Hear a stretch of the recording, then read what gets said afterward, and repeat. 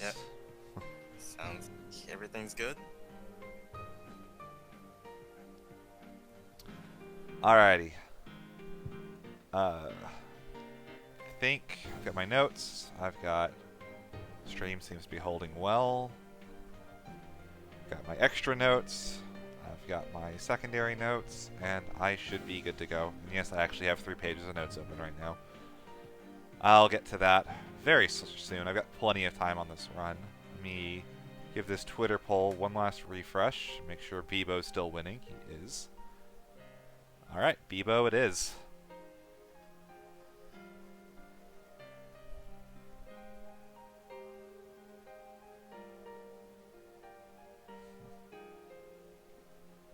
Alrighty, I'm going to start in 3, 2, 1.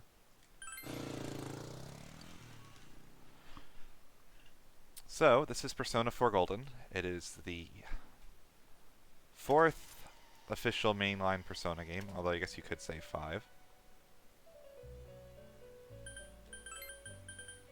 So I'm going to waste some time and name myself something fun.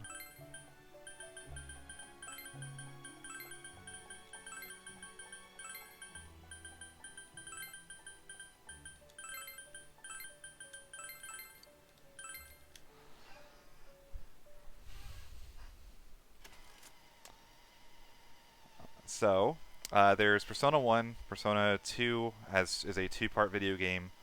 Persona 3 was the first game done in this game style, and then I'm sure most of you would be familiar with Persona 5, given that it's one of the largest games on PS4.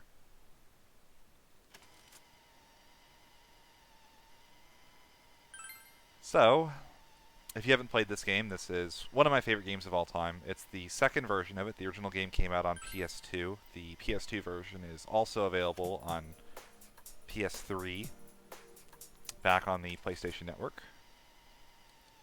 And then there's also this version, which is Persona 4 Golden. It's an enhanced port that came out around the time the Vita launched. I believe about a year after the Vita came out. It has a lot of changes, but a lot of mechanic changes as well. One of the biggest that you probably already noticed is this great fast forward effect. And by great, it's very nice for speedrunning and kind of obnoxious because for whatever reason it overwrites the music in the game, and this game has an amazing soundtrack. So, unfortunately, I don't know a way of changing that, so you guys are going to hear this nice little TV VCR fast forward effect for a decent amount of the run, for which I apologize, but you do still hear plenty of the game's music, I promise. And of course, this game has a couple spin-offs. One of them actually has the same visual effect but plays the music anyway.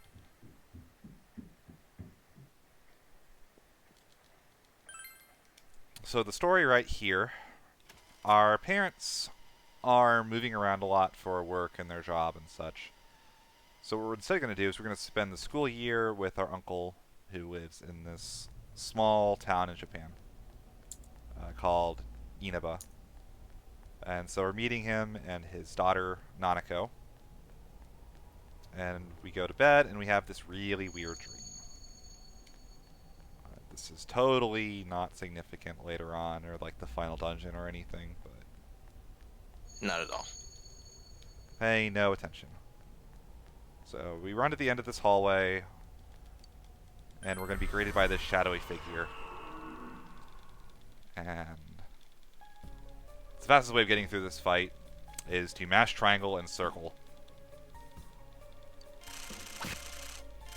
Makes me attack as soon as I can, and it skips the text boxes as quickly as possible.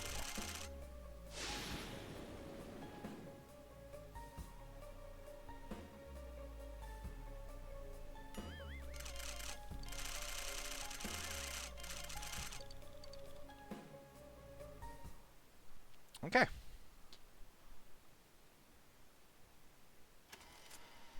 So yeah, this run has come together a lot. I started running this game in, I believe, late 2015, 2016 was when I really started doing some routing work. The first finished route was by Molsky in we've done so many changes and improvements since then. Mole's first time was over 12 hours. Now the world record is a 9:14. My PB is like a 10:14, 10:20, something around those lines. So this game has come down a lot, and there's a lot of really, really cool nuances that I'm really excited to share. Even things that have changed since, if you guys saw last year, what this was done in the inaugural SMT marathon, where Digital Devil Saga 1 and 2, Shin Megami Tensei 4 Apocalypse, this game, and Nocturne were all done. That is a old route that was meta for about maybe a month, and I'm glad I have it on video because that route was amazing, but the new route is very different and very exciting in its own right.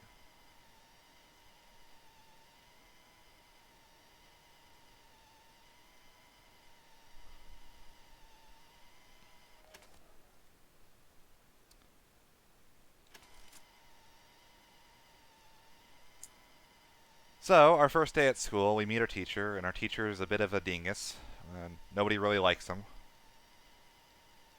His nickname is Mr. Moron. I thought it was King Moron for Oh, is some it reason. King Moron? Yeah, it is King Moron, you're right. Yeah. His name is Moroka. These are a couple of our friends from the first day. The girl in the green jacket is Chie. The red, I guess that's a blazer or top, is Yukiko. They're going to become party members later on, as denoted by the anime portraits whenever they talk.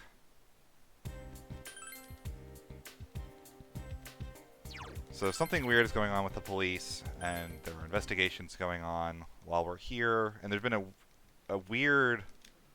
lot of weird occurrences in Inaba, which for a small town is kind of mind-blowing. We're going to find out on TV tonight that this opera singer, it was the news anchor, was actually murdered here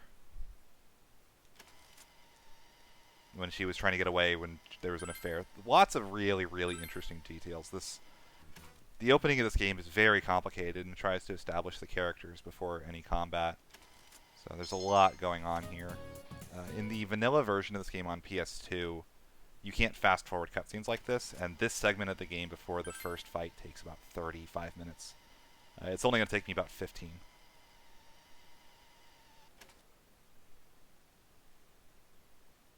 Fast forward is really nice.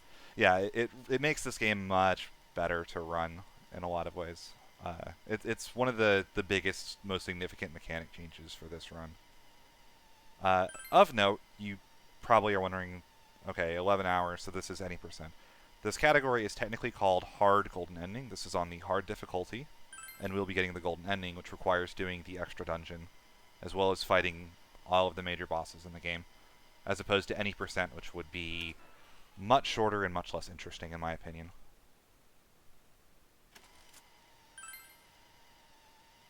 Very anticlimactic as well. Yeah, if you do an any percent run of this game, the last 20 minutes of it is just cutscenes. If you do a hard golden ending run, you have about 10 minutes of credits, and that's your ending.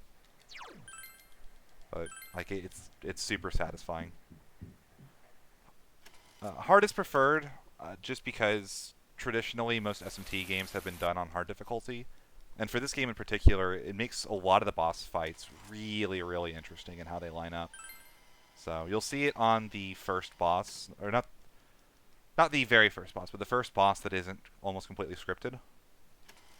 How the damage. So to go over the difficulties a little bit, most people probably play it on standard unless they know about SMT, in which case they play on hard. Hard makes you do 80% damage and you take 120% damage.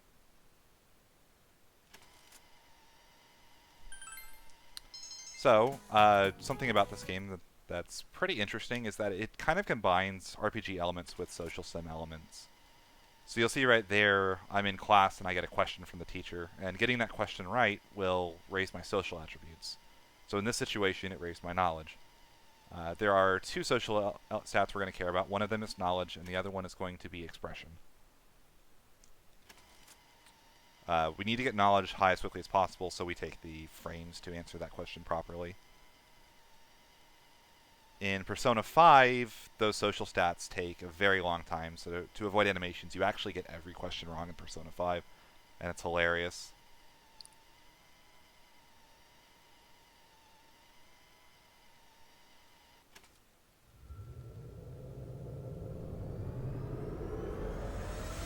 I'm pretty sure the animation in Persona 5 also stops the fast forward as well. I believe so, yes. I got annoyed of it even casually, how long it takes. Yeah, it's kind of irritating. So, it's a fantastic game if you want to get into the series. I highly, highly recommend Persona 5. But it does have a few flaws. That's one of them, even casually. So right here, the main gimmick of this game is that for whatever reason, since we've ended up in Inaba, we've found that we can enter TVs. And we're at the supermarket, we find a TV large enough to go inside, and then our friends are kind of not the brightest, and they run in circles and accidentally knock all of us bodily into the TV.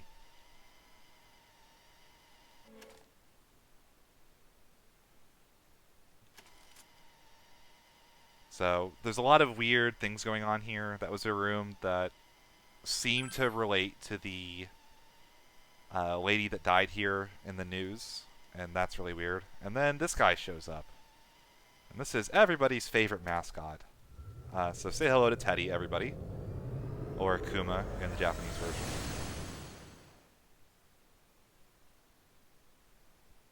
And he's going to help us get out of the TV.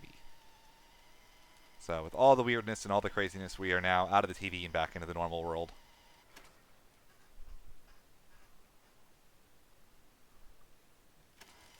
So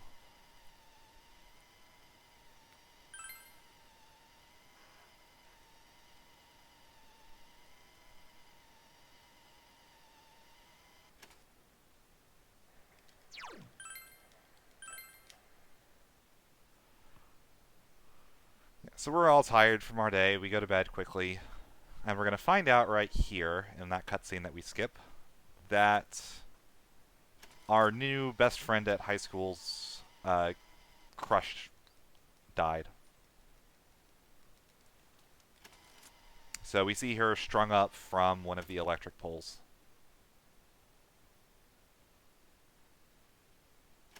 And we're about to get this at a student assembly.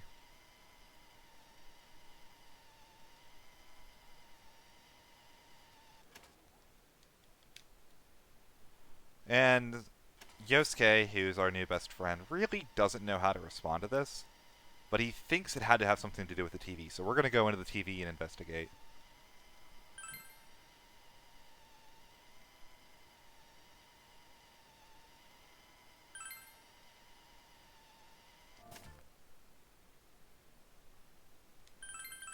Alright. I'm trusting myself. We're not saving. Oh boy.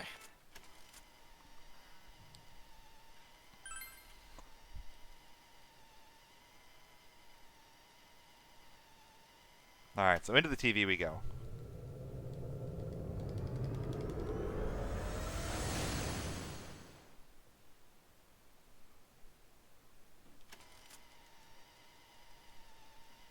So this game, if you don't know how SMT combat works, it's basically a modified version of the core SMT style.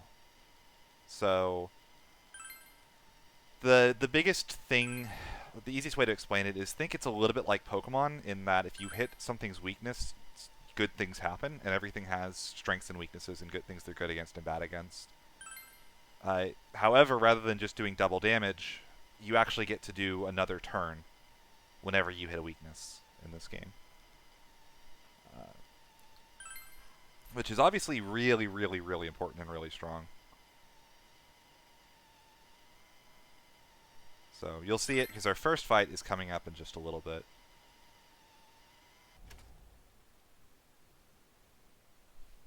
So 13:30 through here is okay. I want to get into this or finish this first fight before 14 minutes, giving the time to name myself. Probably lost about 10 seconds on that, which is more than acceptable for something like this. So right here, this is a tutorial fight, just explaining how hitting weaknesses works. So you see right here, we're going to use an electric attack, and you see the weak thing pop up.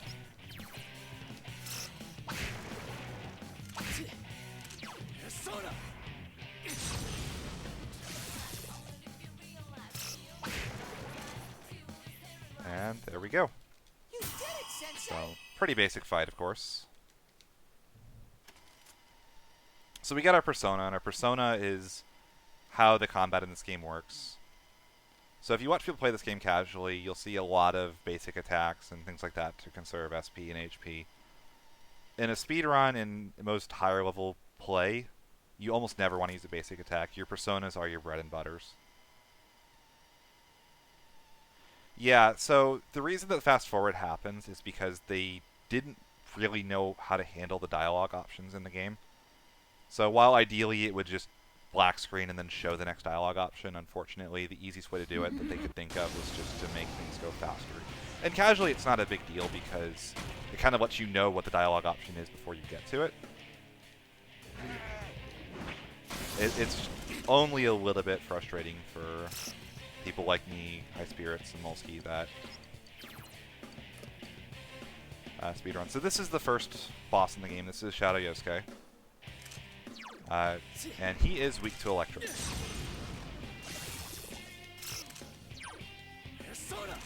So what we're going to do is we're going to Zio and then cleave him pretty much every chance we get.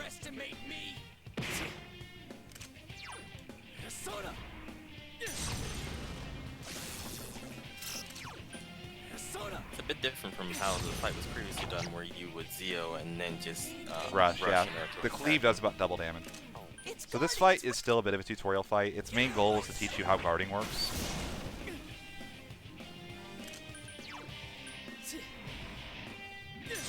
So you'll see right there, he does that attack where he'll guard. The next attack will always be that Wind of Oblivion, and the persona that the game gives you to start is Wind Weak. So you have to block that if you take a ton of damage. So he used Power Charge. Power Charge makes his next attack do 2.5 times damage, and we don't care.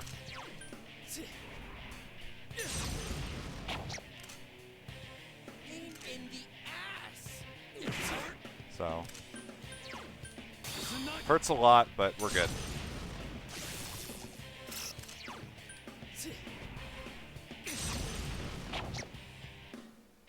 That's not gonna work. Here comes an attack. Get out of my sight.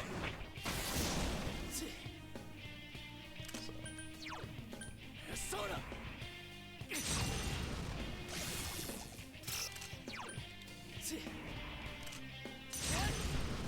Okay, he's dead after this. So he's going to attack me one more time.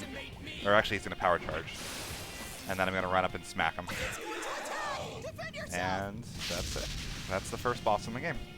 So yeah, that fight we used to just knock him down and then hit him with the rush mode, but it turns out the bonus damage from using cleave speeds the fight up quite a bit when you factor in enemy animations.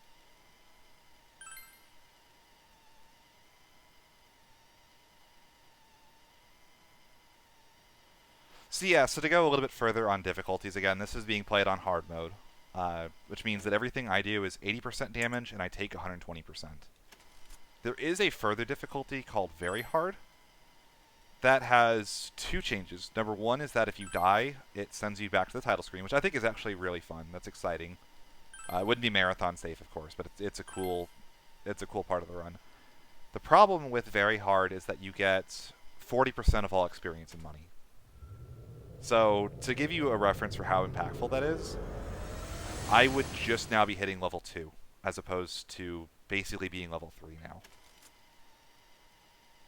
To get to the same level that I would need to get to kill the second boss in the game, you have to clear the entire first floor of the dungeon multiple times in Very Hard. It's horribly, horribly frustrating. It's don't do it, don't do it, don't do it. Do not play this game on Very Hard even casually. It is not fun. If you're wondering what easy and very easy do, easy mode is the exact opposite. You would deal 120% damage and take 80. And playing on very easy means that you get, I believe the exact number is 4 times all experience and money. Once you beat the game and go on New Game Plus, you can kind of pick and choose apart and do what's the game calls a custom difficulty, where you can say, I want extra experience and money, but I want to be on hard difficulty, and so on and so forth, which is really nice. I definitely recommend, especially if you're going for the super boss and want to save some time on grinding, to just pump that up.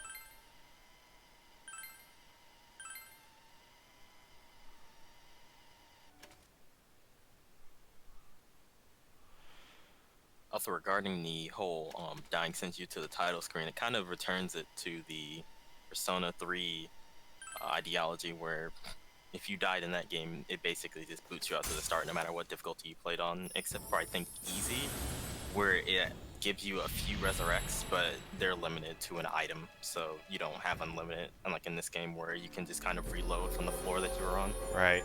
That was a new feature for this game, actually. Vanilla Persona 4 also booted you to the title screen on death. So. Ooh, that's rough. It makes the run a lot more consistent for a speedrun. It removes a lot of the stress, especially in dungeons. Given that we're going to be very underleveled at points, it's very, very easy to die if I get into a random encounter. So, not having to worry about that. It's not as big a deal as it used to be due to some other things that you'll see later on. But it still is impactful.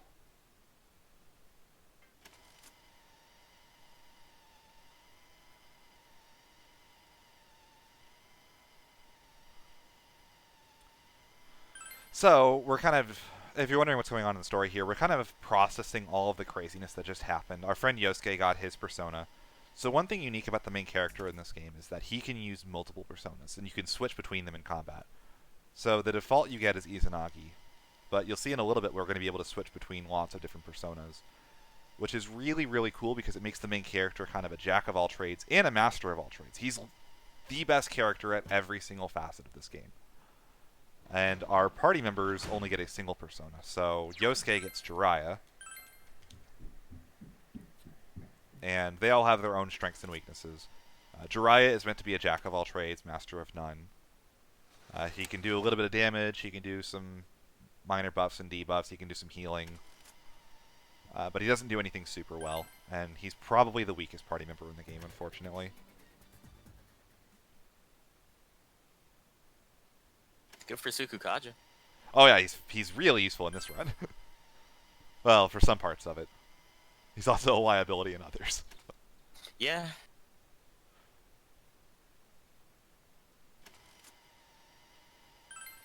It is kind of nice that almost all party members get at least some use. Yeah.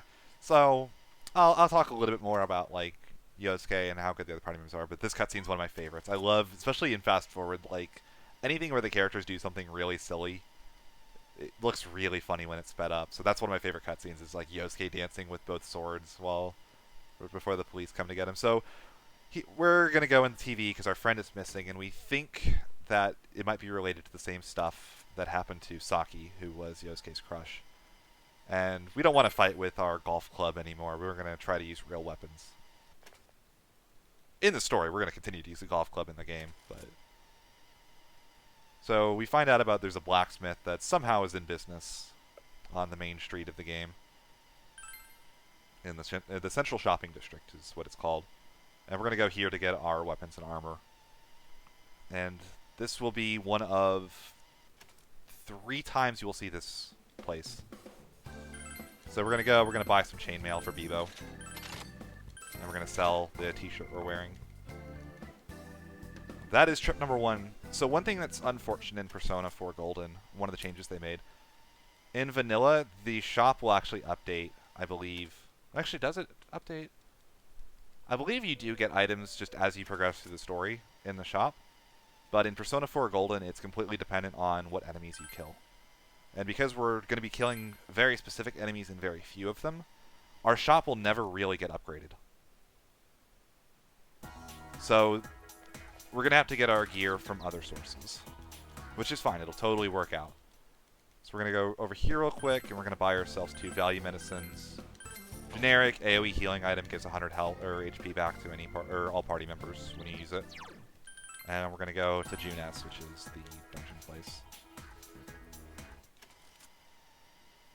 Yeah, it might be that in Persona 4 Vanilla. I just remember that I think there were some items that were dependent on progression as well. Regardless, the shop is not very useful to us beyond that it's where you sell items.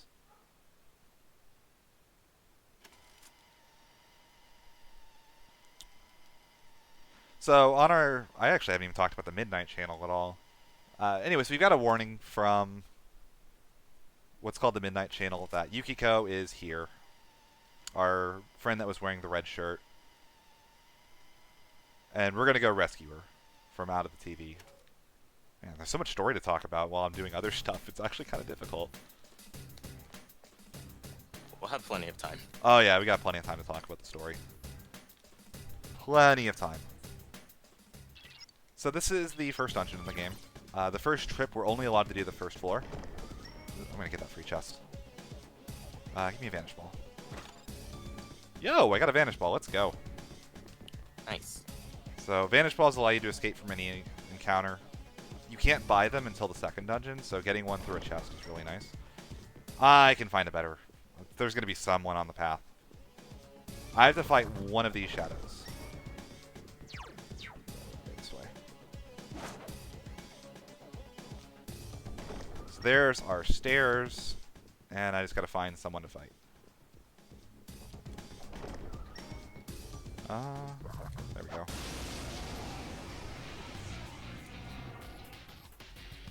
I smell 2 enemies. Beat them up. Oh, Yosuke, why are you doing this to me, friend? So I didn't get a back attack, so Yosuke is still doing his own thing.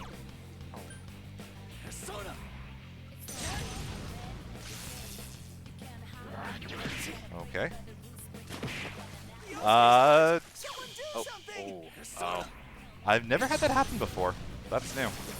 No one stands in Sensei's way. I might die in the first floor of the dungeon. I've never seen that before. Yeah, it just has to miss. Sensei? Sensei? Welcome to SMT Video Games. So SMT is notorious for its difficulty, I should add. So, ideally I get a back attack. I wasn't very lucky with the enemy spawns. That guy was looking right at me. I wasn't going to get a back attack. The party members are by default on... they do whatever they want to do, which is not normally a problem even there. In fact, if I don't miss, it's not a problem at all, but because I missed, I lost my turn entirely.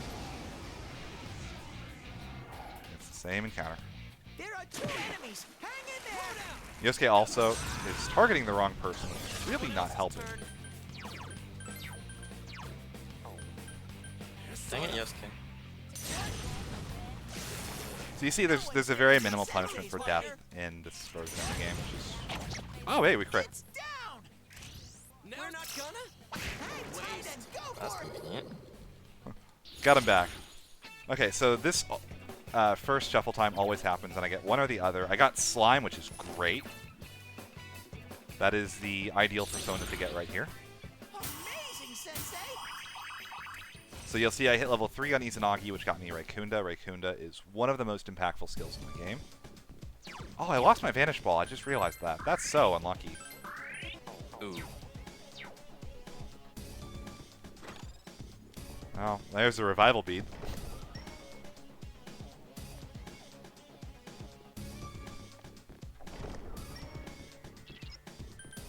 So hopefully I don't need the Vanish Ball. I can switch one of my notes over. So that first persona that we get... Peach Seed. No, not Peach Seed. Soul Trap. The first encounter will give either Pixie or Slime, and the route chain is determined based on which one of those I get. We will not be fighting another encounter to get a persona for the rest of the speedrun. Excuse me.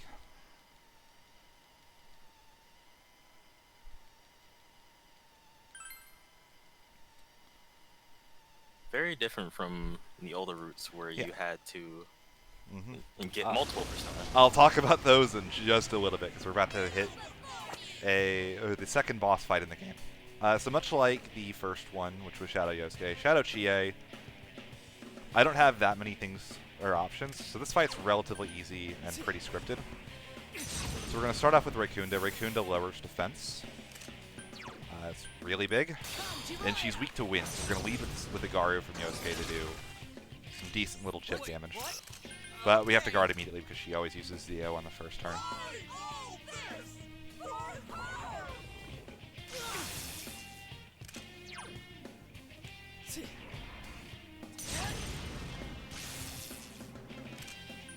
So now we're going to actually be using Double Garu. Double Garu does more damage than Garu Rush, and also has a faster animation.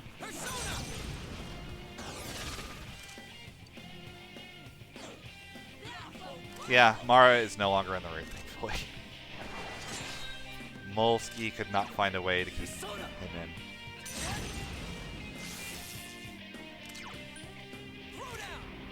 So since she used that green wall, we have to use Bash. Does a little bit more damage.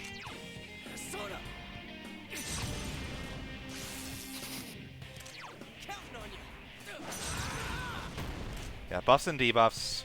If you haven't played an SMT or a Persona game, buffs and debuffs are really, really important and really, really strong.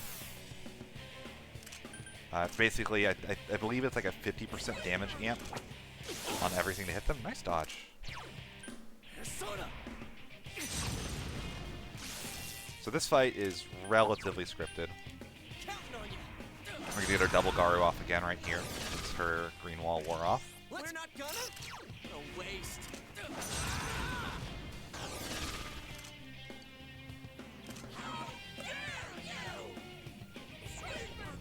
I'm going to try to save a value medicine here, I think, actually. I'm going to be a little greedy.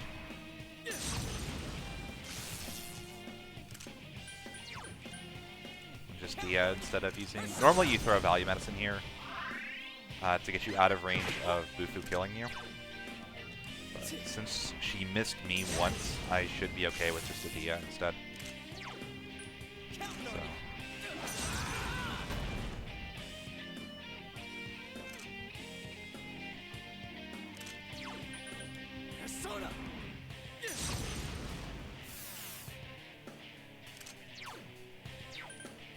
So once again, she's guaranteed a Mazeo on this turn.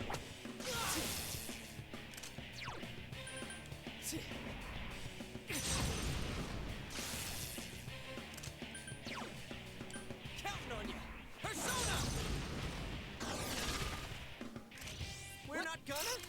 A waste. Persona! So should she get up? This should be one more green wall, and I believe she should die next turn, unless I miss twice.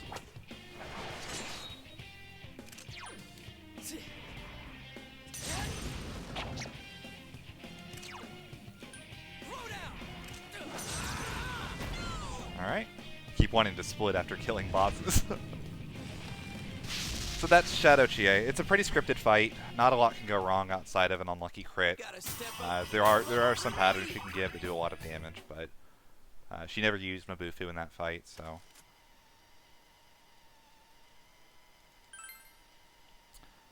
But yeah, so you'll notice I picked up Slime.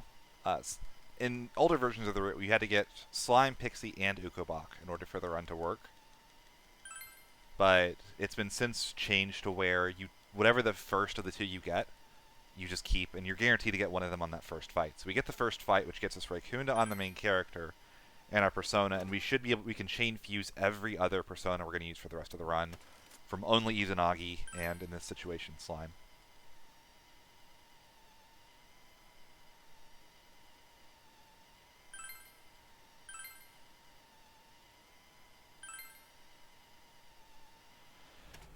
So, we've defeated Chie's Shadow, which means she gets her Persona. She's going to be joining our party for the next run.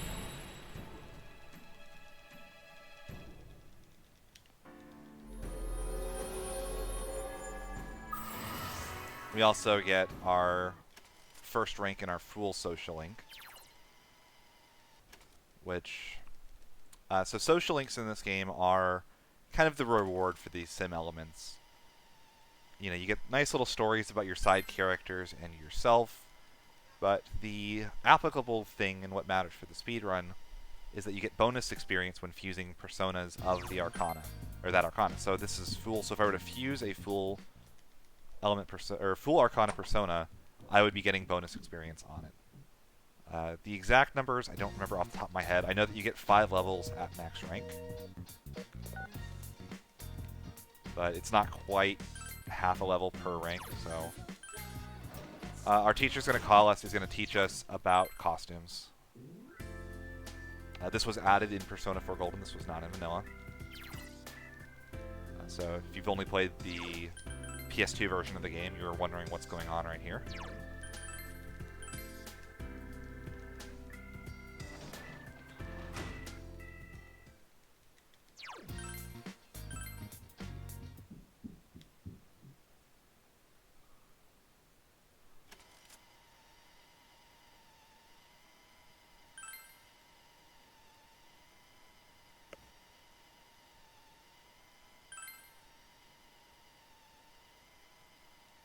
Yeah, it's roughly every 2 is 1 level, but it's not exactly that, so... Alright, so we're going to get our chariot, which is Chie's. This is the only optional social link we're going to put any points into. We're going to get her to rank 3, specifically because it'll help us with a couple fusions later. Got to make sure to say no to that text box or you're going to loop there forever.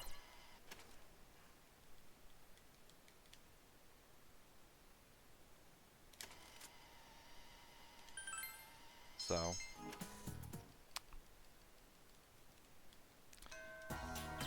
yeah, we only are going to max one quote-unquote optional social link in the Aeon social link, and that's required to actually get the ending that we're going to get. So we're going to go to the Central Shopping District,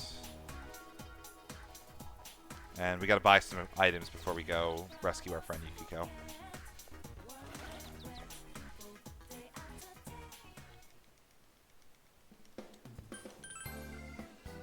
So we're going to buy one of you, and is it 23?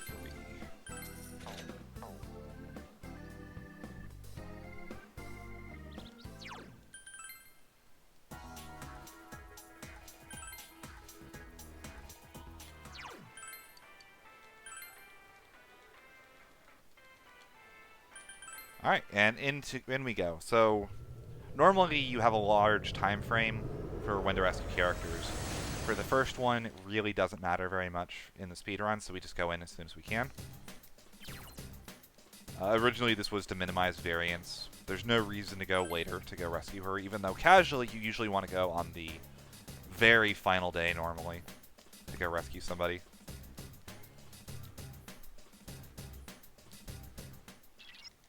So yeah, so in older versions of the route, and in the run last year, you would have seen me grind on this floor for a fair bit.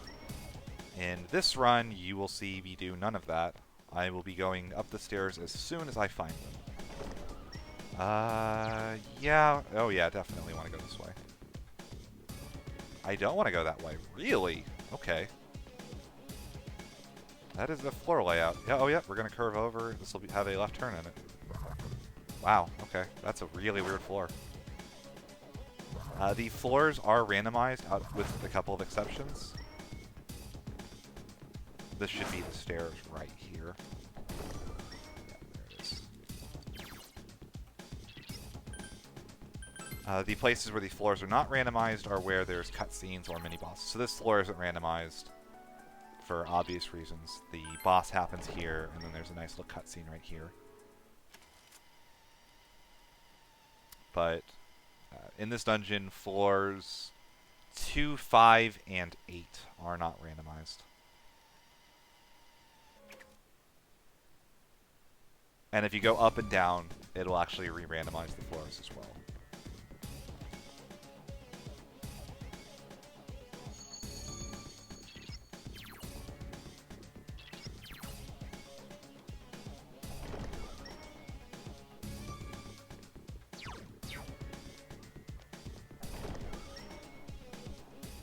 So right now, I'm just looking for the stairs. I want to get through the dungeon pretty much as quickly as I can. There's not anything on any of these floors that's really interesting or useful to me. So that should be the stairs. We can move right along.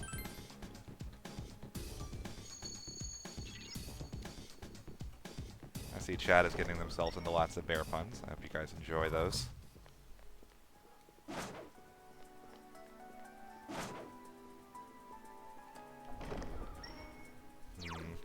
believe a right turn here. This is probably the stairs? Nope, not quite. I've done this enough. I usually have a pretty good feel for when the stairs are coming. This could be the stairs right here. Yeah, there it is.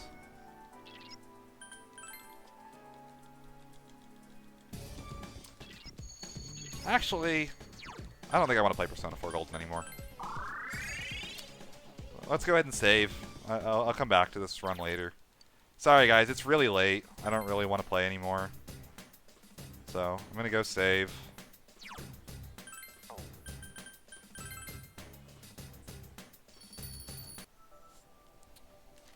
Let's make sure my clock is right. That looks about right. Did I actually do that right? Nice date. Yeah.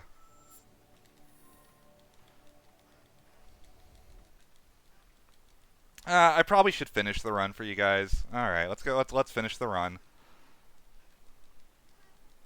My bad. I'm wasting time. I'll get back in. I'm sorry.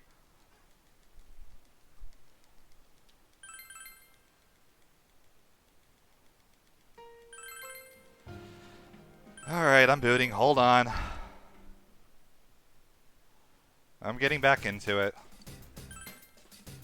God, Ghoul, you're wasting time. I know. I'm sorry. Like, you know, the other game I have installed on this is Atelier Shally, and it sounds so appealing to play.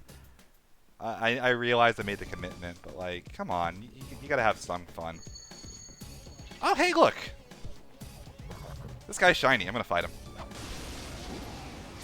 Oh, hey, look! There's 3 of them. That's nice. A rare monster. Beat the stuffing out of it. Ooh.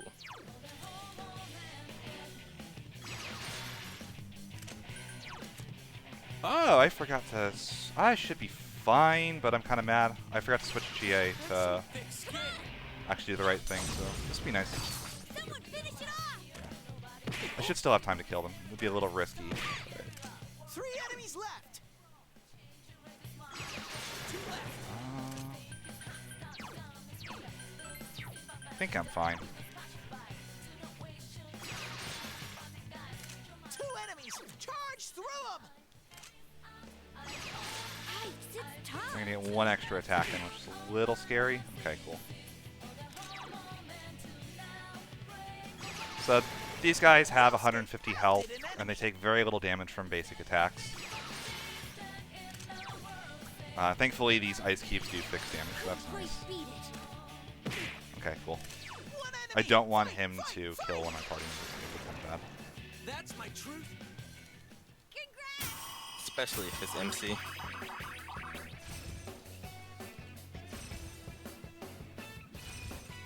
Let's see, I hit level 8 off of that, I believe. So these fights give a lot of experience and money relative to their the time fighting them. It's about 9 times the experience and money. I'm gonna head back and save. That sounds about right. What do you think? Sounds good to me. Yeah. I hit a good level mark. I'm gonna go do some fusion, some saving, some cool stuff like that. You know, I know this run's pretty safe, but let's make sure we're doing the right stuff. Let's do some fusion while we're down here.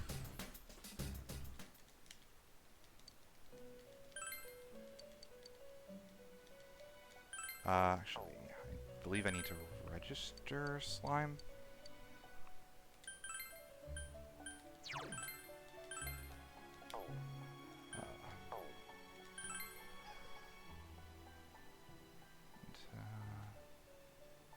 Actually, I need to hold off on this for now. So let's go back over here. Wow, this time is really nice. So, all of that, like, weirdness I was doing earlier, if you can't figure it out, I was doing RNG manipulation. So, for whatever reason, whenever you close the game... So, I'm not quite used to this fusion route, so I was trying to think about whether or not I wanted to do that yet. The better option is actually going to be to do this again. Whenever you close the game and reopen it, for whatever reason, there's always going to be one of those gold hands on the floor. And if it's on a fixed floor, they're always going to be in the same place. And then, as was just discovered this week, Apparently, setting the timer on the system changes what you get here. So, by setting the timer, I'm always going to get a triple. Or almost always. I forgot to heal. Ooh. Three enemies. Let's get through this. I'm okay. Here's I'm your fine. body I'm fine. medicine. All right, only two. Chie-chan's in danger. Heal her. Damn, it's not going down. Chie-chan's really hurting. Heal her. Two enemies. Let's do this for some safety. It's an art. It's not quite a science yet, unfortunately.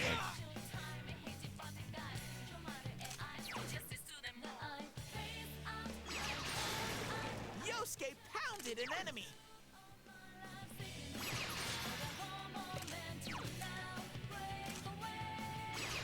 Someone finish it off. One Yeah, enemy. I Fight, think fight. someone would have died if I didn't heal there. How about that? Oh yeah, Yosuke would be dead. Hey, congrats. Okay, Level up. cool. So now we have all of our levels that we need for this dungeon. In just those two encounters. And without doing that, it would take, like, if Gold Hands didn't exist, that would have taken about 18 fights.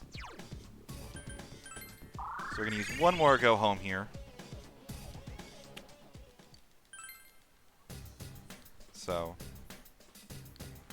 yeah, because remember, that is about 9 times the experience and money of a regular fight. So, I'm going to get a nice little cutscene here. Oh, the same one. That's right. I didn't keep that.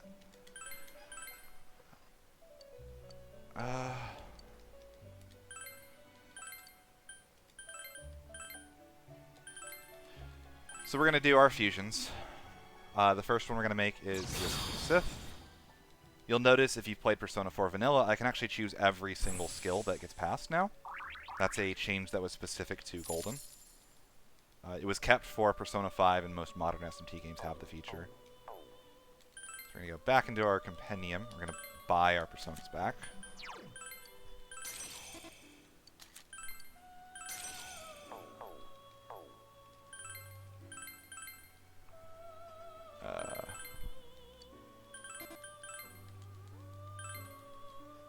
So we're going to make Valkyrie here, and then need to make a Robot next.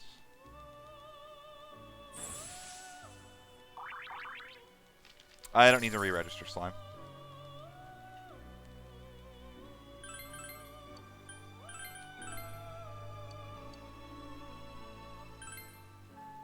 And then the last one we're going to make is this Arobos. Arobos has Hysterical Slap, which is really nice for us. We need to make one more fusion before we fight the boss. But we can do that a bit later. So the last thing we can do is go into our compendium. We need to buy back the Q Sith. And we go back into the dungeon here.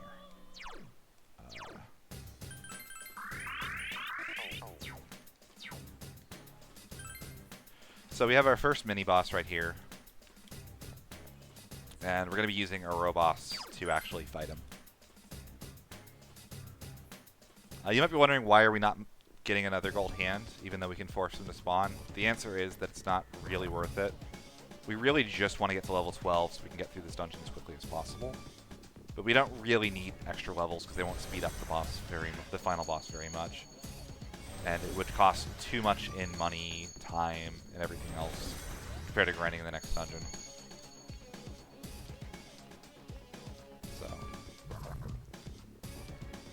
over here. So here is our first mid-boss.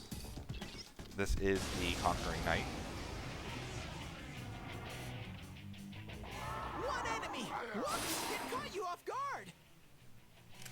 So we're going to use our first turn to set up. We get to have a little bit of fun here. This is kind of new. This boss is really susceptible to status ailments. And that I've not seen that miss before. That's cool. Shouldn't cause an issue. It can. Someone might take a lot of damage here.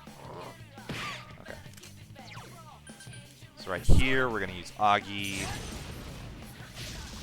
It's down. We're not doing it. And then, since he's down, he's going to take extra damage. And Hysterical Slap has the unique property of hitting twice. Counting on you. It also has an Enrage property on it, which means he's going to take double damage, but he also hits twice as hard. So it's a little bit risky sometimes to go for this. It got back up. Hurry and beat it. Thankfully, we can actually tank the damage now. And you can see we're shredding him now. You sure? I mean, that's fine, but... Soda.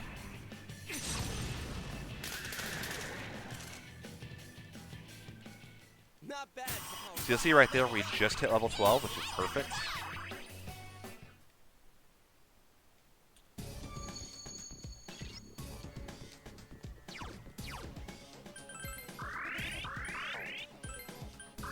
Level 12 is the bare minimum we need to fuse the persona that will let us beat the boss of this dungeon. Oh no. Said the word. I said the word. The B word. Beat? Yeah. Bear. Oh gosh. So I'm going to actually go back to the previous floor. I'm doing this for a little bit of safety. Normally in a speedrun or run I wouldn't go for that. But I'm doing that just to kind of set a death warp point so that if something does happen right here that I don't want, I'm not going to have to do that fight again. Normally in a PB attempt, I wouldn't care, but because it's y'all, and because I love y'all so much,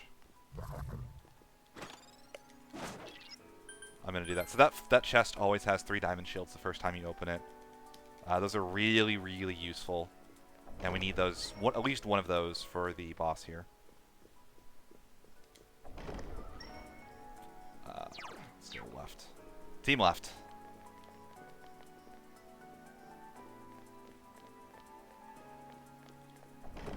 Perfect. This is not a great Shadow Yukiko time. But that's fine.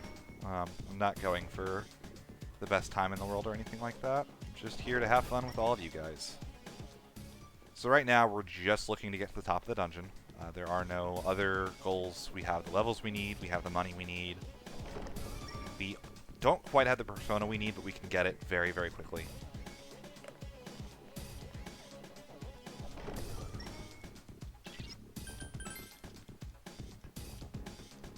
Okay. So we're going to use our last go home here. If you don't have a go home, you have to go all the way on foot, which is awful. Never, ever go into the dungeon without a go home. So we're going to go drop a save. The main reason to do that is there is the potential for Igor to troll us, and that is not fun. It's one of the most viewed clips on the Limit Break channel, actually. It was last year when Igor decided that he really didn't want to fuse Andra, even though I wanted him to. There's this physical, Racunda, and Hysterical Slap. So we're going to make Eligor. Eligor is a very, very strong persona for this point in the game. The Chariot group does lots of physical damage and has very high defenses. So you see that endurance of 13? That is his defense stat. That is very high for this point in the game.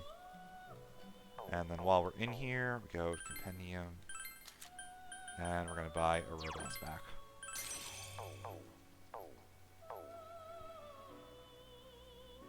So it's a really bulky persona that's going to hit very hard. Endurance is all defense. Basically, the higher the endurance, the more bulky it is. Alright, so we're going to go fight Shadow Yukiko right now. We have everything we need to do. And this fight takes about 5 minutes. And this is, in my opinion, one of the coolest fights in the entire speedrun. Because the way this fight is going to be fought is going to be very different from how you remember this fight casually.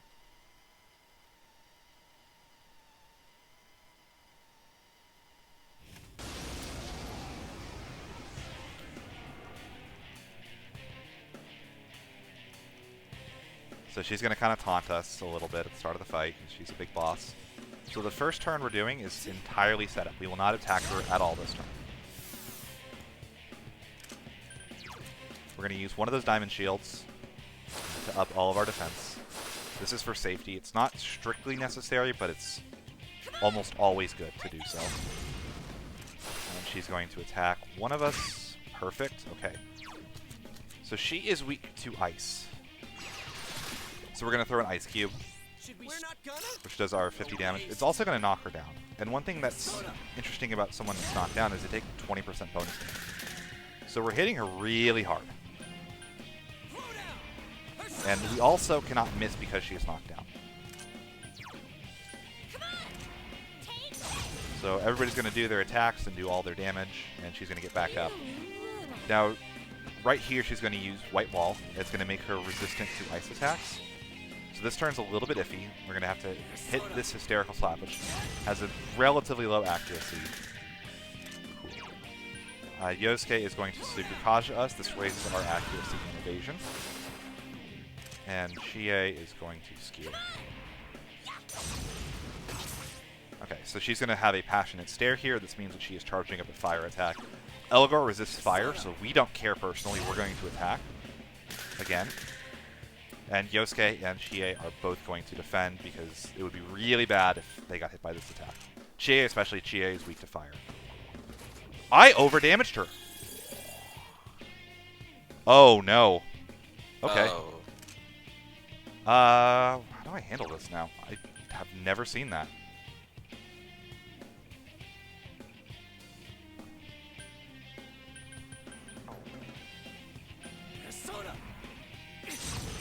I'm going to try to save this and see what happens. I've never... That setup normally works. I must have gotten really high damage rolls across the board.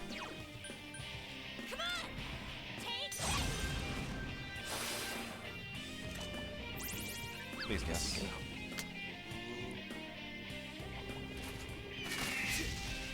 Okay. Chie-chan can't use her persona. Nice.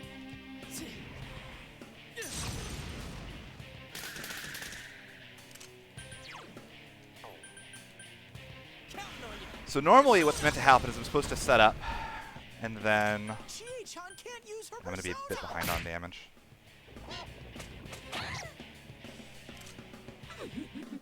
That's how my prince should be. Oh, this is so bad.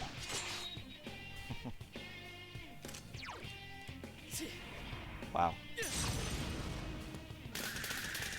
Okay, that... I think I am okay. Chie-chan can't use her persona. I'm going to do this just to be safe. So she's below a quarter health, which actually causes the prince to run away. Normally, casually, you actually hit the prince and you make him, like, lose all of his health. No one's coming. Now's your chance to attack. But in this speedrun in particular... Oh my gosh. Okay, she has recovered.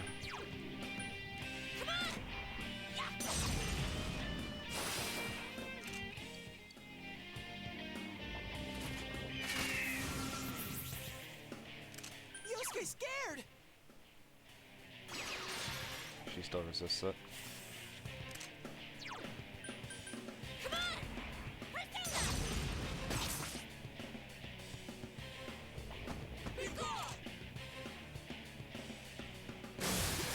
Wow, I've not seen him dodge that Shivering Rondo before. Yosuke's scared. Neither have I. It's up to you, Chi.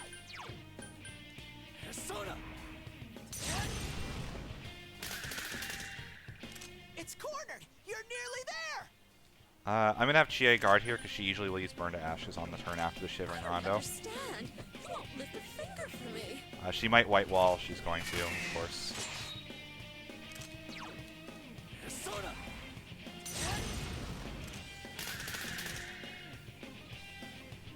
I'm going to play this super safe, so I've invested. Yeah, okay. Right decision. Yosuke's in danger. He needs help.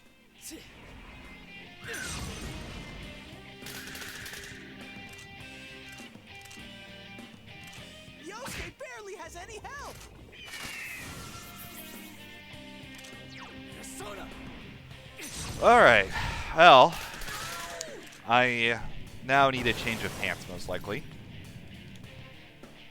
What is meant to happen in that fight is after the first set of buffs, we get Shadow Yukiko to as close to 50% health as possible without getting her over it. When she goes over 50% health, she summons the prince. However, we did too much damage, so she summoned him too soon. So we get her close to 50%, we re-up all of our buffs and debuffs, and then the fight becomes completely scripted because she won't use White Wall. The prince runs away when Yukiko is at 25% health. Interestingly, that fight has one of the biggest changes from vanilla. She did not have an ice weakness in vanilla, and she has 2.5 times the health she had in vanilla Persona 4. So that fight had to be completely reworked from the vanilla route when it became the golden speedrun. But yeah, that fight was really, really scary. So that setup should work every time. I either did something slightly off, or I got very high damage rolls on every single hit, which is possible.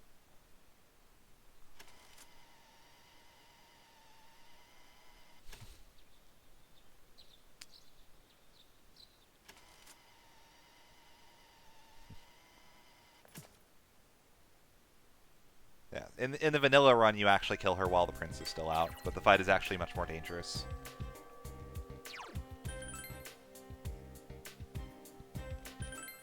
Because she actually hits a lot harder and you're weaker in vanilla.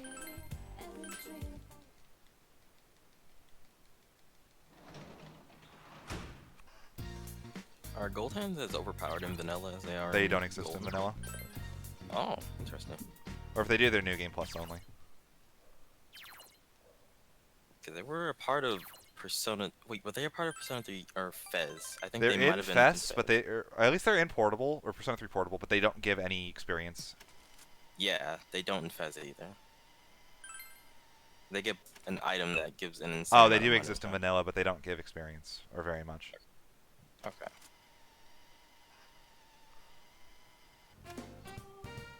So I just know that they're not useful for the speedrun route. You have to grind off of specific enemies.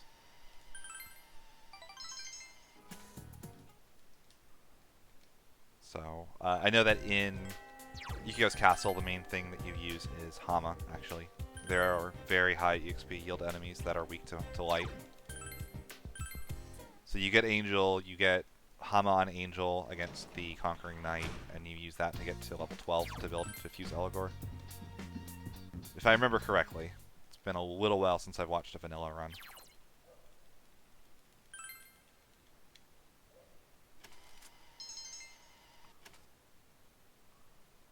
So, now we rescued our friend Yukiko. And our menuing's off. So what we have to do here, these are the in-between segments. These are all the social sim elements. And what casually I'd be doing here, I'd be raising my social stats, I'd be studying, I'd be hanging out with friends to make them like me more. I'd be eating at a shop or a Chinese food shop. I'd be making wishes at the local shrine. I'm sure there are other things, working part-time jobs, little things like that. But for the most part, those are slow and they don't make us go faster. So we're going to be doing a lot of heading home. And right now, we're looking to study. Studying is going to allow us to get a part-time job that's going to be very, very important.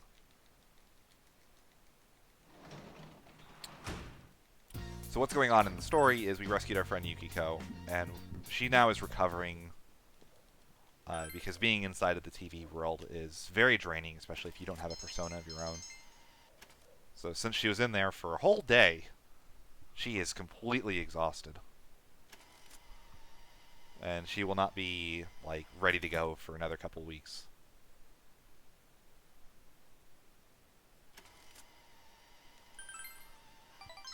So right now, the main goal, again, is just to progress time and do whatever little useful things we can along the way. So right there, we got the notice about part-time jobs. We could be going to clubs. You can join a sports club, and you can join, like, a a fine arts activity, I guess is the proper term for it. But we're the most studious student ever. We go home straight home from school and we study.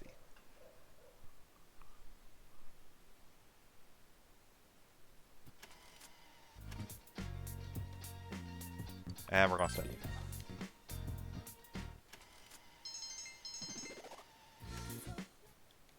Our character is very dedicated to his studies.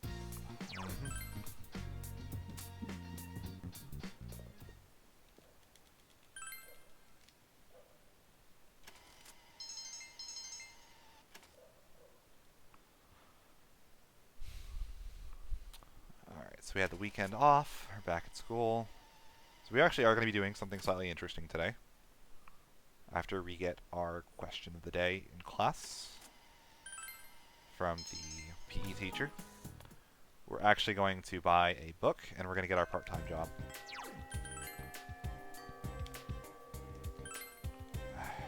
Yeah, that ate it down input.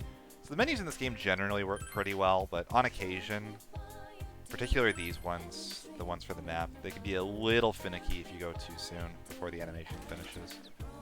In general, they're pretty good, but... And as I say that, I'm struggling kind of hard with them. And we go up to here, and we're going to take our translation out.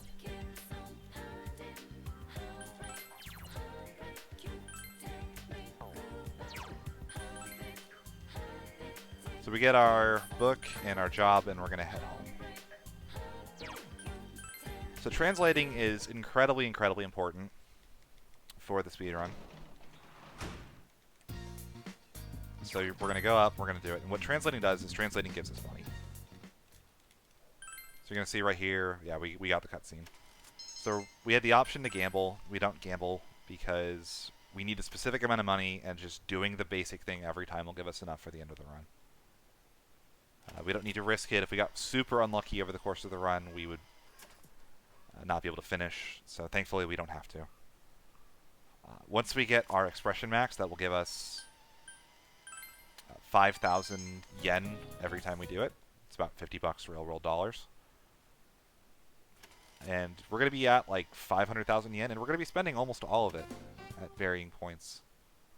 Especially early, that little influx of money means a lot more than you would think it does. Mm-hmm. So, and especially because we spent so much of it on our fusions and getting our items so we can kill those gold hands, because again, we had to buy 23 ice cubes. Our fridge doesn't work at home. We've got to buy our ice at the store.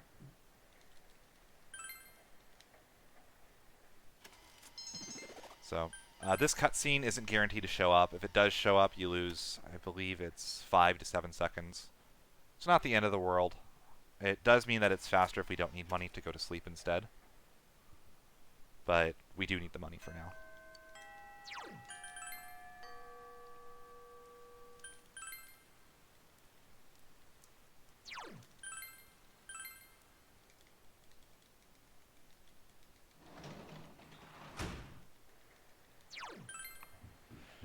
So yeah, so we went from being the most studious person ever to being the most diligent worker. So we go to school in the day, we go home, we translate at night. The main character in Persona 4 speedruns does not live the happiest of lives, unfortunately.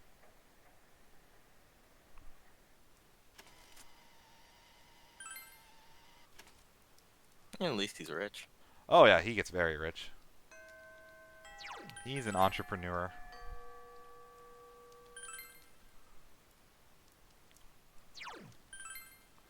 So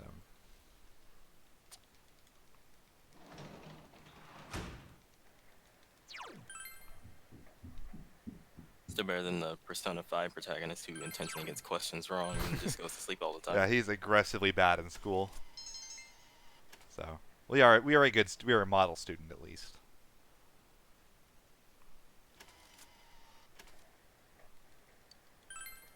So for those wondering about some of the other games, Persona 5 we've talked a fair amount about. It's about a 17-hour game. The cutscenes in that game are significantly longer, and the dungeons are very, very long as well.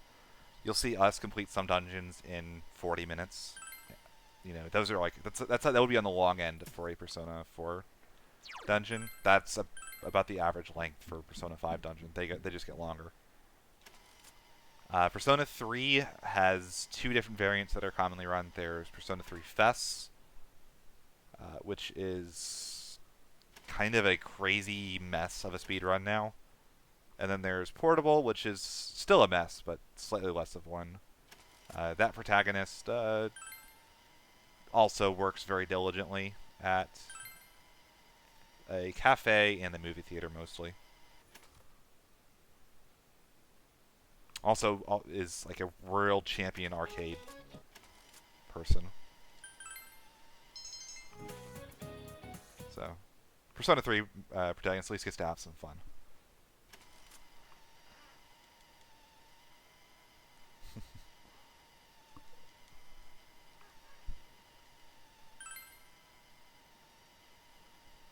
Oh, I love this cutscene. Yeah, so Yukiko is feeling better now. It's going to raise our full socialing. And we're also going to hang out with Yukiko. So Yukiko now has a persona as well. Hers is Konohana Sakuya. I didn't mention it, but Chie's is Tomoe. And their noodles are done. We're going to take a bite and try them. And by take a bite and try them, we're going to just devour them. Because we're just mean that way. Hey, you want to try a bite of my noodles? Sure. Oh, hold on. I'm going to just eat the entire thing. Not to mention, like, ramen is hot. You got to try to eat something like that big that fast. So we're going to be nice, though. We're going to buy the girl some steak at the cafe to make up for it.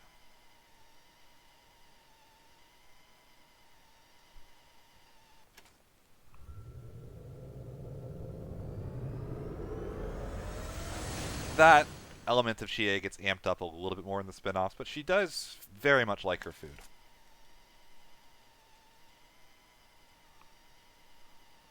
So we're going to go in. Yukiko's going to meet Teddy for the first time since she's feeling better. Oh, I didn't even mention the glasses. Everybody gets their own set of glasses. That allows us to see in this world. Otherwise, it's very foggy and hard to see. Something I didn't talk very much about with the shadows. The shadows are like kind of the manifestation of everything, you know, people think about, try to hide from the outside world. The persona is meant to be like how you show yourself to the outside world. It's a way of protecting yourself from the thing. It's all rooted in, I believe, Jungian philosophy and stuff like that. It's really, really cool stuff. But you get to like see the inner workings and inner minds of every character in this game, which makes a lot of them really endearing.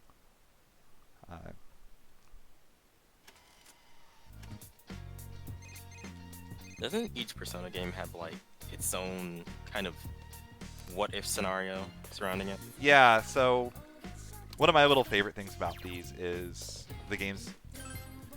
I don't know quite as much about Persona 1, but I know that from Persona 2 on, there's always this really fun little what if scenario that kind of binds the whole game together, in my opinion. So in Persona 2, the question is like, what if spreading rumors made them come true? You know, that's like the whole like crux of the story and the main plot point that makes things like happen. In Persona 3, it's what if there was a 25th hour every single day that no one knew about. In Persona 4, it's like what if you could go inside of a TV and like see all the stuff inside of one.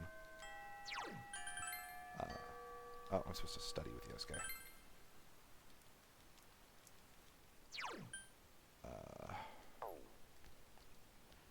Probably wasting my time here. I should just go study at the library, but I'm going to do the right thing. Yeah. Oh, here's my room. Okay. Not used to going to my room from this direction. Yep. Persona 5's little theme is what if Phantom Thieves were real and could steal, you know, people's hearts. So they're all really interesting. They go very cool places with most of their like major plot lines, but it's always like one of the more exciting things in Persona 5 was like what's going to be the little gimmick or the plot point that matters. 5.2. Let's just translate. I'm not doing a great job of paying attention to my notes. We'll get there. We will get there.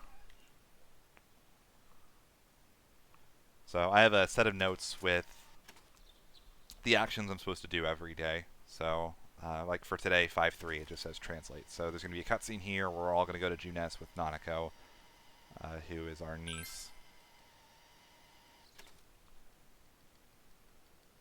Or actually not our niece, she's our cousin, isn't she? Yeah, cousin. Cousin. So, and we're all going to hang out at Junes, which is her favorite place, period. So she gets to like sing along with the theme song, and it's super adorable. Nanako's like everyone's favorite character in this game. She's also like the most self-sufficient grade schooler ever. Yeah. So the only thing is she's a little bit unhealthy, or has a little bit of an unhealthy addiction to TV. But who doesn't, right? Yeah. Honestly, if that's the worst of her problems, then I think she's fine. Yeah. Super nice. She cooks food. Doesn't get in any trouble. Just like...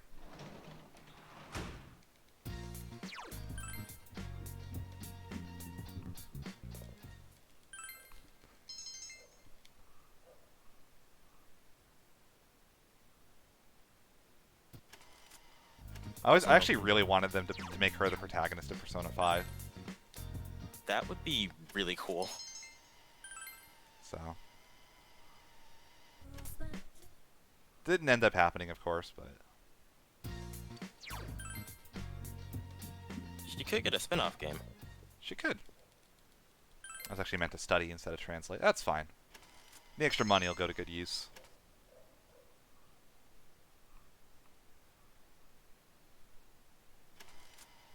So...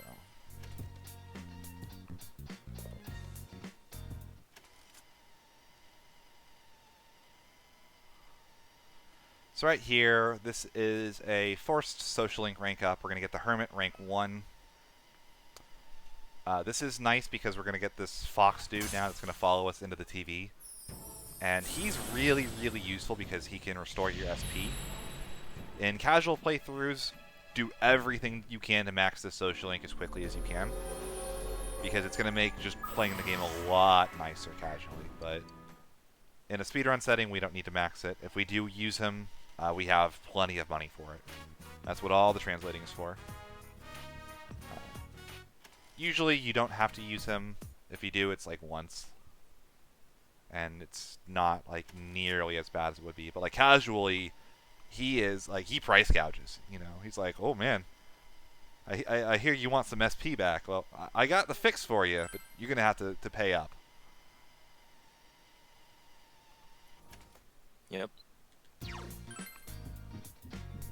And the only way you negotiate his price is if you help him out. Yeah. Or help other people, I should say. You help people, which makes them happy and give the shrine more money. He's a businessman. You help him out, he'll help you out.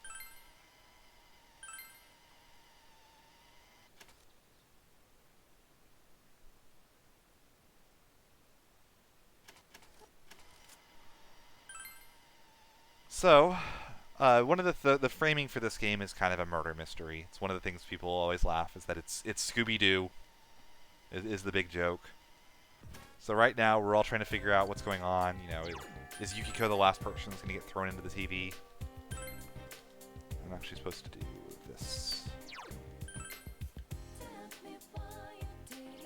So we're actually going to start our Chariot Social Link again. We're going to get it to rank 2 here. Social links work pretty simply. If you have a persona of the same type as who you're talking to, you get double points. You get a certain number of points, and it ranks up. It doesn't carry over, though, so, like, I started that social link, it ranked up. You notice the little, like, music notes popped up. That's, the amount of affection that I get. You need, like, 10 to rank up. It's doubled. I got 10. Next time I talk to her, she'll rank up again.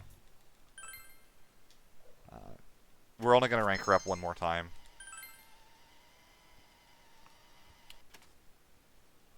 And again, and that will be the last optional social link that we do for the entire run.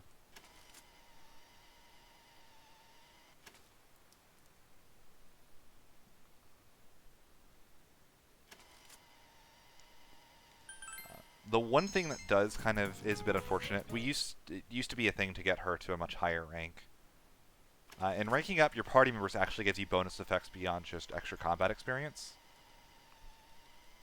So at levels 2, 4, 6, 8, and 10, they get a new ability.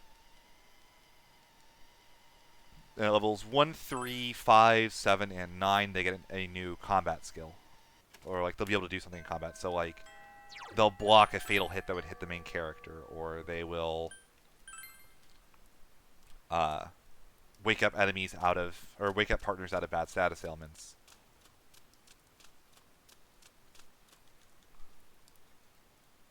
So we're going to go shopping. When you shop in the rain, you get 20% off.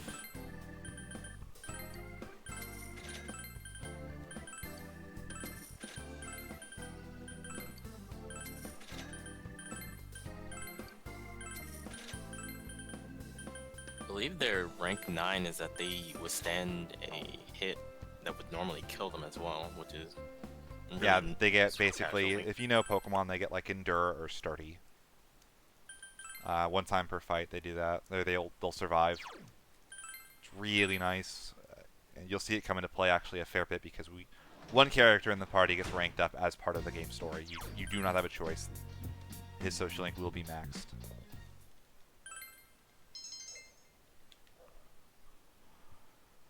So, we bought all of our items. Hopefully I didn't miss any. I've actually lost runs to not buying them before. And GA's going to call us to hang out. This will be the last time we hang out with her. At least as part of her social link specifically. So she gets this nice little story about kind of practicing karate and, you know, what it means to be her. I'm trying to think like of a pretty good way to put it. Basically, if you wanted this game story in more depth, this game is fantastic. It's totally worth picking up and playing in pretty much any of its forms. I think I actually like the PS2 version a bit more casually, but they're both absolutely fantastic, and you can't really go wrong. So, I don't know if it still goes on sale pretty regularly, but Atlas games usually go on sale every couple of months as well, so you can get this game pretty cheap if you're willing to wait a little bit. Alright, so hopefully I need to be paying attention here. If I get these test questions wrong, we're going to be in a world of hurt. And if we get one of them wrong, I'm going to be very mad at Ford. Understandable. So we have to get these right. We're taking our exams. Getting all of these right is going to give us, or have our teacher like us and give us an item. And that's going to be very important. Much, much, much later. So the last one is 4-4. Cool. The other day I was practicing and I actually got one of those questions wrong because I wasn't paying enough attention. And yeah, that was not good. So It's both a little bit of trouble.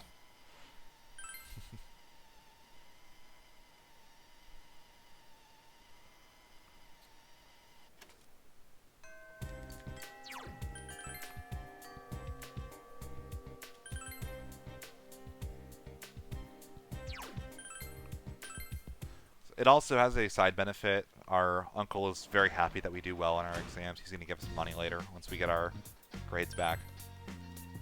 Adachi is, Dojima, our uncle, is telling us that Adachi is hanging out at Junes a lot. We should like go check up on him. Basically, it's telling us that, hey, we added a new social link to this game, and you should go do it. It is the Jester social link. It's one of the 2 unique added social links to this version of the game. The other one being the Aeon social link. That we will be maxing because the story demands that we max it.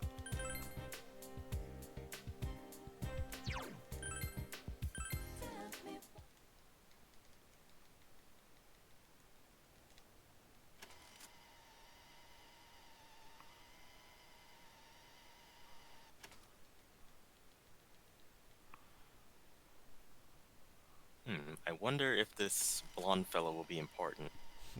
Yeah, definitely not. Nobody that showed up on TV has actually mattered, right? Yeah, you're right. And we haven't even met him in person yet. Like,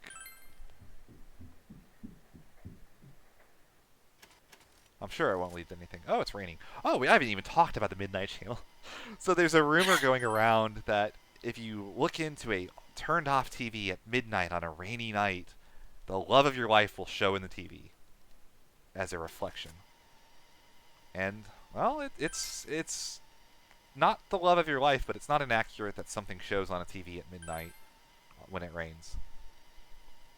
So what we're going to actually find out eventually is that those are going to be the targets of whoever the weird murderer that is using this TV world as his tool to kill off people. Yeah, it's kind of a messed up individual.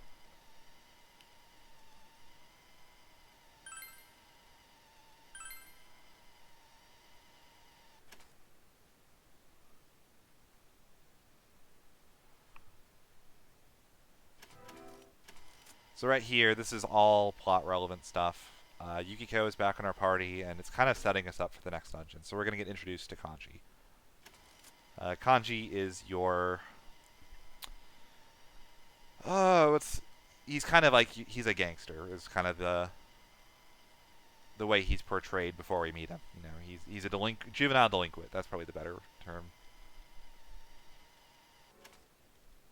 But we actually think that the killer is only targeting women, so we're actually more concerned about his mom than Kanji himself. His mom owns a textile shop as well. And yeah, Kanji's gonna scare us off because, you know, big scary dude with bleached hair and, you know,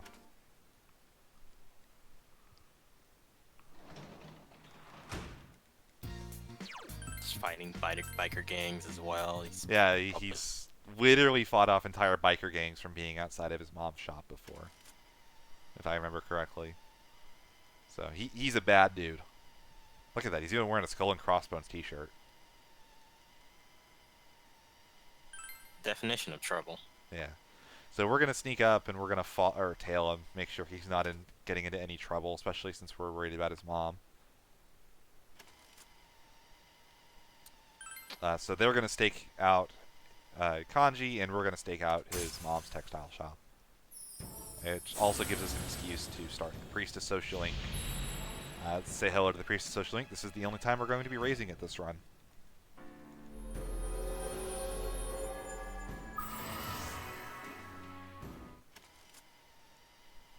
Sorry, Yukiko. You're not useful enough. She gets her moment to shine. Yeah, a little bit. So.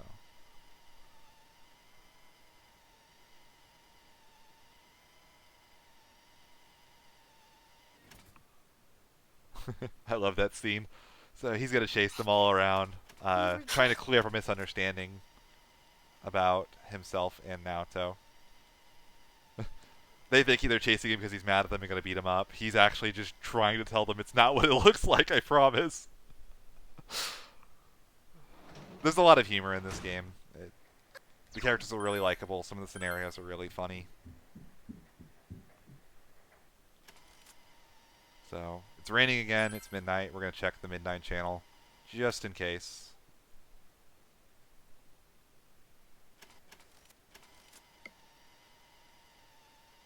And as it turns out, there's Kanji.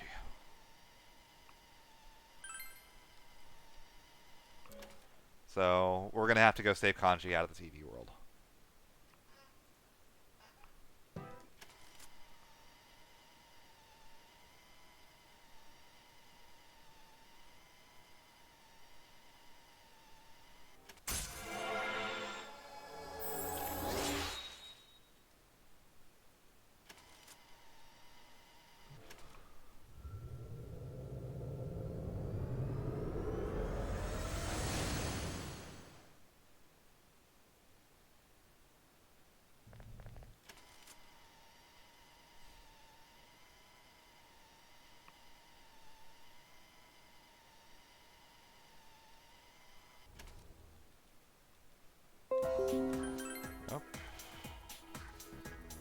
bad. You guys are gonna get a Windows or got about the Windows notification.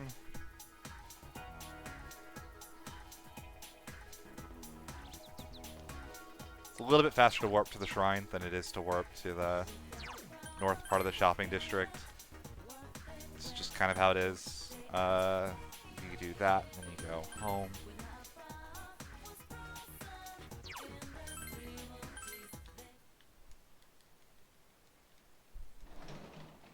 So unlike with Yukiko, it's not as easy in order to just go in and find Kanji. They have to find out a bit more about him before they can actually locate his scent. Yeah, Teddy smells out. Well, he's a tracking dog, basically. He's gonna smell him out for us, but he can't really find Kanji. He's like, if I knew more about him, maybe I could find him. So we're gonna have to do some research into Kanji. So right here, our test results get posted, and I believe we get top 10. Yep, top 10. Good job, Bebo. So since we got in the top 10, we get to do this. We're going to go run over here. And we're going to go talk to her, and she's going to give us 3 chest keys. And those will not be used for another, like, couple hours. Very long while. Yeah.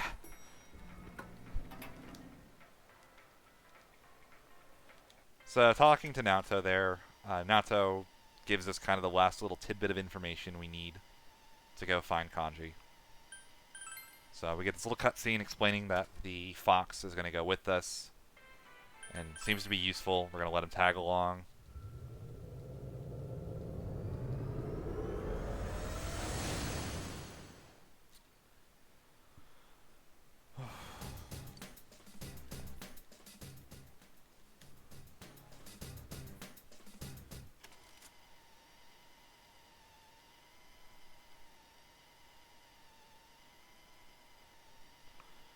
Alright, welcome to Steamy Bathhouse. This is Kanji's dungeon. So, the dungeons are kind of meant to be manifestations. You know, again, the shadows and dungeons are kind of manifestations of their internal thoughts, fears, things they're hiding from the public. Kanji is kind of questioning a lot of things about himself. You know, he's this big, bully, delinquent dude, but he's also got a lot of feminine hobbies, and he's got this crush on who he thinks is a guy, even though that's not necessarily the case. Not going to get too deep into that. There's a lot of different interpretations on Kanji. Probably not really worth getting into on this channel, but if you want to talk about it, I'm sure there are plenty of people willing to debate it. And so, Steamy Bathhouse is... Oh, shoot. We're gonna... I could have attacked that guy, but it was pretty early into the floor. So, safe thing to do was just to back out. Whoa, 2 guys saw me at the same time. So, that's a red shadow. They're meant to be stronger than normal shadows. We won't be fighting them intentionally. If I ever fight one, I'll probably end up dying. Okay.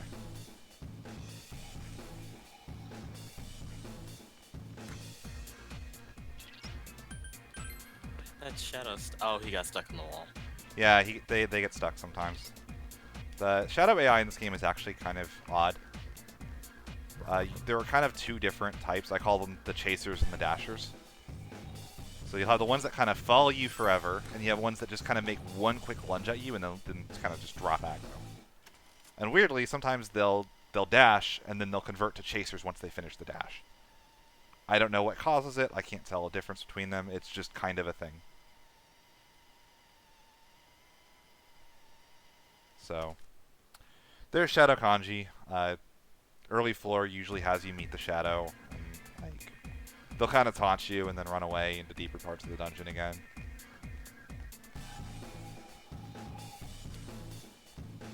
Oh, that's nice. And it's a double. That's perfect. A real monster. Beat the So in this dungeon, I actually can't kill 3 gold hands at once. So getting 2 is actually the ideal number. So persistent. 2 enemies left. So again, we're going to keep using our ice cubes to kill them. Finish it off. These guys have 300 health instead of 150. And they're going to take about 7 damage from physical attack. But we can kind of get around that by using these fixed damage items. So persistent. It's funny because these items like were really underwhelming casually, and then like Woohoo, you kind of realize Chi-Chan. what they're good That's for, and one. all of a sudden they become like broken. It's really cool. So 1 enemy. Fight, fight, fight.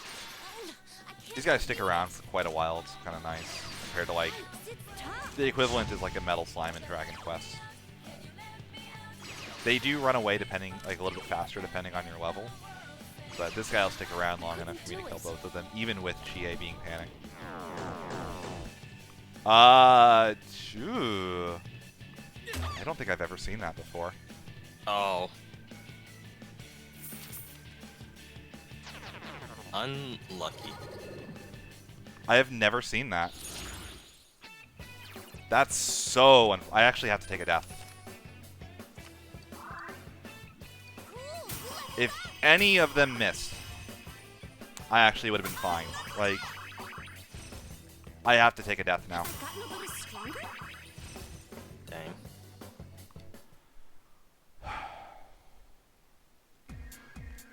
Thankfully, it's not hard to die. Yeah, Very I'm just trying to think where the best place to do it is going to be. I can't believe that just happened. Like, you're really pretty likely to not get hit by that. Hello? What?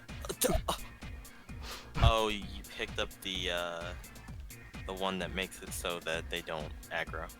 Oh, I did. Well.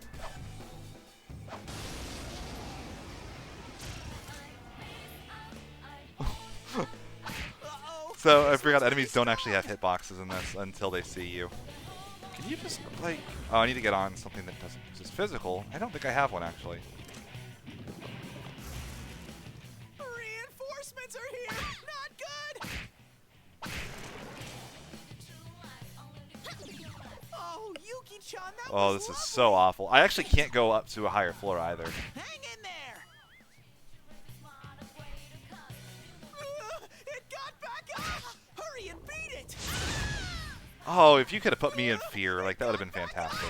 Hurry and beat it. No, don't stand by. Fear me and kill me.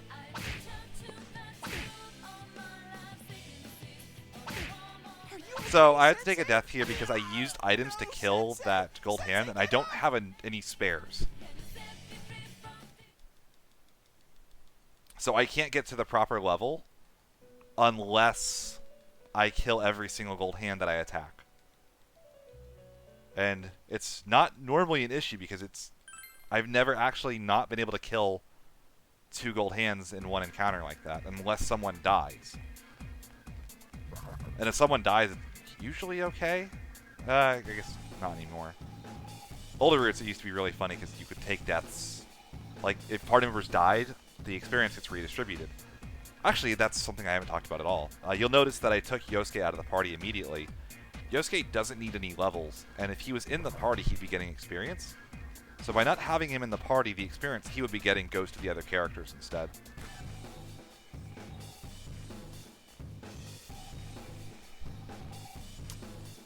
Which is really nice. Oh, I'm so mad. Oh my god. There is... Is there going to be a double too? Oh, It's another double. holy cow. Scared monster. Beat the stuffing out of it. Okay, well, the game is just like, you know, I'm sorry. And it's just like, we're gonna... I can't defeat 2 it. enemies. Charge through them. So they don't do anything until one of them dies.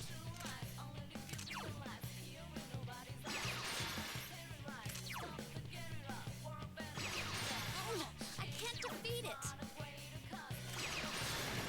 Woohoo, Chie-chan. That's one. Oh, this time is so bad.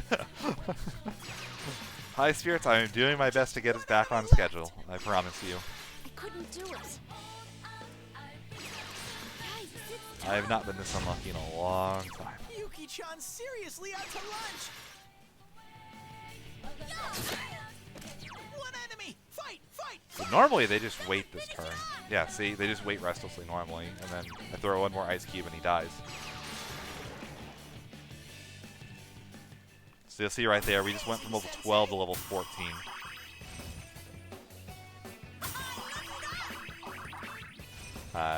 My goal for the grind in this dungeon, when I actually will be grinding, is I need level 20 on the main character, 20 on Chie, and level 21 on Yukiko. And they all get it at the exact same time, thankfully.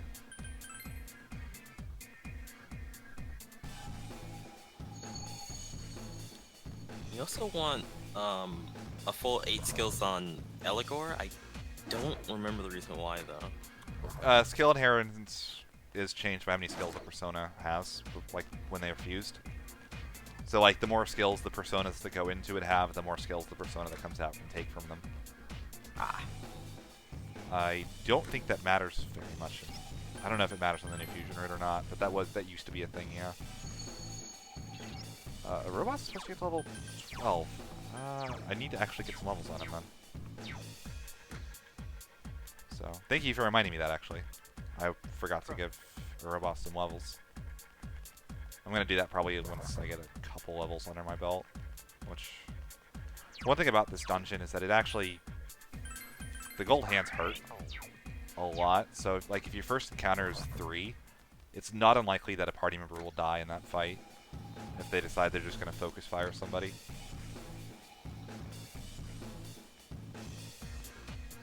Oh, stuck on a wall.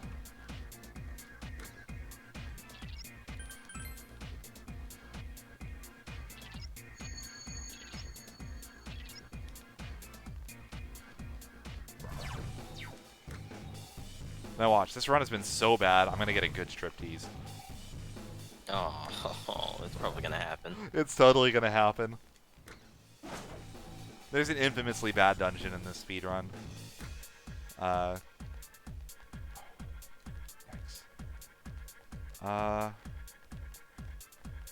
Oh, this floor is terrible. Oh. Can you stop getting stuck on things? That's the max range. Okay. I should have just reloaded the floor once I found out that was a double dead end.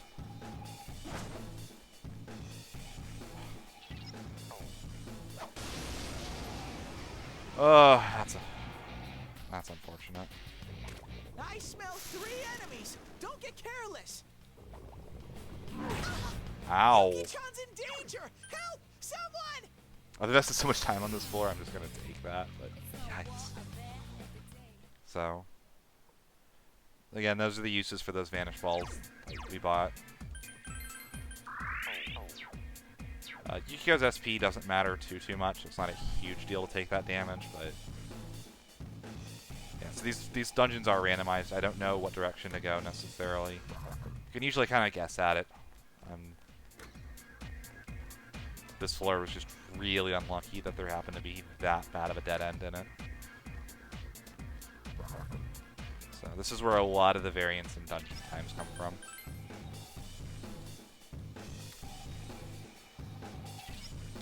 Alright, so as you guys will remember from the previous dungeon, fixed floors are very, very nice. This floor is fixed. The layout does not ever change, which means we can do this.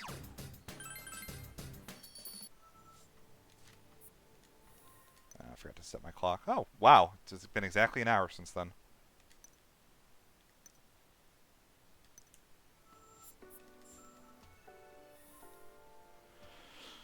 So, this dungeon's grinding is a bit less precise. I haven't quite worked. The Vita clock manipulation was literally just found on Monday. So, this dungeon I don't have fully figured out yet, but I do know that I think the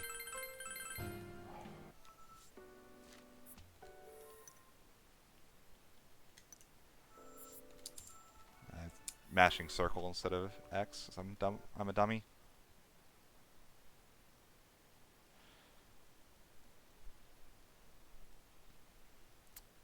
the manipulation for this dungeon in particular is kind of finicky. I should get a triple. I can get a single instead. If I get a single, it's not the end of the world. Just a little unfortunate.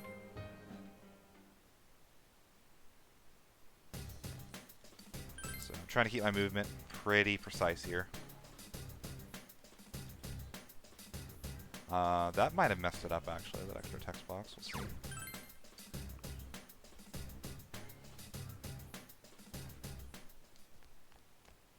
So again, because we saved and loaded, we know the exact location of a gold hand. In this particular floor, it will always spawn over here.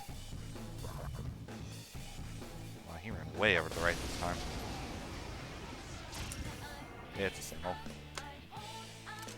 A rare monster! Beat the stuffing out of it!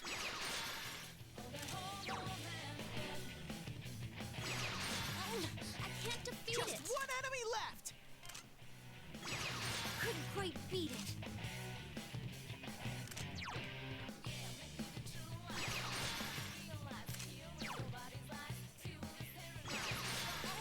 I can't defeat it.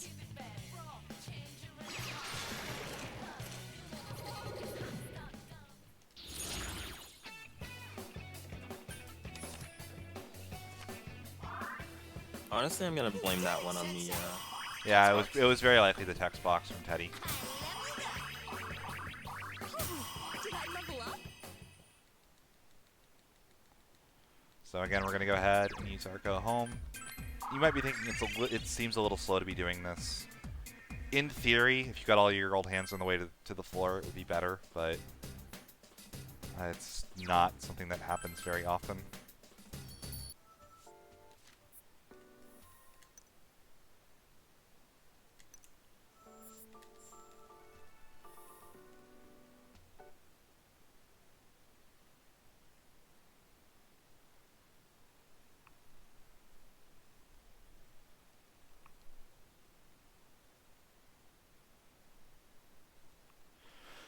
So again, we're going to exit out of the game, get that gold hand guaranteed spawn, change the clock, which should hopefully... Now, why did that oh, what?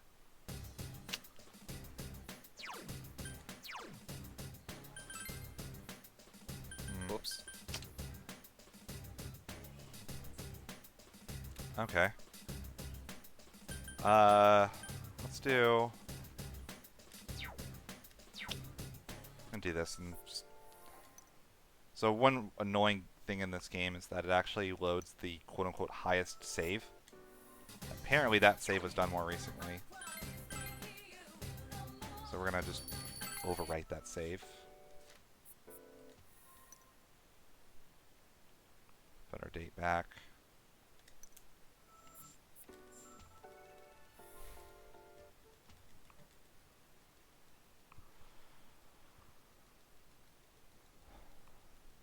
So, like, the game looks at the time of the save, and that one, apparently it happened on a date later than 2/5/2035 at noon.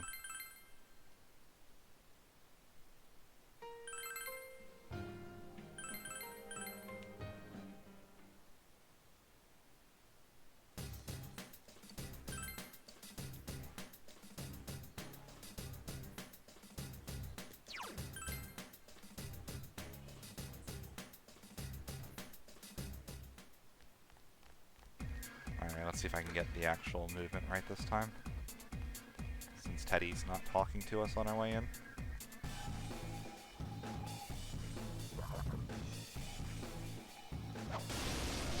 This might not be a... yeah, it's gonna be a single.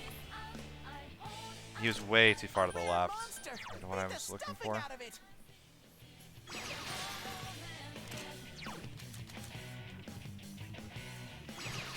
So persistent. Just one enemy left! Someone finish it off!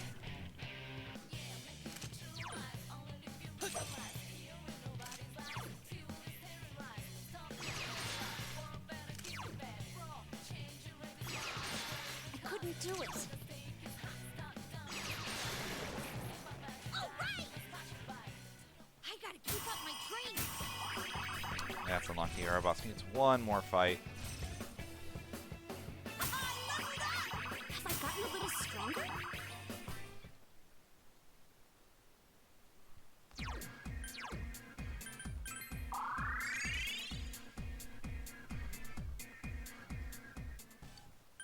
You do have enough go homes in order to like accept single hands, right? I'm pretty sure, yeah. I'm pretty sure I have a couple spares. I figured Mole would be yelling at me by now if I didn't.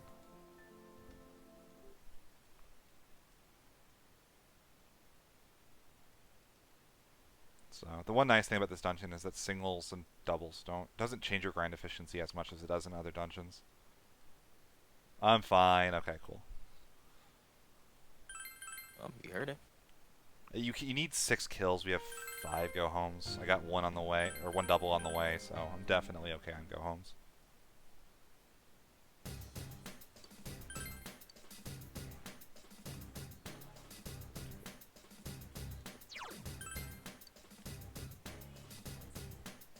Alright.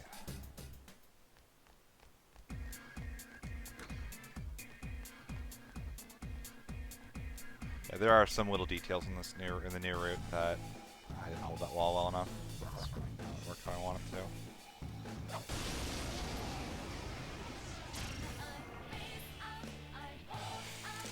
A rare monster! Beat the stuffing out of it! That's actually really unfortunate. I really wanted double or triple here. Enemy left!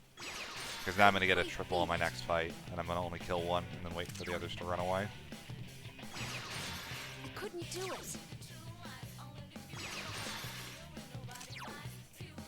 Game can be really unkind sometimes.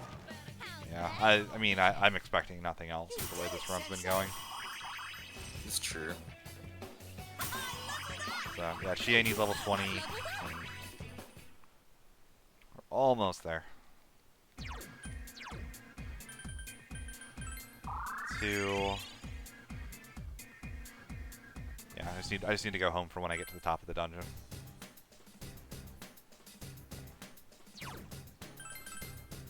So, it would have been bad if I didn't get that double on the way there.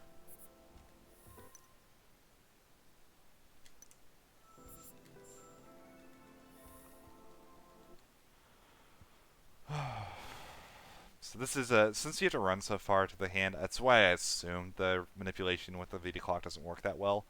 I do know that I get either singles or triples. I've never gotten a double when I do that. I don't know why.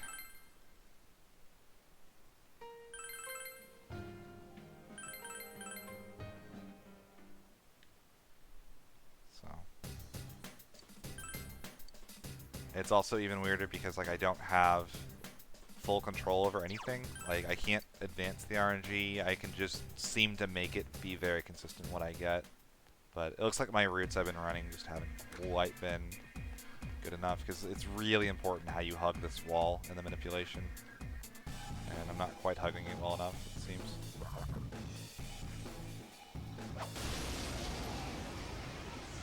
Well, I'm manipulating a single every freaking time, so whatever I'm doing is giving me singles. Let's put the experience here on Eligor. Probably a little better served there.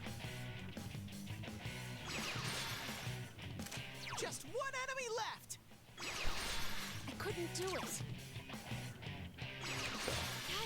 If you're wondering why I'm like not sure about anything, the timer manipulation again was found on Monday as I was practicing for this marathon, and I was like, I managed to get 11 singles in a row in Castle, which is meant to be a coin flip, and I was like, okay, this can't be random if I got 11 in a row.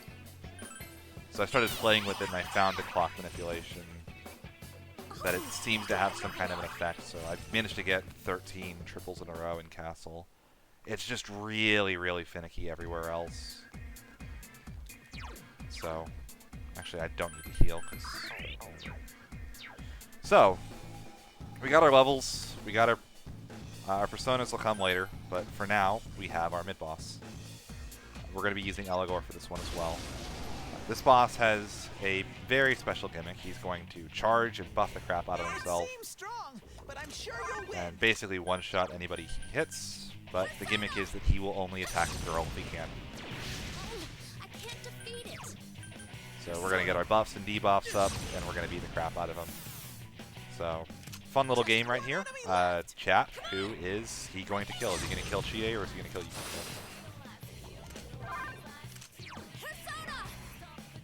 Take your bets now. Who's he gonna hit? I couldn't do it. Persona.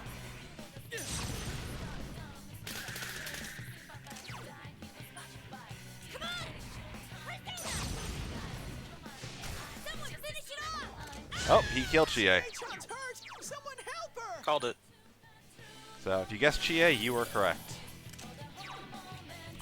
So unless we get unlucky, we should be able to kill him before he gets his next fully charged set of attacks off.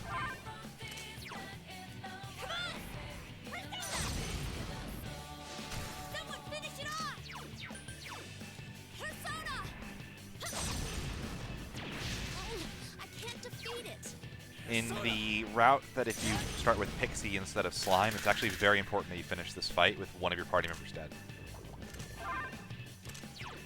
Well, actually, not necessarily. It depends on the actual spread of gold hand kills you get. It's over. The Pixie route is a mess. It's not fun to do. I'm actually really fortunate that it gave me Slime instead. Probably should have used Augie instead of Hysterical Slap, but it should be fine. Good enough. He has a counter. He has counter, which gives him a 10% chance to bounce back any physical attack. Chie-chan, you're hurt. I have actually Get some lost help. that fight because of it in the past. It was one of the funnier losses I've ever had. So he bounced back Hysterical Slap, enraged the main character. I couldn't kill him that turn with Chi or Yukiko. Gets back to the main character, runs up attack, countered again, died.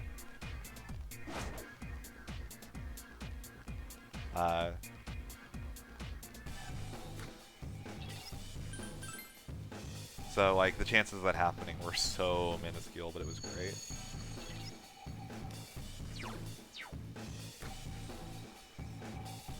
Chie-chan, you're Oh, hurt. the game's Get some taunting me help. so hard. Go through the door before me.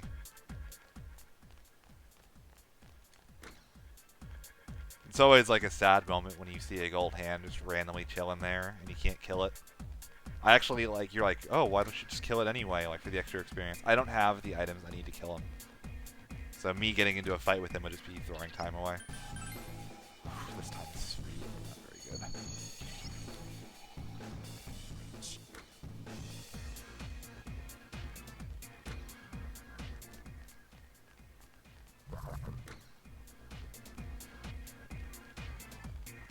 And Bathhouse is just not being kind at all. This used to be like the dungeon that I used to make fun of because I never got good bathhouses.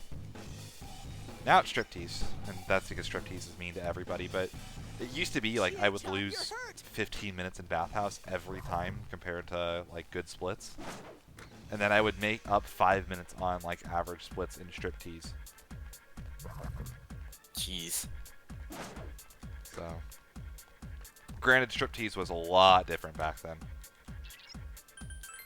A lot different. Now it's just an obnoxious dungeon. So there's our last go home. We're fine. We got it. We're good. We're at the top floor. We got everything we need. We are actually going to just leave the TV here, though. We need to get all of our health back. It's not really worth trying to fight here. We need our SP back on our characters. So we're going to leave for the full heal. Whenever you leave the TV without clearing it, you can't do anything that night, so we got to go straight to sleep. So we're going to take a day off. We're going to just go home and translate like we normally do. International Kill Kanji Day, I don't know if you guys know this, has actually been moved. It is no longer May 25th. It is now May 21st. So, major holiday that everybody should celebrate.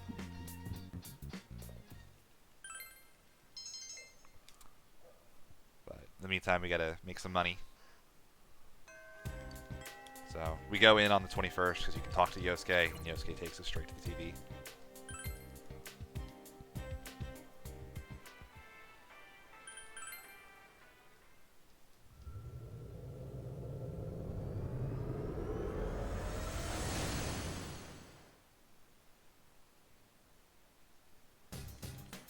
So we're going to save here, just in case.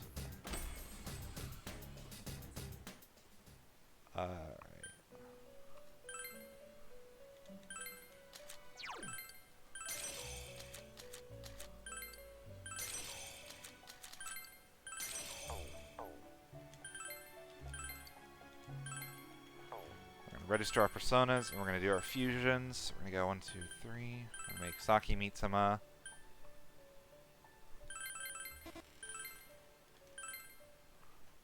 With resist physical.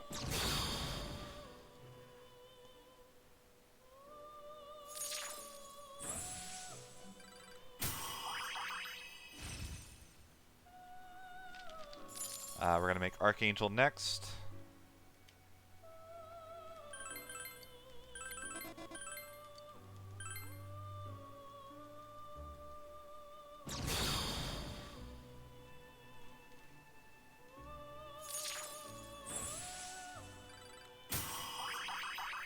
So you see right there's the bonus social link experience, giving that an extra level.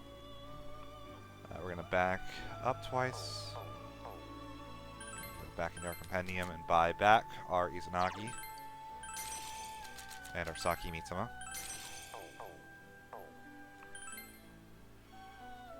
Views, search.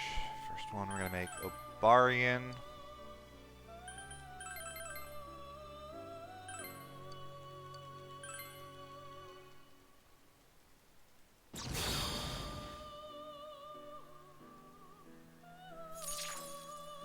Next up is Jack Frost.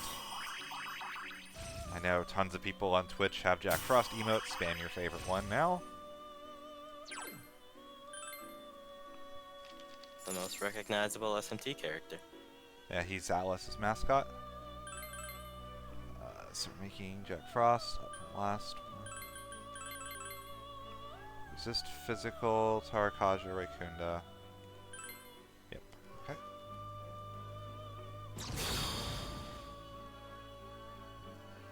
Hee-ho!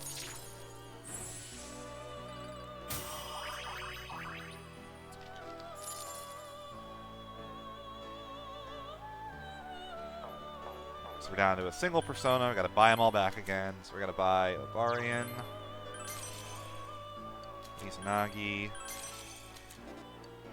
Robos, Saki Mitsuma, Eligor, and Slime. So remember all that money we're making? That's where it's going. Up, left, down. It's going to get resist physical, Tarakaja, Raikunda, and Maypatra.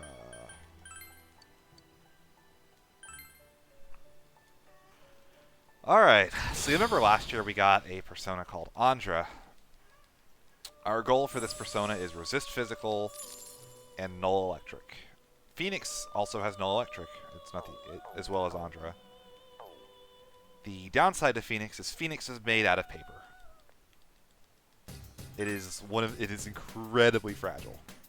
So even though we have resist physical and we can't take any electric damage, we still actually take a lot of damage from any hits. And this fight is somewhat scary because this is also one of my favorite fights in the run. So here we go.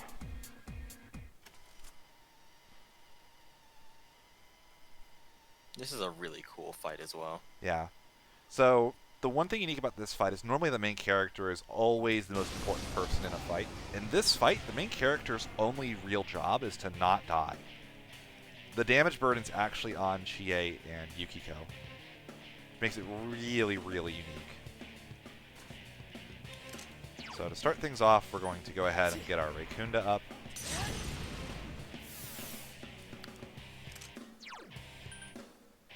And Yukiko is going to go ahead and dizzy the tough guy with double Miragi. And that's already unfortunate. So we're going to do a Mabufu with Chie, just try to get some chip damage onto Kanji. And then she's going to buff herself.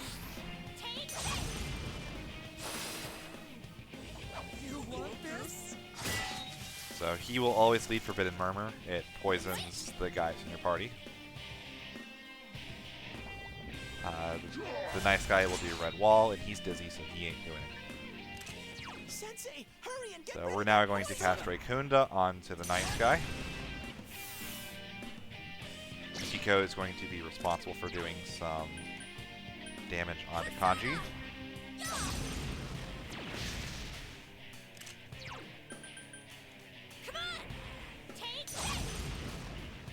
And okay, cool. Didn't miss. Missing there is really bad.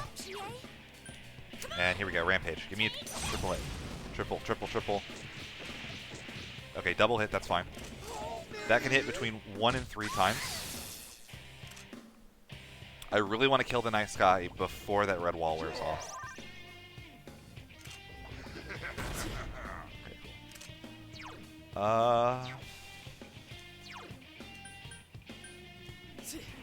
Yeah, we're gonna go for a Tarakan here. I think we're okay on healing. It looks fine. Yeah, everybody's pretty healthy for the most part. I think I should die. So, Mabufu. That animation's great. Lets me know that I did actually hit. If I would have missed, that animation can't show. That only shows if you hit a weakness in that with it. 7.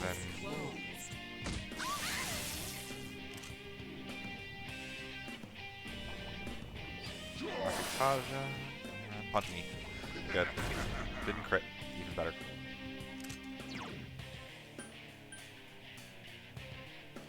I'm going to kind of stall him out a little bit by casting Raikunda. We're going to go ahead and heal with Value Medicine. Value Medicine heals for much more than Medea, and the animation's a little faster as well.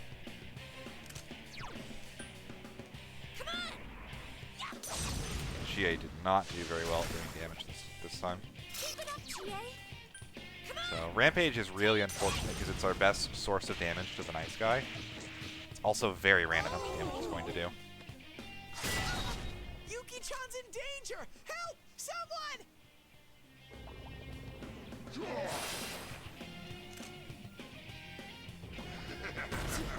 Okay. Yuki-chan's health is too low! Fix it! I have faith here. I'm going to start doing some damage. So the main source of damage in this fight is going to come from this combo. We're going to do Muragi to knock down the tough guy. And then we're going to use Agi Lao on Shadow Kanji. That basically allows us to hit Shadow Kanji with 2 spells every time.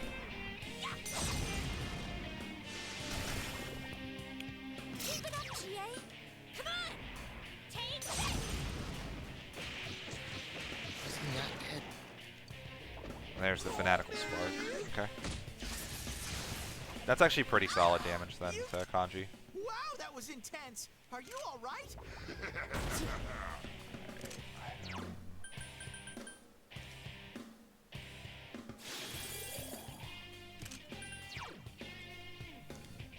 We're going to go ahead and heal again here.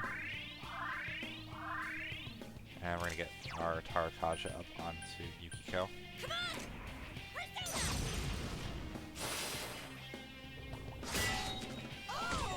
And he's not wanting me to get my debuffs up, is he?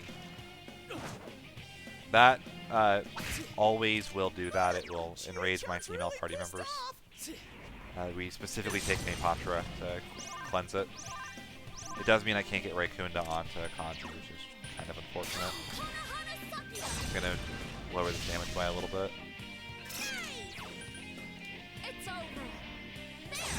But basically, we're leaving the tough guy alive because his job is to be a spell reset for Yukiko.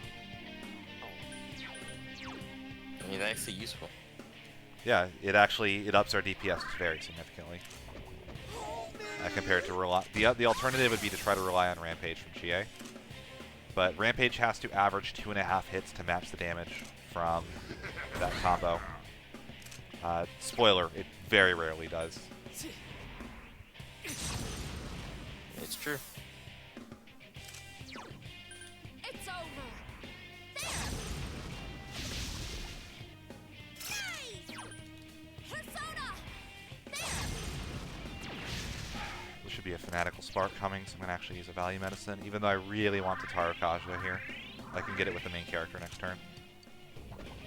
Give me more! Alright, so I really want the tough guy to get up and punch me. Punch me. No, that's not punching me.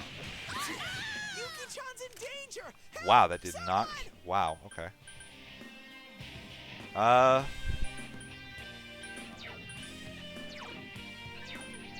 Yeah. I really want to get my Tarakaja rebuff up on Yukiko, because... Oh, it didn't fall off this turn. Thought it was going to fall off that turn. Maybe it's already off for... No, that's 100 damage. That should be... Double buff. Wow, okay. Cool. Lucky me. Yuki-chan's health is too low! Fix it! I don't know how Yukiko survived that rampage, by the way. Give me more!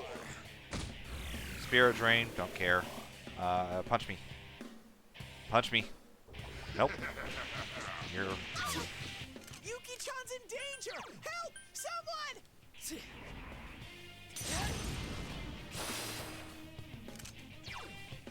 It's over. But yeah, it's really cool when you look at the damage source in this fight.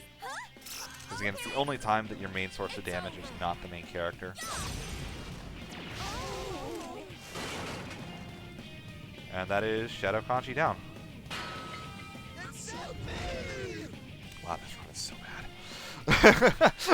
I just saw my time right now. Oh my goodness. You can do that fight under 10 or under 2 hours is a pretty solid kanji time. Like a I want to say like a 158, 155 is like your target time. I'm like pretty significantly past what I would ideally want to be. Just really bad luck in lots of places. There's nothing I can do about most of them. So that's okay though. Yeah, because now striptease will be nice. Oh, we're gonna say nothing about striptease and just pray it's gonna give us what we want.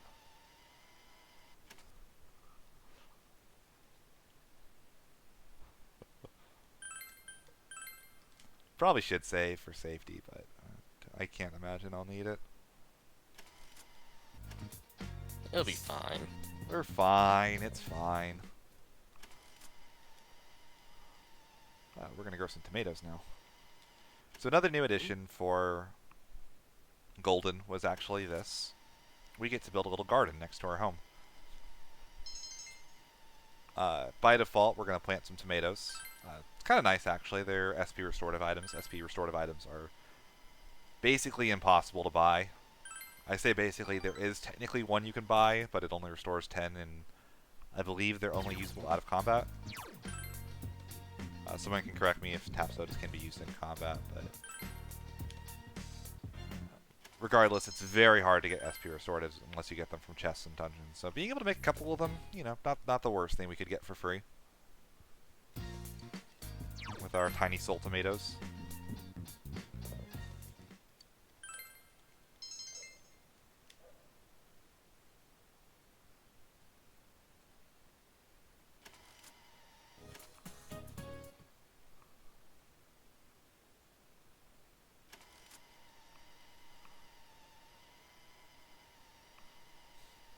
So right here, the game's trying to prod us and be like, hey, you should totally do social link stuff. And our response is going to be this. Just going to go right back home.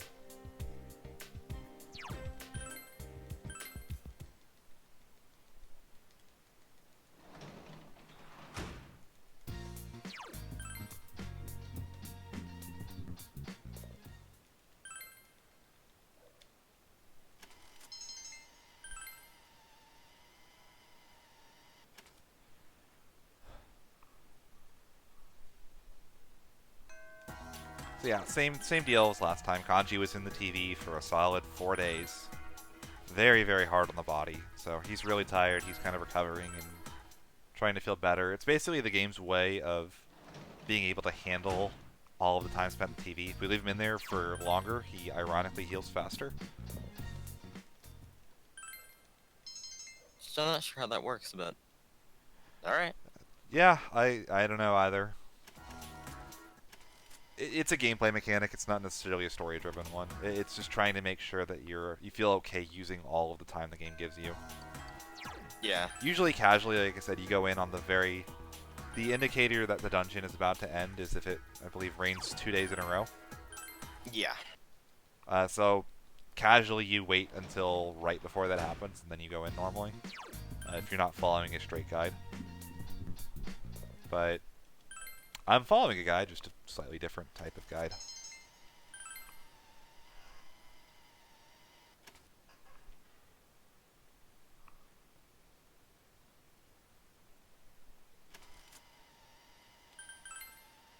So still important to get our expression and our knowledge up. Expression is good because expression raises the amount of money we get from translating.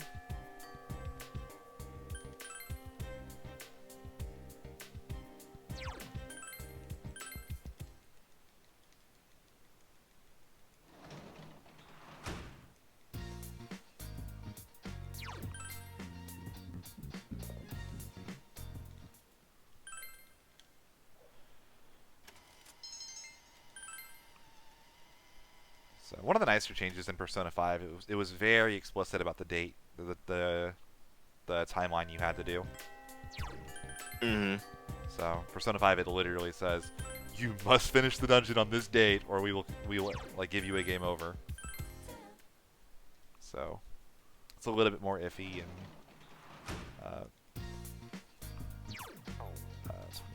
that's right. It's like it's just a harvest, right? But I realized I'm supposed to harvest the next day to save some animation time that I threw away already.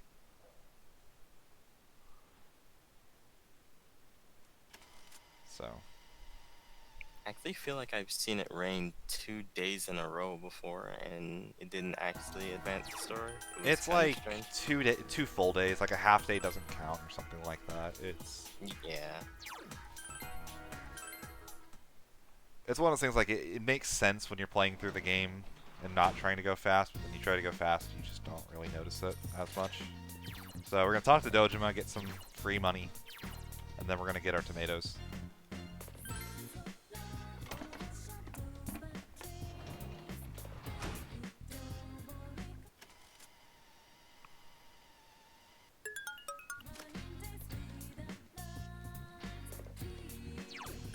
Yeah, he gives you like $200 actually, which, like, my uncle wanted to give me $200 for good grades, I'd be totally happy. So our expression is now maxed this early into the game. We're at enthralling. That means we're going to get 5,000 every time we translate. Right here, we're going to get a new mechanic. We're going to get Tanaka's amazing commodities. And we're going to buy some stuff. We're going to buy some medical kits. Every other time we buy stuff from Tanaka, we're going to have to actually trigger the cutscene ourselves. But this one is trying to let you know it's there, so we get the story forces it. As an aside, Tanaka has the best cameo in Persona 5. It's so Oh good. yeah. I love it. Persona If you 5 haven't is found Tanaka. a really, like, there are some really subtle nods to other, Yeah. or to the other games. That's one of my favorites. That one's not particularly subtle, but like you'll see like Rise posters and things like that. I believe Naruto is referenced on a TV at one point. Mm-hmm. So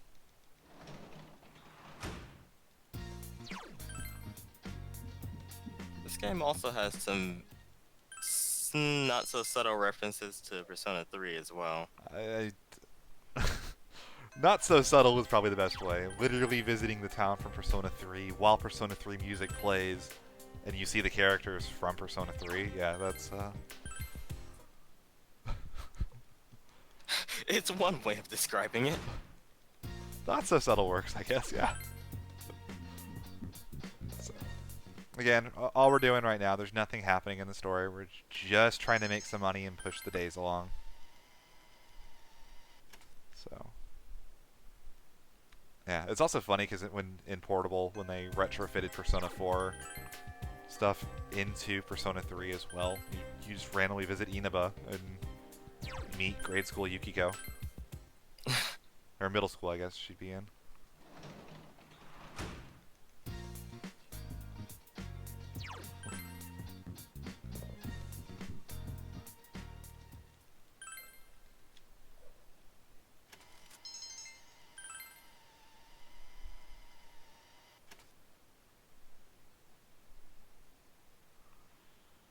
6-2.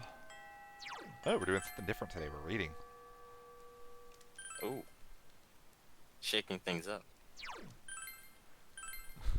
So someone's going to have to ask Mole. I actually don't know what the purpose of the book is. I just know to do it. I believe it just means you get more social stats from studying once you finish it.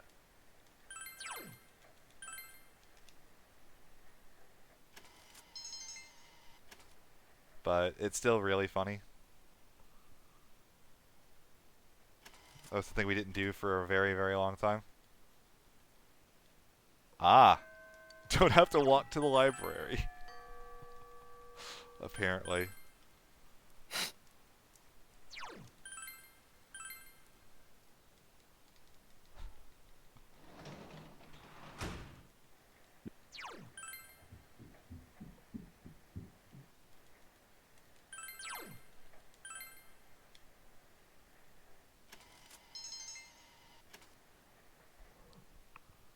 So there you go. That's the reason. I just trust Mole. I figure he mathed it out. Molsky did a lot of the primary routing on this game. I've done some secondary stuff. I have some little modifications and things. Another very influential, like, a lot of influence from the original Persona 4 routers. Neviets did a lot of routing on it. I know ROM Scout did some routing on it. Lots of people had parts in this route. Dark Kefka discovered a lot of the RNG manipulation in the game.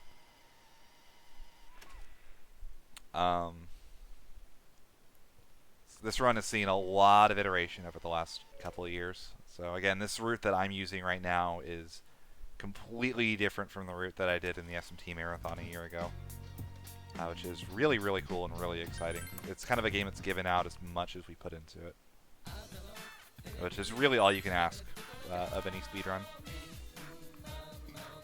That it kind of just rewards your time. And so that is very important. If I screwed that up, the run would be dead. I bought the wrong thing.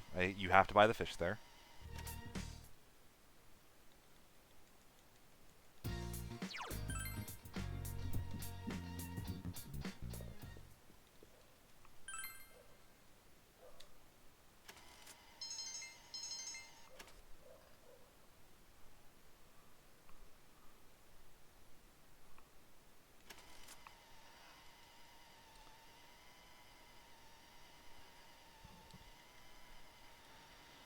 So, yeah, as silly as it is to buy fish off of a TV shopping program, it's incredibly important.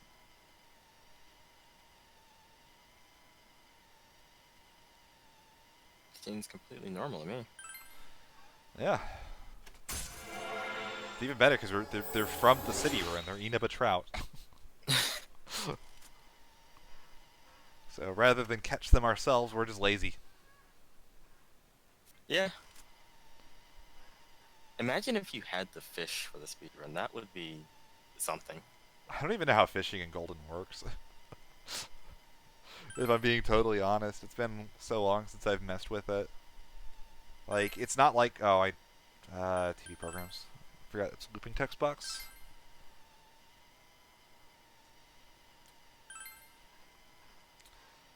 In vanilla, you just go to the lake and you can or the riverbank and you can fish, but in Golden, there's like some extra stuff you have to do. Like, I think you have to buy a fishing rod or something. Yeah, I think you have to do a lot of stuff. It involves the lady at the night shop. Yeah, at the night shop. You have to like feed her fish like a bug or something like that. It's a pain in the butt. We don't do it. Yeah, it's a lot harder for no reason.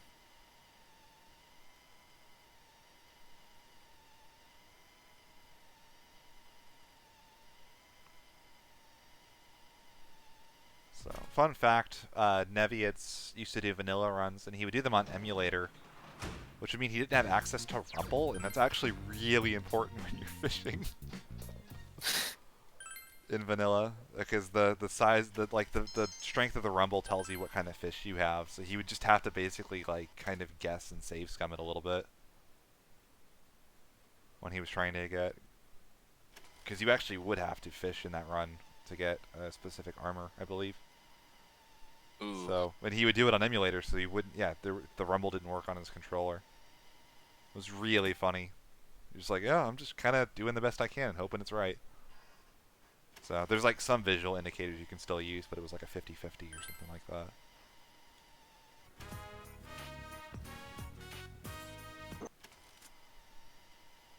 Let's just be glad that we don't have to fish anymore. Yeah, everything we got to do is pretty easy. This sequence always cracks me up. We're kind of supposed to meet Yosuke's dead crush's brother here, but it was always funny in like older versions of the notes. It would say to screw up the order, but you screw up the order by just mashing. So like putting the note there was kind of redundant.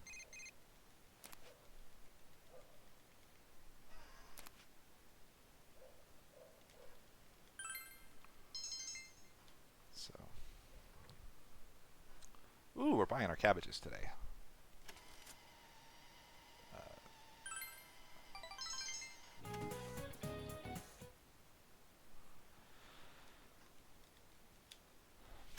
So, just like in our,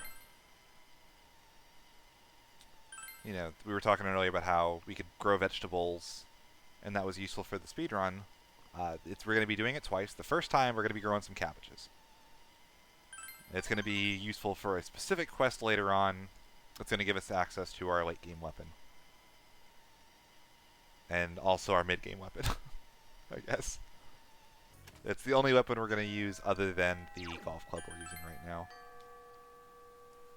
So we're going to go to Juness, and there's going to be a seed salesman right here. We're going to buy a cabbage seedling with our thousands of yen, and we're going to leave. Which would have been faster if I menued it instead of walked out, but whatever. It's fine. Yeah, so everyone can do their best best cabbage salesman impression in chat right now.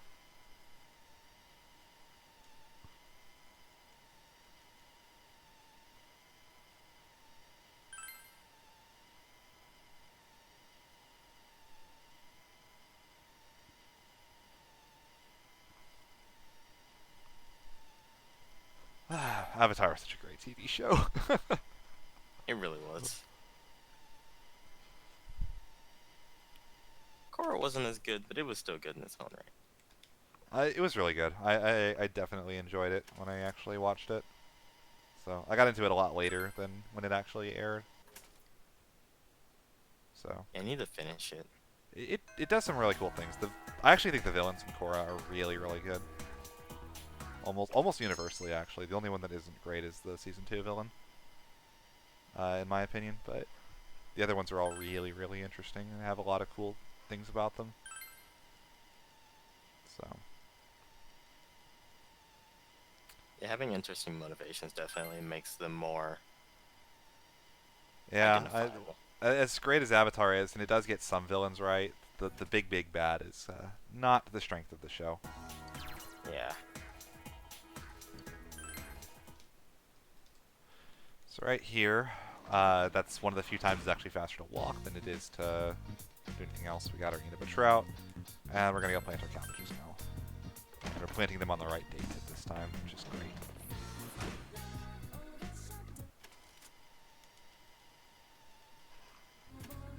So one thing we're going to be doing later on with those is we're actually going to be maintaining the garden the day before they grow, which is actually going to give us extras, which is really nice. Oh. You maintain it on the first time after you plant it? Really? Interesting. Okay. That's different.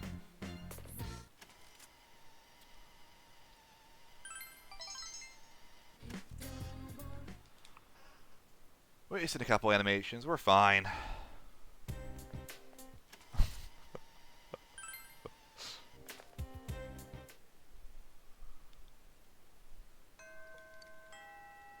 Just wanted to make sure Yukiko had a friend to talk to.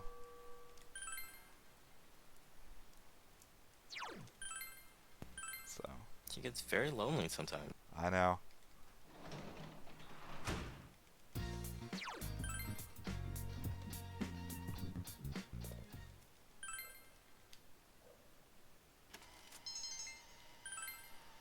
Oh yeah, another mechanic that doesn't really get explored much, at least not in the speedrun, is that Nanako will sometimes go to the store and mention that there's extra food in the fridge and you can make lunch for the next day.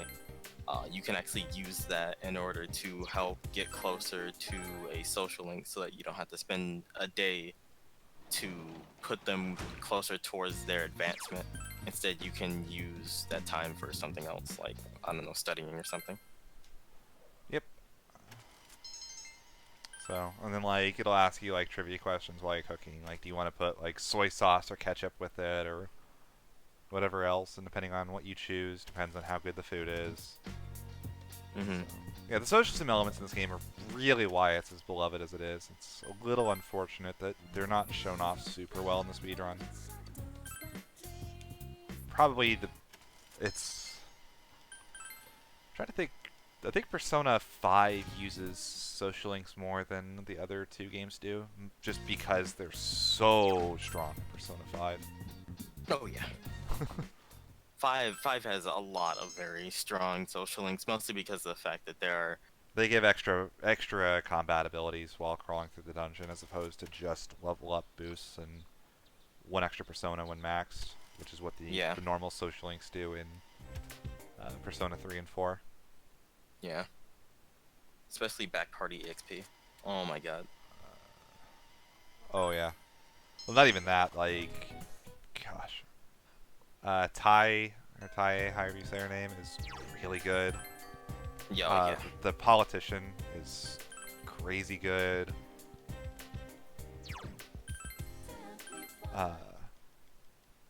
Chihaya is really, really good.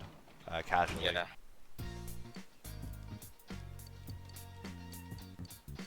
Oh wait, I'm doing the wrong thing.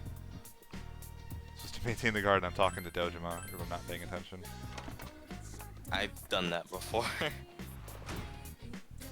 Kawakami's is crazy strong, although it's expensive. Yeah. And then there's freaking... oh yeah. Ooh. Which I think is almost a negative to actually get ranked up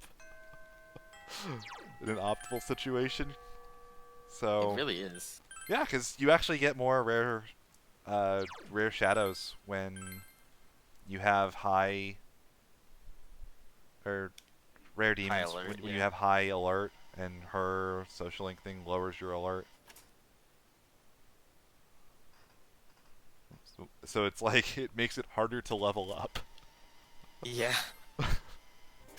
Ryuji is also detrimental because at a certain point, I'm pretty sure he just like ends low level battles.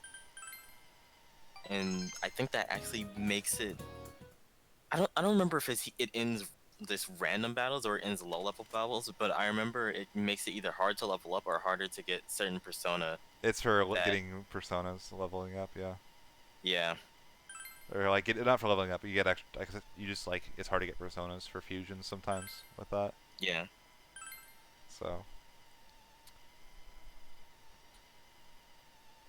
it is like it is one of the coolest things in that game though, is the way they try to tie the gameplay loop in more deeply. One of the bigger weird things in this game is that like all the social sim stuff like is cool and matters, but it's very separated from the actual gameplay itself. And Persona 5, they did a really good job of making every single part of the game tie back into the dungeon crawling, which is really cool. Also, right here, this part of the story is we get our license to go ride our scooter, our moped. Yosuke is literally Beast Boy. We get our moped and we're able to travel now. And while we're out and about, we got our sexy mopeds, and we're gonna hit on all the ladies and get all the phone numbers. And by get all the phone numbers, we're gonna fail miserably.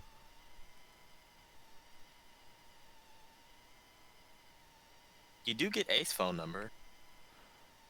Yeah, I get a phone number, and then turns out that she hands the phone to her boyfriend, who tells us he's gonna beat the crap out of us if we call her again. Yeah. And then Yosuke is given a fake phone number, which leads to that. And getting his moped destroyed.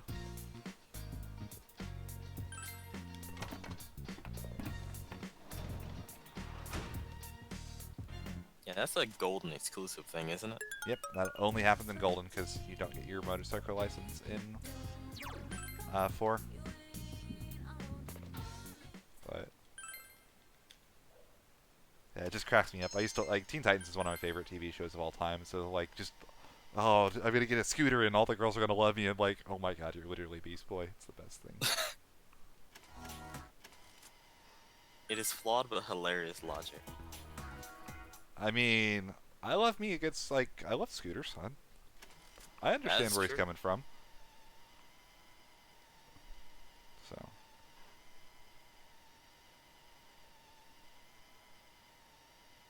Having a scooter definitely doesn't hurt your chances. I will say that. I like how everyone's talking about the SP adhesives, and the most broken thing Ty makes is actually you can buy mirrors. Buying Oh, yeah. mirrors in any SMT or Persona game is really, really strong. Ask the Tokyo Mirage Sessions speedrunners what that does to that game.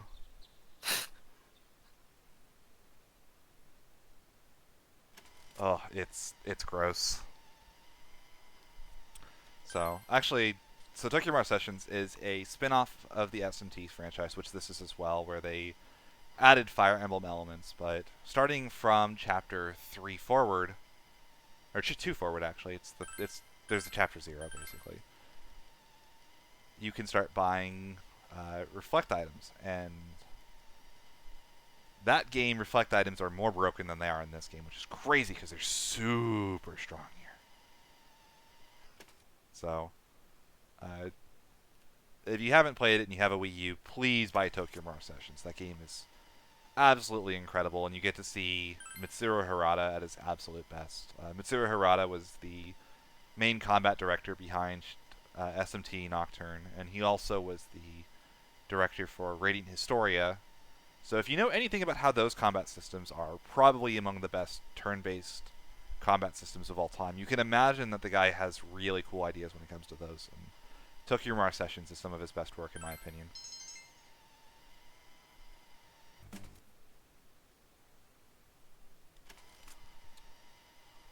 So, yeah, I'm so excited to find out if like Mitsuru Harada is going to have another project. Because at this point, like anything he makes, I want to play.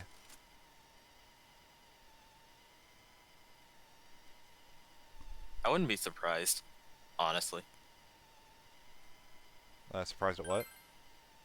that if he has another project, like at least in the works. I imagine he would.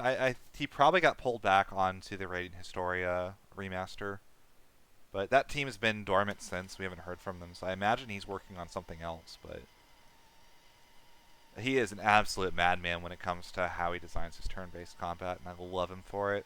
And like you think about like how influential he was through the series, like Nocturne completely revolutionized SMT combat. So, and then Radiant Historia, I mean, obviously there was the Limit Break run, and actually, speaking of the Radiant Historia, my good friend Champion Beef will be doing a Radiant Historia Perfect Chronology run on this channel at some point. I'm sure someone can pull it up on the schedule and say when.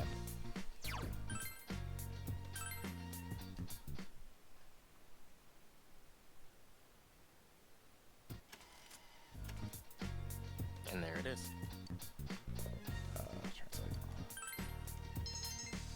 But that game has some of the most incredible turn-based combat ever made, as well as just an awesome soundtrack.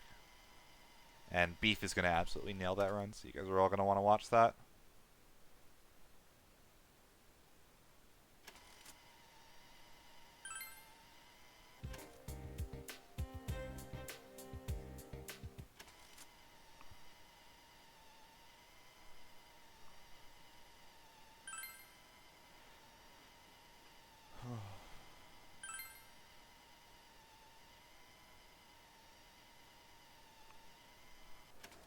Alright, so we're almost done stalling.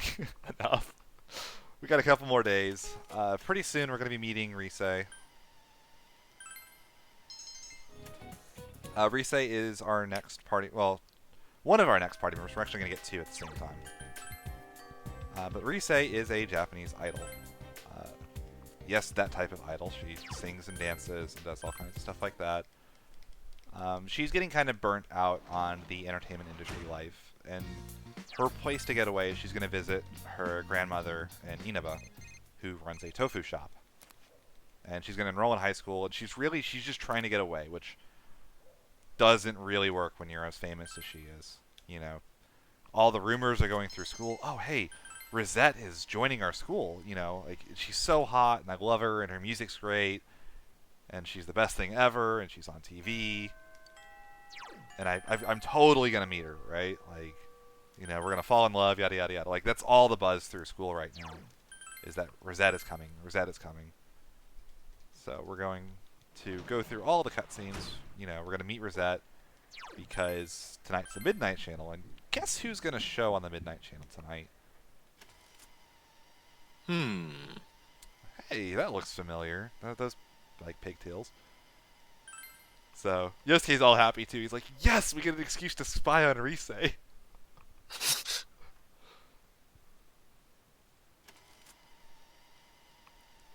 Yeah, so the Scooby-Doo gang is all convening, and we're like, all right, this is going to be the next target, because he's going after whoever's on TV. So, here we are, we're at the tofu shop, and look at the line of people trying to buy tofu. And nobody actually wants to buy tofu. Spoiler alert, they're all there to see Rosette, but she's working in the back, so no one actually sees her. So we see our uncle, he's like trying to like control the situation, and everyone's like, oh, she's not actually there. And then Yosuke's like, no, no, no, she's there. We're going to go in and we're going to buy something. And that's going to let us meet her, so.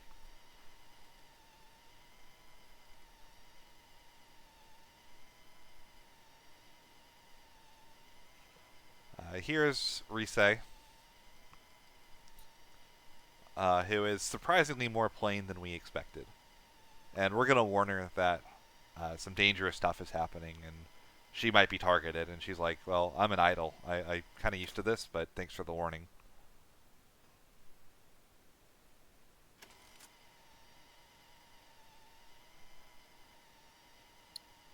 So, and then weirdly, Dojima and Adachi, you know, our uncle and his detective buddy, kind of both warn her. She's like, yeah, I already got warned by these kids.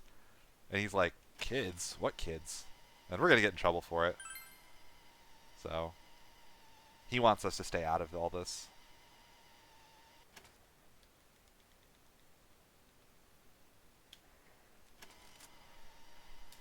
Unfortunately, we don't do a very good job. Not at all. So.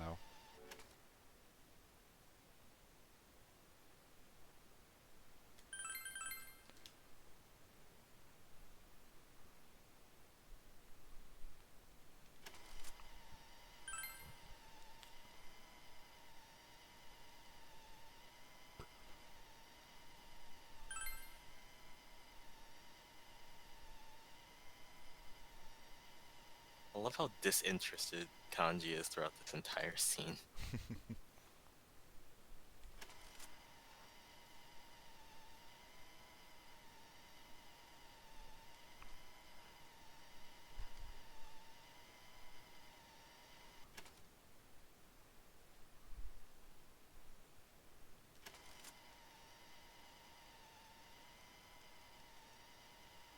So right here, we catch the culprit. You know, the guy that we think is doing everything. And man, he looks a lot different than I would have thought. Doesn't look like a crazy murderer at all, does he? It's always the ones you don't expect. Yeah. So, Adachi's going to cuff him and take him in for us. And we save the day. Risei's not going to get kidnapped because we stopped him. And everyone, we beat the game. Good Yeah, job. it's over. The mystery is solved. And I don't have to go to striptease. Yeah. If only.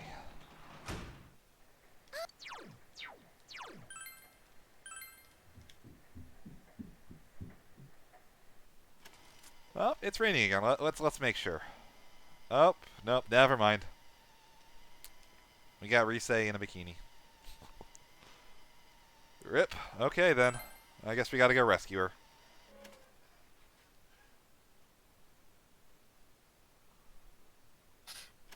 I love how that scene plays out in the anime because Yu is continually pressing the record button on the VCR. Is he? Oh, Yes, I haven't seen it in so long. I must have forgotten. That's great. Oh my god.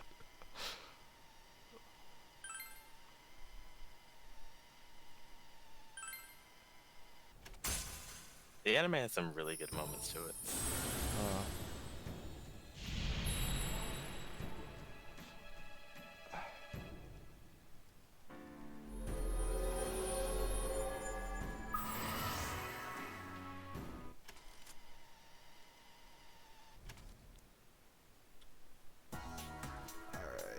Alright. 24.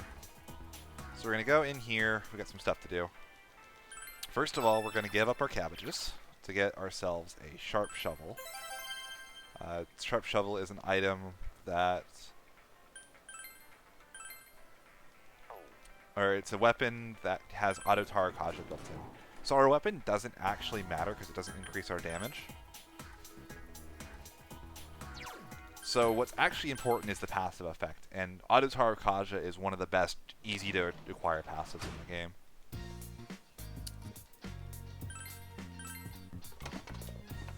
So we're going to go home, we're going to plant some corn. We're going to get as much corn as we can.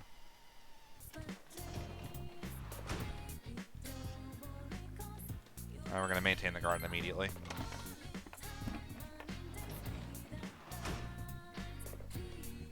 Oh, this is new. Yeah, you probably haven't seen this, have you? No, So I whenever have you not. maintain the garden before the final day, it just speeds up how long it takes to grow. So our goal is actually to get as much reflect items as we can before we fight the boss. Practice building.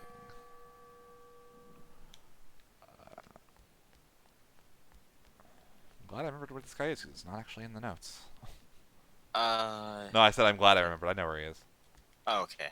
He's the fat dork on the second floor of the practice building. Yeah. Jeunesse. I gotta talk to her, because every time you talk to her, it actually changes. Like, if you talk to her during a day, that'll, like, be your inventory, and then it'll move on to the next set in the series. So I have to talk to her to progress her to where I can buy more corn.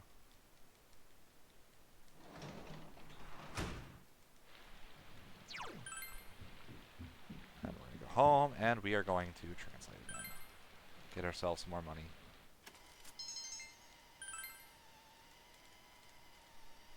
Actually, did you explain like why you don't all-out attack in the run? What? Like why you always skip all-out attacking? Oh. We don't... Do we always skip it? I think for the most part. I I think mean, there's we'll maybe very one- rarely do it. Generally, the animation is really long, and it's based on... What it does is it converts your physical damage to almighty damage and then deals it to the enemy. But since we never upgrade our weapons, our physical damage, or our base attack damage is really low. Did I actually get this right? I do actually get it right. The question was always weird to me. Honestly, King Moron's questions kind of suck. They're almost subject to interpretation. Yeah. I'm thinking that's probably just like a translation issue. Or like some kind of a question that just didn't really translate well to English. That's my assumption anyway. So. It may be vague even in the original like, language. Yeah, that could be I'm as not well. sure. I don't know. I think in general the localization for this game was pretty well done. It's hard to know. I speak a little bit of Japanese, but a lot of nuance and context would be lost on me even if I did play it in Japanese.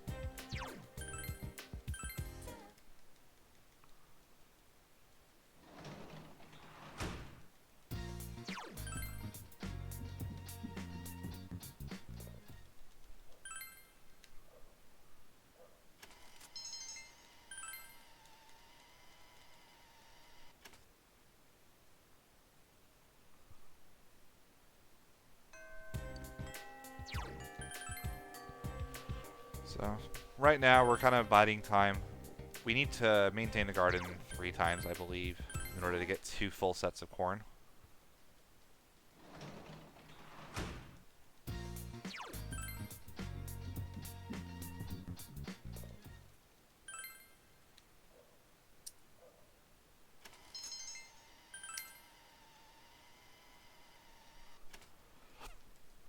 So continuing onward.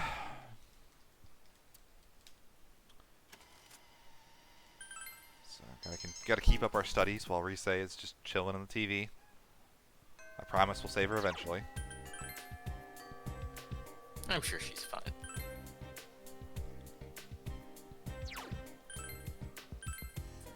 So we're gonna maintain the garden again.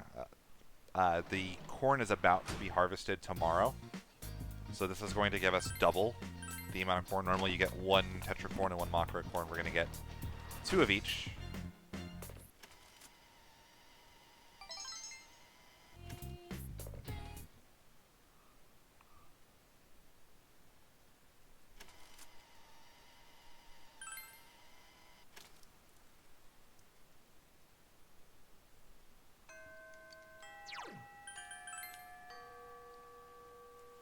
Alright, so 7-1. It's raining, so we got a lot of shopping and stuff to do here. So first things first, we're going to run over here, and we're going to drop by the Velvet Room because we get a cutscene. Technically, you can do this another time. Doesn't matter too much. It's just easy to do it now, get it out of the way with, so to worry about it later. Especially if we got like a fusion accident or something, we'd have to watch this twice. Which would be kind of bad, so we're going to get it out of the way with while we're doing our shopping.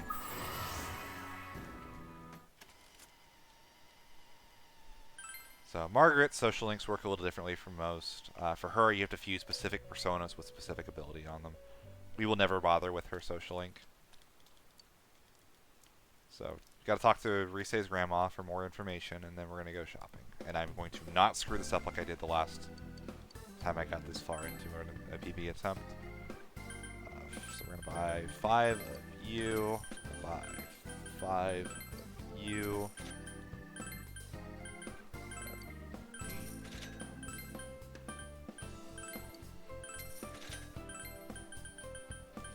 Okay, we bought our Tesla coils. We're good.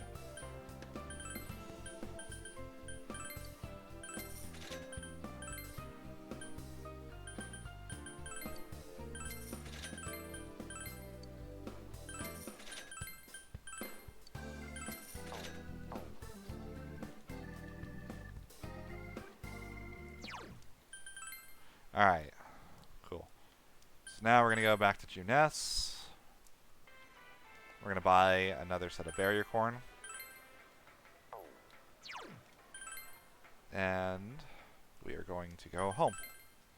It's a pretty busy day for us.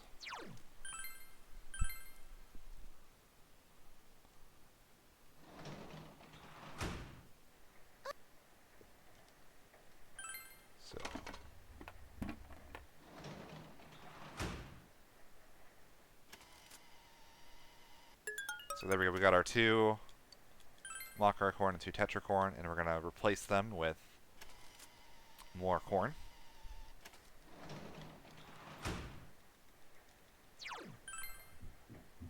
And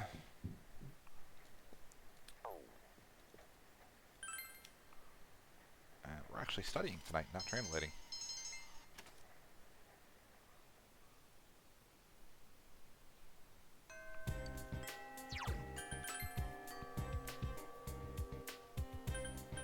So now we're going to go to the Samagawa floodplain, riverbank. It's not the riverbank actually, you just walk with the guy. It's like over here. So we're going to trade this paparazzi with other information as soon as I give him the actual right second one. And he's going to tell us what he knows, and that's going to be enough for us to feel like we understand Rise enough to find her inside the TV, which is good.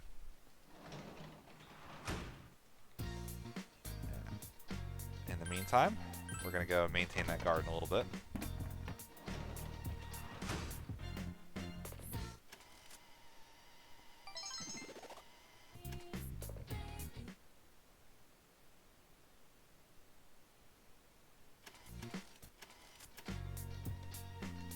Okay.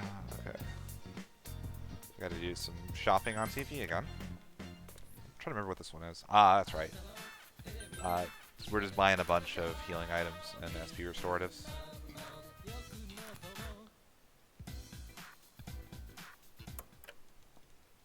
So again, it's so hard to get SP restoratives that actually buying that set of them, even though it's like 20, like 5 SP restoratives, is still totally worth it.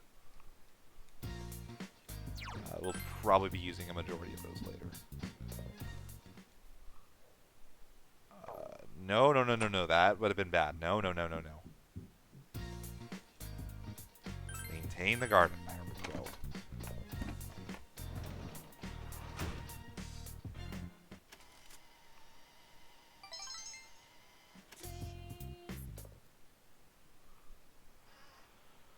All right.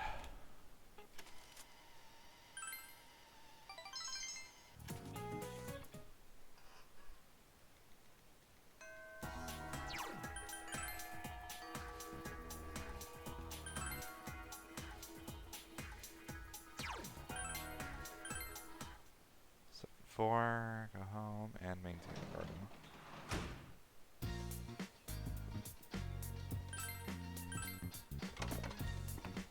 Gotta get all the corn. Of course. You gotta make it grow quickly, really, is the big thing. So, it takes a long time to grow this, especially because we're speeding it up so much. But it really is a big deal that we get as much corn as we can. It's going to speed up the boss tremendously, and this boss is a doozy. Oh yeah.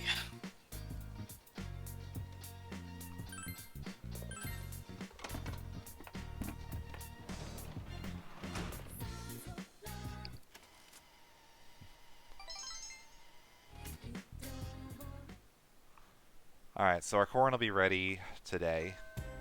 So all we got to do is we're going to go harvest it, and then we're going to actually go into the TV for the worst dungeon in any video game that mankind has ever conceived. Just not true at all, but oh my god, is this dungeon awful at a speedrun. This dungeon is so bad. It really is.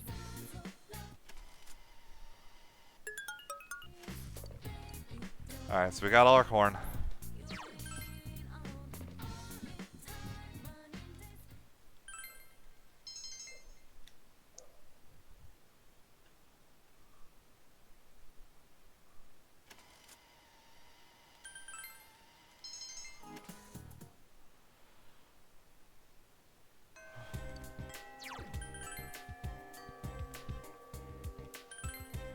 No, no, no, no, no, no, no, no. Bad muscle memory. Bad. No.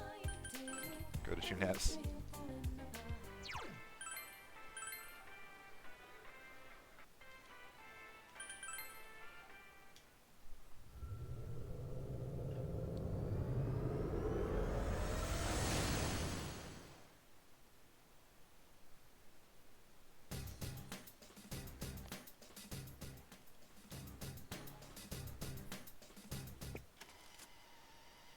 So, something unique starting in this dungeon is it doesn't force a party on you at the beginning. Actually, kind of nice for us. We're going to take only a single character with us to grind. And that character is going to be Kanji. So another thing that's really good is, you remember those items we were using? I'm going to actually change battle tactics now, so don't forget. It's a little bit riskier in this dungeon. Is we now can buy AoE items. This is... I'm gonna back attack this guy. It seems. If I was Molsky, I would have just juked the shadow, but I'm not, so I'm gonna take a little bit of time to not worry about it.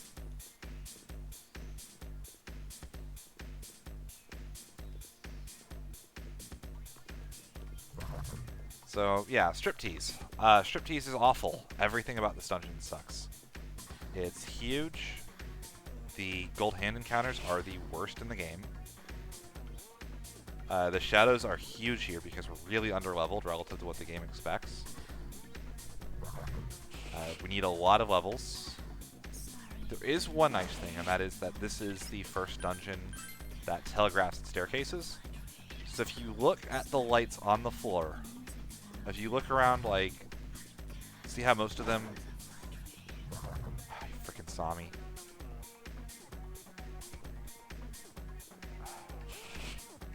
Well, there wasn't a shadow in that room. Wow, if I'd known that, I would have gone for him. That's really unfortunate.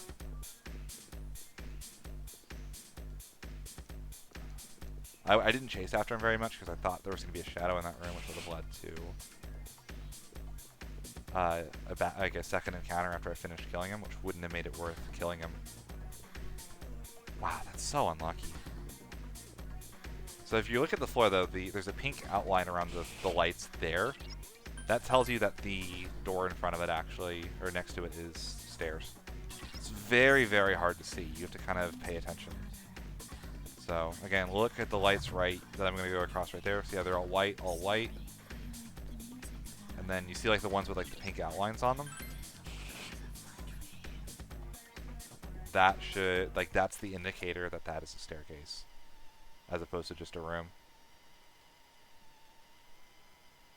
It's really faint. It took a long time before we noticed it. Mulski was the first to notice it, but it's kind of nice, but you need so many levels in this dungeon as well that, like, it still kind of causes issues, because you might be missing out on a gold hand and not knowing it. So again, see right here, white light, white light, white light, and then right up here, white light, pink lights.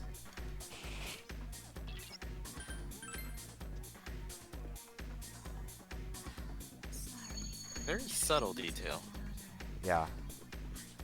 Cool, baby. Let's go.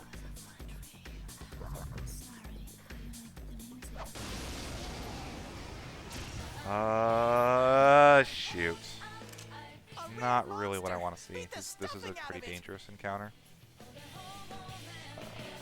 Remember correctly. Weak to nothing. This is actually the worst of these fights.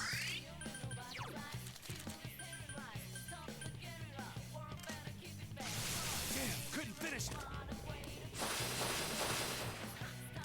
3 enemies. Let's get through this.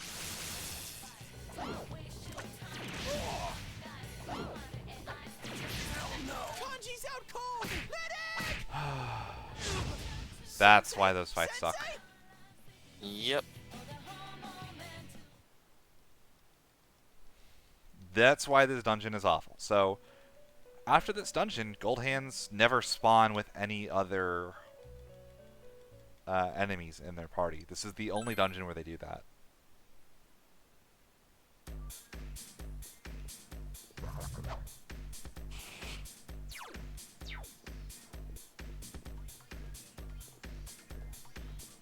And some of them are just downright nasty. For that one to work, you have to actually be... There's stairs again. Okay.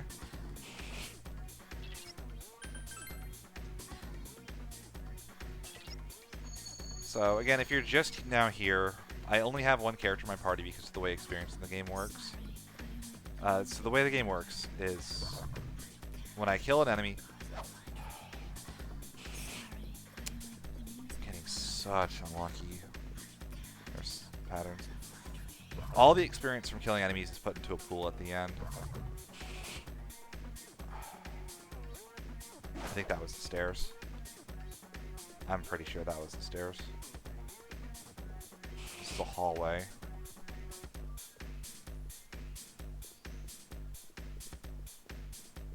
That's just a room.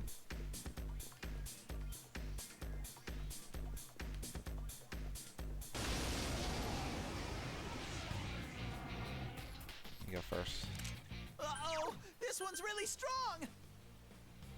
Yeah, so enemies give experience, and it all gets into a pool. And then at the end of the fight, that experience is divided among the number of party members. So when I only take 2 party members instead of 4, I'm essentially doubling the amount of experience I get in every fight. And since I don't need the experience onto my other party members, yeah, that's what I thought I saw. It's usually better to not worry about it.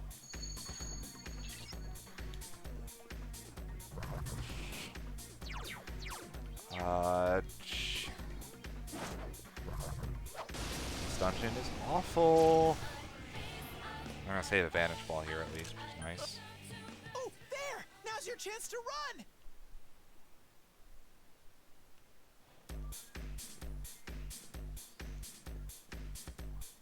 Look away. Okay, cool. Then looking at me, it would have been hard to sneak past him, so I kind of wanted him to look in a different direction.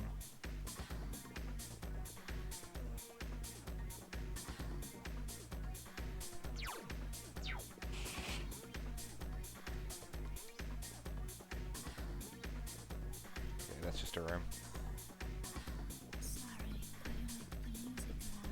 Well, we're doing all our grinding on floor 7. It seems like today. Yep, there's the stairs. So here's why this dungeon also sucks. There are 2 fixed floors, and neither of them has a great spot for gold hands. This is the better one, and even then I have to run through this really long hallway in the dark, and I have to get past one shadow while I do it.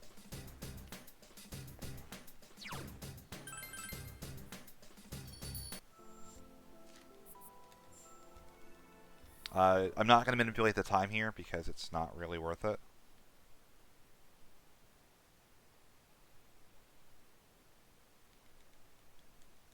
Yes, the gold hands are essentially metal slimes.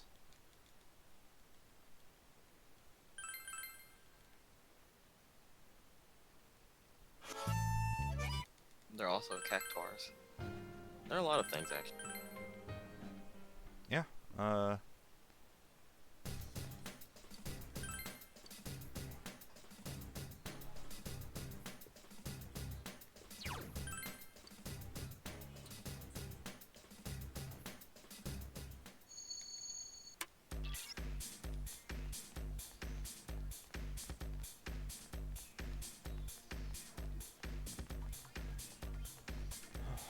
Yeah, this dungeon I haven't really worked out a proper timer manipulation for.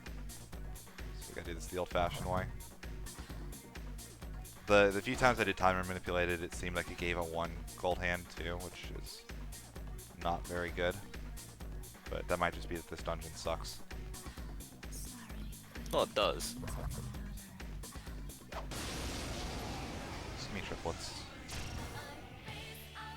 Oh, that's a single. A rare monster! Beat the stuffing out of it! How did I not get a back attack there? I just realized. No, I did. don't That was a know. back attack. I'm not paying attention. I thought it wasn't. You had me fully convinced that that was not a back attack. It would be time to make history. It ain't going down! 3 enemies! Let's get through this! Oh, I'm supposed to be hitting their weakness once. Sensei? A little bit tilted right now, sorry.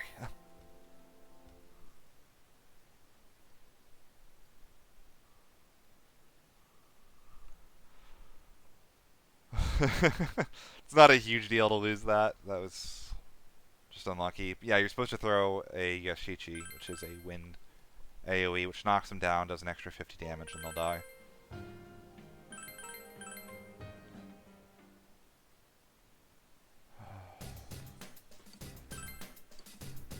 So, that's fine. It was a pretty bad encounter, to be honest. The annoying thing about this dungeon and what makes it really frustrating is that it takes, I believe, 8 gold hand kills. You could be done like that if you just get triple, double. But it doesn't happen very often. Yeah, it just feels like forever because of the encounters in this dungeon. So, plus you have to run that by that guy in the dark, and like...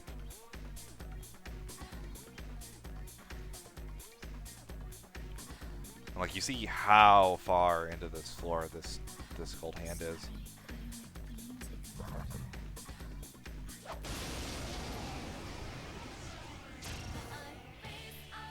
Of course. A rare monster. Beat the stuffing out Why of would the game be nice to me now? Hasn't been nice to me all day. it. Two enemies down. Wonderful, Sensei.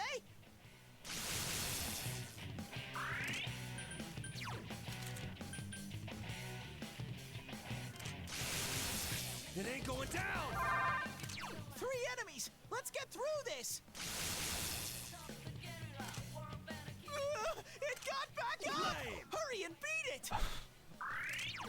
I think if he'd Swift Striked again, I was dead, actually. That's our kanji. 2 enemies defeated. Someone help! Sensei's This game is just, just 1 enemy left. I don't even know how to describe it. It ain't going down! Someone help! Sensei's Fortunately, the game really gets simpler after this. Yeah, you can use Yeah. 2 and kill. Nothing else full. You did it, Sensei! Alright, powered up! I still have to kill another one before I can do the fusions. Oh, this is so gross.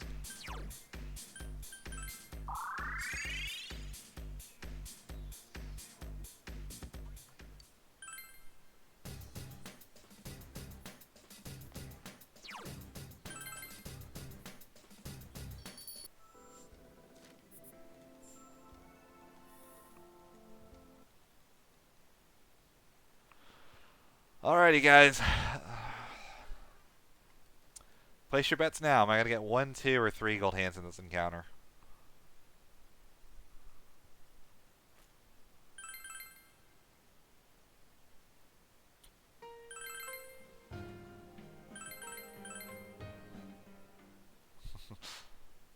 My prediction here is another hot young single, accompanied by 2 lions.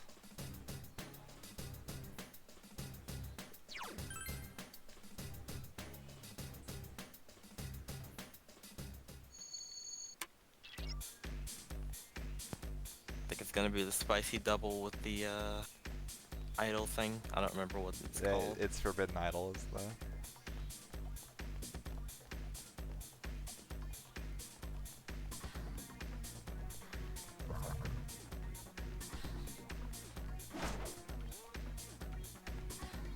I don't know, my luck's been so bad this whole run, it has to be a hot young single. So yeah, if you get a triple, the nice thing about this dungeon is, since I get the AoE, it's very easy to hit them all and kill them all. Doesn't take any extra time. Nope, we got the double lions. A rare monster. Beat the stuffing out of it. 2 All right, enemies keep down. going. Wonderful, Sensei.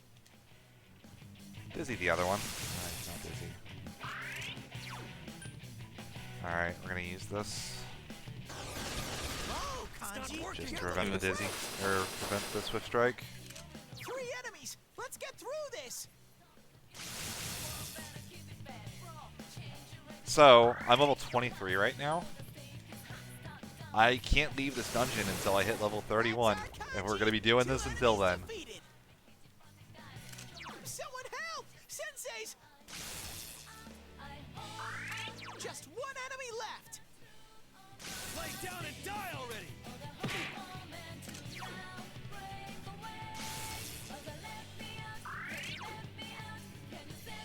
Lay down and die already! And this is why this dungeon needs some RNG minute more so than any other dungeon. It's so awful. It's so bad. You did it, Yep, Sensei. level 24. I got Twin Shot at least on Phoenix, that's actually a big deal. Gotta keep at it!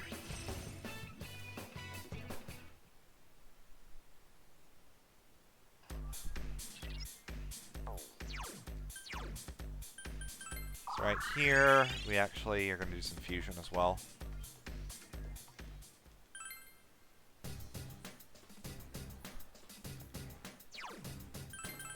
So we're going to save just in case we get a fusion mistake.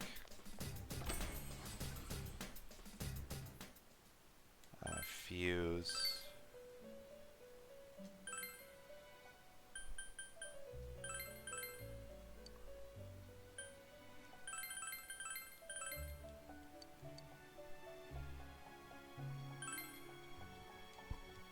So we're going to make Kaiwan. Kaiwan is nice because Kaiwan gets an ability called Tetrakarn. It's a physical reflect shield. It's the main use for him.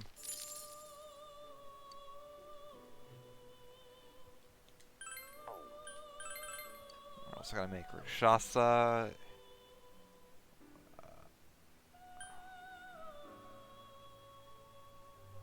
So it's going to be Twin Shot Kunda.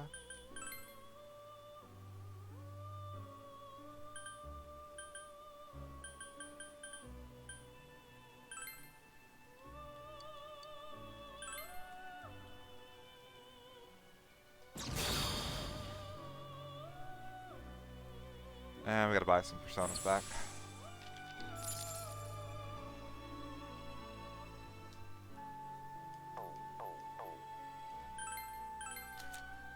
So we're buying our Jack Frost back. Buying a Robots back. Eligor. Archangel. And Kusa.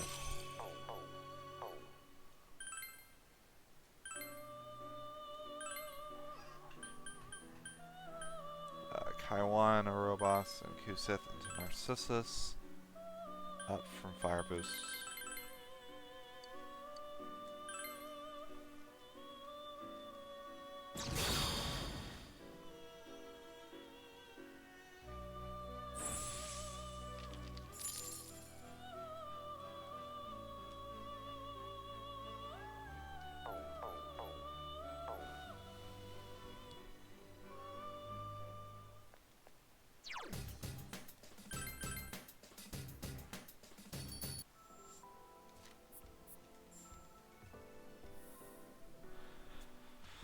Alright, cool. So we got our fusions. We need to get 8 skills onto Rakshasa and Jack Frost. And we need to get to level 31.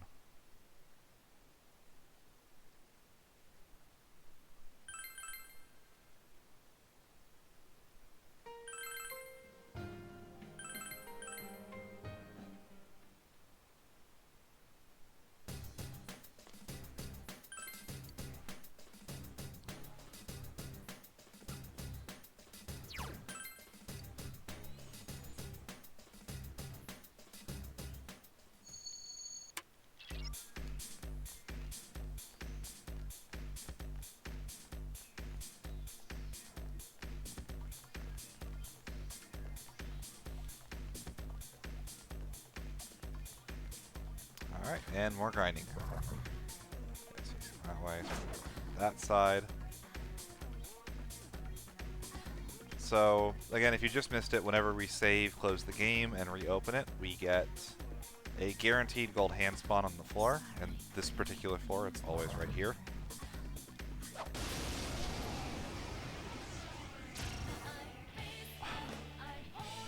Absolutely incredible. Monster! Beat the stuffing out of it! Two Good one, enemies Senpai! down! Wonderful, Sensei!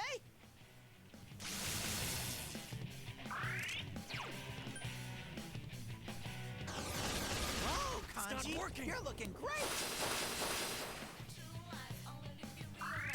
3 enemies! Let's get through this! It ain't going down! Amazing, Sensei! You beat 2 of them! Lay down and die already! 1 enemy! Fight! Fight! Fight!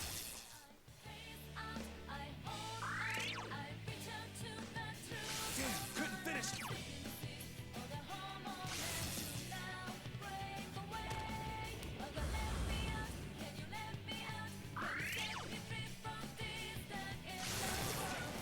What did that think would happen? I leveled up, did you? Alright, powered up! Alright.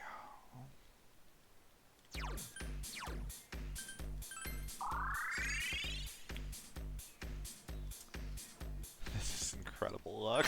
I can't believe this. I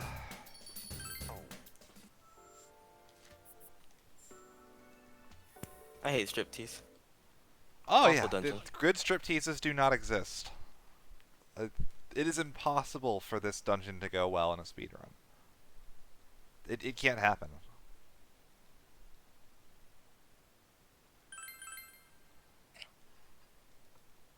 Ah, man. Why today? Like, it's killed so many of my speedruns. But, like, today, it's gotta be this mean. We're gonna do this. I know that pushes the RNG. We're gonna, like, hope that does something. Yeah, actually, I'm pretty sure I don't have enough Tesla coils if I don't start getting some doubles. Because I have 50 of them, and I have to kill 8 gold hands with it. It takes... Actually, it's 8 per? I think I'm okay. Regardless. Regardless, it's hilarious that it would actually be a problem. Gotta love striptease. At this point, I'm going to not buy Tesla coils. I'm just going to buy the freaking single target one. Which wouldn't work either, but... Oh. We got it. It's okay, everybody. Gold hands. It ain't going down.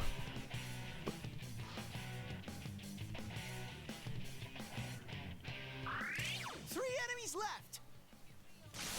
Lay down and The die run is already. sort of saved, almost. Oh my gosh.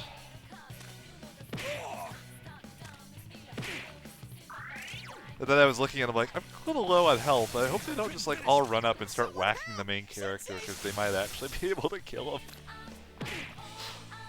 Oh, you know what's gonna happen? They're gonna crit somebody and they're gonna run away. Oh no, don't say Let's that. get through this. Lay down and die already. Someone help! Sensei! Oh, and the shuffle time. New cards. EXP up, let's go! You did it, Sensei! All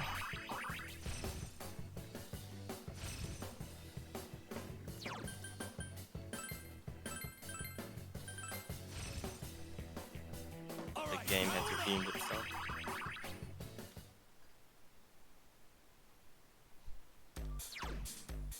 Item.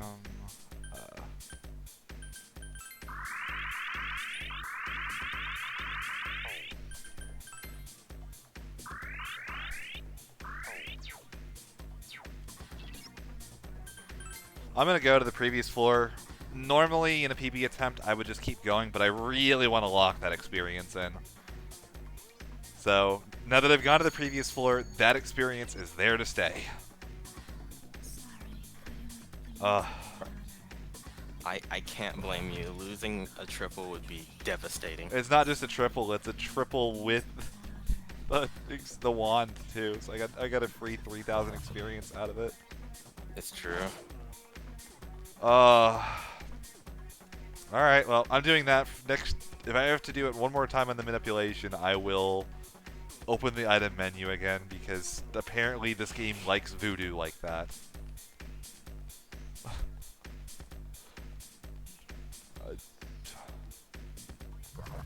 This game is ridiculous. I mean, that shadow is facing the same way every time, so something has been going on with that. So maybe that advances the RNG or something. I don't even know.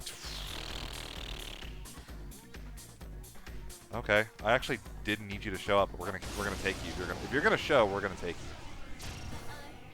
Okay, there's the idol. What are you weak to again? I actually don't remember. Out of it. Fire Thought it and was- light. Huh. Okay. So firecracker on you. Go, Sensei! And I need to finish this on Jack Frost.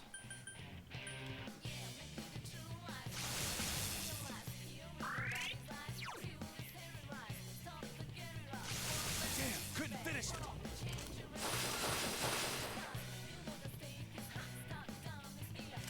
Three enemies left.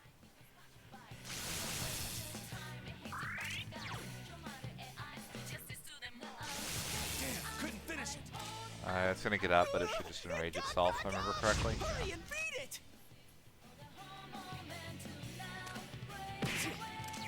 I'm waiting for one of these guys to crit me. I know it's gonna happen. No one stands in Sensei's way. Don't speak up such things. Couldn't finish. Me saying it's gonna happen will make it actually not happen. Oh, You guys That's need true. to know how I can be SMT'd for me Something's being up with or Kanji. for the SMTing to not happen.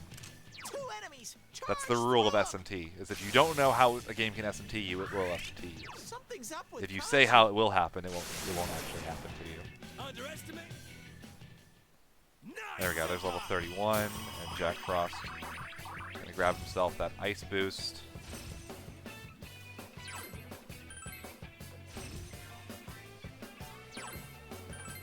Another level. Gotta keep at it.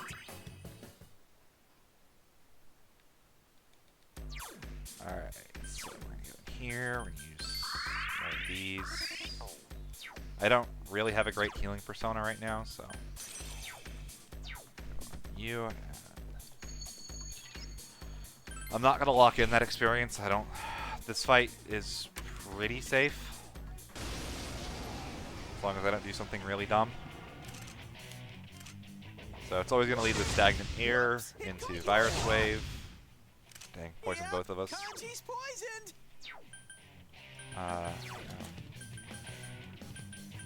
Firecracker. You hit its weakness. No, we ain't doing it. Guard. And I'm gonna have you use guard as well. It got back up. Hurry and beat it.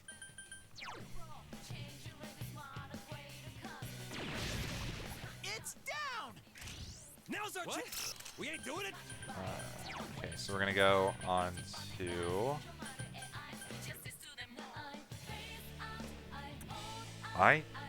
Do you have Tetra? Okay, it's Narcissus. I was like, where's my Tetrakarn?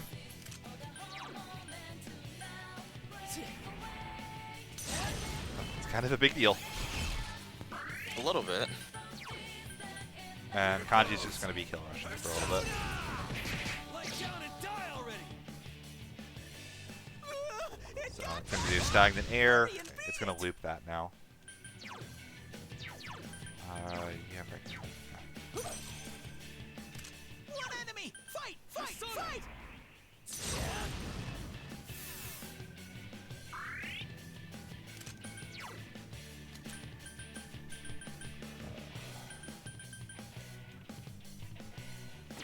The firecrackers just tack on a bit of chip damage. What? We ain't Make doing it. makes Kanji's kill rush do a bit extra damage as well. Persona. It's not super impactful, but every little bit helps. Hurry and beat it. Back to Narcissus.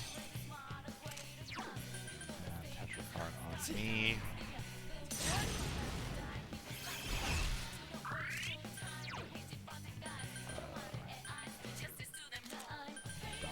I'm like trying to dig through my items menu when it's already on You hit its the weakness. right one.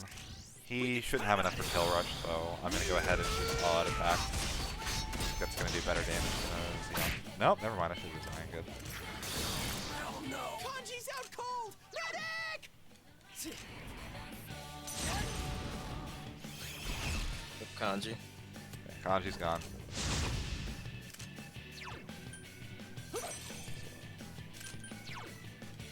This is when you start to kind of see how good reflect Go, skills are. Sensei! You knocked it down. So he's gonna get up. It got back up. Hurry and beat it.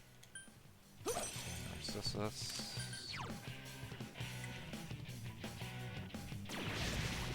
Go, Sensei! You knocked it down.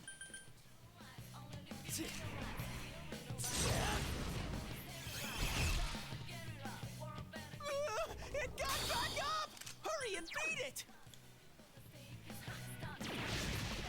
Go, Sensei! You knocked it down. Persona.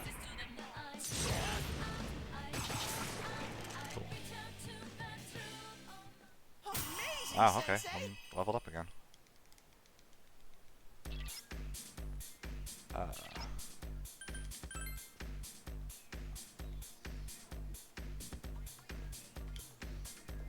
Alright, cool. We got our levels. I'll get Yukiko her levels in the next dungeon, so we're good there. Any kind of healing spell.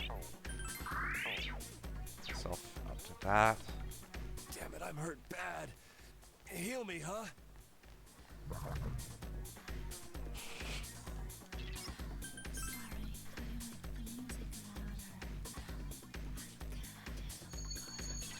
Being over-leveled is never a bad thing. Who got It usually just means wasted time.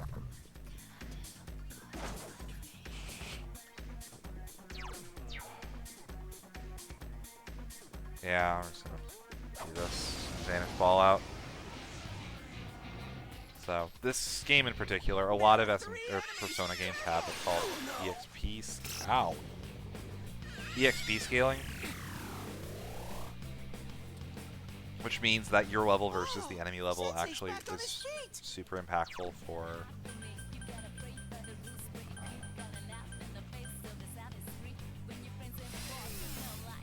or your level versus is like taken as a part of the experience formula versus the opponent level. But Persona 4 Golden doesn't do that. Which is weird because Persona 4 Vanilla did. They actually completely reworked the experience system, going from Vanilla to Golden. And then they changed it back for Persona 5. I don't know why. They like making interesting choices.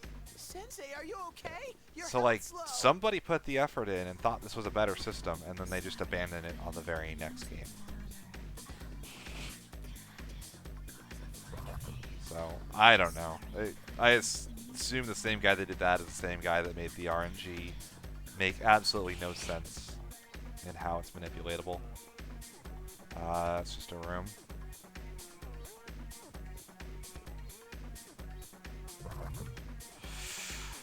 Okay, if that guy was a chaser, he probably would have gotten me, but he was a dasher.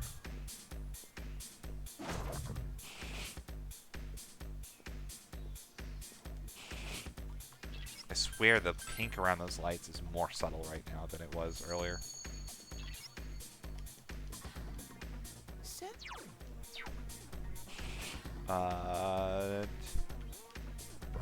No, that's just white.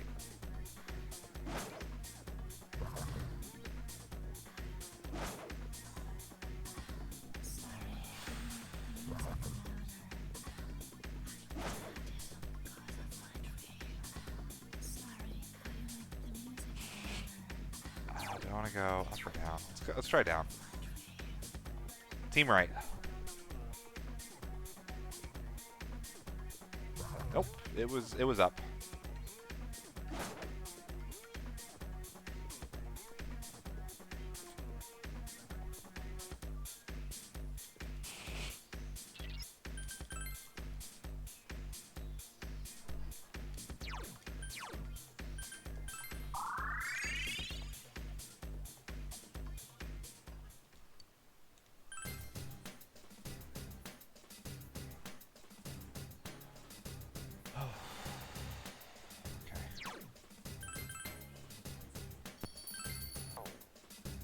Can I just mention how I hate striptease? Yeah, you can feel free to, if you want to say that like an hour and a half from now as well, I still won't complain. Register all. Oops, I went too far out.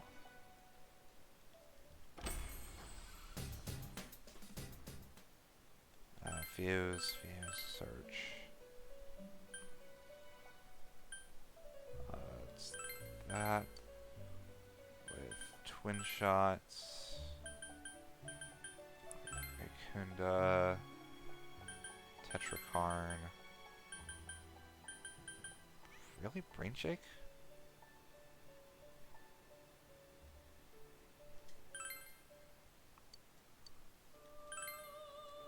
Okay.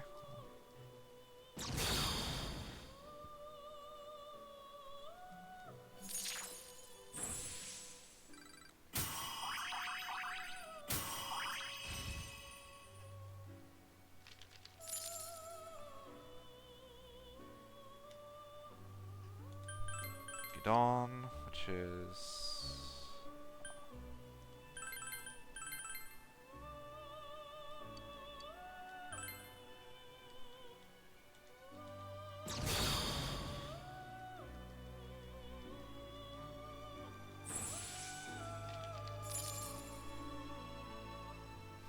Okay, now we gotta go buy some personas back.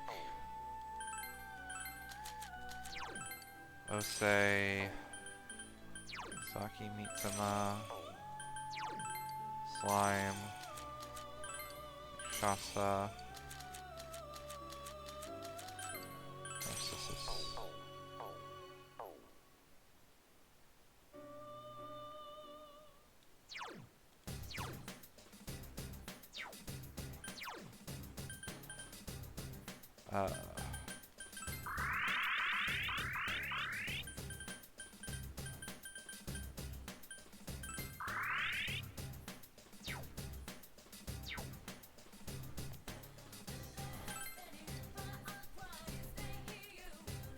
Alright, we gotta get our party. So we're taking Chie and we're taking Yukiko with us.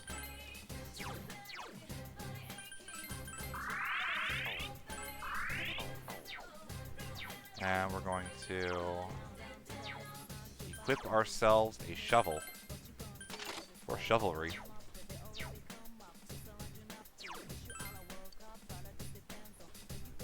Shovel Knight.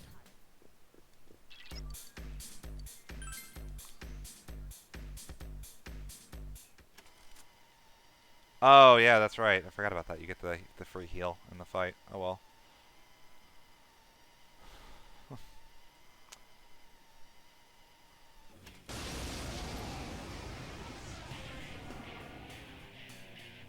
It's probably fine.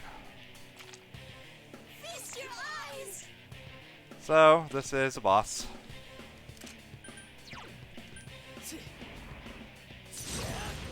Yeah, it's a boss, alright. Here goes. Persona! Oh, I crit. Nice. What? We ain't doing Good job, Kanji. Classic time. Ooh. I am thou. There!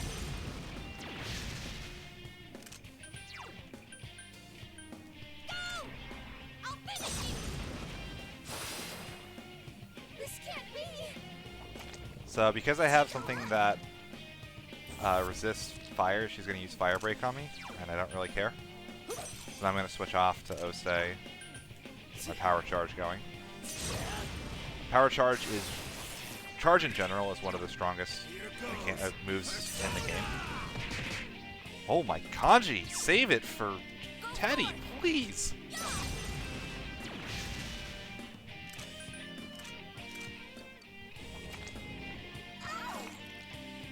Kanji is pulling no punches. He is, like, going ham. Holy moly. I'm pretty sure she's dead. Yeah, that's less than half. I am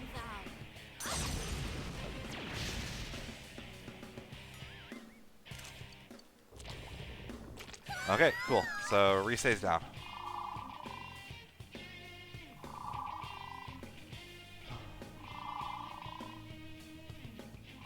That was excellent. Holy cow.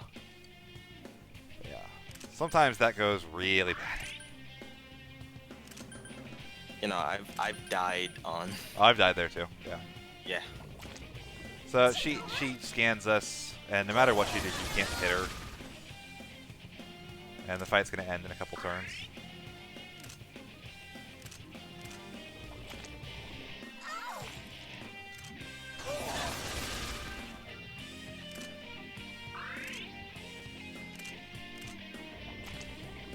Feast your eyes!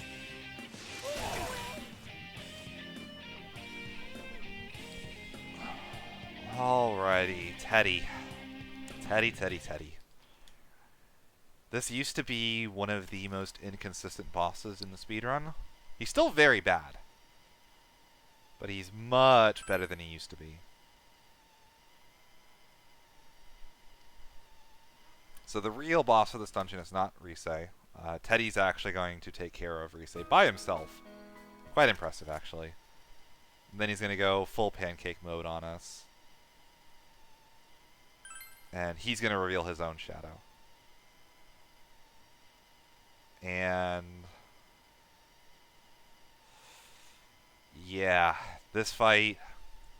used to be really bad. Still can be really bad if we're unlucky, but he's going to cooperate and be really nice because the game has been so cooperative with me so far. In the past, I have run out of SP on this fight. I've run out of healing items. I have lost this fight in almost every way imaginable. And the time loss in losing this fight is crazy high. So we're going to Raikunda here, and we're going to hope really, really hard he's going to do what we want him to do. Here goes. Kanji, where is this coming from? So proud of him. They grew up so fast. Mind charge. Let's go. All right. Cool. So we're going to switch to Jack Frost. Oh, I forgot actually. I was supposed to throw a mirror with Yukiko. That's fine.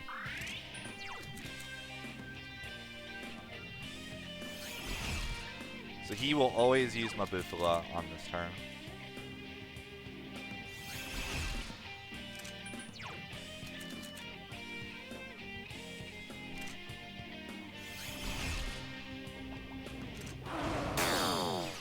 What?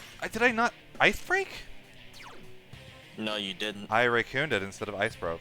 Oh, son of a gun. That sucks. Alright. Well, that's 1,200 damage I just didn't do. Oh, that sucks so bad. Here goes.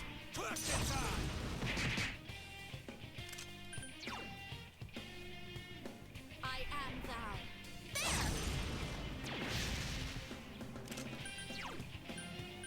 thou. We gotta do this the old-fashioned way.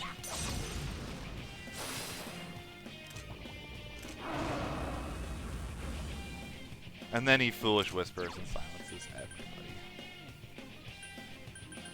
Persona.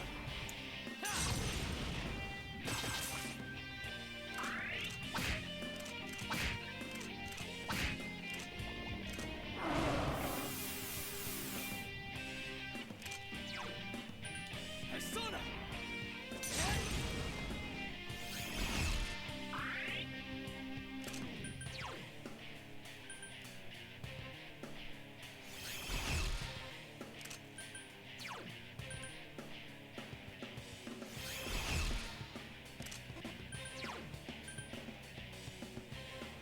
So this is going to do a pretty good chunk of damage back to him.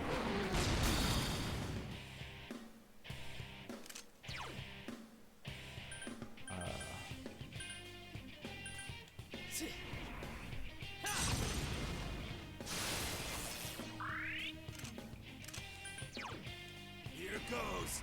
Persona. Go forth.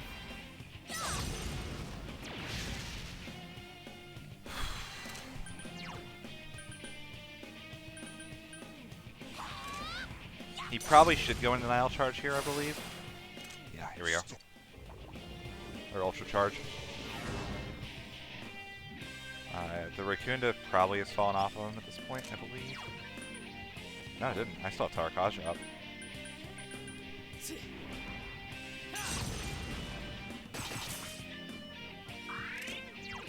Here goes. Kanji, no, you didn't just do that. I'll finish you.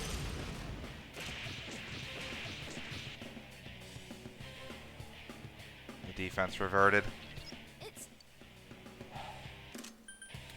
You can go for a break here where I would twin shot again.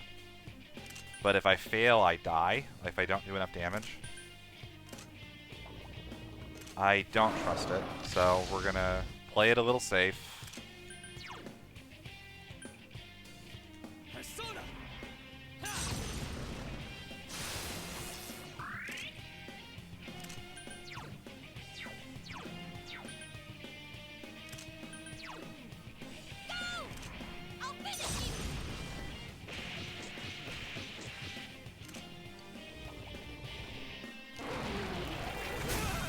Wow, okay. It's very rare that you survive a nobility guidance like that. Okay, let's get set up then. Persona.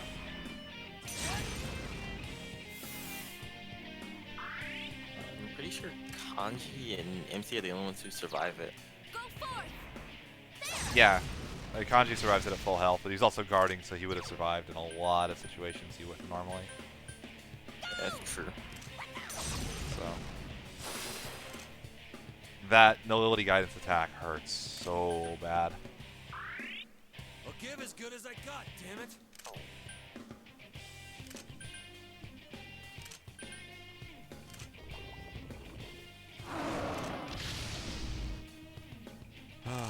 Okay. I'm charged. I've got that, so we can go ahead and twin shot. Good. If I miss a twin shot, I'm actually going to be very big danger of running out of energy. Yukiko can no longer safely attack.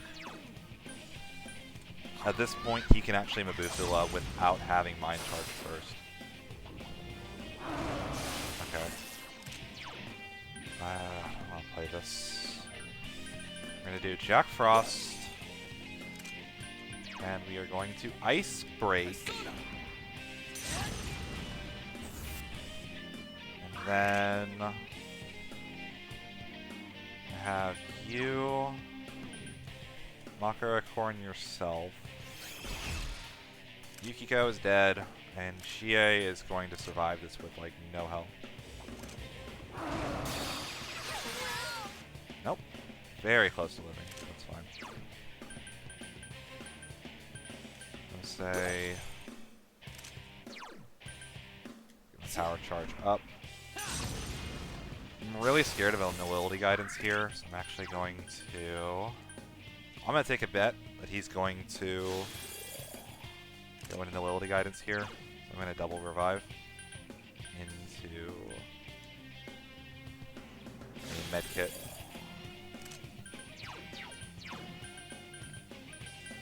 Because at this health, I'm pretty... Nobility guidance might one-shot the character. Yeah, there's nobility guidance. We'll see it, GA. Yo, gamble paid off. Nice.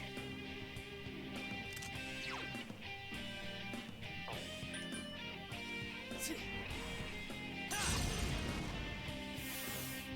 I'm going to have Kanji revive Chie, and Chie is going to put Tarakaja on the main character.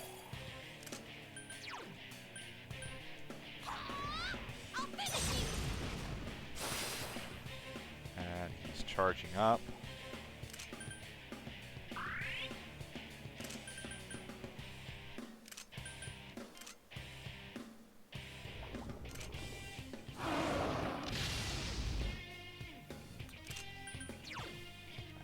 Kunda, I have that all up, so let's twin shot.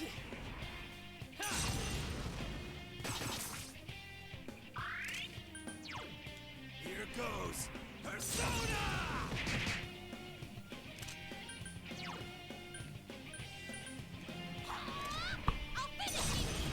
Sorry for bumping the mic a little bit there. Arcunda. Ah.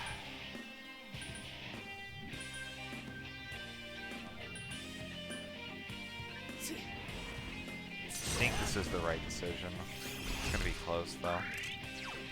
Here goes Persona!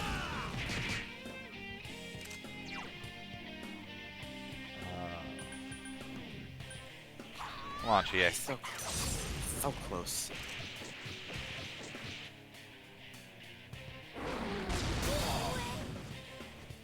Oh, Kanji lived. Like, crit is really unlucky. Oh no.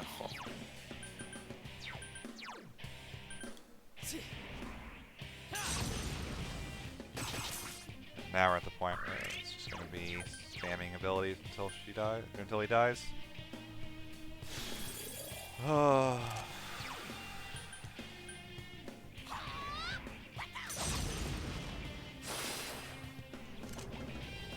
Really? Okay. It's not a big deal. It's just dumb. Persona.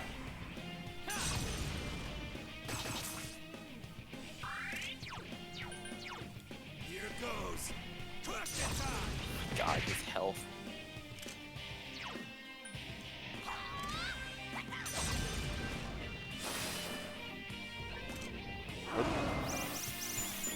I mean, I don't have a problem with this, but it's kind of annoying. He's like taunting you. You can't get buffs up. It's like... He's just sticking his tongue out at you.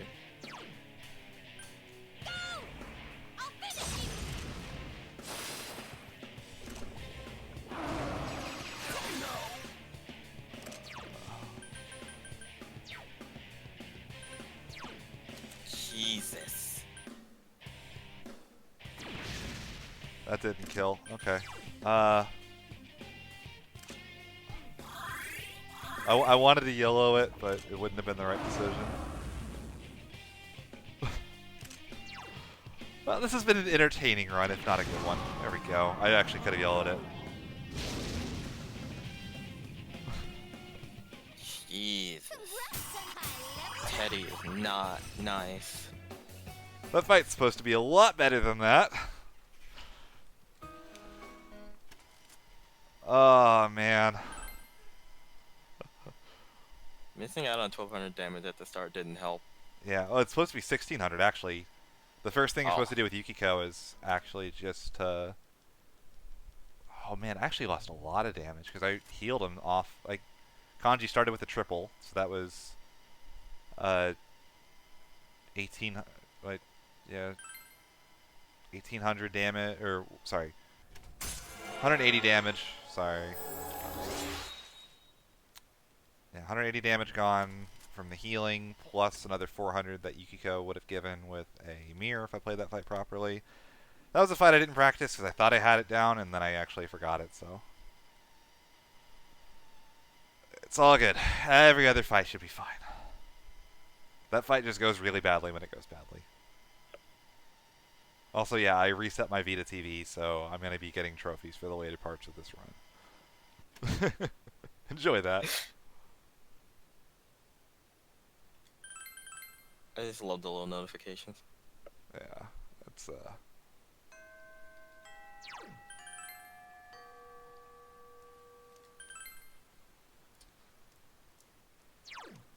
my estimate is very conservative, so even as horrible as this has gone, I should pretty easily make it under. Yeah, you're definitely still in pace. There's no doubt about that. Well in pace.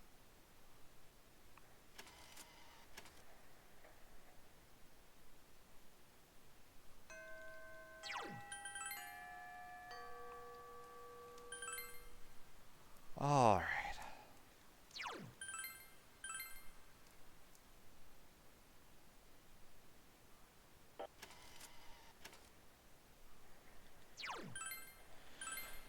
So, this was the last day to rescue Rise.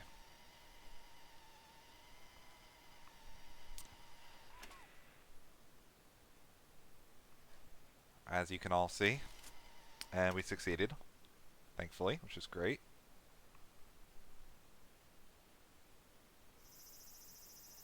Uh-oh, what happened?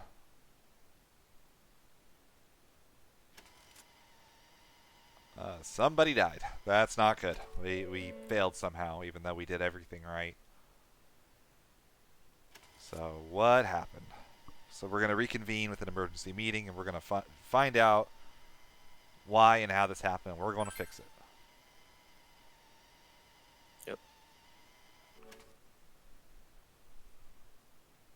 This is one of the few times in the game where I can think where the story progresses almost immediately after you finish a dungeon as well.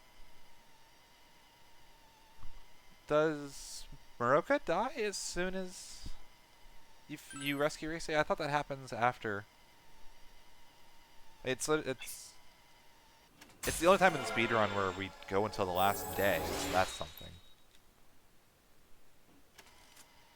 I'm not 100% sure now I think about it. I don't remember.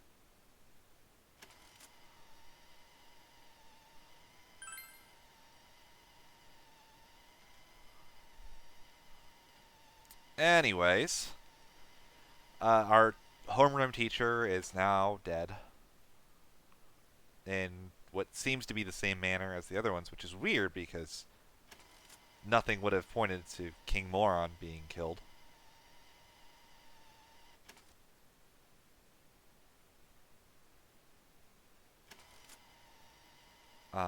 Also, in the meantime, in 2 days, Teddy grew a body by doing lots of sit-ups.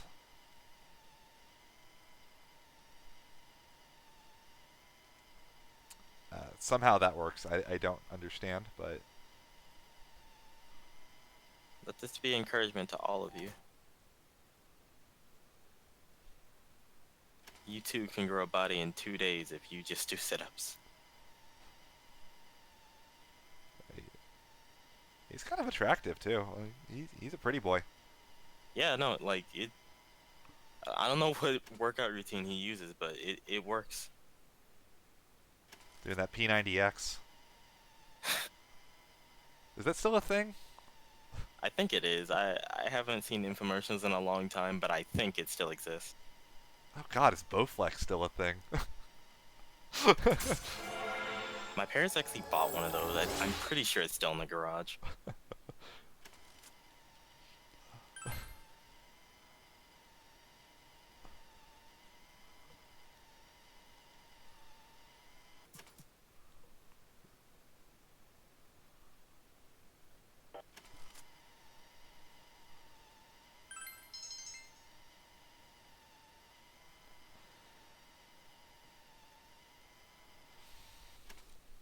So yeah, all the news is on Moroka and how he was killed.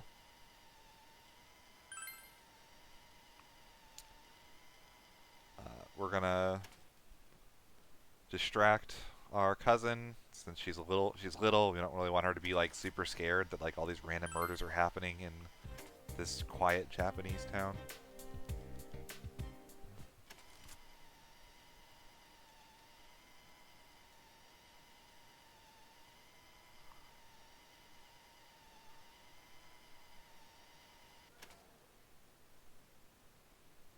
No, this is our replacement teacher. Yeah, our replacement teacher is she is something. Yeah? I'm trying to think of like a really nice PG way. She likes the way she looks. Yeah. We'll put it that way. Self-confident. Yeah. She knows who she is, and she's not afraid of it.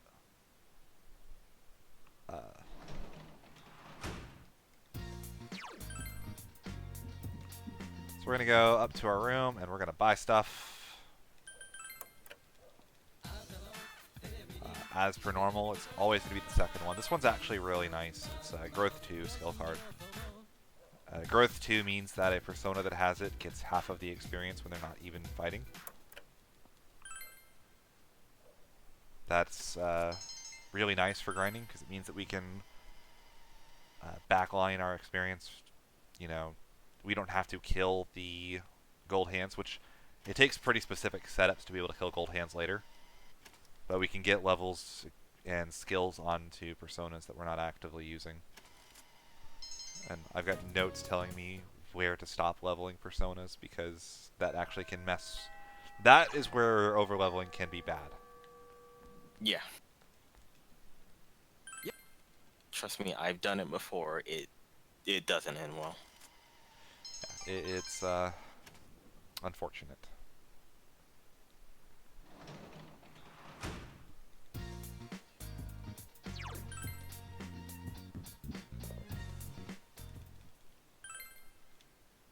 My menuing on this stuff has been my daytime menuing has been really bad in this run. Part of that is that its muscle memory isn't quite there right now, and the other part is that I'm thinking a lot more than I normally do since I'm trying to explain everything as I go.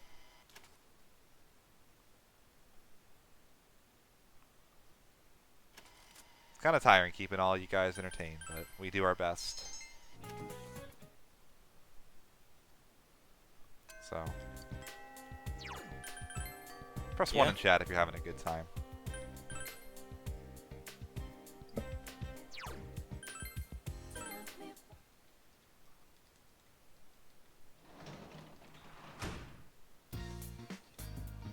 That's what I like to see.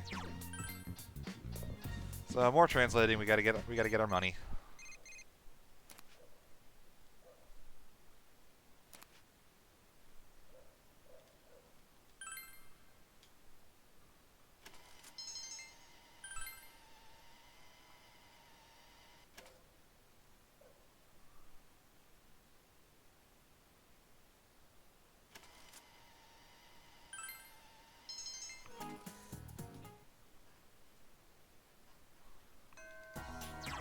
Actually panicked there for a second because I didn't know what the right answer was, but Mole didn't have it in his notes, but if it's not in the notes, you're supposed to mash X anyway.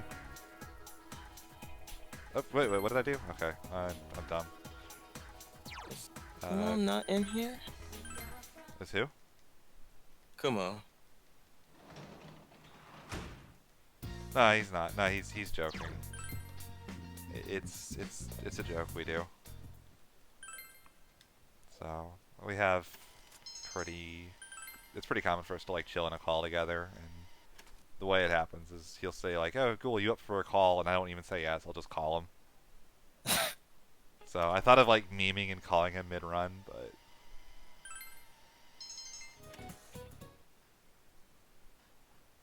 I'm not gonna lie, that would be kind of funny. I don't know. I wonder what his response would have been.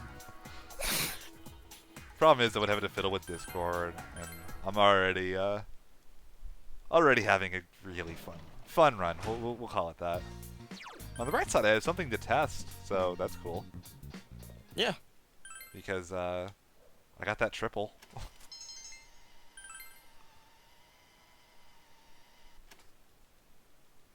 I'm still baffled by that. The like all the stuff with manipulation, or just the fact that was a triple.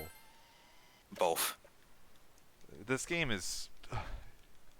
The weirdest thing is, like, you would think if we're manipulating the RNG properly like that, and we like could control everything, we could control dungeon layouts, right? We can't. Or at least, like, what I've done hasn't had a consistent dungeon floor. Yeah. So I can somehow influence the inside of that encounter, I can influence the overworld encounter, I can influence something else that we'll get to later. I can't make the game give the same floor layout on a dungeon. I don't understand. It makes no sense. We're gonna figure it out at some point. If someone wants to like dissect this game for me, or like teach me how, I would like love to. If someone like either in Twitch chat or someone that finds this on the YouTube VOD later would like to help me dissect how the random number generator in this game works. There's actually a lot of other uses we could have if we could fully manipulate the RNG in this game, but even the very limited uses we have are very, very powerful. Mm-hmm.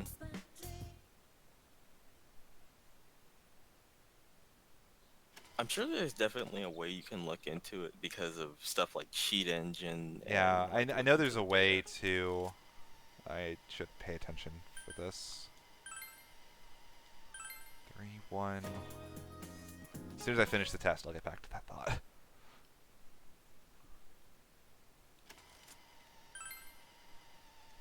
1, 2, 3, 1...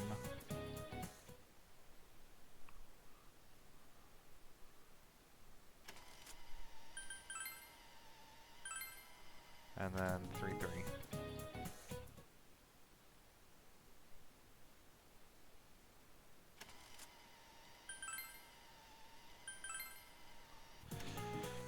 Okay, so yeah, it's weird. I know that there are different things you can do with Vita modding that allow you to, like, for example, export the game's RAM. And I could, in theory, use that to, like, dig through, try to find out what influences encounters. I can try to take the game apart and see if any of that would explain things. I do want to look into eventually modding the game to at least remove the bzz sound effect and see like if I can either replace it with silence or just even like a song track would be fantastic. So it might be a little bit awkward at times to like have the beginning of a song looping on a or like continually playing, but something like the Velvet Room theme I think would actually be okay if it just replaced the fast forward sound effect. Ooh. Yeah, that would be nice. So be a little bit annoying probably, but it's kind of unobtrusive to begin with. But like it'd be kind of bad for like little short segments like that, I guess. So it would still be probably a little bit frustrating or annoying to people, but that would be like my ideal hack for the game. That would be wonderful, honestly. A I great mean, quality of the life change. true like amazing scenario would be if I could like make it pull a random song Oh my from the god, game's soundtrack. yes. Actually, probably I would prefer it if you could make it just pull like from a list of songs, because that way I could leave like the really juicy stuff for like the extra power in those moments. But so that shopping is optional, but since I'm a little bit of a dork and wasted a bunch of SP restoratives on Shadow Risei before... Oops, I gambled. Hey, we were right. Cool, we just made up all the money we spent. All plan. All according to Keikaku.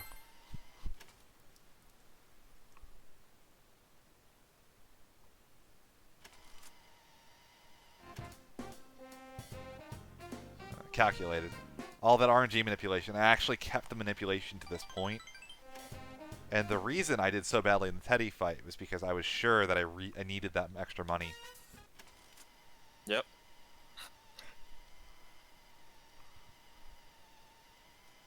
It's all part of the plan. Yeah.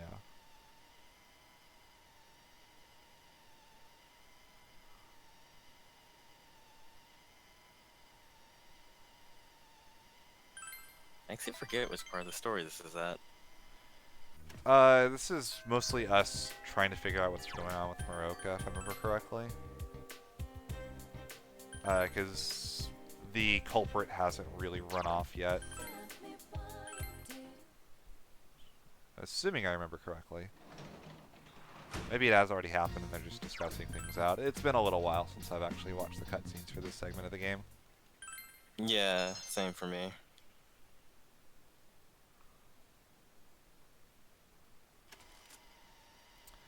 I'm playing on a PlayStation TV. I do actually have a capture card modded Vita because I was going to run this game before the PlayStation TV was a thing.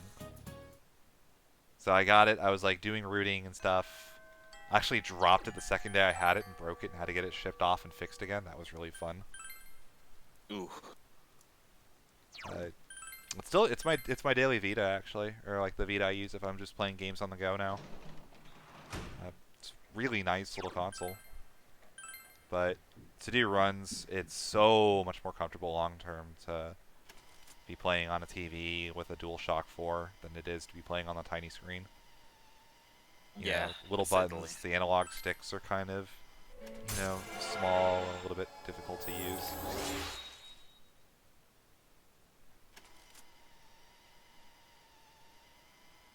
So...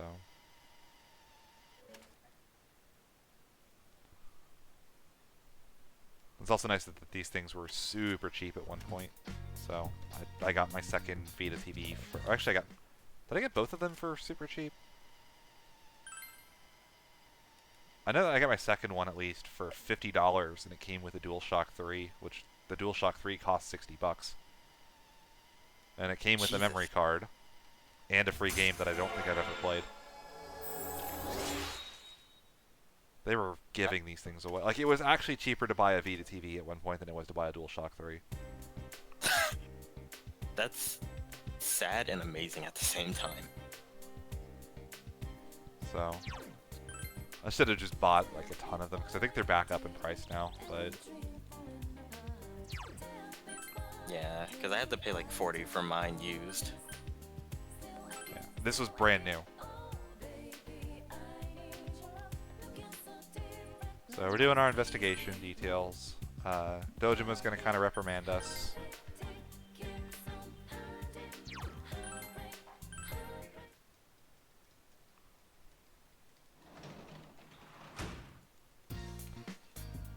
Yeah, I'm playing on a DualShock 4. There's kind of nice things to both controllers. The biggest problem with the DualShock 4 is the options button is awful. I've gotten used to it now, but like, it's like tiny and shallow. You don't really get a satisfying press with it. One of my dream things to do eventually is get a modded controller that at least just has a raised version of the options button. Make it a little bit easier to press, considering like every single cutscene requires, you know, 2 start presses. Yeah, that would be kind of nice. I'm not gonna lie, I'd like that. So I really want to play with Battle Beaver Customs is making a controller with like micro switches in every single button, and it sounds like the best thing ever. Like, you get like satisfying clicks anytime you do anything with the D-pad. Like, did you ever play this on like the original Vita? Like, you know like how satisfying that D-pad was to use? Yeah. Like, oh my god, I hated that. You hated that? Wait. The D-pad on the original Vita. Oh, on the original Vita. No, I actually really liked it. It's amazing. That's what I'm saying. Like that, like super clicky feeling. Yes, I love it. It's very nice. It's better than the DualShock 3. DualShock 3. That was what I was thinking of, and I yeah. No, I'm talking like the original Vita one, like that D-pad. That one's really good. I think it's a highlight of the Vita, honestly, is that like it just feels good to use. Like, it's nice to hold in your hands.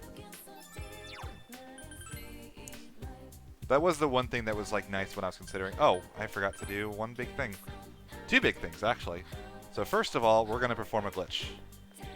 The only major glitch in the entire speedrun. He's going to have a quest for us. The first one is going to require us to give him some Inaba trout. You'll remember that we bought those, so we didn't have to fish them up. And then we're going to leave. And then we're going to go in again. Make sure I have this right. I don't want to screw this up. Okay, so I'm going to show this real quick. You'll see that I have 1 Tetracorn, and I have no Makara Corn. So I'm going to go into Daidara again, and there's going to be another quest where he wants me to harvest 2 types of corn. And it's going to give me the option to turn in for the quest, even though I don't have what he wants me to have. So it's going to, for some reason, it only checks to see if you have Tetracorn. Which is great, actually. Let me do this fusion. I'll talk a little bit about what that did in 1 second. I'll probably actually show it off since this runs really bad.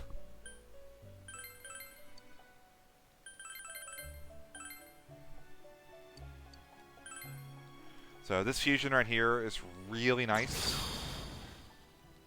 I didn't save before that. That was actually really risky. Ooh, playing with fire. It's fine. It worked out.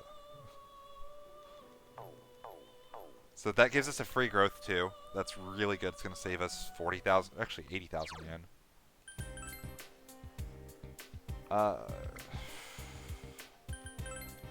So I went into that. I had 1 Tetracorn and no Makara Corn. So you think, okay, he took your Tetracorn and then just ignored the Makara Corn, and you would be wrong.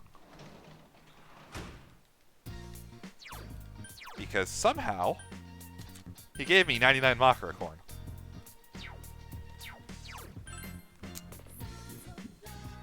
So, the way that works, or at least the way we assume that works, is it's what is known as an underflow. He's taking 1 item from each of the slots in our inventory. He's taking 1 Tetracorn and 1 Makara Corn. He takes 1 Tetracorn from my 1 Tetracorn, so 1 minus 1 is 0. Easy enough. The Makara Corn, he takes 1 away from it, but it's 0. So rather than just leaving it at 0, it goes to -1. And the weird thing is that a lot of computers struggle to handle negative numbers when they're not programmed. Like, the game never should expect me to have a -1 Makarakorn, right? Like, how is that even going to happen? So the game sees that -1, and it's like, that's weird. So it instead thinks, well, it can't be a like that little of a number, so it thinks it's a really big number. And I guess our assumption is that it, like, once it sees that it's a really big number, it goes, oh, whoa, that's way too many. Well, you got a lot of them, so we'll just make it 99, like the max number you can normally hold. And yeah, we get 99 magic reflect mirrors, essentially. And that is going to break this game like crazy. Oh yeah. Now, not always. There are actually, like, it's going to lead to some really interesting strats. And eventually bosses... So the reason it's so powerful right now is that enemies and bosses don't have ways of dealing with that. Especially because it's not that hard for me to get a persona that reflects physical. So I'll be reflecting physical, and then I can throw an item that repels magic. So there's not really a way for some bosses that aren't like equipped to deal with that to hurt me. Now, the one thing that's a downside to that is that the boss has to actually be able to do a decent amount of damage for that to be fast. So there are going to be points where it's going to be better for me to actually be setting up and attacking, even though I can play pretty safely and just let them hit themselves.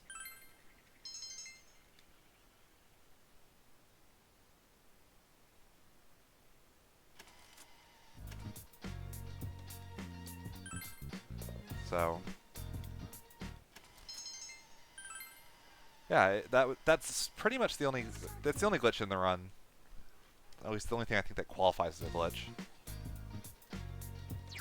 I can't think of anything else. Yeah, it's super useful though.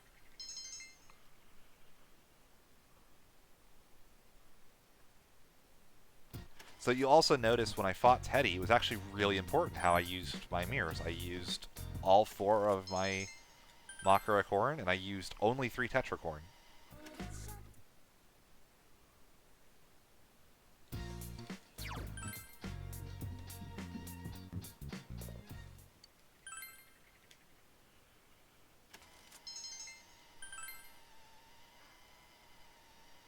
So, still just translating, still making all that money.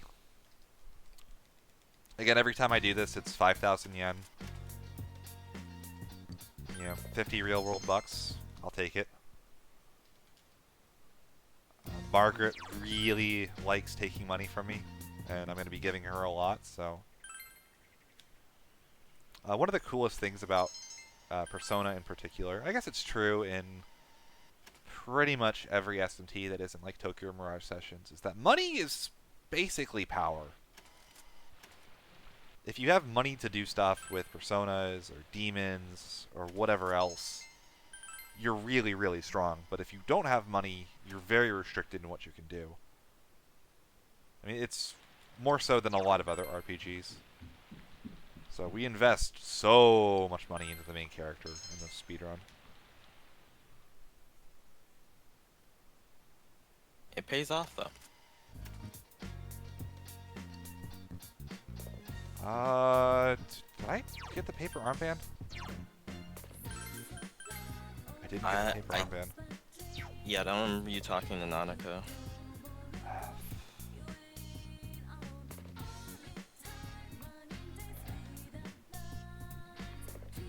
I talk to her now? I'm No, I not can't. sure. Okay, that's unlucky.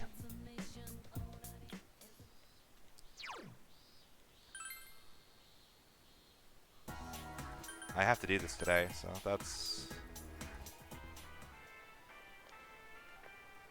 It's not great.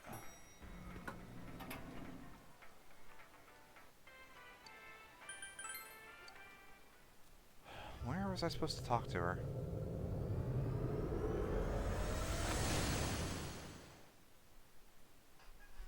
Ah, okay. Yeah, 726, I see it. Okay, so Paper Armband is an accessory that gives +5 to all stats, equipable only by the main character. It actually makes or gets rid of a lot of damage ranges in the grind here in particular, so it's super, super useful. Without it, this is going to be a lot scarier. I think I might actually have to use Mind Charge instead of just double Megiddo, which is what you normally would do. Either that or I just need to roll a really, really good... I'm going to roll a really bad Toatie, aren't I? So something a lot of people don't know is that level up stats on personas are actually random.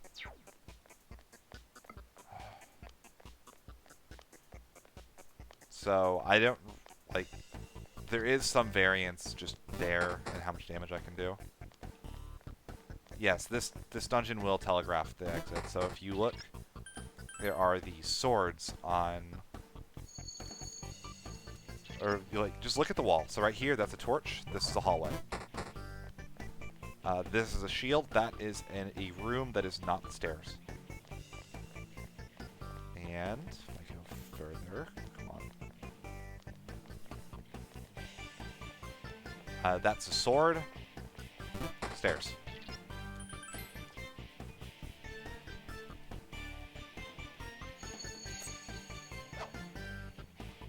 This is one of the easiest dungeons in order to at least tell where the exit is. Yeah. The other one that's super comparable is Heaven is really easy. Yeah. The nice thing about this dungeon is that everything is telegraphed. Heaven only shows where the exit is. Which can be a little frustrating. I guess now, actually, the visual is hard to notice, but Striptease actually tells you what everything is, because only certain things will lead to rooms. That is true. It's just a really hard visual to see. You're looking right at me, aren't you? Yeah.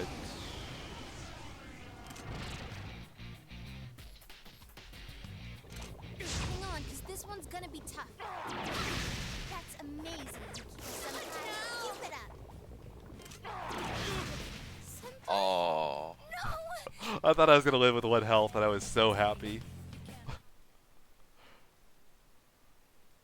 That guy was looking right at me, and he was in the middle of the hallway.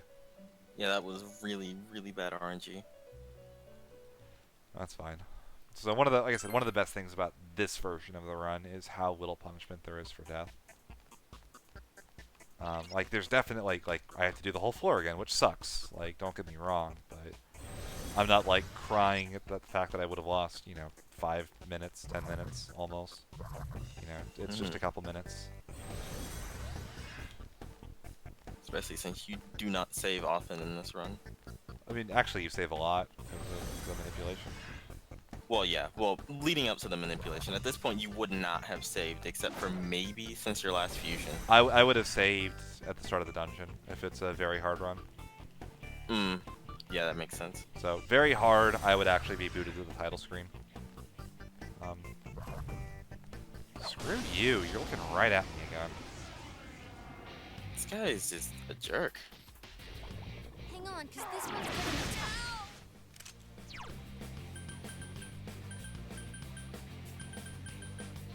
Where are they? Oh, he missed me. That's nice. He's looking right at me, and he was really fat. Just like, the whole hallway is mine. So, I need Yukiko to have a lot of health.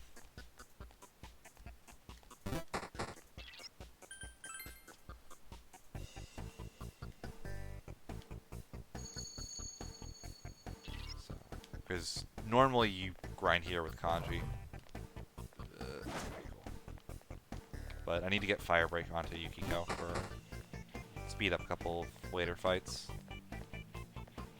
This is kind of the point at which my party members get outscaled super hard, especially because as you'll see in a little bit, once I hit level 35, I am going to be solo grinding, so that instead of splitting the XP, you know, 2 ways, 3 ways, and so forth, I'm going to be getting all of the experience onto the main character, and you're going to see his level's going to just skyrocket because of it.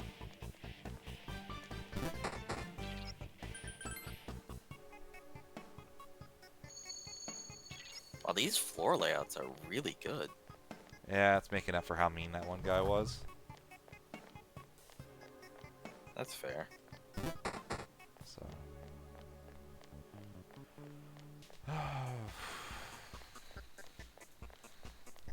That's a dead floor.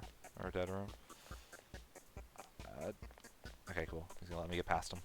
Sometimes those guys are weird and they'll start moving right when you're next to them and you can't really sneak past them. But other times if they're at the end of the range, they'll just let you kind of walk around them before they chase you. It's very nice of them. Yeah, it's definitely useful.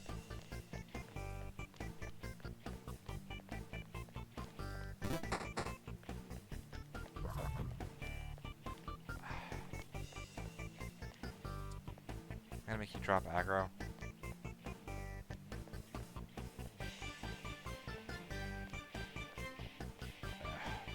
Yeah, let's take the fight.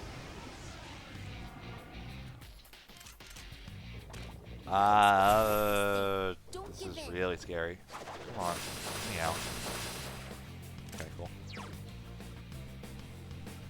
Getting decent. Well, this floor layout's been bad, but decent floor layouts and really bad shadow placement. And my movement for avoiding shadows has been pretty bad this run.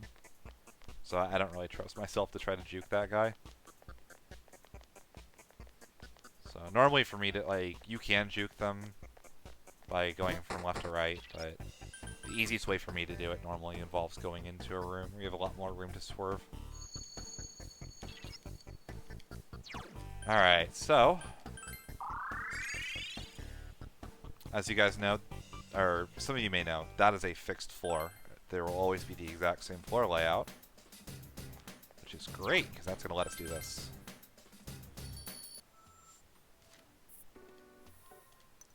Alright.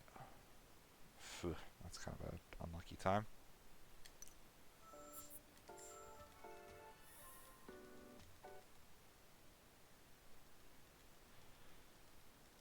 So, the normal manipulation here gives 2 gold hands with that.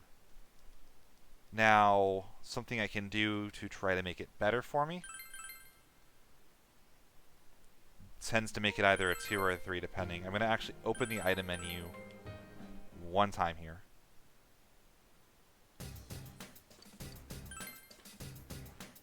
So, we're going to go here. Might have been too far. And we'll see what that does. May not help. It's... Right now, RNG manipulation in this game is kind of an art, it's not a science. Sometimes doing voodoo magic makes things work better. Sometimes it does nothing.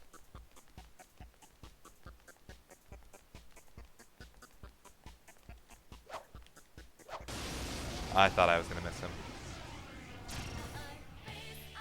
Hey, cool. Voodoo magic gave me a triple. Ooh, a rare one. Don't let it get away.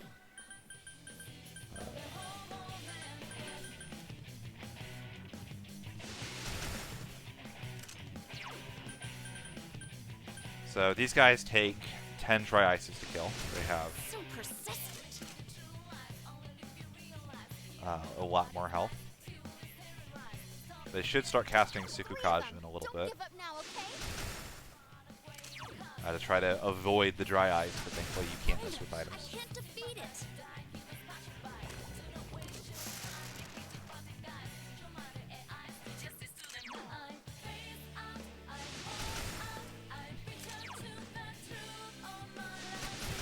So persistent.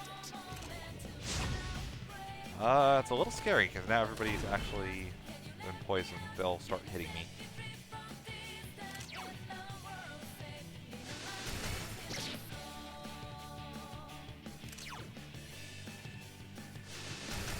I couldn't do it.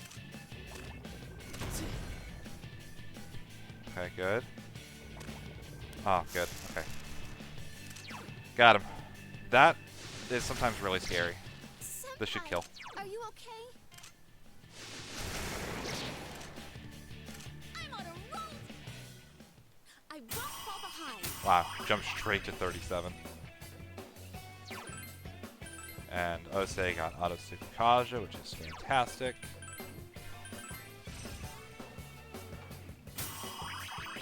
And where I was starting to get his stuff.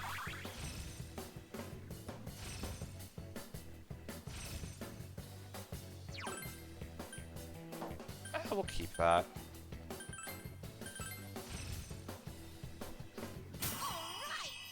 So right there, I went from level 32 to 37. I need to pull up some extra notes here. In Discord. 1 second. Okay. Skill. Go.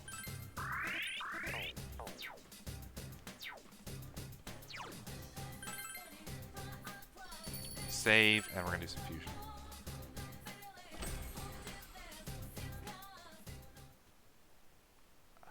Okay.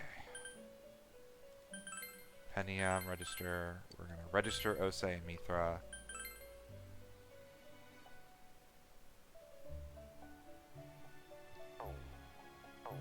Okay, fuse, search. Mithra and Narcissus into Gorgon.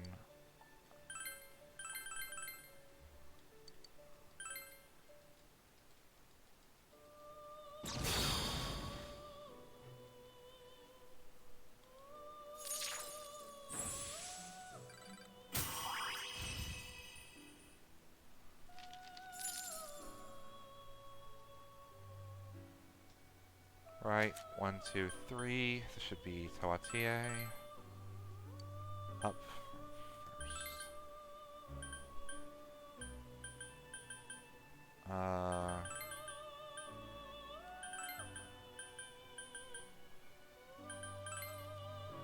So Tawatier is great because Tawatier gets Megiddo. That's really important.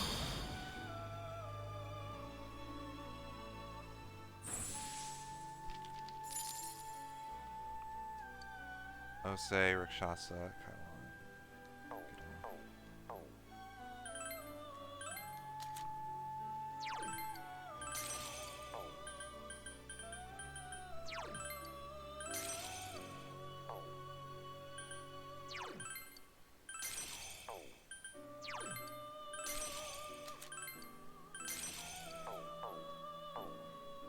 Alright, so now our goal, we need to get to level 47.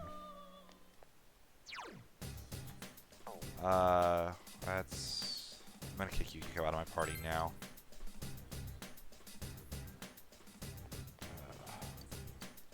Hurry, Bebo-kun.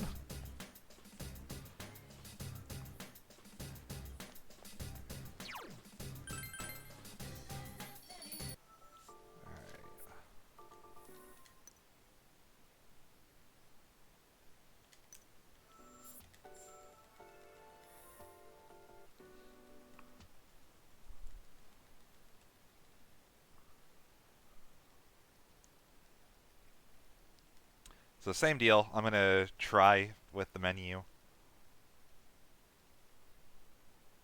and see if I can get the triple instead of just the double.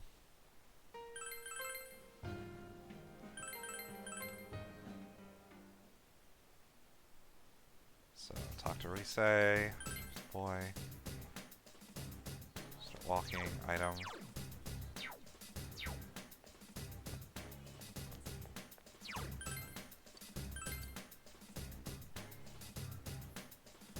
Alright, let's see what we got.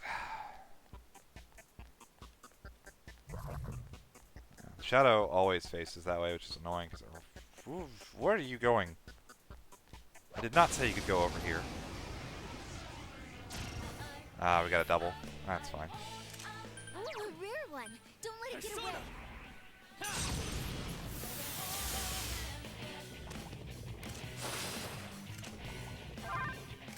Persona!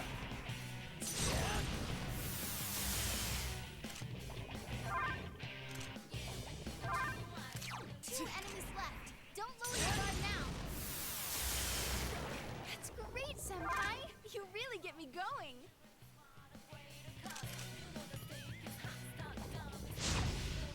So, we're only gonna get a single one.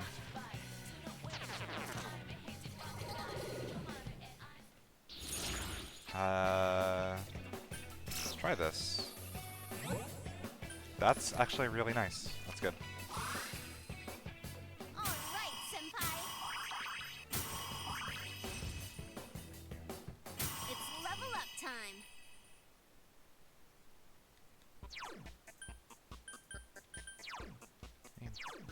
Okay, he does have auto Tsukakaja. So I just got really unlucky there.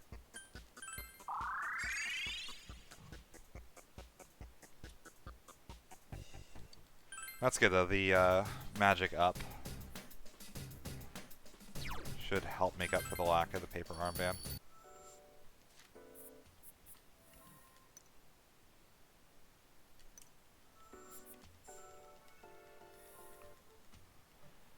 So again, if you haven't seen the RNG manipulation before, whenever you close the game and then reopen it, there will always be a gold hand and a red shadow on the first floor of the dungeon that you go into.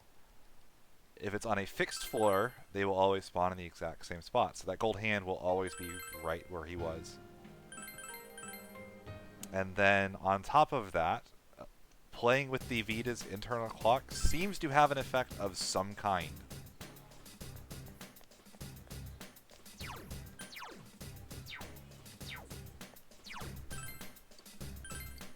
So you'll notice that they're going, like, this guy's going to move the same way, going to do all kinds of different stuff, and I'm going to be pretty likely to get either a double or a triple in this fight, as opposed to a single.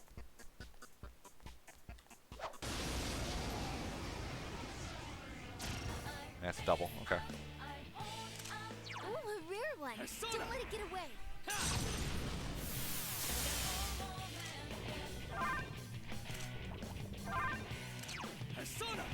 Alright, come on, hit both.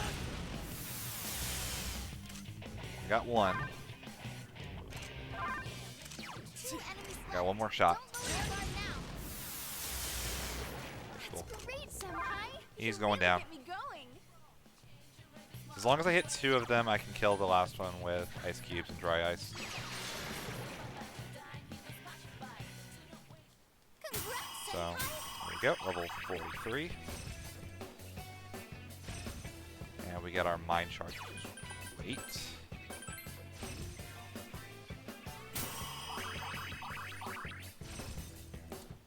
So I'll probably mind charge triples, but doubles are a little risky to mind charge. Alright, level up.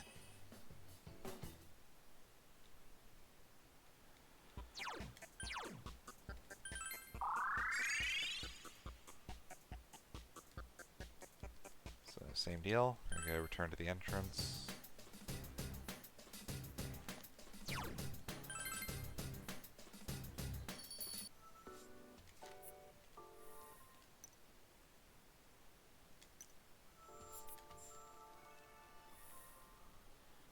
No, this grind should be over very soon. Probably 1 or 2 more encounters. If I get a triple, I should hit level 47, I believe.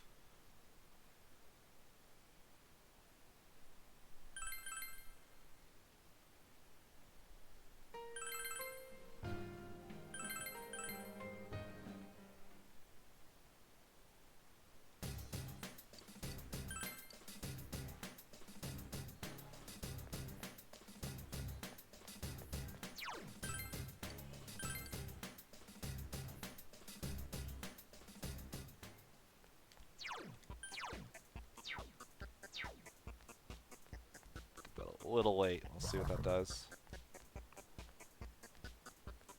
Probably nothing. I'm assuming this will be a double.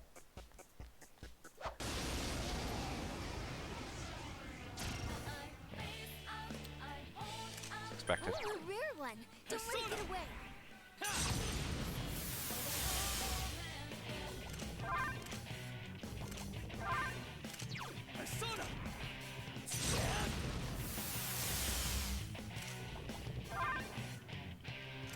Oh, oops.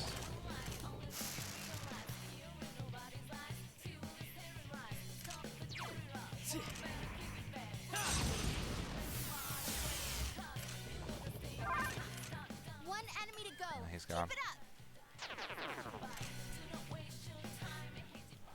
All right, senpai. Yeah, should be 2 more then. No innervate. Didn't want.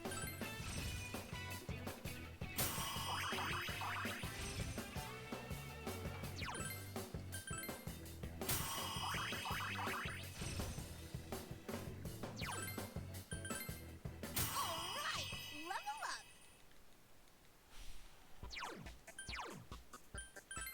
So, not the luckiest grind in Void Quest. I really actually struggled to kill is the bigger thing. Which might be the paper armband. I don't know how those 5 stat points would actually affect my accuracy.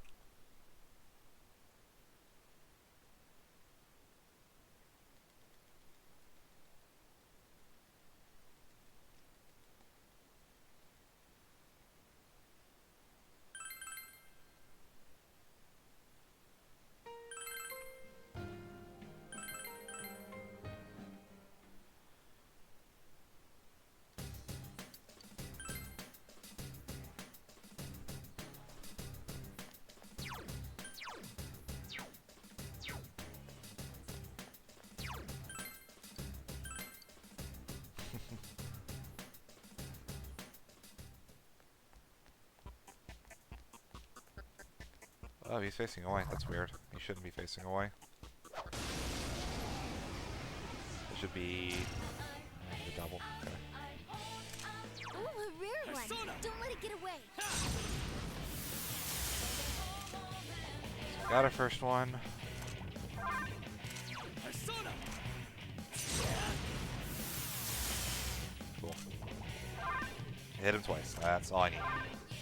2 enemies left. Don't lower your guard now. Alright, senpai.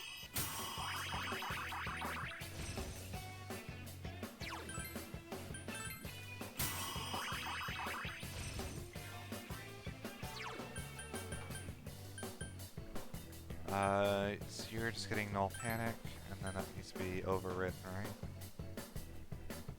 Rid of growth 2, yes. Okay. Whew, that's good. That would have wasted a lot of time.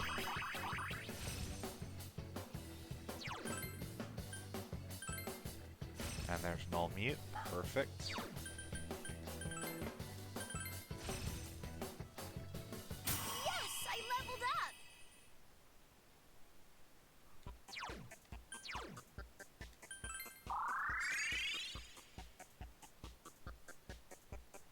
I have talked a little bit about Persona 3.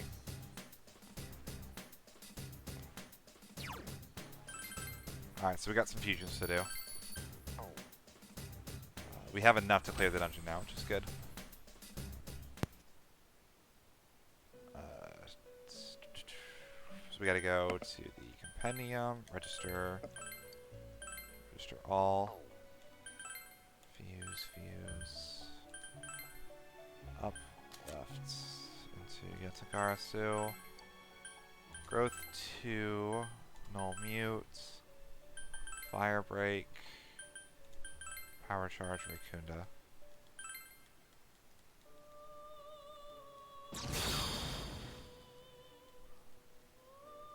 It's amazing how much you can make off of so little.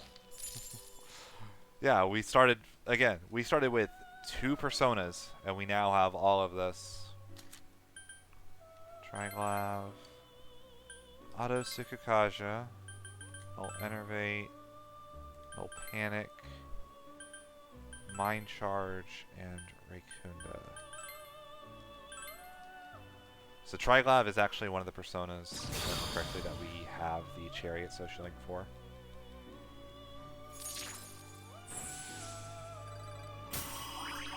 I believe that's correct.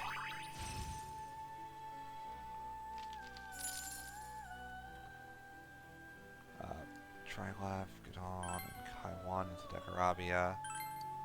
It takes Auto Sukukaja, it takes Fire Boost, Null Enervate, and Resist Physical. So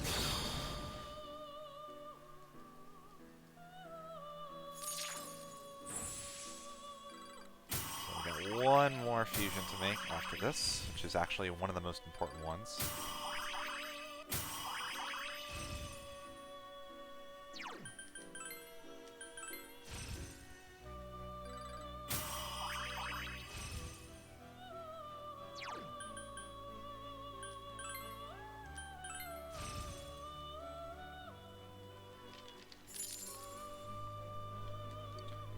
Dekarabia has both Fire Boost and Fire Amp. Those stack, if you didn't know. It's a huge increase in damage. It's one of the main reasons that magic damage is really good. Organ, Tranquil, Mithra, Narcissus.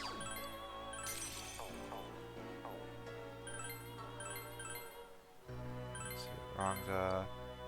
And it's taking Racunda, Mind Charge. Okay. So Rangda is incredibly important because Rangda is our source of Repel Physical. At level 55, which, to note, starts at 47. You have to get 8 levels on this guy. Or her. I don't know which one Rangda actually is. But yeah, it's...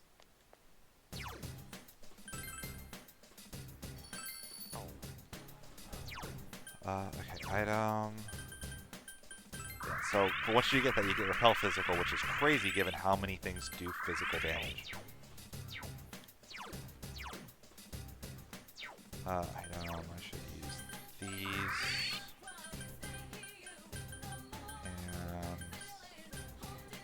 That'll work.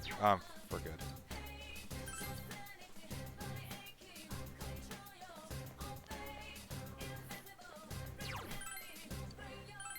Alright, so we're all set for the boss now. We need to do the mid-boss first.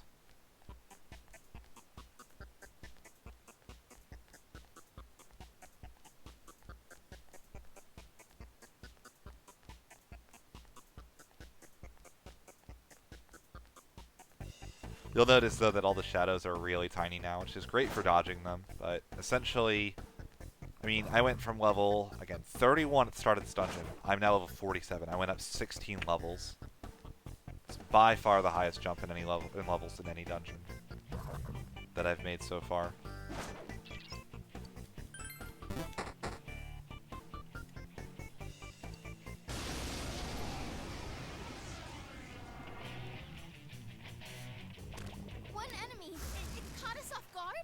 Alright, so this fight... Oh, I have the wrong persona equipped. That was so cool. Persona. Supposed to start with Rangda, but that's fine. It got back up. Defeated fast. Actually, I don't think it'll change anything. Just 2 left. Come on, this fight. Now I just got a Dekarabia, skill, Agidine, and you're going to see how much damage this is going to do. That's great, Senpai. You really get going. And then once you kill the Killing Hand, this guy runs away. Congrats, Senpai.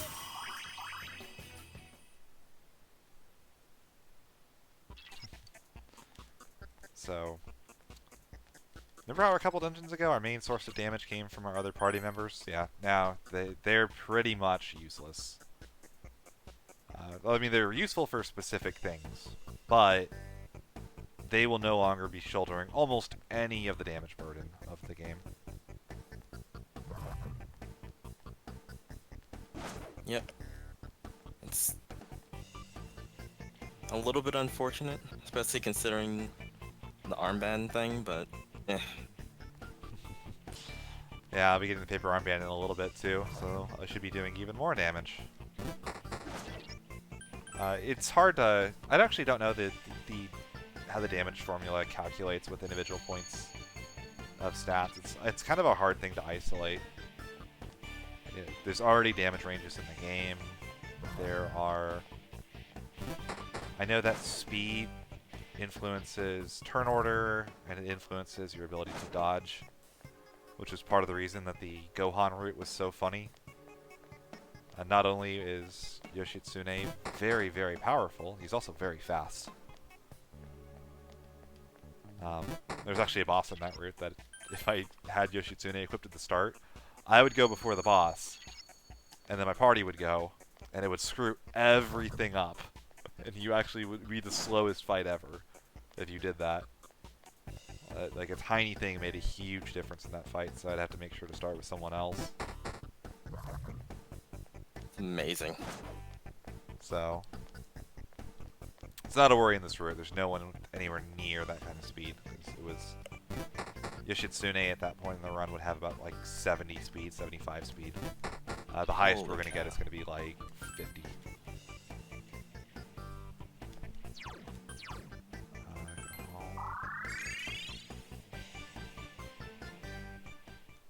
So I'm going to add my party back and restore some SP again. I don't need to quite be full, but I want to be kind of high. We're going to add Teddy, Kanji, and Chie. That's our party for this fight. Pretty much never take Teddy out. Like, if you're going to have him in, like, as a party member, he stays. Like, there is no boss fight where you don't use him when you actually use party members, at least. Yeah, Teddy gets Marakunda, which is really, really nice for the same reason that Chie getting Tarakaja is really good.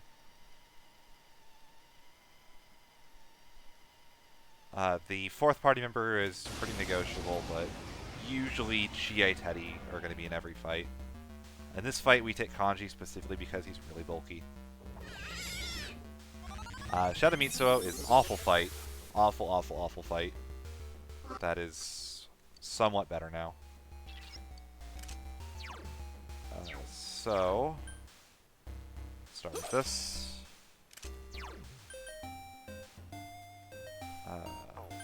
Let's get our mind charge up.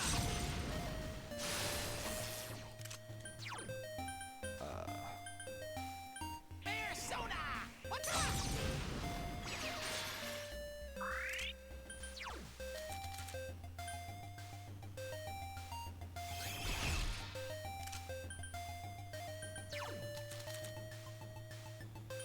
And actually, I forgot to do this diamond shield.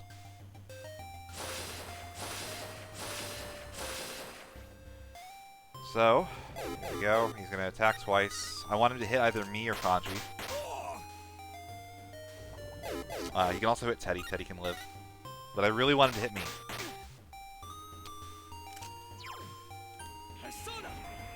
So that's really good. No one died.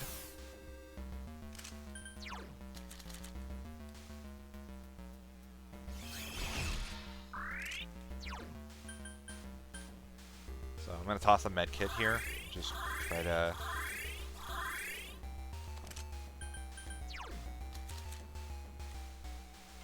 So again, as long as it's not me, or as long as it's not Chie, it's good. That's fine. Teddy, are you okay? Hit me. Someone heal him. That's going to be Kanchi, so we're good. Whoa, Kanji, are you okay? So now we go to Dekarabia, and we're just going to Agi Dynam. You okay there, Kanji? Don't strain yourself.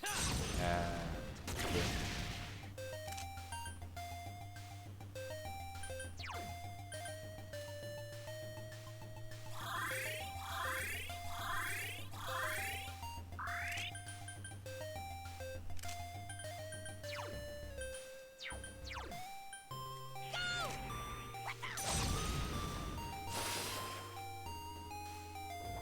Hit me, hit me, hit me. Okay, good. Dodged! No! No! Wait, See ya, Chie. Senpai, come on, get up. This should Oh. break the shell. Oh wow, it didn't. Persona! Oh, dang. That's alright. Teddy's got us covered. It's It's up to you, Sensei.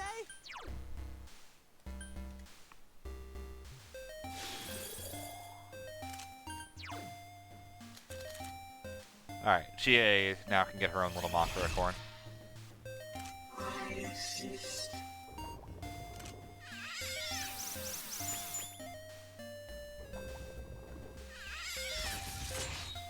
Okay, that's good. You do not want to see red wall. Alright, so we're going to start off here. Raikunda.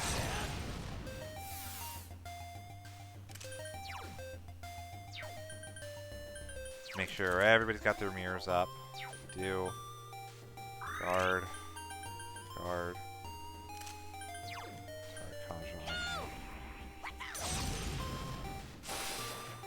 So here we go. Look at that. Oh, beautiful. And he hit Kanji. That's fine. So now we're going to start putting those mirrors to good work. Or good use.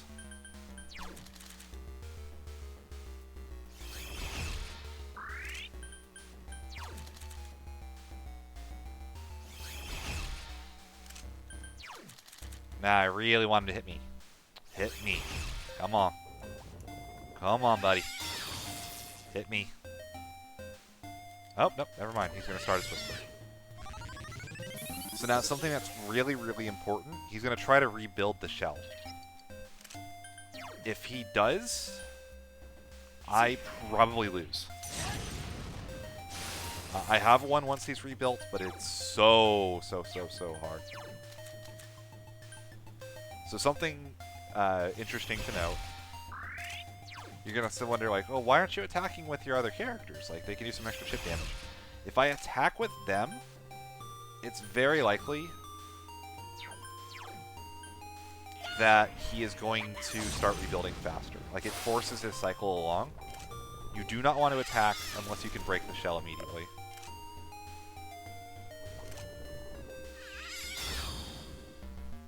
Alright, so he's got Raikunda, I've got Tarakaja, I've got everything I need. I just go Dekarabia, Agidine, Shell's broken. Persona. So the shell has about 600 health for reference. Just why? Are you sure?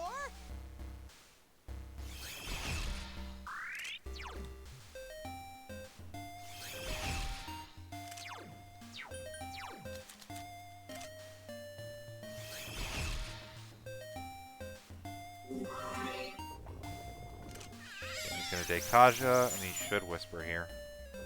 No, Red Wall. That's a bit unfortunate, but totally fine. I need to be careful and make sure that runs out before I attack him next time.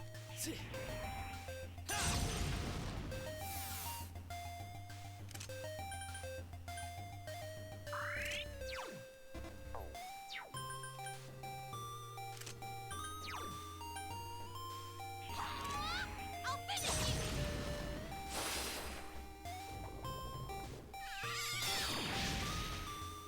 Hit me, hit me.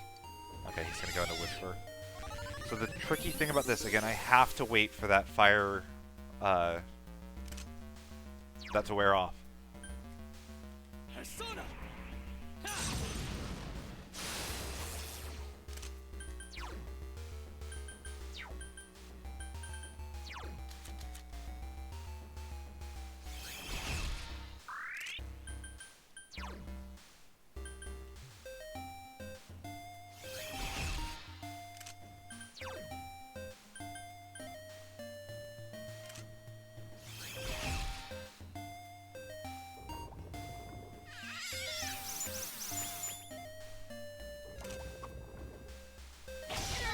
Teddy, are you Alright, okay? it's fine. Someone heal him.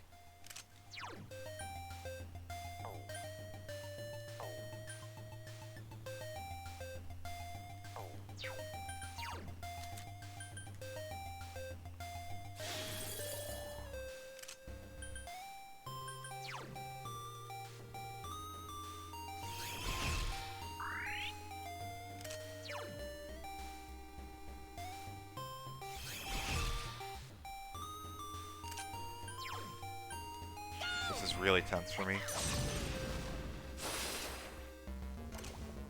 stagnant air. Red wall is still up, right? No, fire resistance reverted. There we go. I have Tarakaja. I have my charge. I can break the shell, so I'm going to. Persona!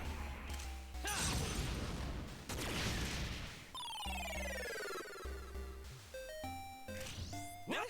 We ain't doing it?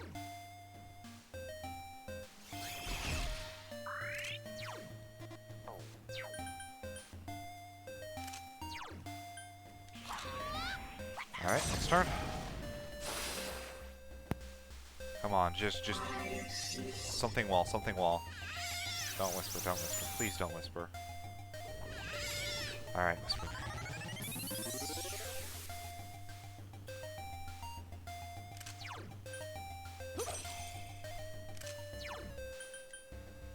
Persona!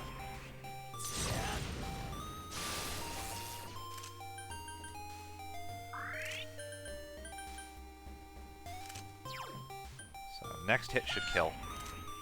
And I don't even think I need to keep the Raikunda or Tarakaja up. I think as long as he doesn't chant prayer, then I win. Yeah, so this is over now. That fight is really scary. I've lost so many PB phase runs to this when I was playing the game. Just getting better. Okay. Thought that would be more than that. You got this. You got this. Yeah, it's... If I don't break the shell this turn... There we go, there's the shell.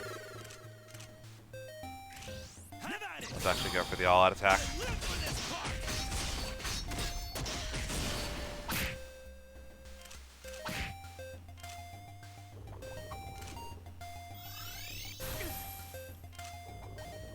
Blue wall. I think I could just nuke him and he's dying. There we go.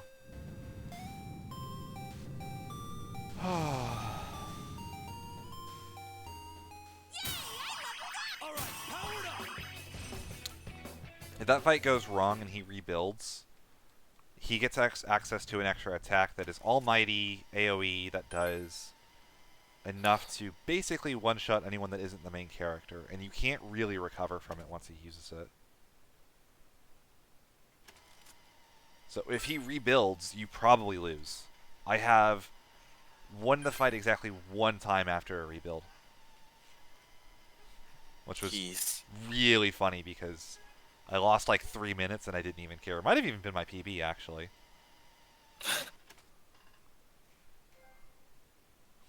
Game over. Totally resetting my Vita TV before I do a marathon run if I'm at like a limit break or something, if it ever gets in. That's the trophies are kind of hilarious, not gonna lie.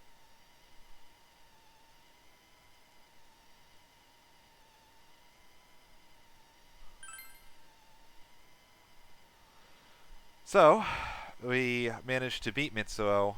We find out that he is very likely not the real culprit. Or wait, no, we're going to find that out later. We think he's the actual culprit.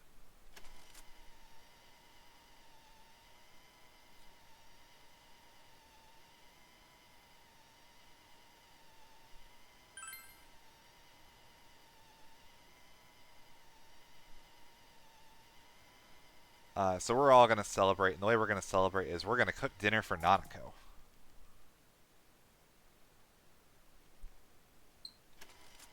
This is one of my favorite cutscenes, especially in the PS2 version. This is such a good cutscene in the PS2 version. So yeah, so we're all excited, and Nanako is we're gonna have a cooking contest, and we're gonna have omuraisu, which is an omelet with fried rice.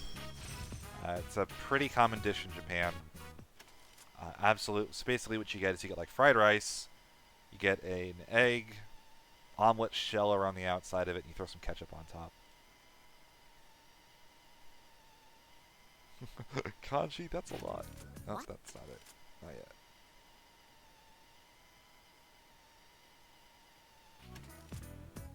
There we go. How is it? Wow, this tastes awful. You have to try this, Yosuke. There we go. Gotta let that one line play. Dave Wittenberg, who was the first voice for Teddy, I believe, does that line, and it's absolutely perfect. Wow, this tastes awful. You have to try this, Yosuke. And Yosuke's like, well, not if you put it like that. I love Teddy. There are times he is amazing. There are times where I hate everything about him. Japanese Teddy is so loud. There's not a better one. He's just really loud. So.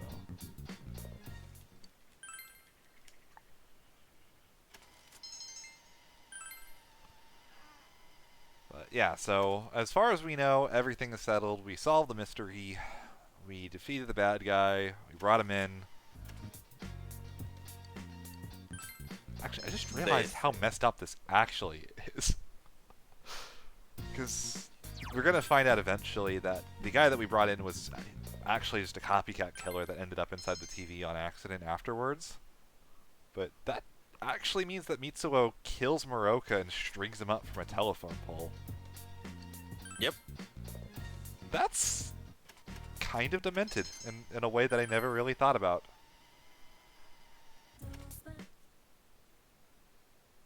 Man. Mitsu's he's messed up. He's got issues. Yeah.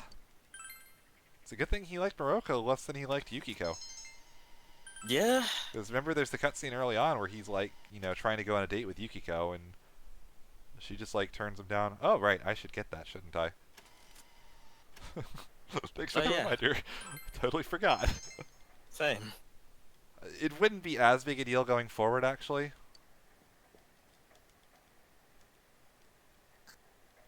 The actual only point that it matters a ton is in that grind. But it's definitely not going to hurt to get. And I should equip it next chance I get as well.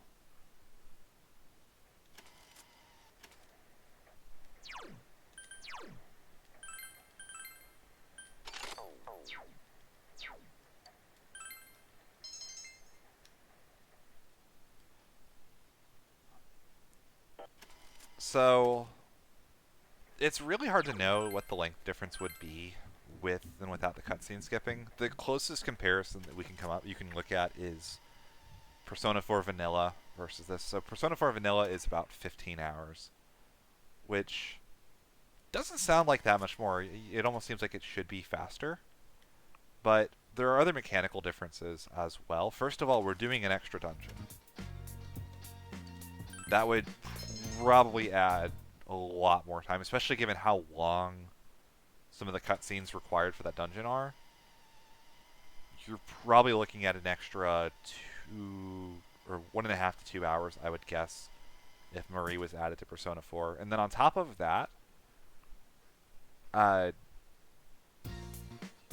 actual combat in this game is a bit faster because we can get better Persona fusions and don't have to scum for better results on skill inheritance. So yeah, there's an extra month, there's an extra dungeon, and this game is still at its highest level about 5 to 6 hours faster, which is crazy, honestly. You have to say yes here.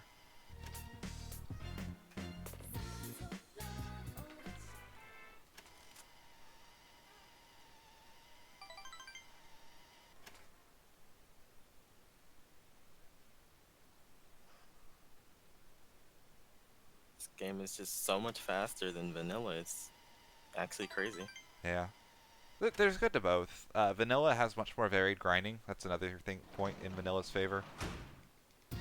Gold hands not being a thing means that you're not kind of hunting for the same enemy everywhere. I don't know how the leveling works in it, where you get your levels, but In the next dungeon, we're actually going to do our last grind for the entire speedrun. We're going to get to level about 83, and then we're going to be done.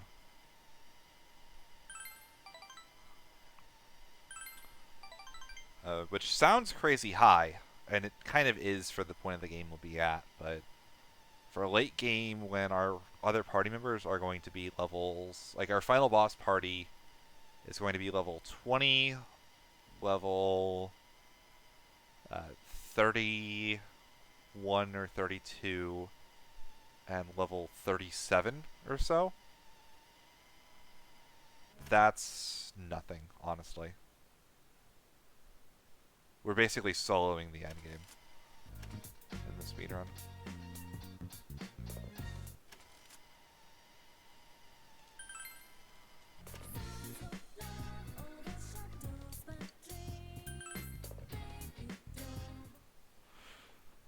So we're given the option to go around the festival or not. Oh, I missed my birthday. I forgot to say happy birthday to myself.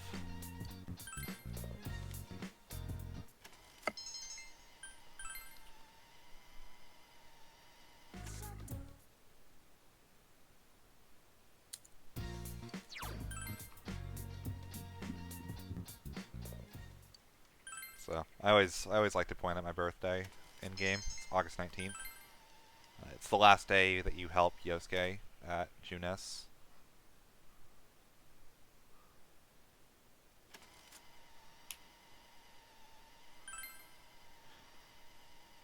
So here we are. We're going to go to the beach.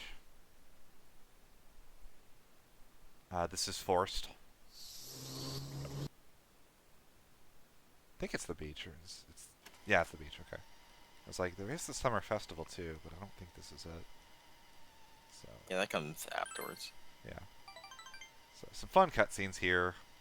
You know, just giving the characters some personality.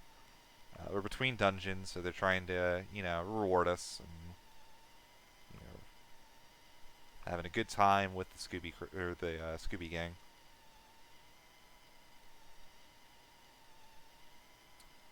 This is in vanilla, I believe, because the "Your man let him dangle" line is definitely in vanilla.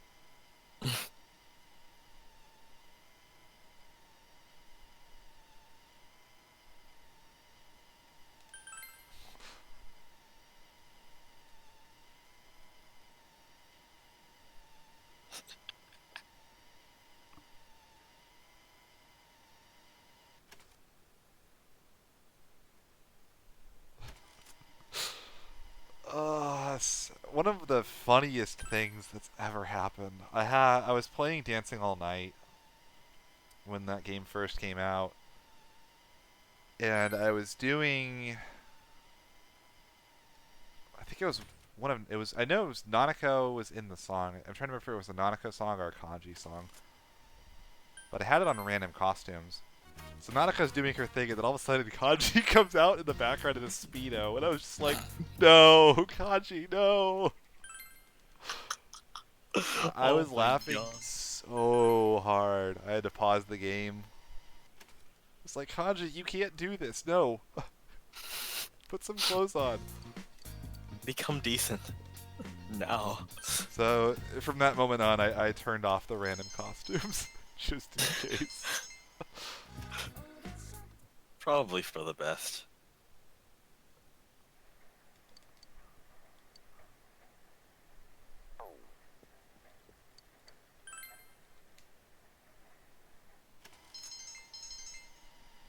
There's also the chick date quest, or the chick quest as I call it, where you get the mopeds. That's not in vanilla as well.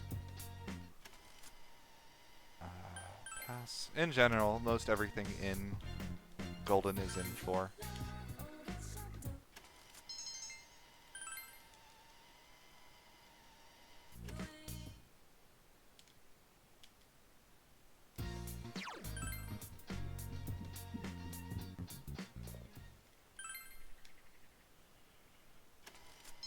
But yeah, that "Your man let him dangle" line makes me laugh every time I see it. It's beautiful. The writing in this game is so spot on. It's really fun. 27th. We're translating again.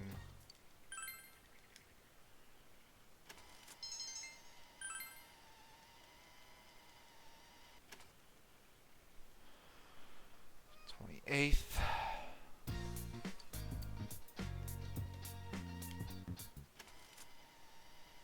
We're gonna pass.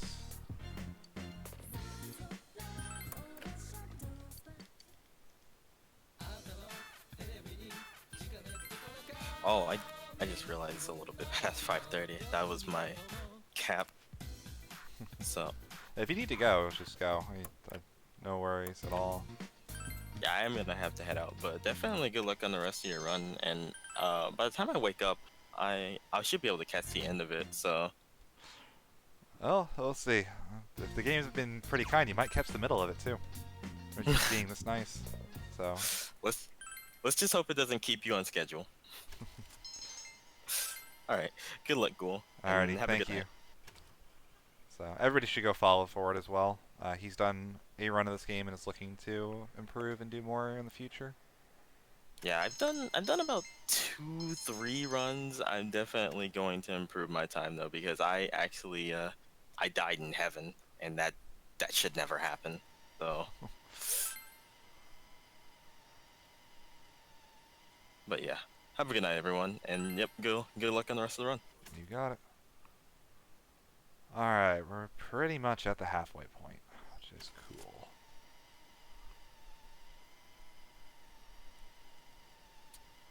So right here we're doing all of our summer festival stuff. Nothing too crazy. Should get some fireworks in a bit. Don't remember why Teddy's flat there. There we go. Brought up the Bowflex again. And gotta have fireworks in a Japanese slice of life game. It's just a requirement. Pokemon X and Y, Yokai Watch, and Persona 4. Definitely fireworks in Persona 5 as well. I don't think there are any in 3. Someone can correct me if I'm wrong.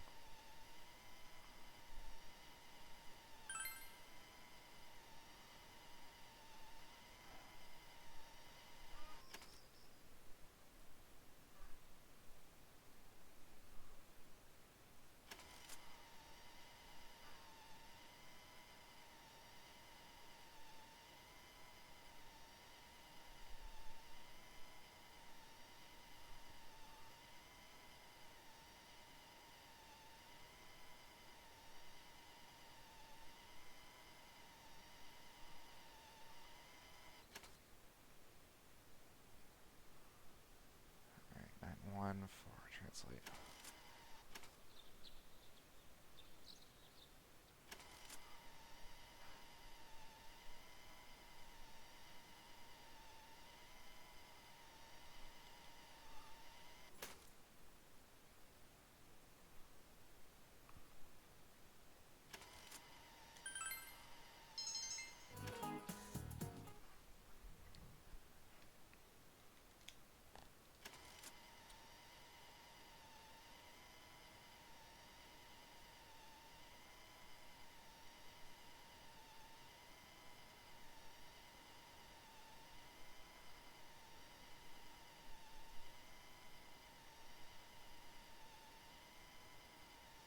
So we're going to start getting our details on our next party member. So kind of the way the game's plot structure works. We start meeting the character that the next dungeon is going to be themed around. So we've known Naoto for a little while. She plays a pretty large part in Kanji's story especially.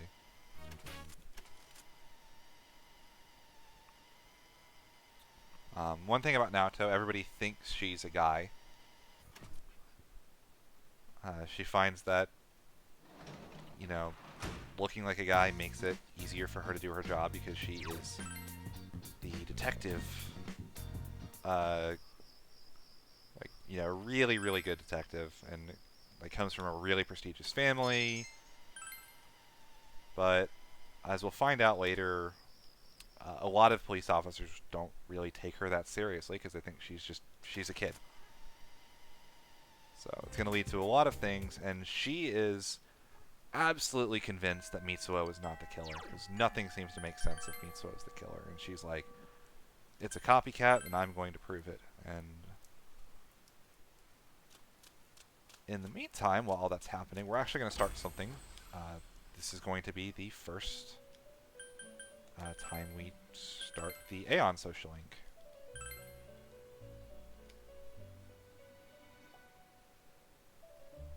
As an aside, Marie just performed a magic trick. It went from being storming to being cloudy. Canonically, Marie actually can control the weather, so that's not out of the question. It's just always funny to do that.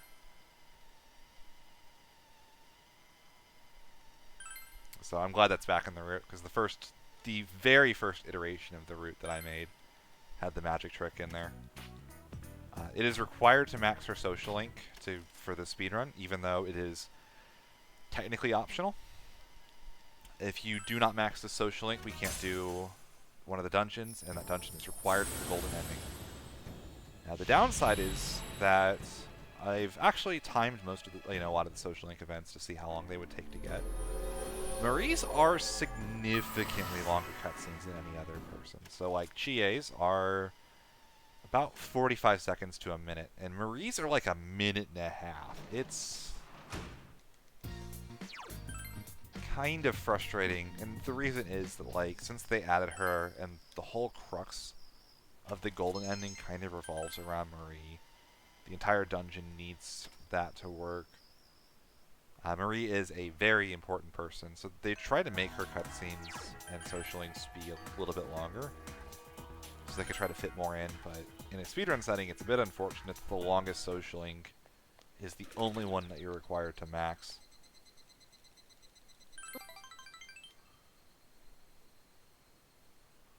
So we're going to take her to Juness.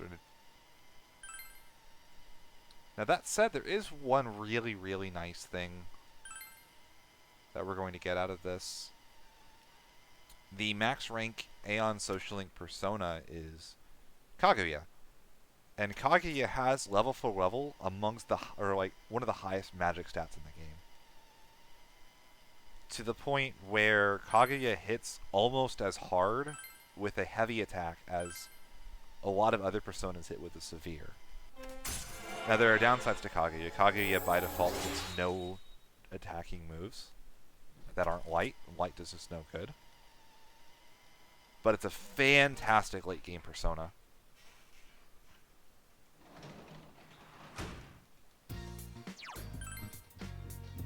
And since we have to max the social link anyway, it's not really a bad thing that we have to fuse it, or that we can fuse it.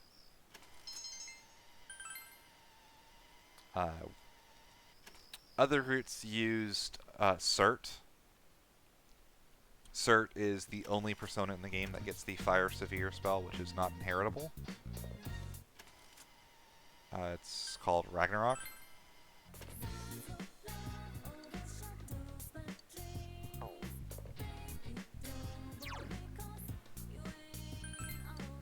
And yeah, Kaguya hits basically as hard as Cert does, despite not having the highest damage, or a lower damage spell. So, gotta do social link. This one is just going to raise her affection. It's not actually going to raise the social link. Something you might be wondering, why did we wait so long to start the Aeon Social Link? There are actually cutscenes that play when you visit the Velvet Room once you start her social link, but they don't start until you start her social link. So the longer we wait before doing that, we can delay those cutscenes, delay, until the very end, and we can actually skip some of them, which saves a decent amount of time. That was actually discovered because both myself and Molsky have our own meme categories in this game. Mine is very hard, and Mole's was true any percent. And in true any percent, he found out that those cutscenes don't start unless you start Marie's social link.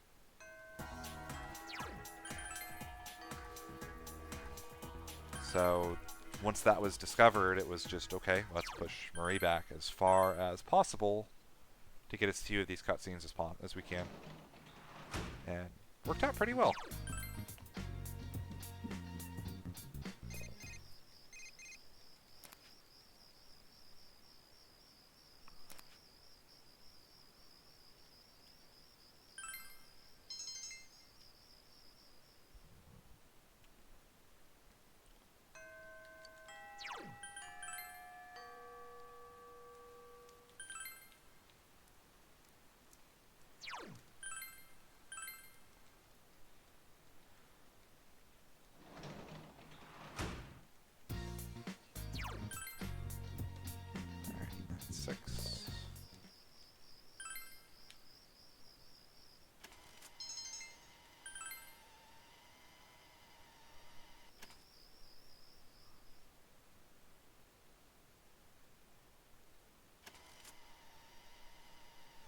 Alrighty, so 9-7. We're going to be raising the Aeon Social Link again.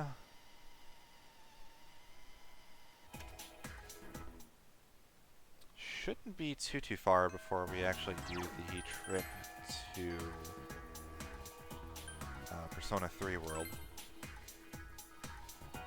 Trying to think the name of it off the top of my head. It's escaping me, which is probably to be expected. I've been talking and thinking for the last 5.5 hours. And making mistakes and crying at my bad luck, so not too surprising.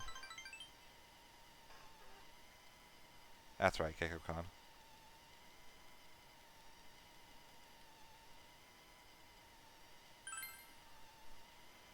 Oh, this cutscene is so long.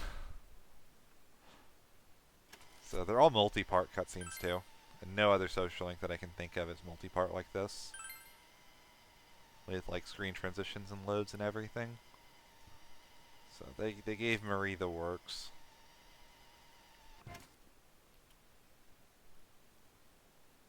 Look at this. She got 3 loads in a single social link. That's how you know you're important.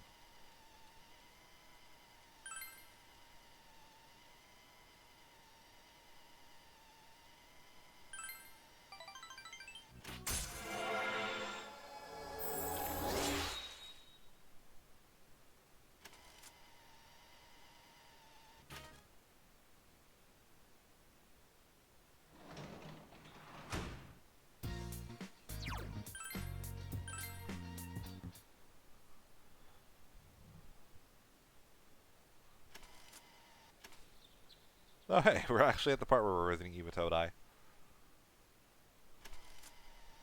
I knew it was soon. So this is the school from Persona 3. Chihaya was in the student council. What was her role? I want to say she was just like... Was she vice president of the student council? I know she was a junior, so she's like so she's a senior now. But she's the senior... The actual student council president now. Treasurer, that's right. Thank you for the correction.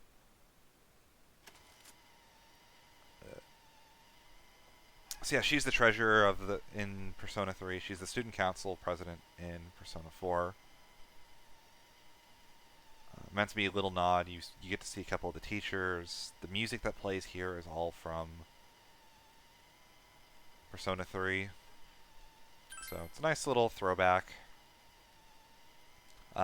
They would connect these games a lot more later with some spin-offs. You got stuff like Persona Q, Persona 4 Arena, where you literally fight each other. Actually, if my luck gets better and I'm significantly underestimate, I was going to do a Persona 4 Arena run to kind of meet my estimate, so to say. Just kind of fill the rest of the time.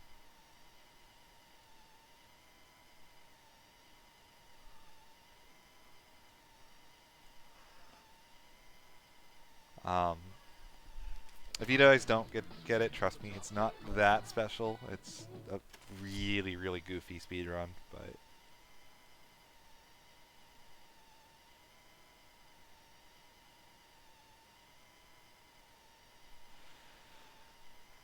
Anyway, we all get to go to a club, and Rise assures us it's the coolest place in town, and we're all having a little party and doing fun stuff.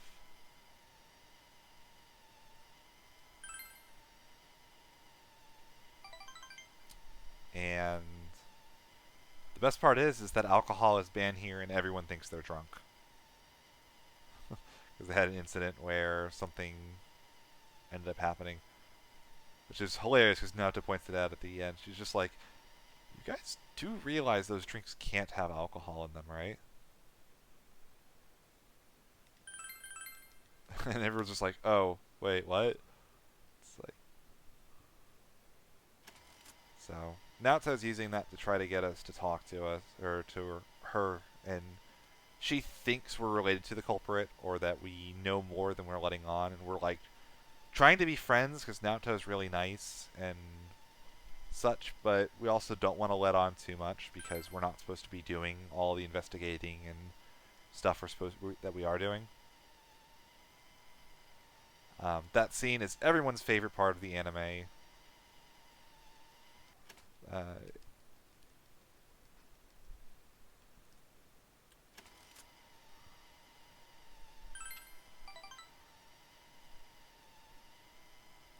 But yeah, it's a fun little scene all the way through. Get a bit of entertainment from there. That club actually has some pretty interesting things in Persona 3. One of the bigger things that I distinctly know about it is that in Persona 3 Portable, there's actually a cameo by Vincent, who is the protagonist in Catherine, which is a game that is very near and dear to my heart for obvious reasons, if you know much about me personally. But they threw that in as a teaser before Catherine was announced. I don't know if it was meant to be a big deal when it happened, but it was really interesting because there was a character portrait for him, and very, very rarely do you see NPCs with character portraits unless they have a social link or something else. So, and if I remember correctly, it was like 2 years before Catherine was announced when that was actually first put into the game. So it was a pretty cool little Easter egg.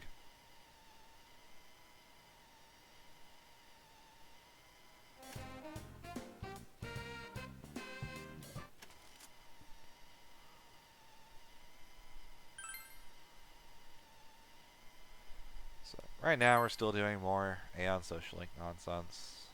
Oh, these cutscenes are so...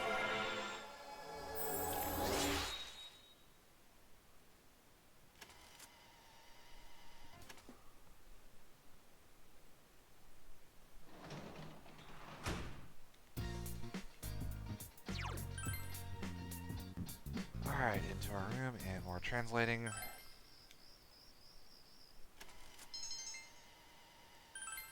So again, if you didn't know this, the two options there, the first one has a chance of giving you either 3 times or about a third. It's not quite a third, it's a little bit. It's a bit less, but it's close enough. However, we don't ever need to actually gamble, so if I gamble, it's a mistake. It's not a huge deal, it doesn't like kill the run or anything like that. But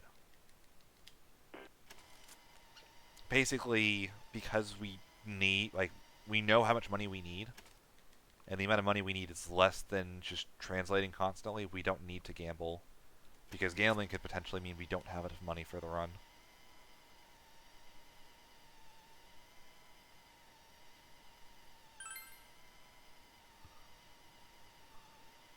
So...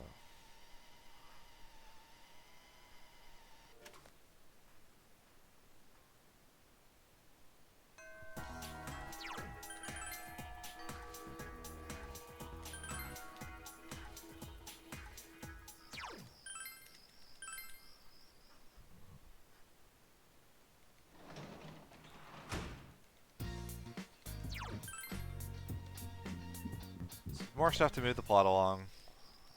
Pretty soon, Naruto's going to end up getting kidnapped. And the interesting thing about Naruto is that it's intentional for her. She trusts us to rescue her. And she's using herself as literal human bait to try to prove that Mitsuo wasn't the real culprit and that we need to reevaluate ASAP and get back to the investigation. You know, because the police have everything. They're like, oh, it's wrapped. You know, Mitsuo was just crazy and killed the teacher and somehow got a hold of Miss Yamano and killed her and probably had a crush on Saki and she rejected him or something. In their mind, it's a closed case. And Mitsuo is just like, something doesn't add up, guys. Or Naoto is. So Naoto ends up becoming, yeah, so she's bait. We have to go rescue her.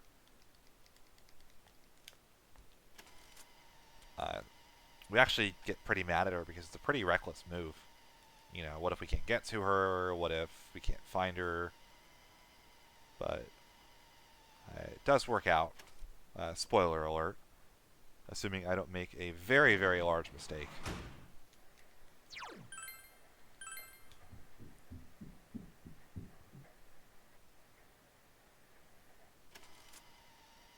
Something interesting about Naoto, and I can probably talk about it more, but she's never used in the speedrun when she's actually a playable character. But she received a crazy number of buffs from Persona 4 Vanilla to Golden. So in Vanilla, she was kind of known as the queen of random mobs. She could kill, most random mobs because her kit was based around Mudo and Hama, which are one-shot spells, but they don't work against bosses. And she didn't really have anything effective against bosses. And then in Persona 4 Golden, they're just like, okay, screw it. She gets Mind Charge, she gets every single target attack, or like the strongest version of them. She gets Megidoluin, she gets Heat Riser, which is probably one of the best spells in the game. And then on top of that, they give her Shield of Justice, which is just a crazy broken ability as an ult. Because it gives you a single shield that negates the next attack that hits the entire party. And that is, oh my gosh. So she's a bit hard to use because the investment needed to get her up to speed is pretty high. This is relatively late into the game. But the payoff on Naoto is she's probably the second best non-main character in the game. The strongest being Kanji. Kanji is very good at basically every stage of the game.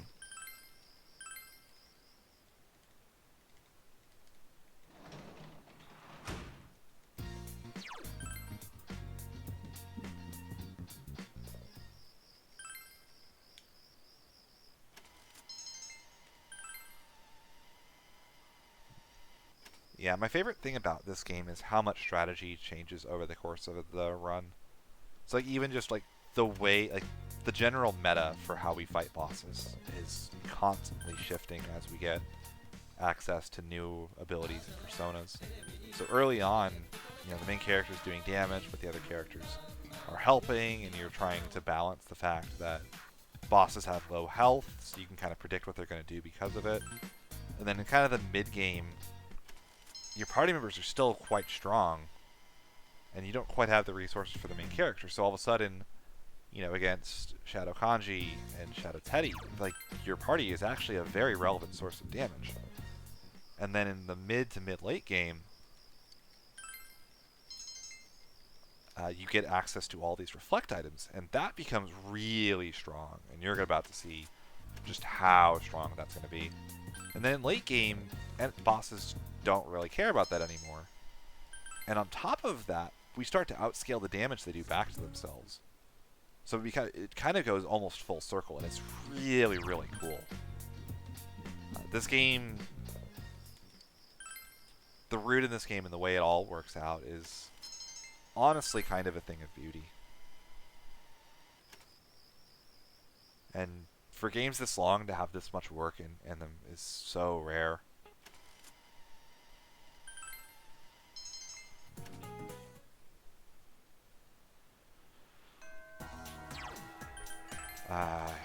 Wrong thing. I'm supposed to go to the practice building. So we need to do our investigation on Naoto so that we can find her inside of the TV world. So the first thing we got to do is we got to talk to this girl here. And then we're going to go into town. There is a cop in the Shopping District North, but it's faster to warp to the shrine than Shopping District North. The second load is actually slower, or faster than running this distance.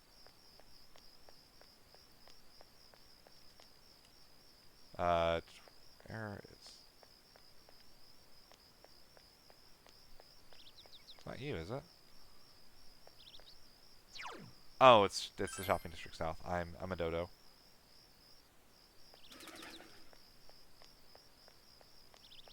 Yeah, he's just down here. It's a later one that does that. Been a little while. So we go to Samegawa, and Chie is going to have an idea for how to get the cop to talk to us. So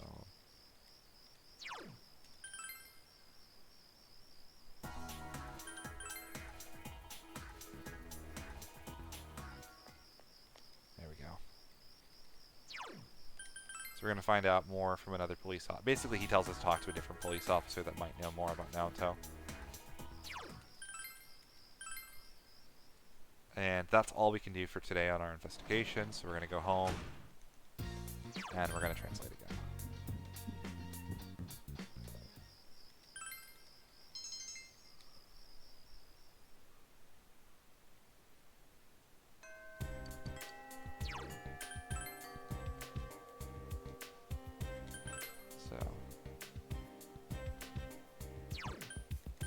Now we warp to the shrine. So glad Mole didn't see that. I would be getting a nice little earful from him.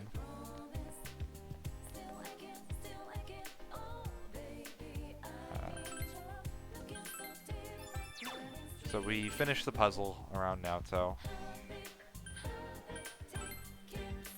Basically, the police officers... Naoto is obsessed with this case, and the police don't have any respect for her at all. So we're gonna have to. That's kind of the key tidbits about Naoto that allow us to find her. So into the TV we go, and Risei's got us covered.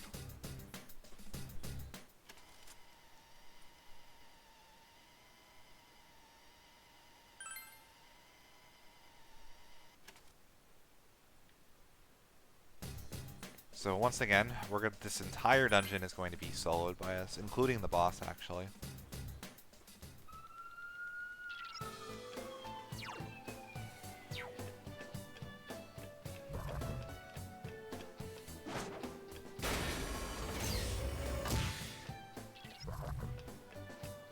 It's a pretty simple dungeon overall. There's not too much in this one that's kind of crazy. There's no... Oh, that's...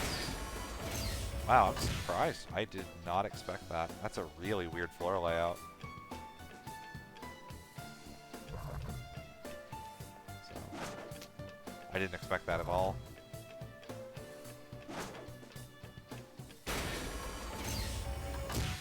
The one thing that is unfortunate here is you want to open as few doors as possible because that animation is really slow.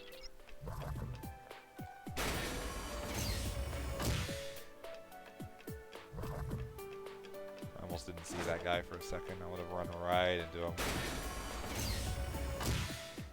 And there we go. That is not the stairs. Wow. I was so sure that was going to be stairs. This will be stairs, though.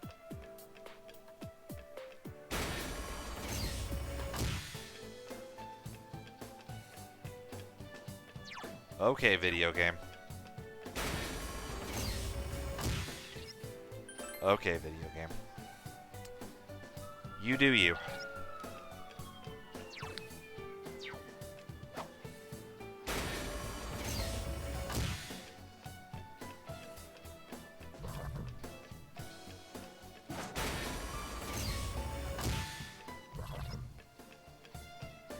There's no way.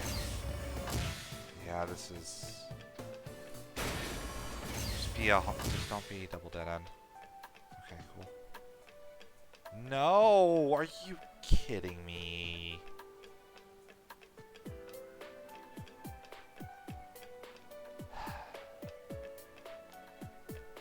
Whoa! I've not seen that before. This'll be stairs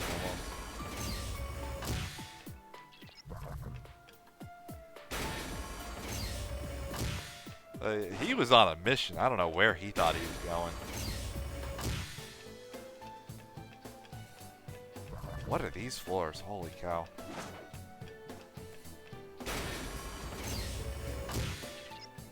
Normally this dungeon is not this crazy.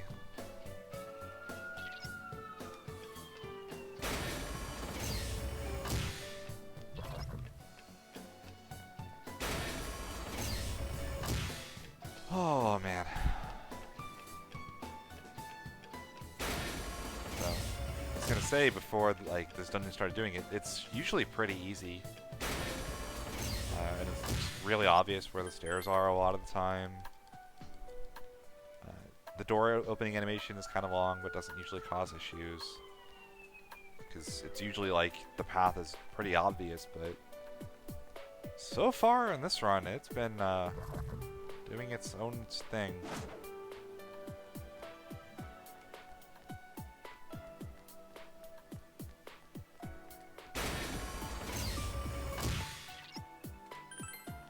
So on to the next one. This dungeon's actually a little bit unique in its progression system. So, in order to progress, you have to get to floor 6, pick up an item, and then that item will allow you to go back to floor 4, open a door, where there's a boss with another item that allows you to progress past floor 6. I don't like this. I don't like this at all. Okay. The chest is in some other weird spot. So one thing that's actually, there becomes a pretty interesting skill in this game is Rise, once you start getting levels onto her, can see chests and items on the minimap. So we're going to go ahead and manipulate a gold hand on this floor while we're here. This is a fixed floor. So, most of you should have seen this before, but if you haven't, if we save the game, and don't get stuck on the fox,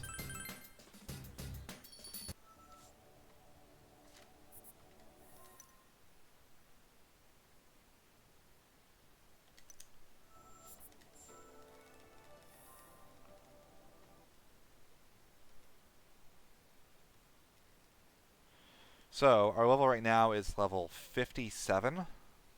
So let's see what we get here.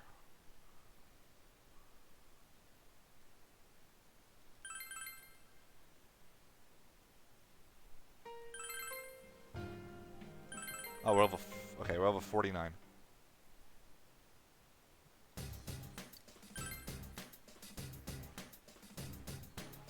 So into the dungeon we go.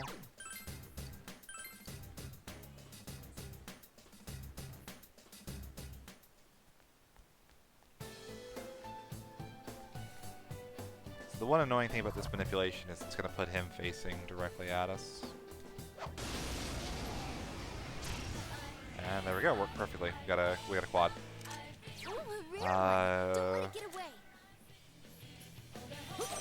Switch to heal, and we're going to get the mind charge off. 1, 2, 4. Decorabia and Megidola. Here we go. Yeah, I'll take money up. Thank you. Ooh, congratulations! So I went from 49 to level 55 on a single fight. I hit the experience cap, I leveled up! by the way.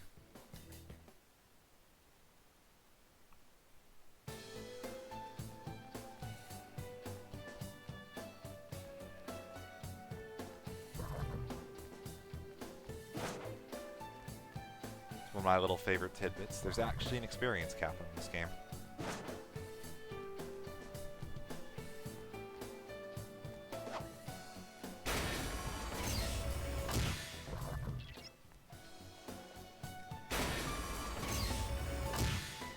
Yeah, so if we grind it any later, the only reason it would be worth it is if we wanted to level up other party members, because on top of that, gold hands get increasingly more difficult to kill without help or without, you know, fusing more specific personas.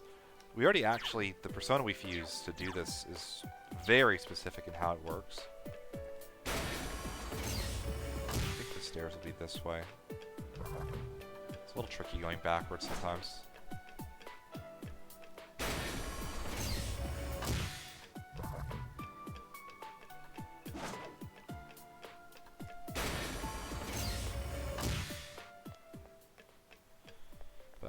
Yeah, if we were to grind anywhere else, we wouldn't get more experience for it.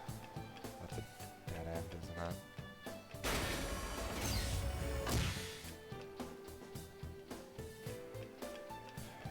Oh, okay.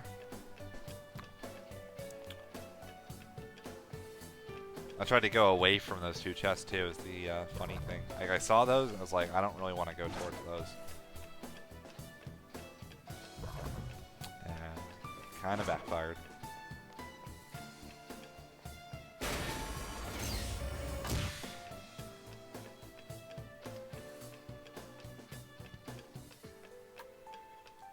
Stair should be right on the right over here.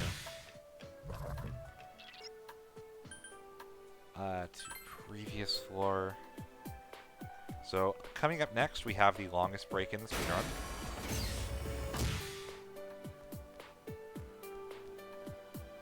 Yes, Ford went to bed.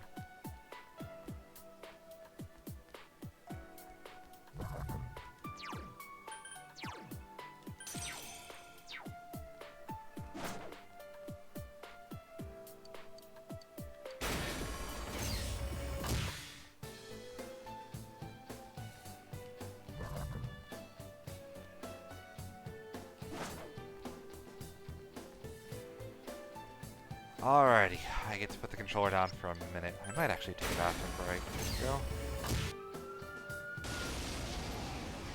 Yeah, we're gonna go. I'll be back momentarily.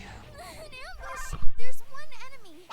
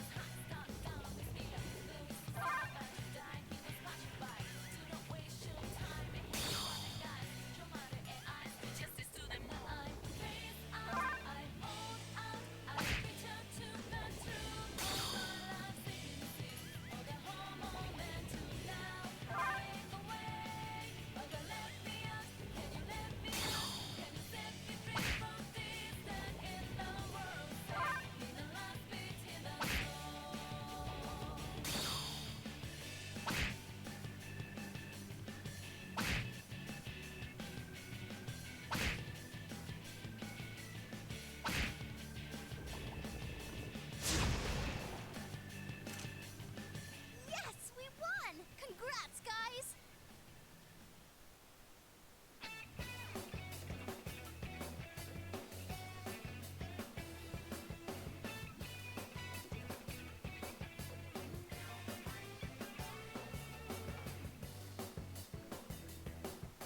Ooh, congratulations! It's level up time.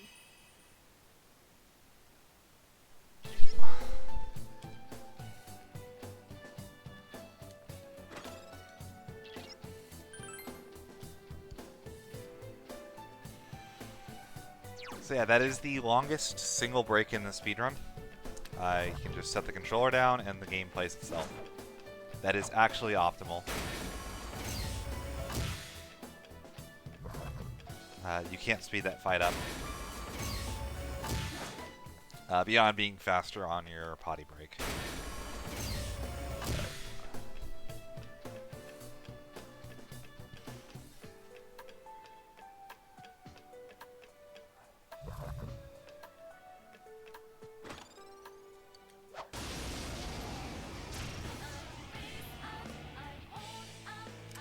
Ooh, a rare one. Don't let it get away. I'm a little worried about over-leveling Mithra. Double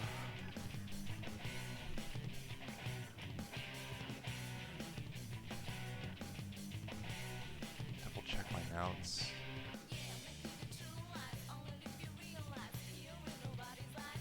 Not override growth 2. That tells me I should be fine.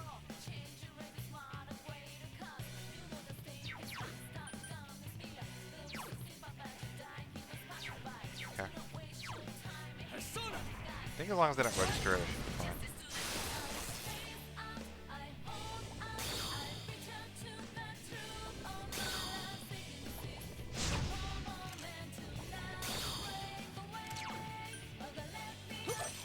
Over leveling messes Four with enemies left. fusions. Don't give up.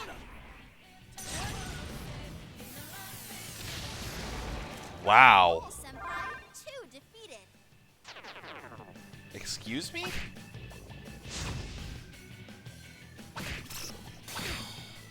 So one fun thing about It got back the up. Defeated back. quad gold hands like that is if you miss one, it's usually not a big deal. Since the experience cap exists anyway, you're only losing a little bit of experience, but missing 2 of them like that is... that's no bueno.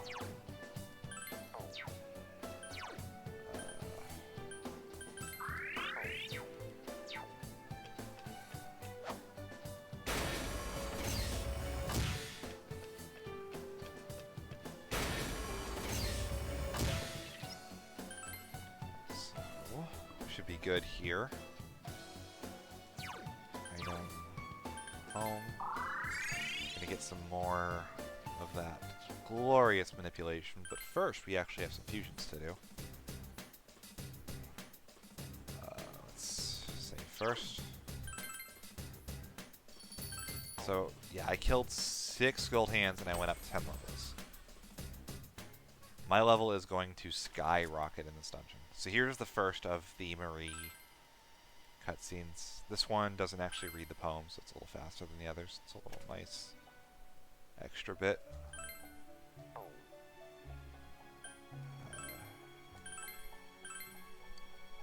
Don't think 45 on Mythra should mess with it. If it does, well, I'll load a save. Fuse. First one. Okay, we're good because Mythra's gone here. Auto Tsukukaja.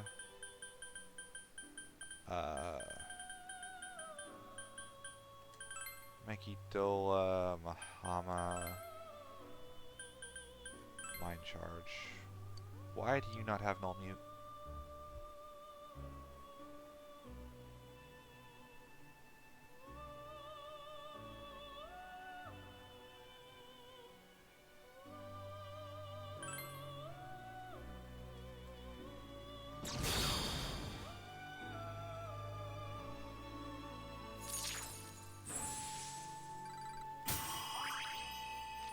It's gotta be a Rhonda problem. Right? Yeah, it's definitely a Rhonda problem.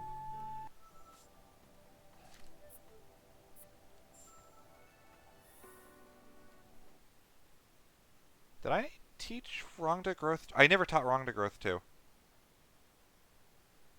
That's what's going on. Okay.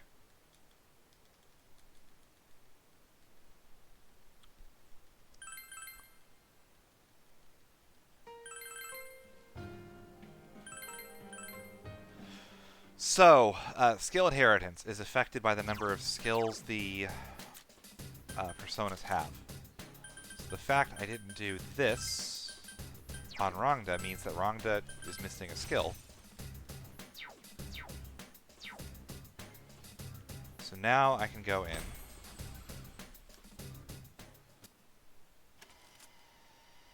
So now that Rhonda has full skills, I'm fusing 3 personas with full skill sets, which is going to allow me to fuse everything onto Scotty. Register all. Yes. Fuse. Scotty. Alright, so it's going to be taking Auto Tsukukaja, Megidola, Mahama, Mind Charge, Null Mute. There we go, that's what I was looking for. So, it wasn't wrong skills, I was just missing one. From not having Repel Physical. Or, sorry, Growth 2 on Pentium. You can Pentium, you gotta buy stuff back. Decorabia. Rhonda, Gorgon is there. Triglav, and Yatsugarasu.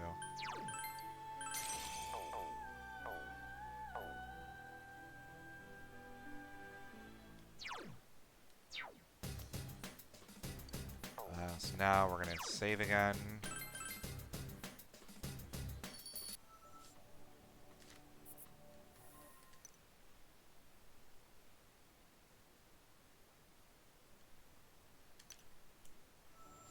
I messed that up. I'm going to do that again.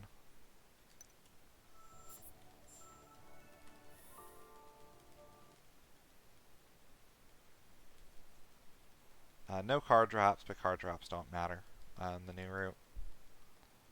That was an older route thing. So in a lot of the older versions of the route, you would try to get card drops from shuffle time if you forgot a chance, and the reason was that it would help with fusion. You could get more skills on some late game personas, but it doesn't really matter for this route. So right here, again, we did our manipulation. We're gonna hug this wall and run very close. The shadows are looking right at us. Perfect. Ooh, a rare one. Don't let it get away. Persona!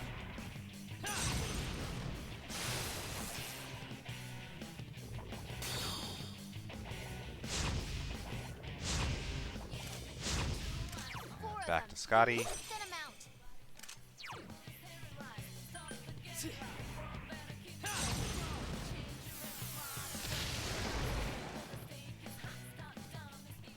Congrats, Senpai!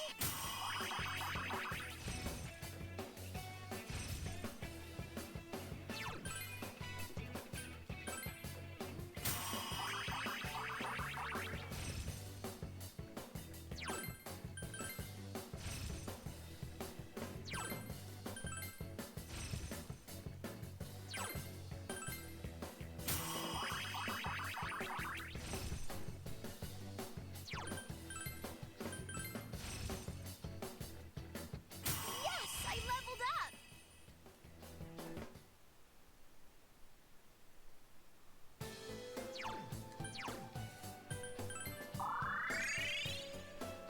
So same deal. I'm gonna head back to the entrance.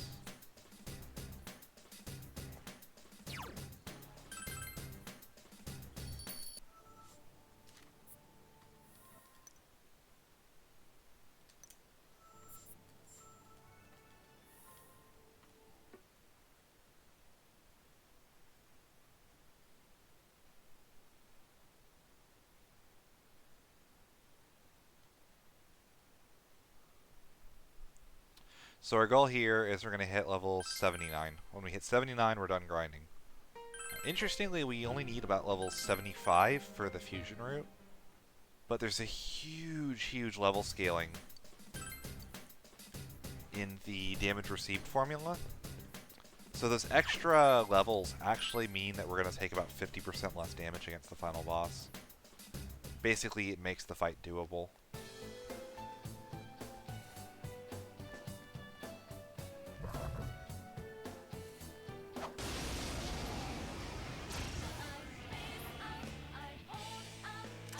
Ooh, a rare one. Don't let it get away. Persona!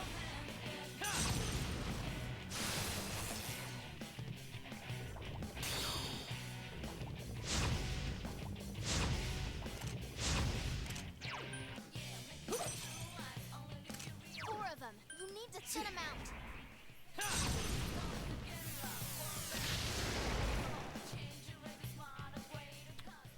Congrats, Senpai! Alrighty. We get our Repel Ice. And Repel Fire. Pretty big deal here. We're going to get Repel Physical on Rhonda. We're actually going to overwrite Growth 2. Overwriting Growth 2 means it's not going to be losing animations when it levels up. We have to Garasu got some big boy levels this run. Diara Hunt overwrites Growth 2.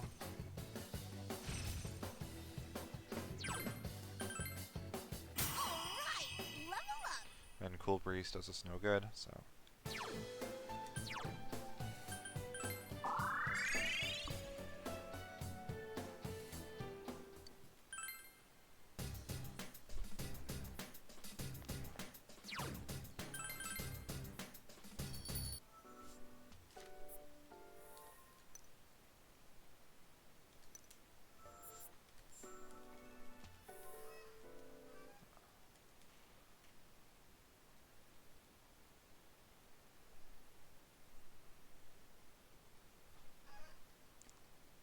Actually, I can close that tab.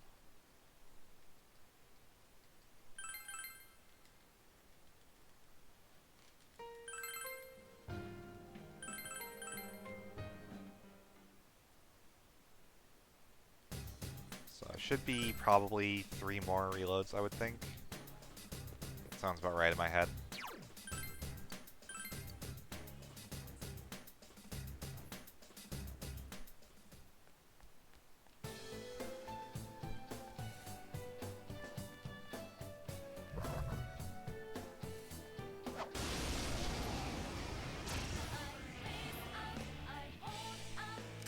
Ah, I love RNG manipulation. Don't let it get away. Persona!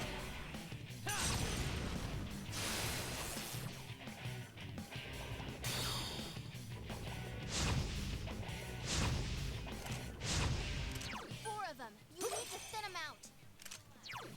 All right, senpai.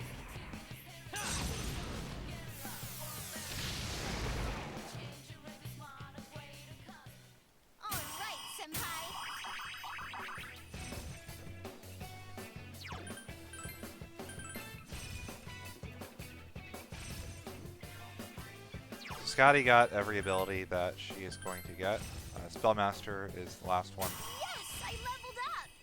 We also got certain escape onto Rise, which is really nice.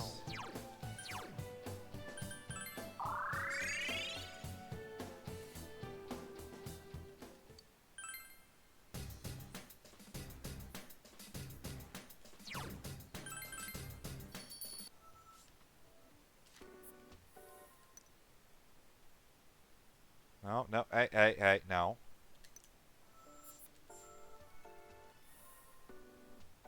Oh, man.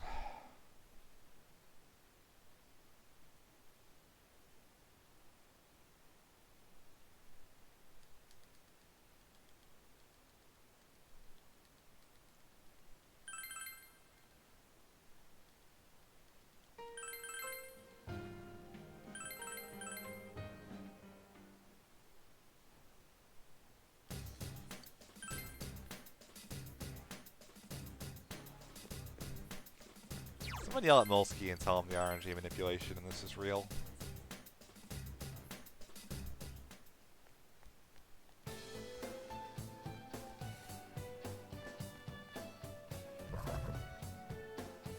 It's so real. Here we go. Another triple. Boom. Easy. Or, Quadra. Ooh, a rare one. Don't let it get away. Back to Rongda. Persona!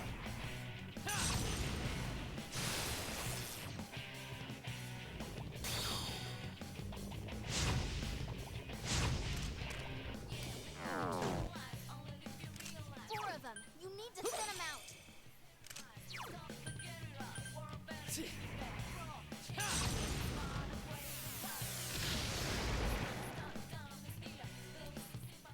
Congrats, senpai! Yes, I leveled up!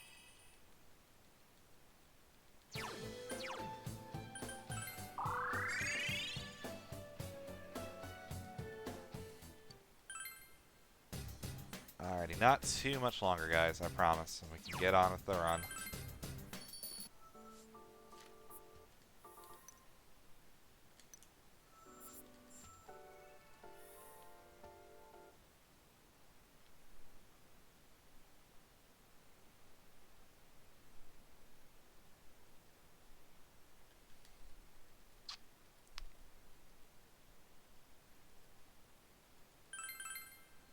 So what we used to do before the RNG manipulation, I don't think I've ever talked about this, is you would actually go back and forth between floors. So in this floor in particular, you would go back, and then immediately go back up, and you can check there are force encounter slots you can see really easily. But with manipulation, it takes a little bit longer. Like, you do have to, like, save the game and everything else. You lose about 45 seconds there. But it's the equivalent of 3 checks. Every 3 checks getting and the consistency is so good. Ooh, a rare one. Don't let it get away. So Persona! this was a revelation that really wasn't in it was either just discovered or something I hadn't fully implemented or whatever else, but the last run in the SMT Marathon actually didn't do this at all. 4 of them. You need to thin them out. This run is horribly paced. I've had dumb decisions, bad luck, basically everything that could have gone wrong has gone wrong. Congrats, Senpai! Alright, we gotta get one more. Yes, I leveled up! So our level is good enough. Like, we have enough levels. We might be able to beat the game with this, but ultimately we're gonna err on the side of caution, especially in a marathon setting. And that level scaling in late game again is so key.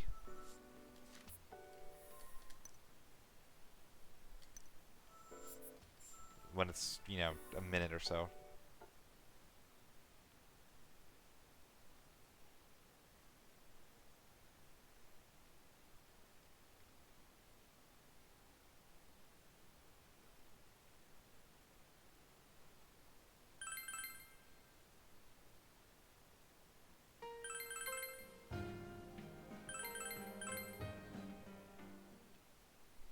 So this should be the last one. Gotta hold our line.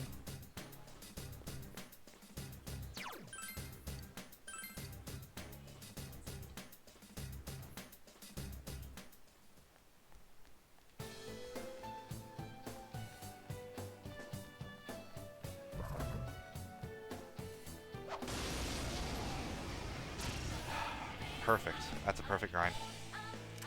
Ooh, a rare one. Don't let it get away.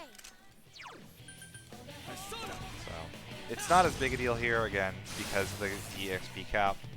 It's really only like killing 3. The 4th one gives only a third of its experience.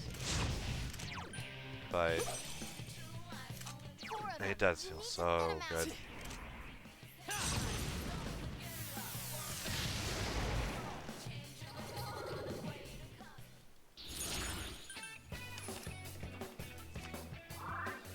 That was the same set of cards. Senpai?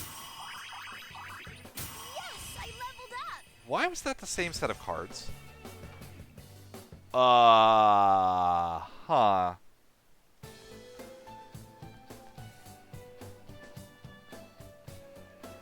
I am double taking so hard right now.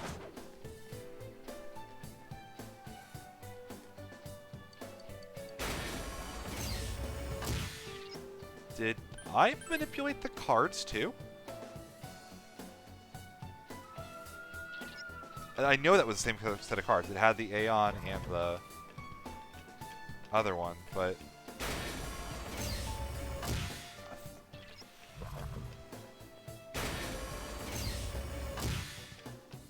I think that I manipulated the fusion or the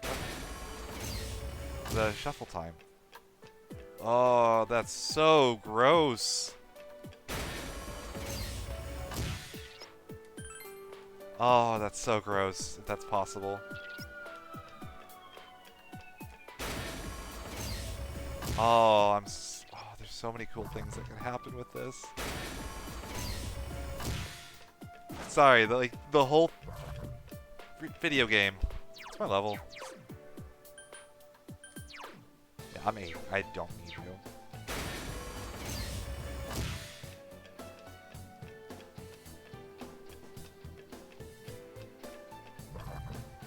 Don't run into me. I just gonna run over here. Stay in your lane. Thank you.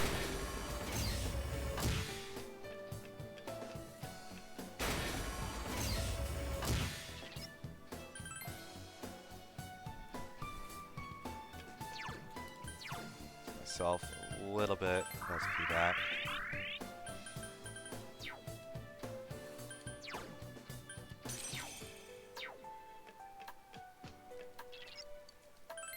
Alrighty, here we go. So here is Shadow Naoto. I have a bet that I always like to make on this fight. So, who here is willing to bet that I can beat this fight and end with exactly 1 HP?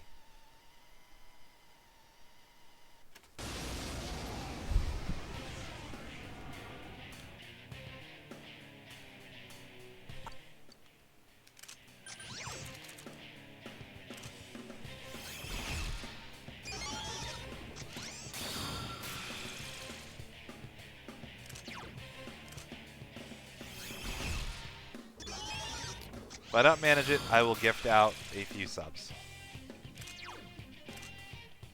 I'll gift out 3 subs, 1 for each party member that's not in the fight.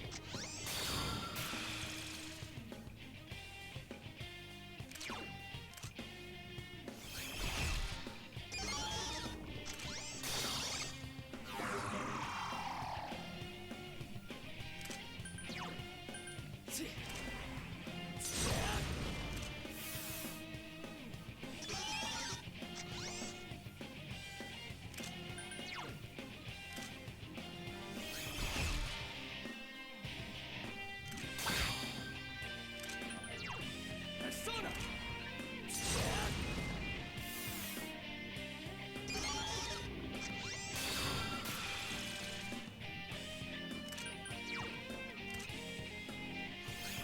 Yeah, this boss can silence herself.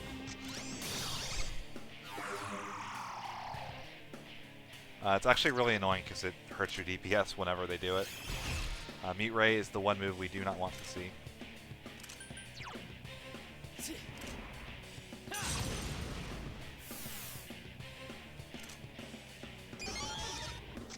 Oh, you turd. Oh, stop.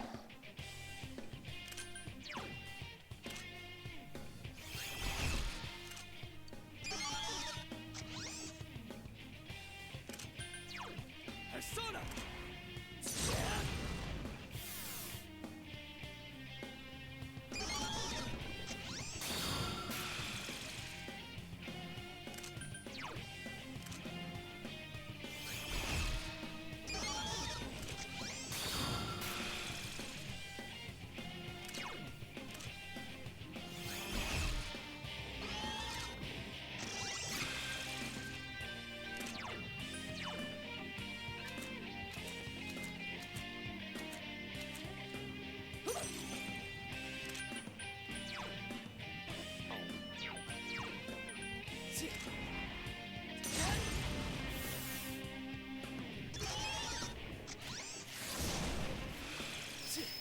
Senpai, are you okay?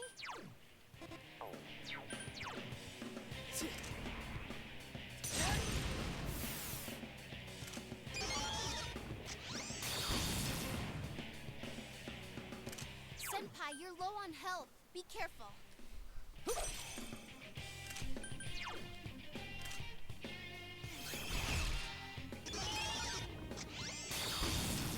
So, Shadow Nanto takes bonus damage from electric, so when I switched over to Triglav, my goal was to bait her into using Zeo instead of using Ice.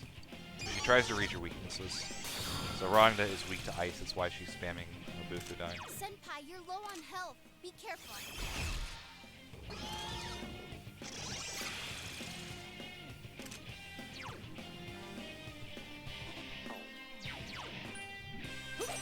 And after they do that, they will never... She will not do a physical attack after Element 0, ever. So I switch over, that's going to bait out. She's going to try to attack electric, and I can keep myself protected from physical attacks.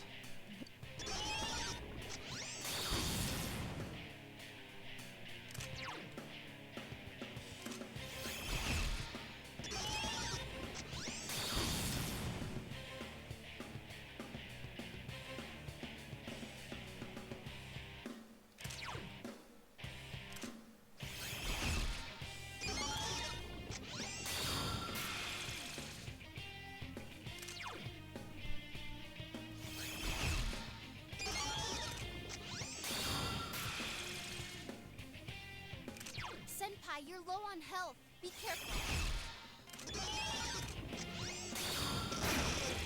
And that's Shadow Nanto down with exactly 1 HP left.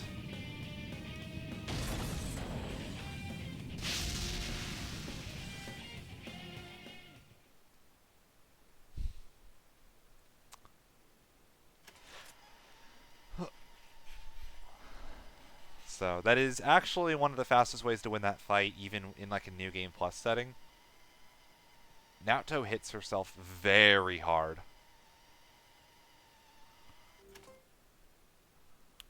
That hurts. Like just the sheer DPS of that. And you might think like, oh well, she's doing Mazio Dyne and others. She has different behavior when you bring in other party members, so it's like the best way of going through that fight is to just bring in the main character.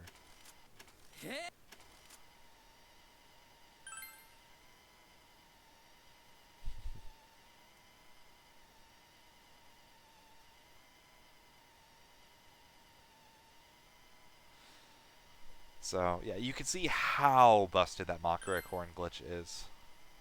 Like honestly, that is the single best item that we could have gotten out of the glitch. Like infinite money wouldn't be as valuable probably. Like infinite money would be really good. Scratch that.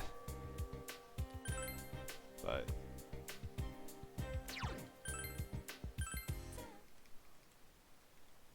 yeah, there's so few animations. Like the DPS in that fight is so high. It's really cool. So we got all kinds of money. We actually get to just sleep for most of the rest of the game. As crazy as that sounds.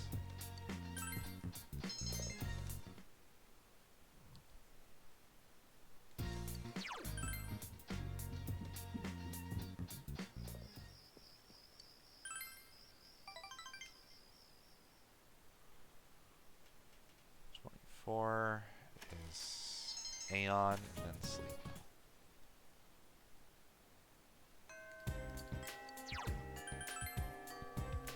And shopping district.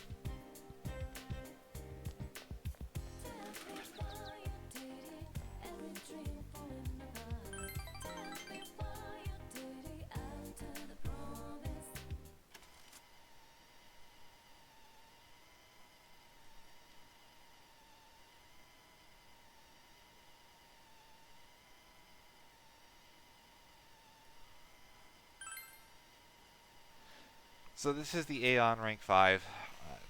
You do have to actually have a couple extra party members for this to happen. It kind of restricts you from finishing this. I believe after rank 5 you have to have the entire party recruited.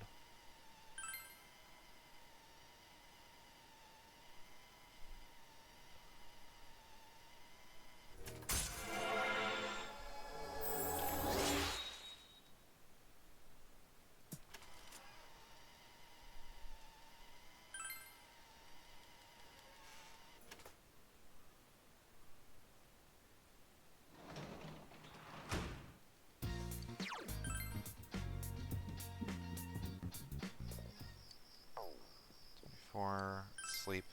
So sleeping is faster than translating, usually. If you don't get an animation, it's basically the same, but if you do get an animation, it is... You lose about 5 to 7 seconds every time you get this cutscene. It's not a lot, but when you factor in that we're doing this for a month and a half, it does add up very quickly.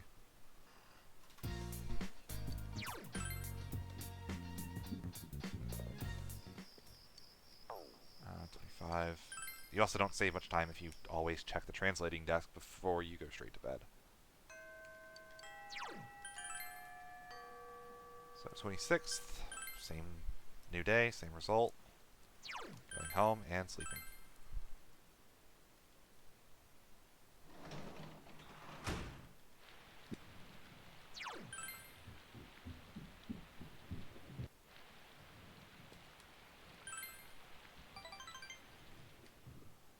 Seventh, home and sleep.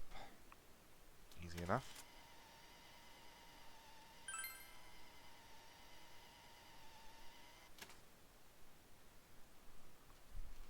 So unfortunately, this is one of the longest between dungeon segments in the entire game. I think it actually might be the single longest one. Usually they average about 30 minutes. This one is almost an hour, actually. It's very long. So you guys get to listen to the sound of my voice, and some fast forwarding, and some sleeping.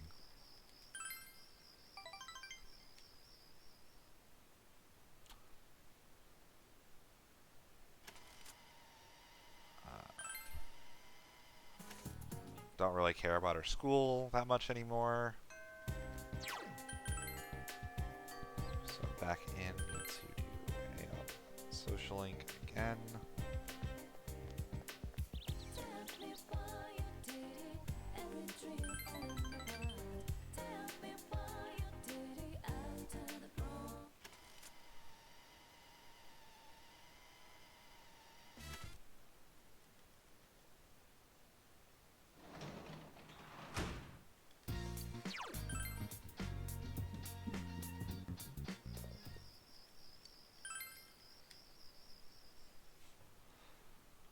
And off to bed we go.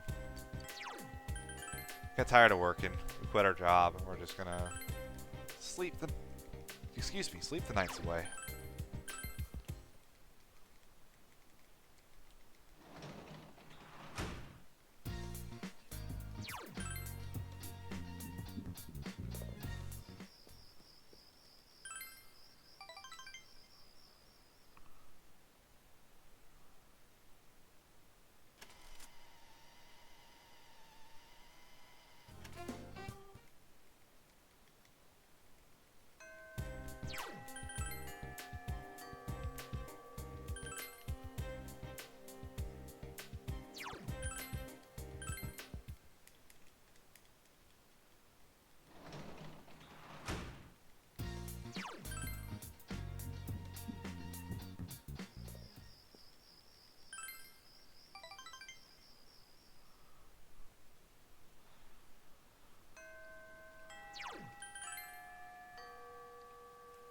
Go to school, and we go home.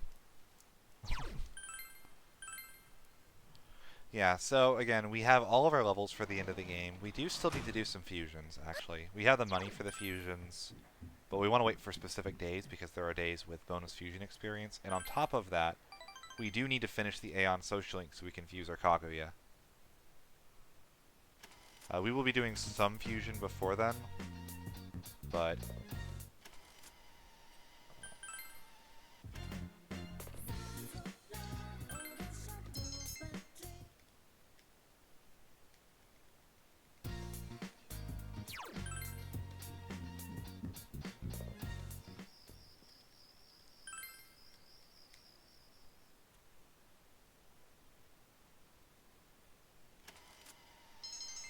alright, continuing on. So the next major event that's going to be happening is now that Naruto has her persona and we've got all of our stuff settled and we've reprimanded her for being super reckless and dumb, but also it's nice that we proved that we didn't solve the case. Naruto wants us to all go to a hospital to get checked out and make sure that we're like healthy, because fighting in a TV like this is not easy on the body, probably.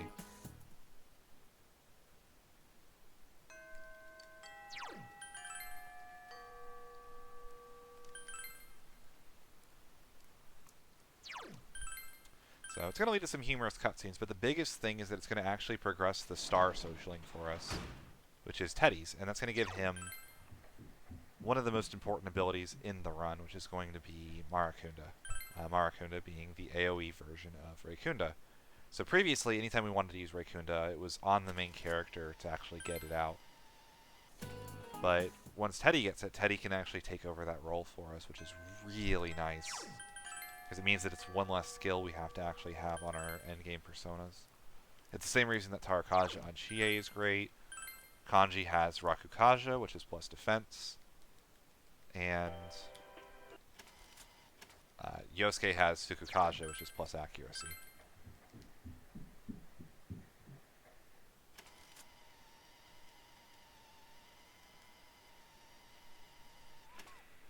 All of them are super nice.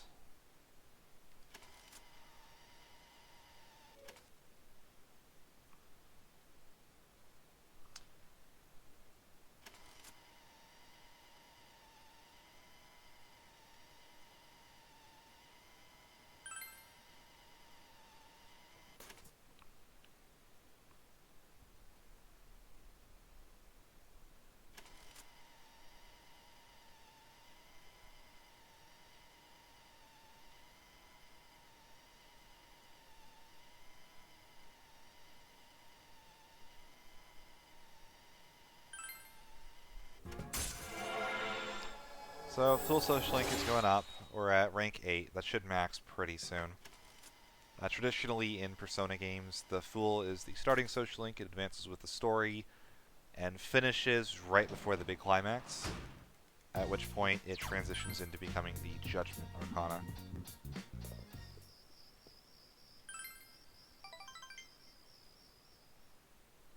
Continuing forward.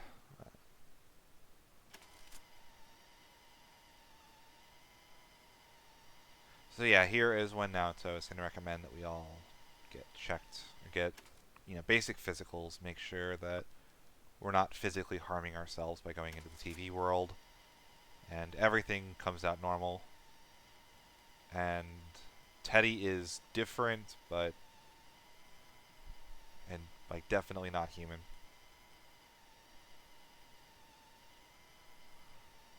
That's kind of the main things we learn. And yeah, Teddy kind of doesn't know how to feel about that. He's like, well, I guess my Bowflex didn't quite turn me into a real boy. I'm still Pinocchio. So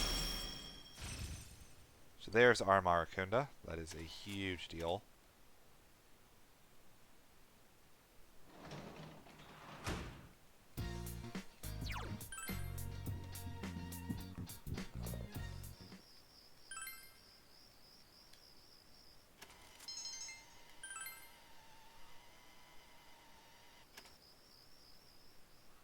Oh, I actually was meant to sleep there instead of translate. Oh well, extra money is not going to be a problem. I'll find a use for it, I'm sure.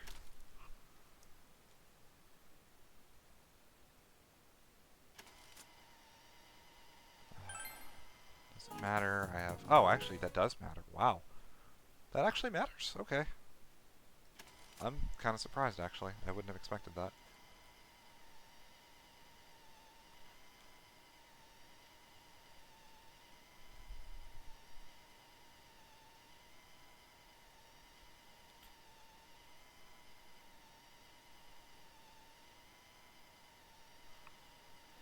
So, more cutscenes. Again, there's a lot happening here.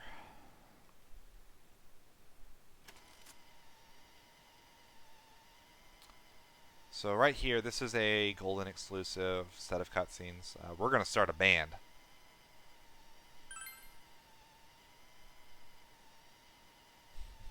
And shoutouts to Teddy's animation here. Watch his hands. He's like all excited and like pumped up. You'll note here that the instruments they play are actually the same ones that their personas play in Dancing All Night. It's a nice little tidbit.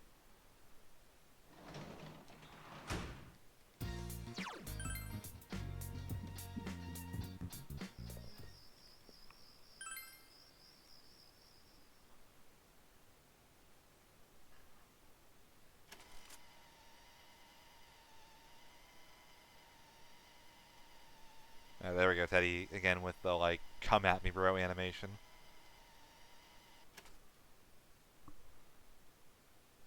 So we go through all our practice, and we don't really like how we're coming together, but we're going to pull together as a group, and Rise is going to be the best lead singer ever, and totally carry us through this performance. Which, honestly, it's kind of impressive that we all went from not playing instruments to being able to play a song in, like, 3 days.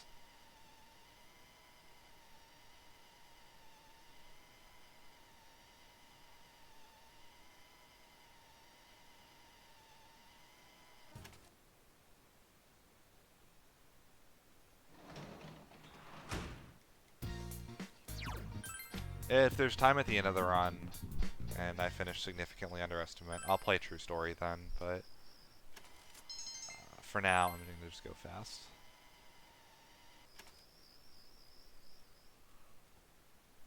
But yeah, so one Rocky montage later, and apparently we can actually play our instruments at a level good enough. And there's Teddy with the come at me bro look again. Let's go, Teddy. You go, boy.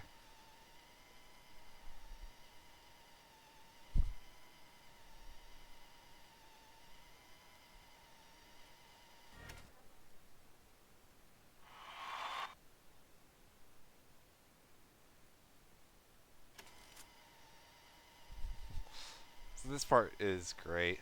Teddy gets all excited. He's going to go crowd surfing. And he's a literal beach ball. So Then we all decide we're going to go crowd surfing, and nobody decides they're going to catch us.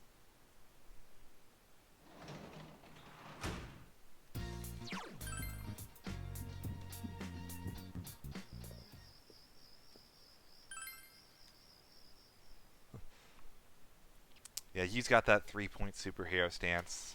Kanji and Yosuke didn't really brace for impact very well.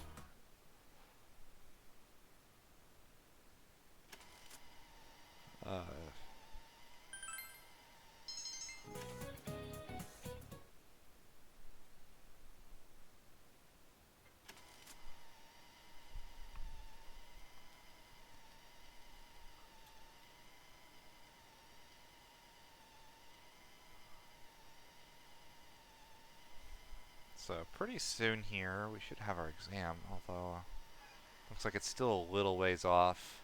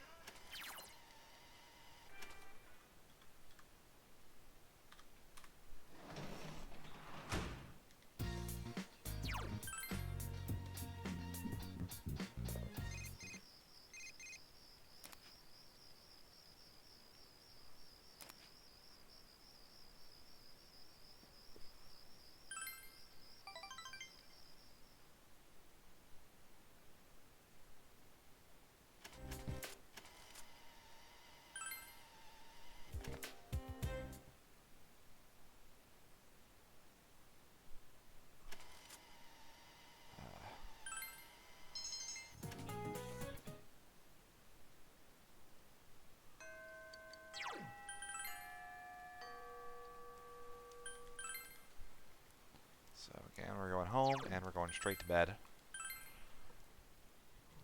No extra work for us. Something I haven't actually talked about in this run, it's very kind of unique, is I actually have a pretty weird grip on the controller when I do this. So you almost always want to hold triangle when you're not inside of combat. And the easiest way I found to do that, if anybody in chat knows baseball, there's a pitch called a split finger fastball. And weirdly, I basically do a split finger where my middle finger is on the bottom part of the R2 trigger, and my index finger sits on the outside, like the label that says R1 on the DualShock 4. But like I can also slide it down to where it's pressing triangle at all times. It's a little bit hard on my wrist, but it is actually pretty nice to not have to constantly like hold triangle while mashing, because you need to be holding triangle while mashing X, X.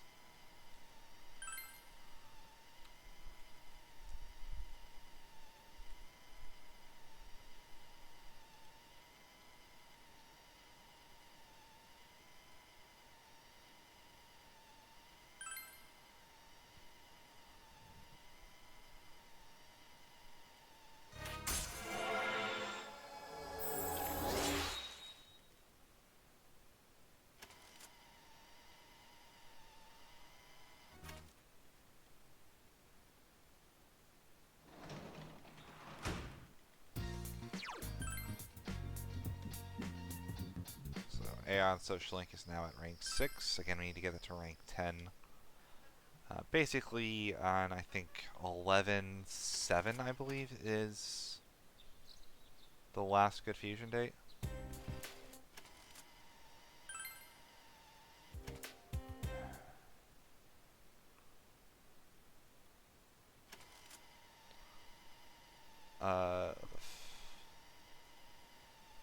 Okay, our answers do not matter on this exam.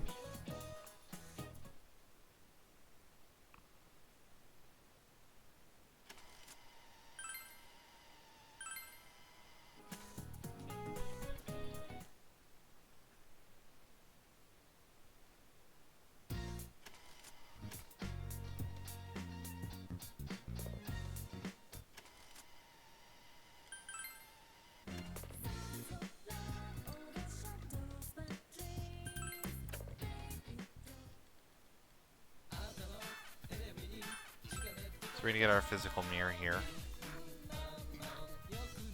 This is going to come in handy in a later boss fight.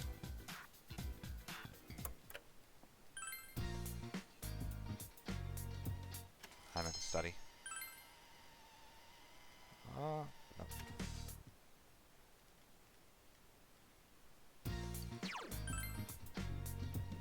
Oh well.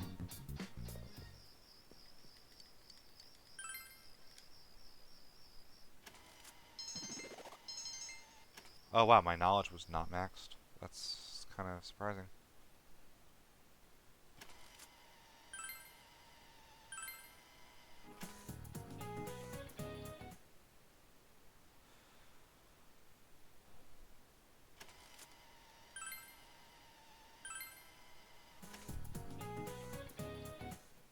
Yeah, we're circling random answers on the exam. I'm sure we'll do fine.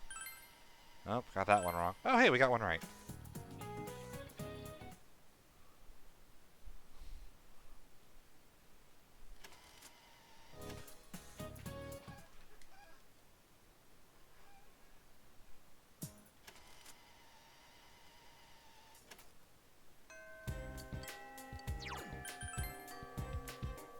So, going straight home.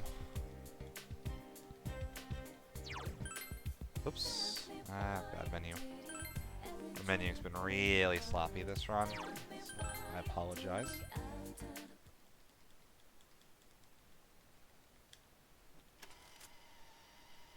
This is why this game is so much faster than PS2. One of them, anyway. There are a lot of them.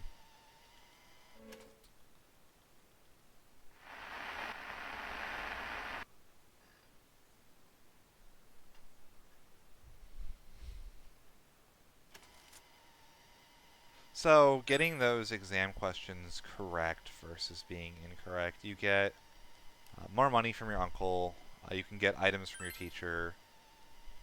Those are the main benefits in a speedrun setting, but for the purpose of this run, it doesn't do enough, and we have plenty of money. We got more money than we know what to do with. No, no, no, no, no, no, no, no, no, no, no, no, no, no, no. I gotta go to Central Shopping District. That would have been bad. That would have been really bad. Bad muscle memory. Don't do that. Help Murray.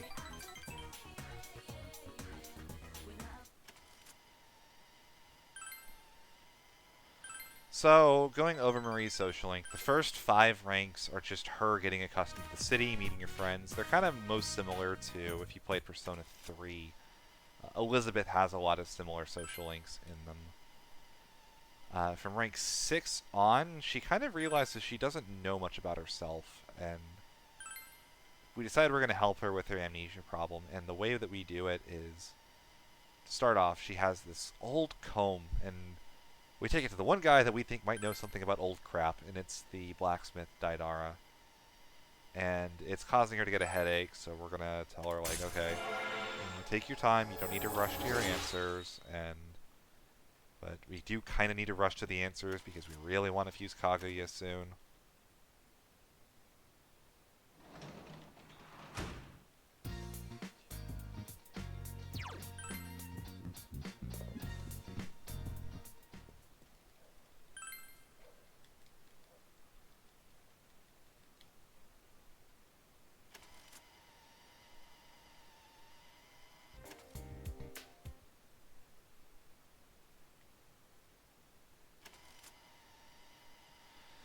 So right here, this is the school festival. It's a pretty common thing in Japan for high schools to kind of do like an open house where each class puts on their own thing. So you'll have, one class will do a takoyaki bar. Another one will do a break room. Someone else will do yakisoba. Little things like that. At least I assume it's a thing. It's in literally every slice of life anime ever.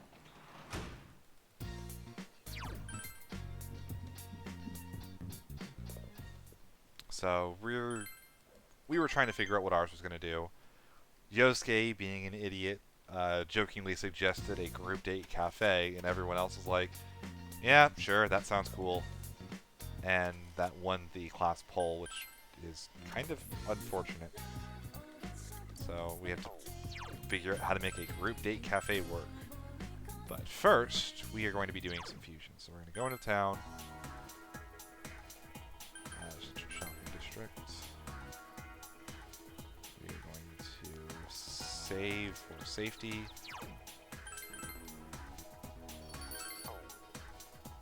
And in we go.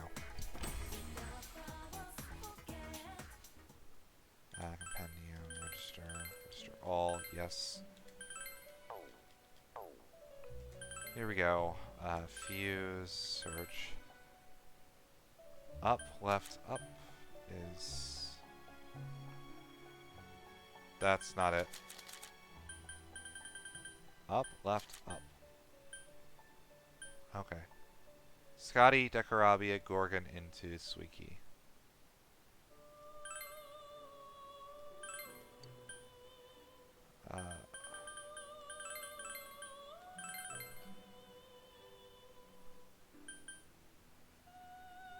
Mind charge, repel physical, repel ice, and then doesn't matter. That has me worried that wasn't the right order, but we'll see.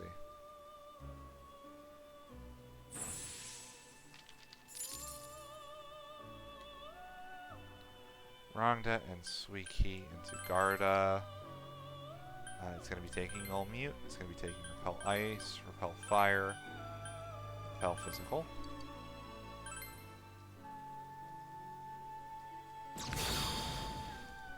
So what we're doing with this, we're going to be making a persona that repels everything. Well, it's going to repel almost everything. It's going to absorb electric. And it's going to be Thor. And that is going to be our panic button persona, basically. If something is about to go really wrong, we can pull out this persona, and it's very hard for us to take damage. So right there, there's our Repel Wind.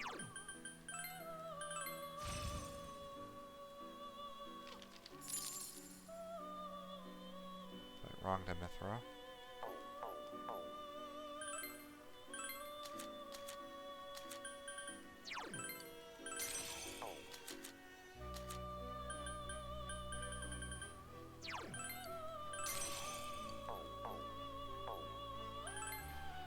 Fuse. Boom. 1, 2, 3, 1, 2. That's not it. Oh, it is Lilith. Okay. Garda, wrong to Mithra. Into Lilith. It's going to get Growth 2, Repel Wind, Repel Ice, Repel Fire, and Raccoon. So Lilith has a very specific purpose later on. You'll see it. I'm going to buy Suiki and Garda.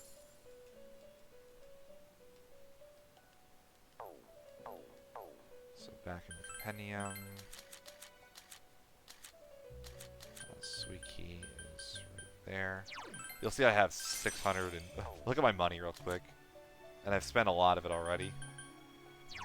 I'm going to go through a lot more than you think I'm going to be capable of. Fuse. This is up, left, up. Right? No, actually. It's up, left, up, up. Auto Sukukaja. 1, 2, 3, 4. Yeah, so Thor becomes our panic button persona. He repels everything except for electric, which he absorbs. So if a boss does not have an almighty attack, they cannot damage me if I have Thor equipped.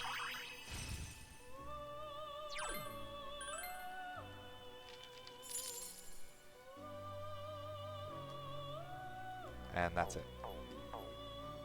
Check on Dwellers. And we're going to go hang out with Murray.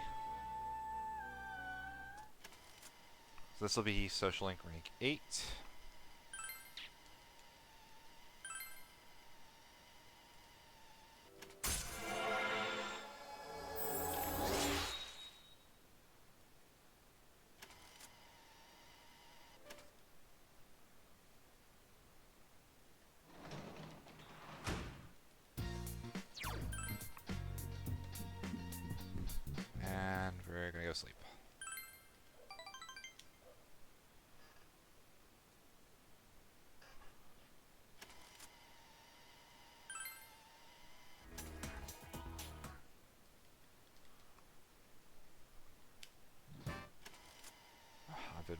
bad at cutscenes.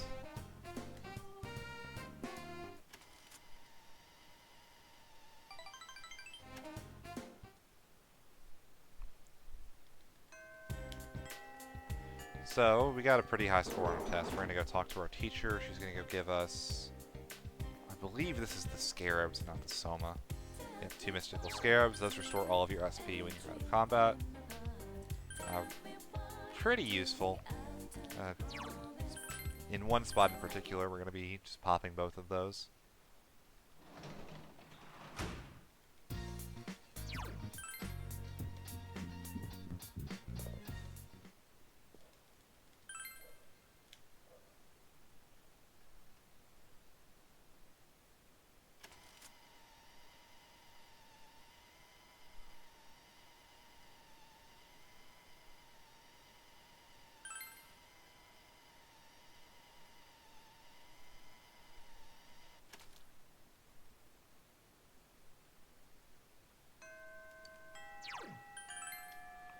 Alright. Go home. Dojima's going to give us a lot of money for our grades as well. We're still doing group festival preparations.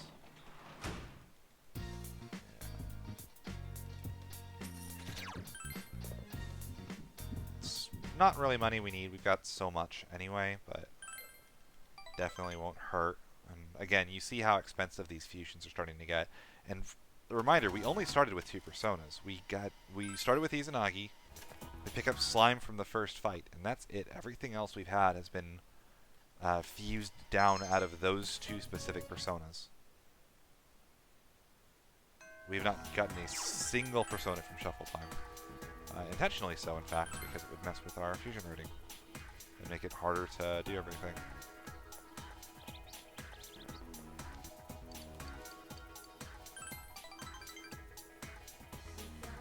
Alright, so we're doing Aeon Social Link, so we'll put it at 9.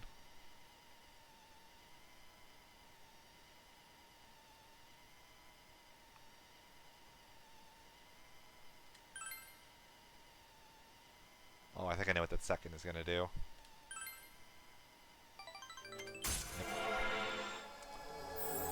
Full timed it. Okay. I thought this was true for a while. We didn't bother with it. We're going to say no to making Maria our girlfriend.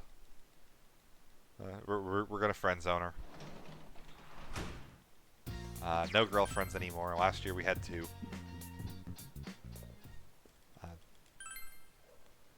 It's going to change the cutscene a little bit.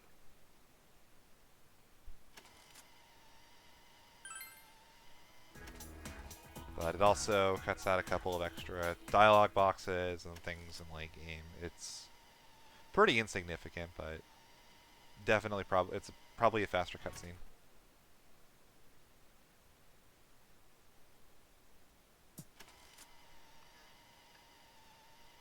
Alright, so Aeon will be maxed very shortly. Looks like it'll be 11:11 actually.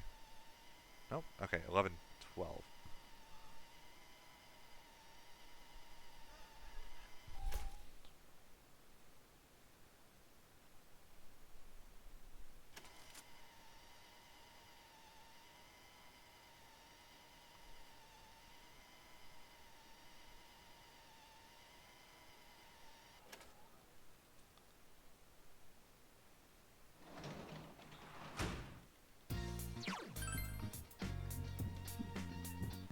Same deal, just gonna sleep it away.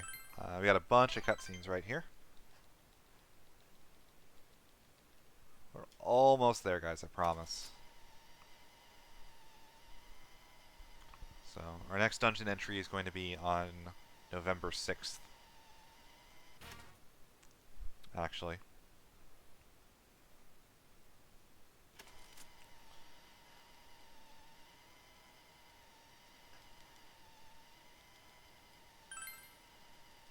And Heaven has something that's going to be really new and really exciting. You really don't want to miss it, I promise.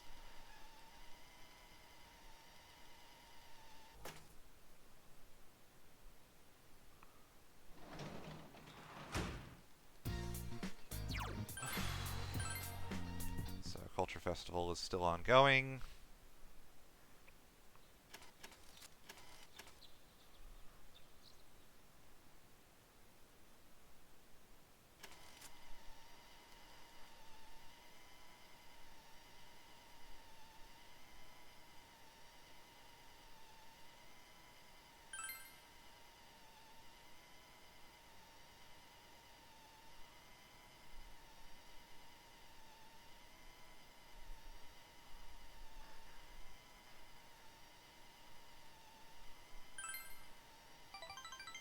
I might actually be on PB pace.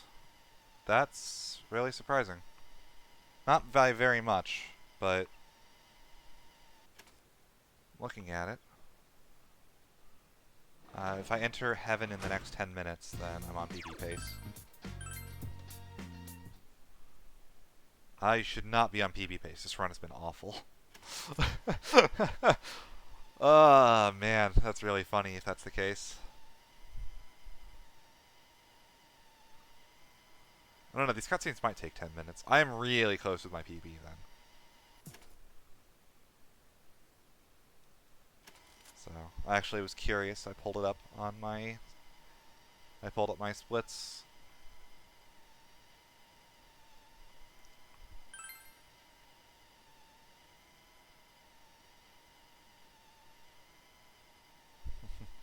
And Teddy with the Alice outfit wins.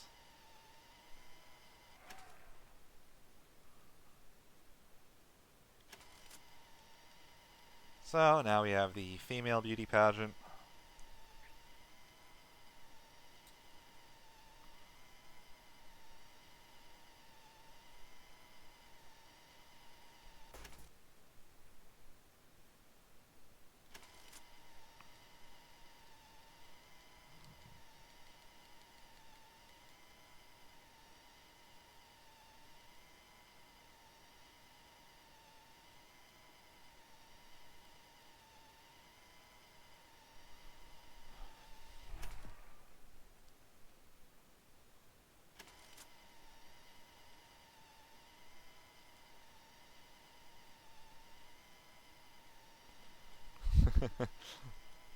uh, this scene's really funny. So they're doing their beauty pageant. They all come out in their swimsuits, and then Naruto refuses to come out in the swimsuit. Like Rise's animations crack me up. So again, we're in that fast forward thing. So like any like little movement just looks really funny. So there was the Teddy come at me, bro, and then the Rise's like super excited wave.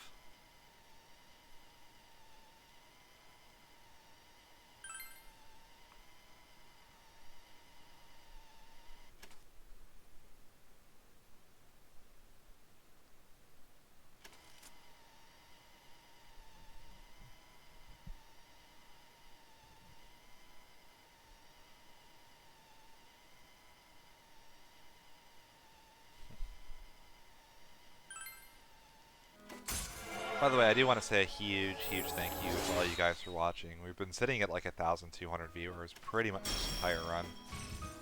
It means a lot that so many of you guys are willing to share in this experience with me. So again, thank you guys all so much.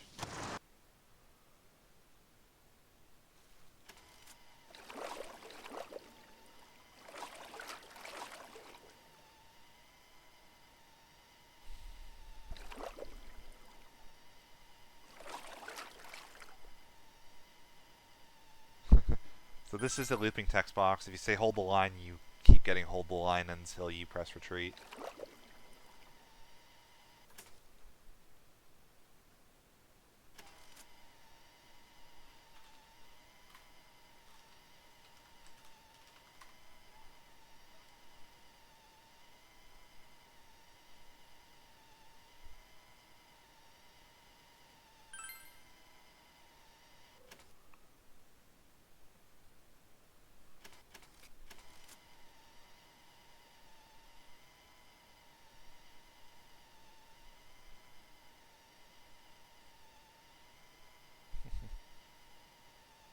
And off they go.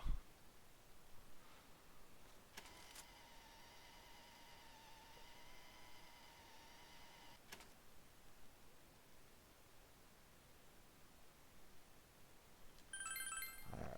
I think I'm okay not saving. Oh man, I'm actually... Nah, I'm not quite on PB pace then. I think I'm a little bit off looking at it now. It's going to be super tight though, which is good though. Like that puts me on pace to at least be like significantly underestimate.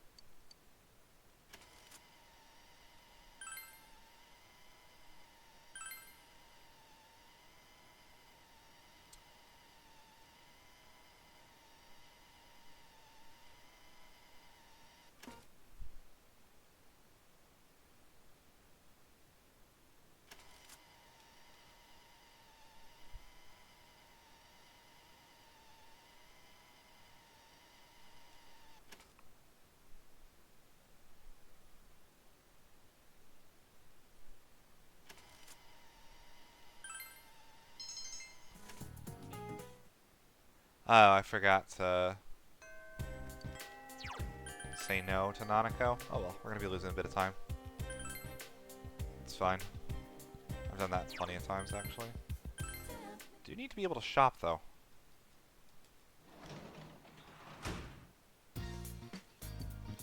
Oh no, okay.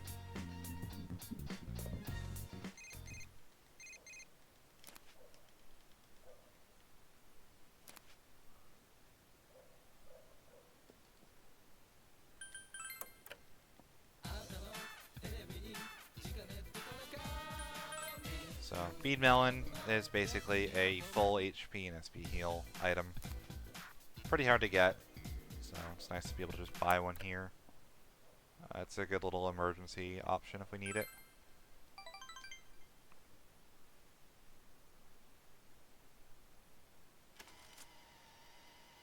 Oh, I got the Halloween costumes, yeah. That's what that was. I'm not paying enough attention.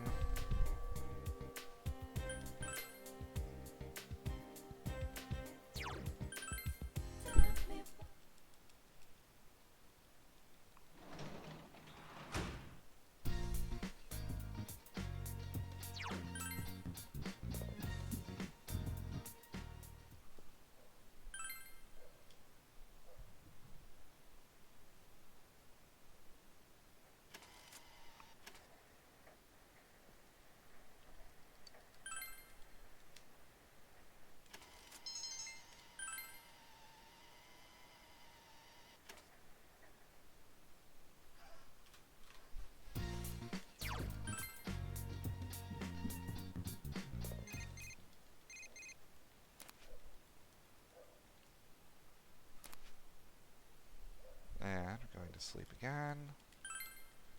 Almost there, guys, I promise. This is the longest segment of downtime in the entire run.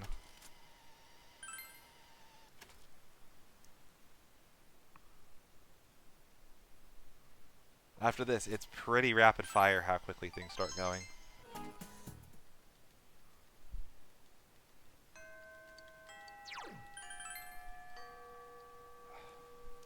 Yeah, I'm actually going to be about a minute behind PB pace.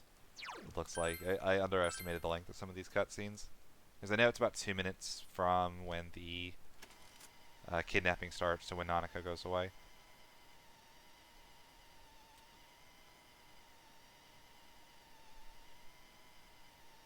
So I guess to talk a little bit about what's going on in the story right here. You know, we rescue Naoto, and Naoto has her own plans, and we get a weird note saying stop saving people, and we don't really know what it means. And like the handwriting is weird on it. It's like, you know, the thing in movies where they cut things out of newspapers and like stitch them together.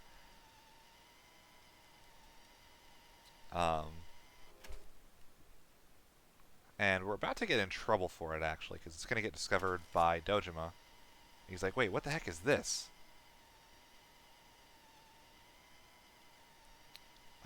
And he's like, okay, we need to have a talk. And I'm like, okay, here's what happened. He's like, you're lying. Come with me. I'm taking you to the station. We're going to talk this out. Which has the unfortunate side effect of leaving Nanako alone. And Nanako is the killer's new target, as we find out on the Midnight Channel in a pretty scary scene, actually.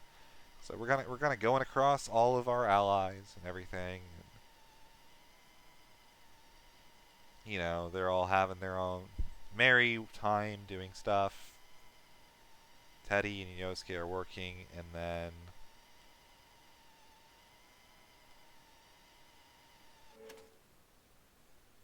yeah, things go very wrong in a hurry. So TV, it's raining, and oh no! And you're like, I gotta get out of here. This isn't good.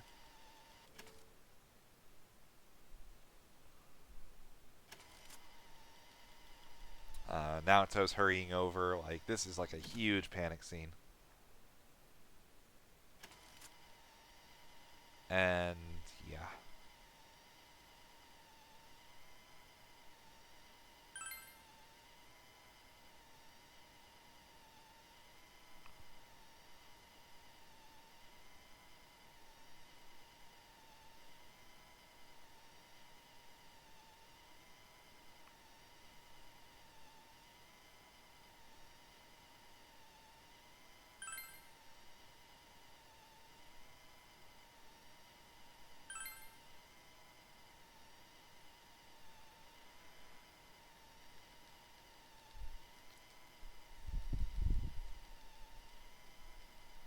So yeah, so we find out who the real culprit is, and it's a delivery man with a TV in the back of his car, and he doesn't even like, you know, take them anywhere. He just puts them in the back of the car. There's the TV in it, throws them into the TV because the van's big enough to hide it, and yeah, that's not good. So we know Nanako's gone since he got away, and we know we got to go save her. Our uncle is in the hospital. He got in a car wreck chasing the delivery truck before the guy got away, and we're gonna go save Nanako. And fortunately for all of you, we're gonna save her immediately.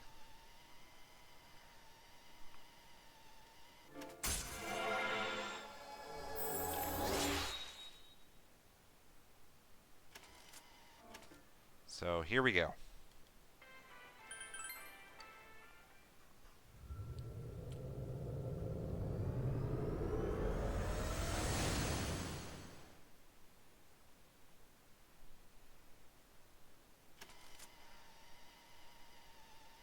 I am about 2 minutes behind PB pace, which, as horrible as this run has been, is kind of sad, but I'm still happy because it means I'm on pace to finish.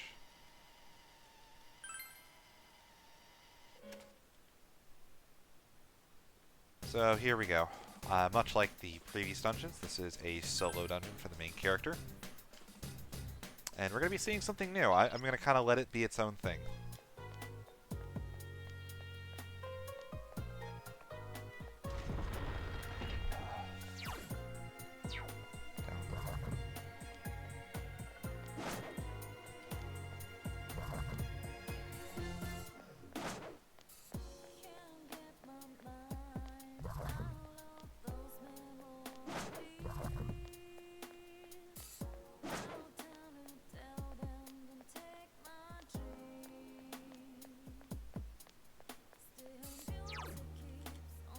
Okay, it's definitely through here then. This should be straight into it. So this dungeon does telegraph its stairs. If you see that little rainbow and that rock over there, that will always be the stairs. Something really cool with Risei at level 80, I can kind of see enemies and stuff on the map. Ooh, that is a great floor, thank you.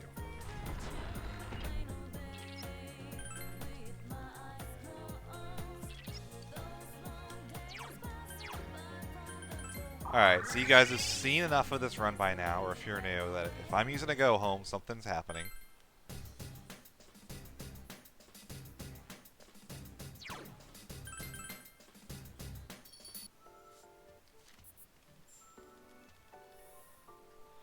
So, here we go.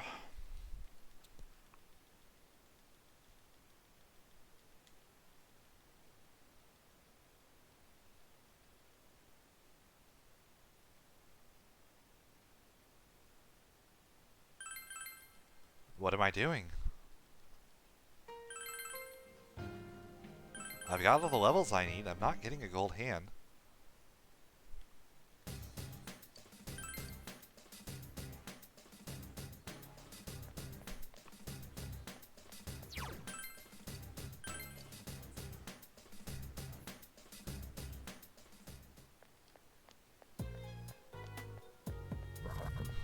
That's where the gold hand spawned, really?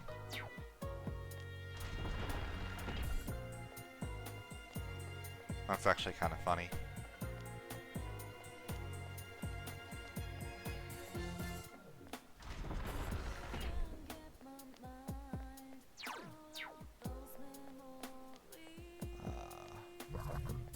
Yeah, this should be good. Alright.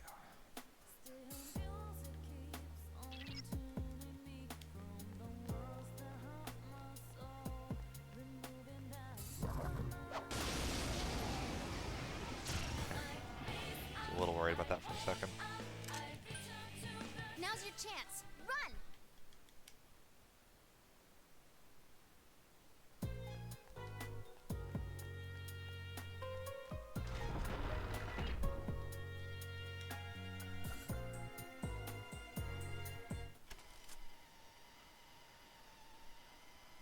Alright, so we got our little cutscene here.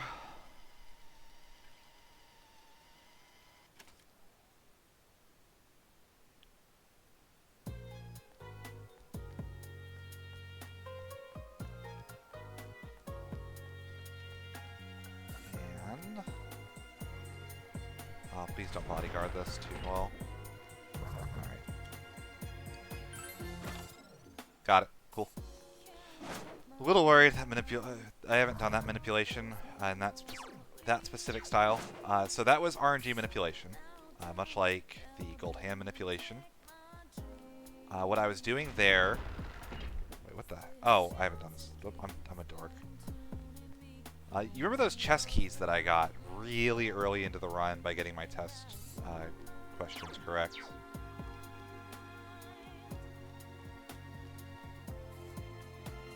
That's what they're for. I'll be using one more of those, but... so not only does closing the game and reloading it fix the encounters on the floor so that you'll always have a gold hand and a red shadow, it actually populates the chests as well. And interestingly, we can actually push that along in the algorithm by doing specific actions. The first one that we found was actually saving and reloading.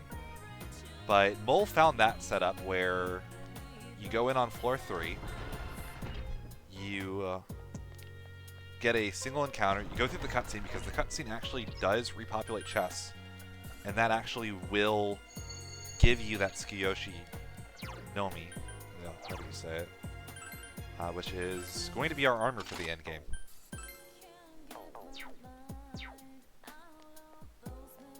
And it's actually really nice to get it now.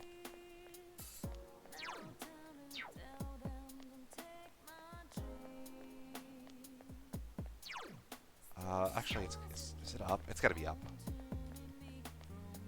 So, yeah, so now we're no longer using that chainmail that we bought literally week 1 of the game. We actually have real armor. So, yeah, +5 to all stats as well. So it's basically, it's both better armor and it's our paper armband again. So, we're going to be doing more damage, we're going to be having better survivability, just everything about that is really, really, really strong.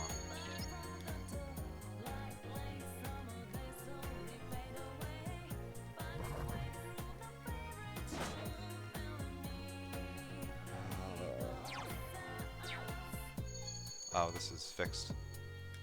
An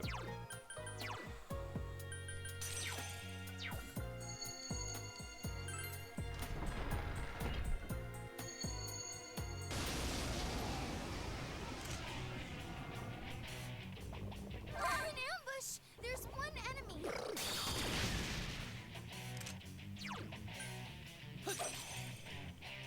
One enemy to go. Keep it up!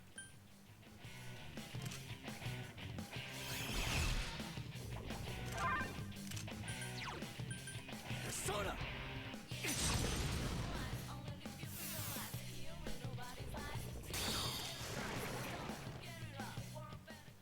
All right, Senpai. It's level up time.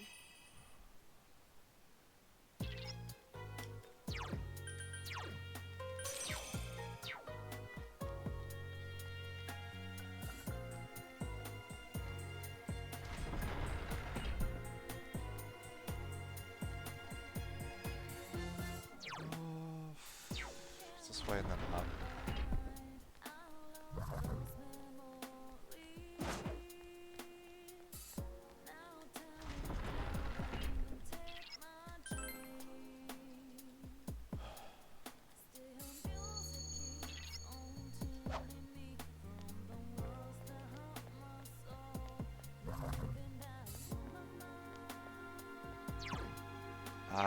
Yeah, it's gonna be probably this way.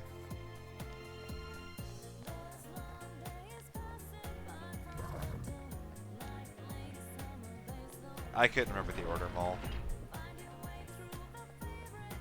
So, I know the older routes, you'd use Mothman and Mothman would. Okay, it's not true.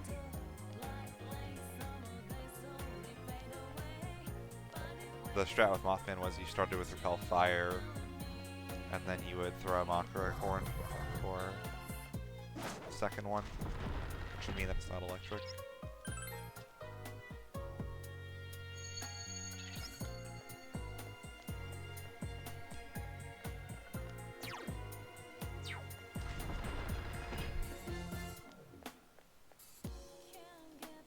I should have gone that way.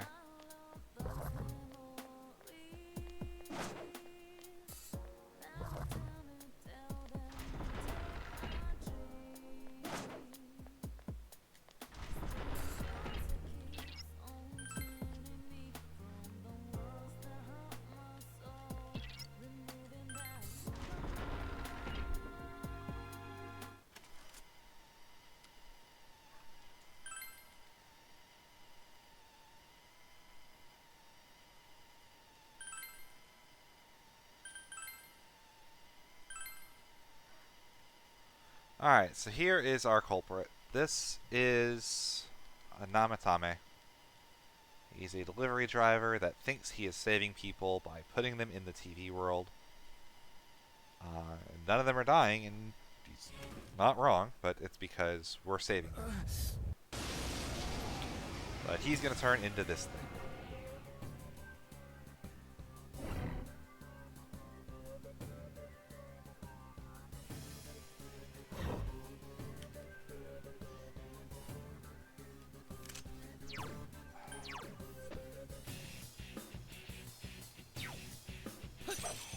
Oh, wow, I didn't realize Lilith repelled him.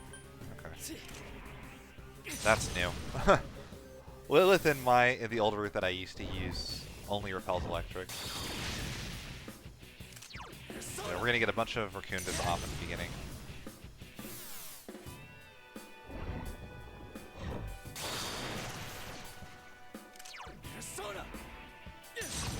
So unfortunate fact about this boss.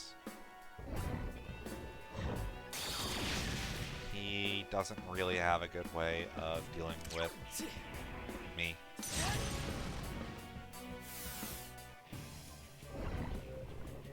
At all. So the first part of this fight is me just waiting for him to DPS himself out.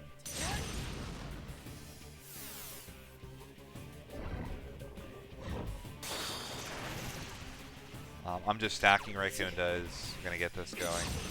Probably take this to 200 SP. And then I'll put it in rush mode for a little bit.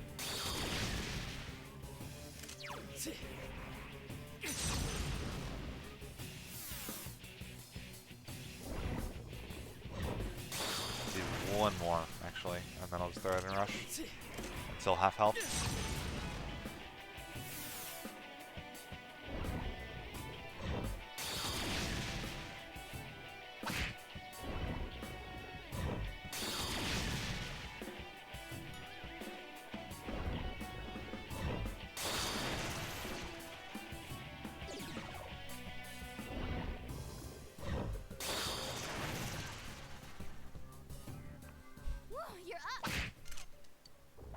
Okay, so Quad Converge is really good. That's what I want to see. He has an Almighty attack that he uses below half health.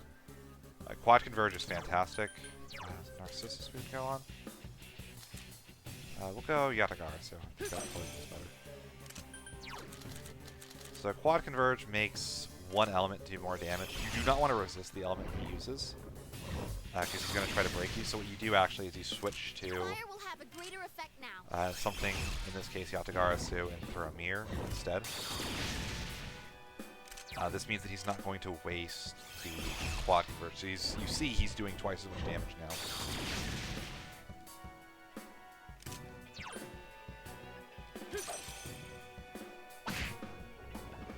So here's the Almighty attack. He can do this as many times in a row as he wants, or he can Quad Converge again.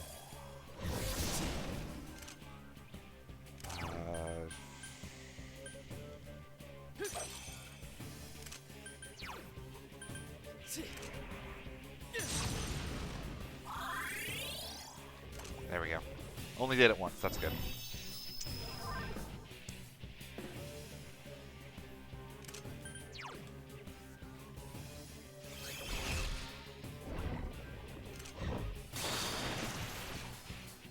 So he should be down here.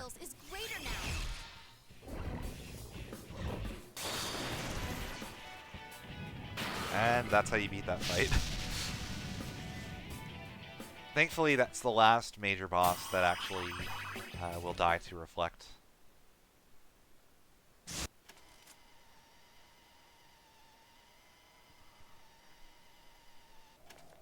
As the, like, pretty much only source of damage.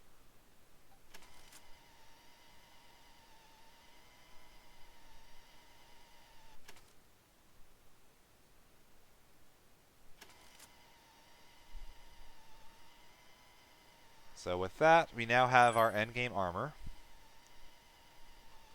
We will be doing the chest manipulation one more time in the next dungeon.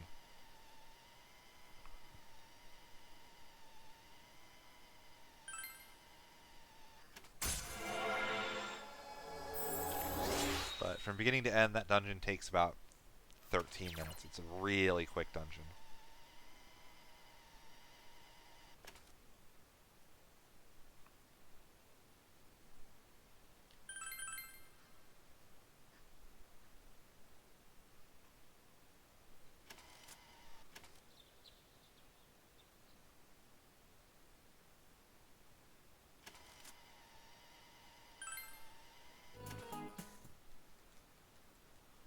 Alright.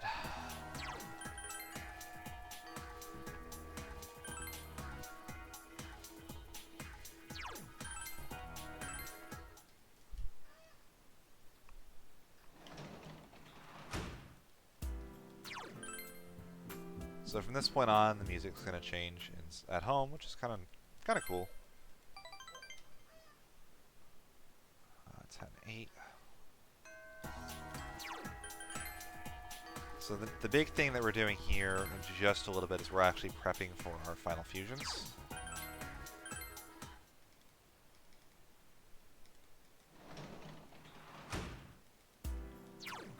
I'm also trying to mash circle because one thing that throws me off in this segment of the game is Nanako's not at home, so I don't have to like dismiss the "Welcome home, big bro" message. So Nanako's in the hospital because we rescued her immediately. In the meantime, we do need to max the Aeon Social Link. So this will be rank one last little like stat up. It won't rank up here, but it will the next time we hang out with her.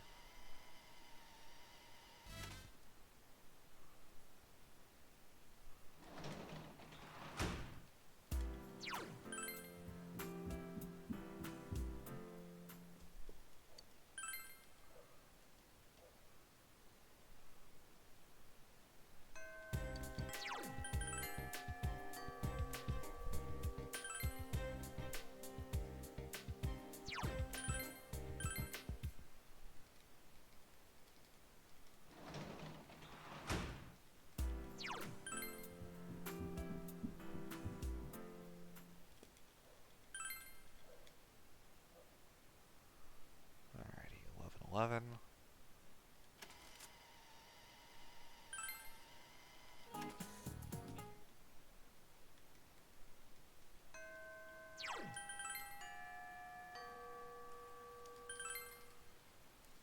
So not any shopping we have to do. Again, rainy days, shopping is 20% off. Make sure to take advantage of that on your casual playthroughs. That I know you guys are all going to want to do after this run because this game is very, very fun. So right here, this will max our Aeon Social Link. Which again, if you only played vanilla, this category is hard mode golden ending. So I'm playing on hard mode. And this is golden ending, so I do everything in the game essentially as far as the game's ending is concerned.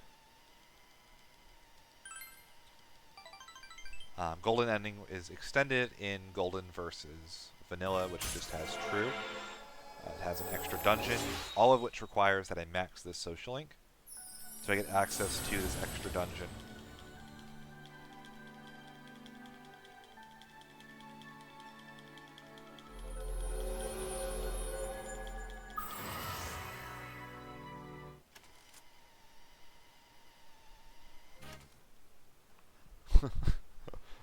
shoutouts to another trophy.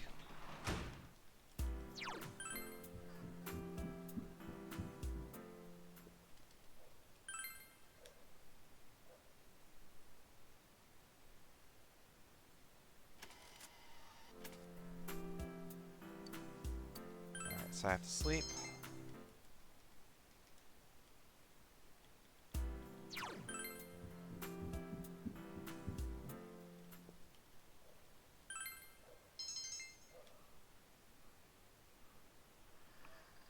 And 14.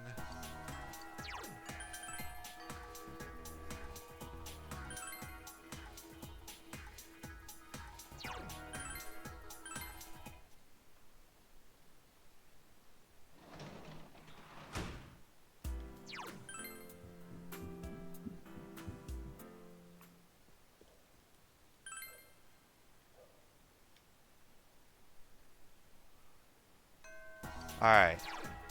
Town, and here is our last major fusion set. So 11:15 is a special day. We're going to get bonus fusion experience because we're fusing today.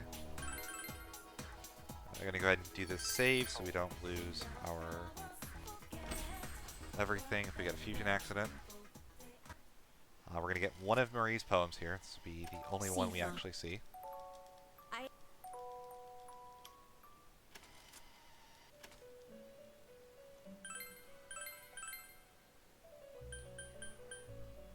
Siegfried. Oh, wait, no, actually, this is a different one. Siegfried is going to have Diarahan. He's going to have Firebreak, Repel Fire, Repel Wind. Are we doing all of our fusions today? We are, okay. So this isn't a bonus experience day, but this is going to give us an ability on Siegfried called Enduring Soul. Enduring Soul means that if I run out of HP while having Siegfried equipped, I will get a full heal, and that works once per battle.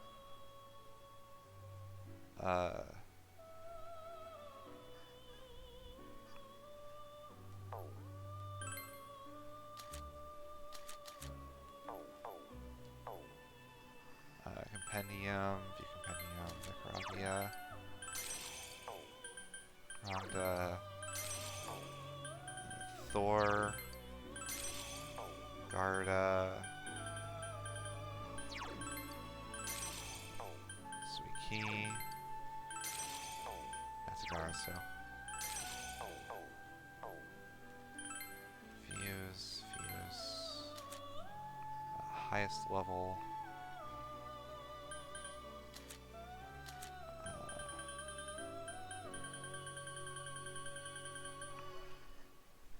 Siegfried into Arhabaki. Oh, that guy. There it is. So Arhabaki is our utility persona. He's going to have Null Mute, Repel Ice, Repel Fire, Mind Charge, and Diarahan.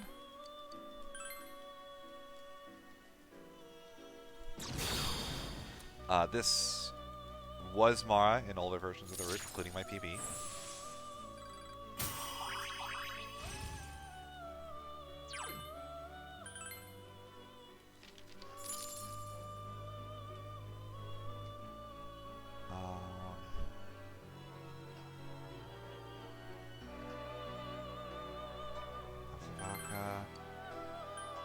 Null Fear, Null Panic, Repel Fire, Repel Physical, and Power Charge.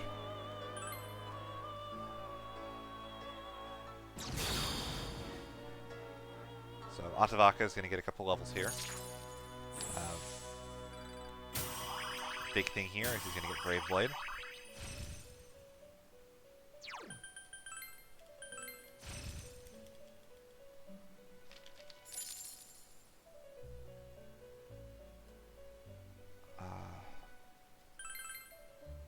And then lastly, we're making Kaguya with Agidyne, Fire Amp, Fire Boost, Repel Fire, and Repel Physical.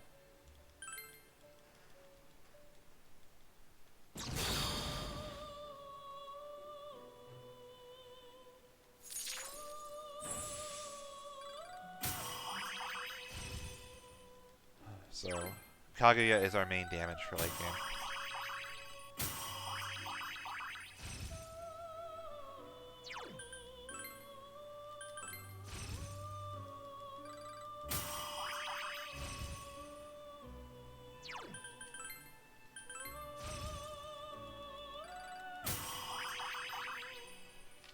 And we have all of our personas, so we just have to buy a couple of them back.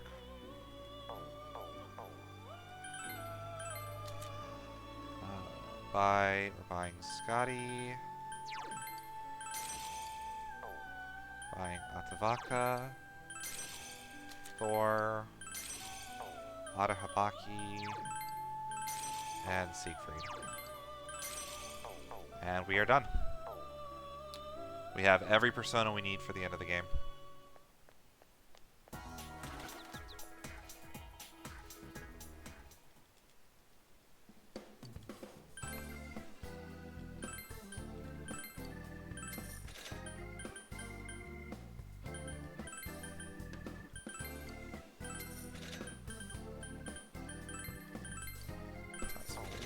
Just in case. It says I need 4, but...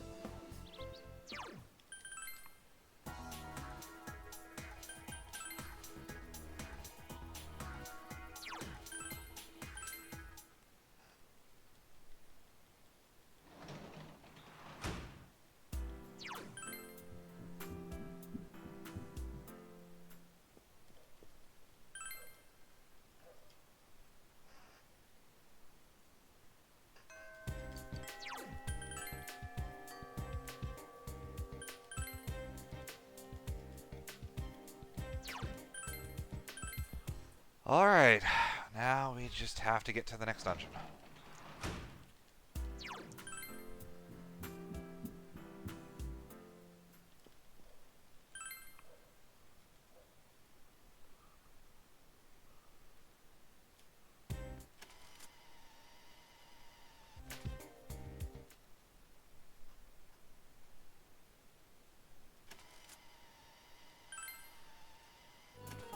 Again, our class answers don't really matter anymore. We're just trying to get to the end of the game. If this was a randomizer, this is the equivalent of Go mode. The only thing left for us to get is our light arrows, if this is Ocarina of Time. And our light arrows are a doozy, let me tell you.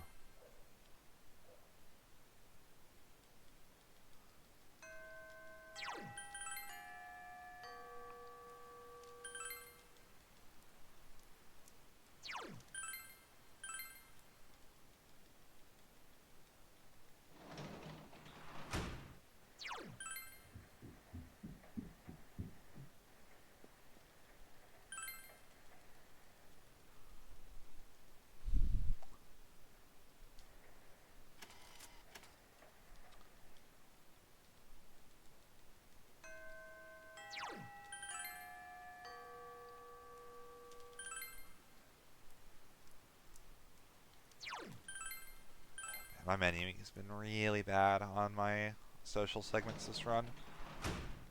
It's one of those things that, like, it's muscle memory, so, like, if I took a little bit of time off this game, I've been messing with the World Ends With You Final Remix, and a bunch of other stuff.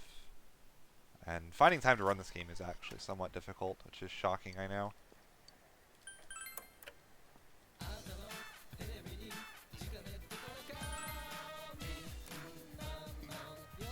So, I'm a little bit out of practice on some things in this run, which is pretty obvious by how some of my bosses have gone. Okay, I gotta translate. Forgot about that. So, you can't go straight to sleep during the day. You do have to do something during the day. The fastest thing we can do is just to go pop our heads over and translate again. You can also just literally leave the house and go back in. That counts as doing something during the day. But you cannot just go straight to sleep every time. So, we hit our deadline. We did rescue Nanako before. We didn't just beat the deadline, we smashed it first possible day.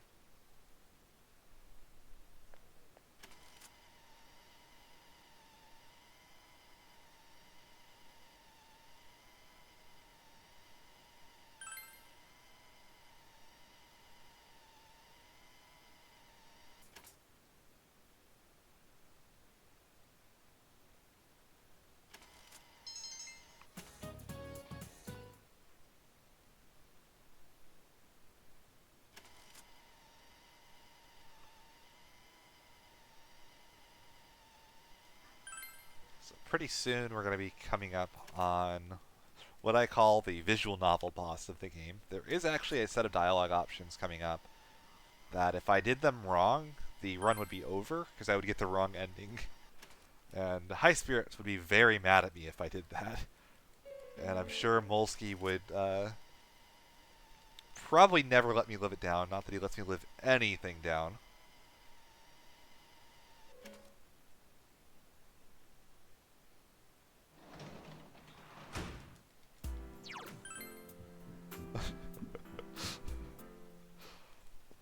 So I have never messed it up, thankfully. But this is about the worst possible place to mess it up.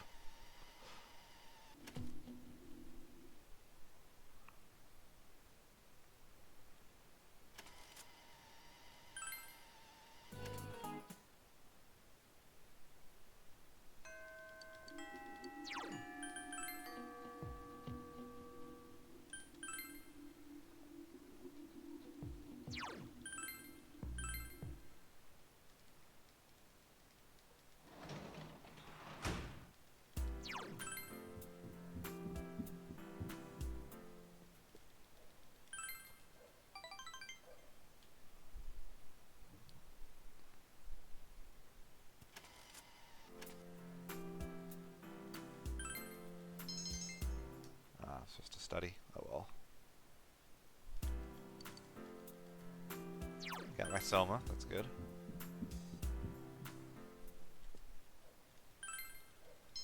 Yeah, there we go. Let's go. Actually, should have slept instead of translated there, but we're fine. Basically the same, save the walking animation.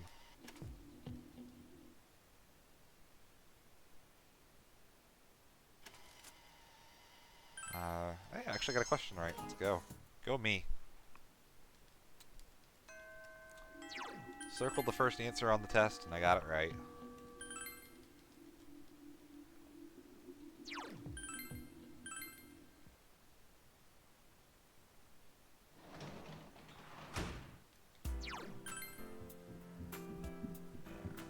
we go straight to sleep. 25. Let's just hold and sleep. Bebo-chan doing his best. I'm actually amazed that won my Twitter poll for what the name should be. It's so unexpected.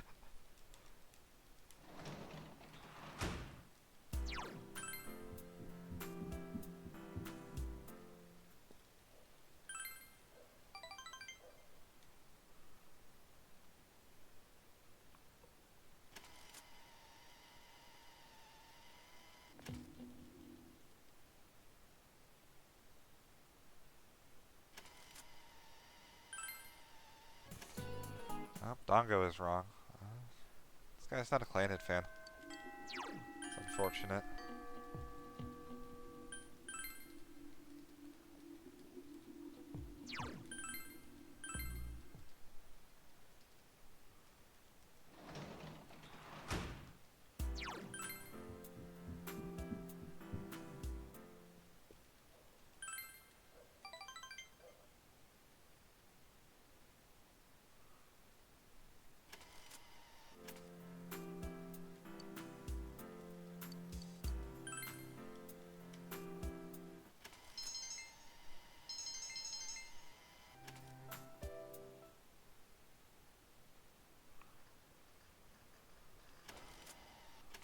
Alright, so here is all of our true ending cutscenes coming up.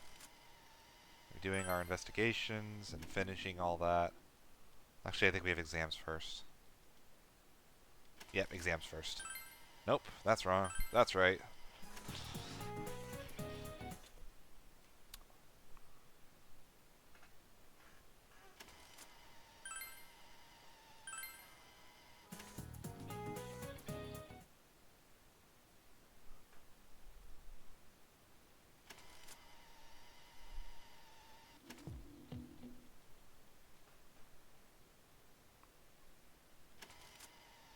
That's right. And that's right. Okay. He was going in with this A strat.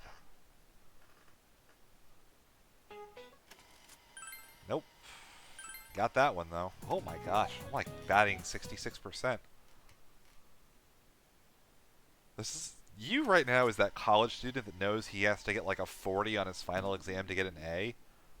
And is just like, alright, I'll do the first half of the test and then just circle A for everything else. And then just let, like, luck take care of it.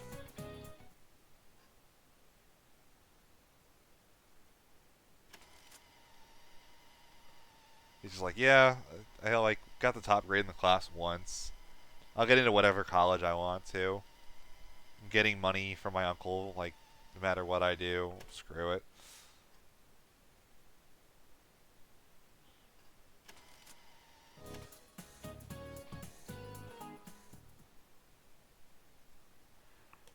Yeah, let's save just in case.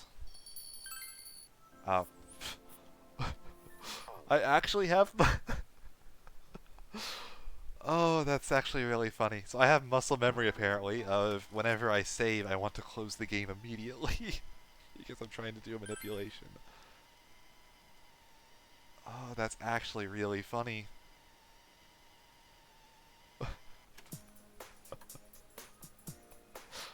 Because yeah, the only time I save now is either before a fusion, which I know I'm going to do, or when I'm trying to RNG manipulate. Oh, wow, that's really funny.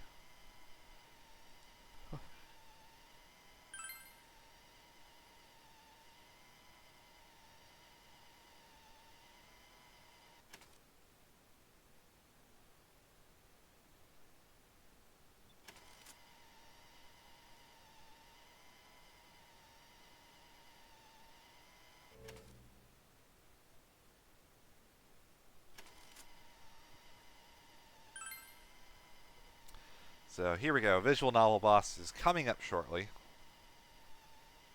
Again, this is the hardest boss in the game, because if you screw it up at all, it's GG. Run over. Almost no other boss can say that.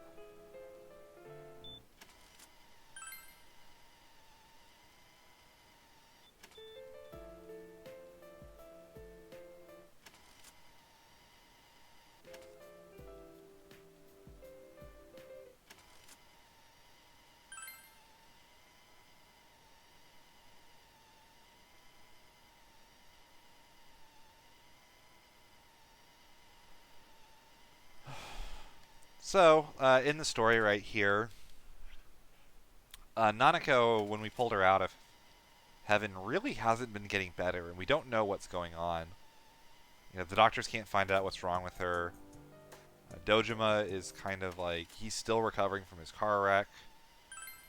And all of a sudden, while we're here, while all this madness is going on, when the doctors are worried Nanako's not going to recover, you know, she's in this coma, Teddy's completely depressed, our whole team is torn apart, we hear Namatame is trying to escape.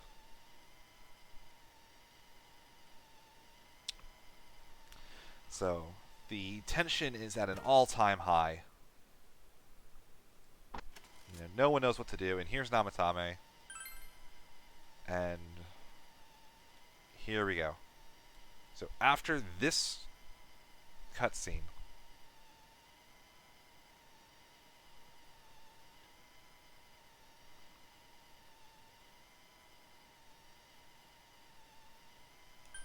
three, 1, 3, 2, 3, 2. Got it. Valid run.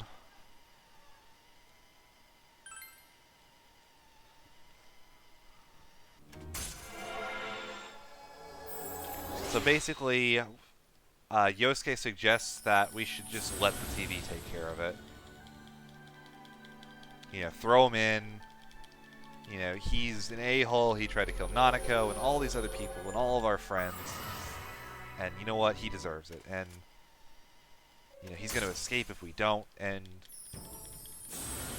we think about it and we're like, wait a second. What if Namatame is innocent? We, like, galaxy brain this. And we think about it and we're like, well, why was Namatame doing this? And we can't figure it out. So we get them to stop. And all of a sudden we realize Namatame is actually not the culprit.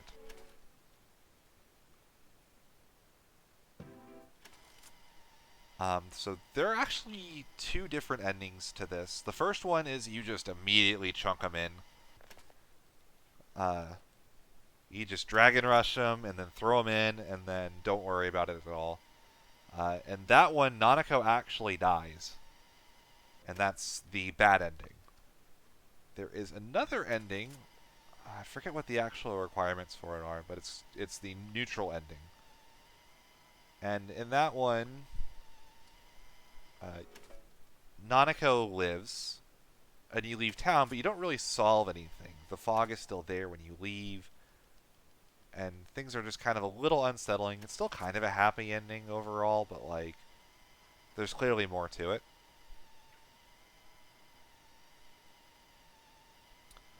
There's an alternate ending added for Golden. That is called the Accomplice ending. That is, if you max the social link with Adachi, there's a couple of other things you have to do with it as well. But basically, you find out that he's the culprit in that ending. And you kind of do the worst of both worlds. You lie and keep everyone else from figuring it out. You go to Adachi and say, I want in, basically.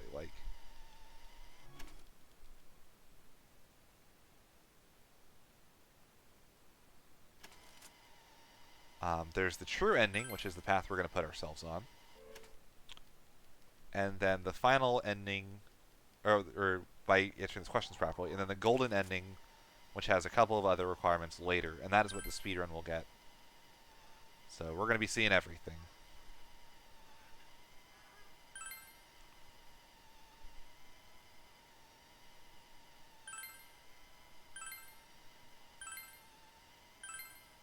Oh, warning letter. Forgot it's a looping text box. I'm just AFK mashing.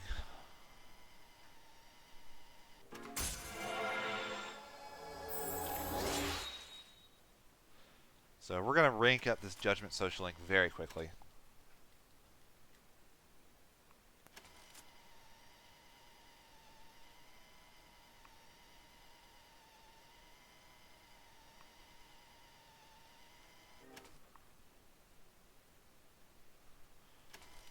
Alright, so 12-4, we're going to be interrogating Namatame.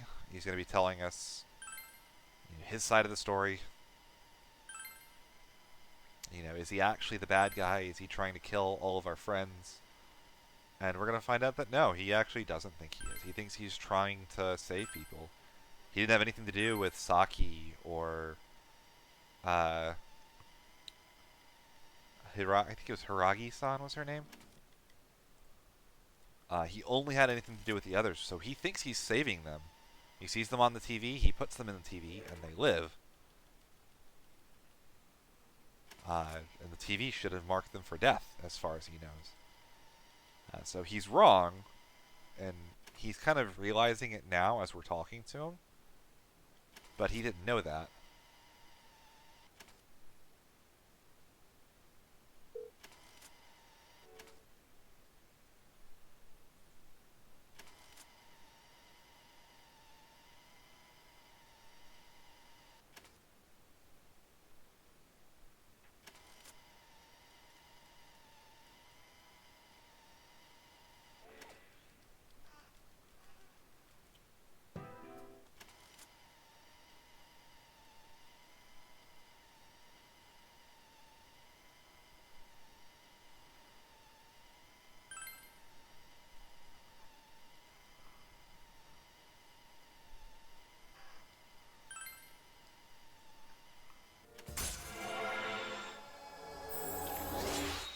Alright, so we got Namatame's side, and we trust him. We believe him.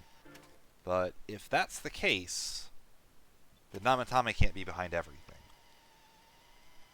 We don't think Namatame has a reason to lie to us, so we gotta find out who's actually behind everything.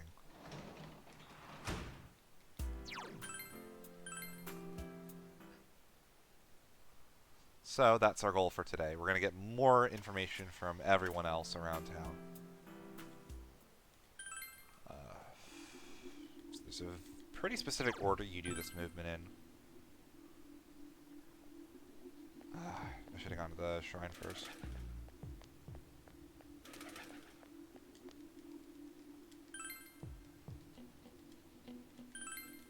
So you have to talk to her to get the recall anyone suspicious. This guy's annoying because he has a quest for us.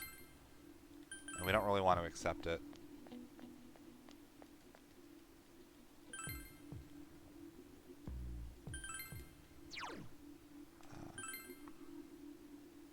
Actually, it's wrong.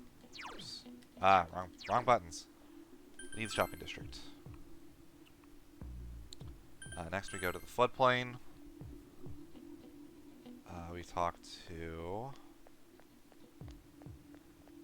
you.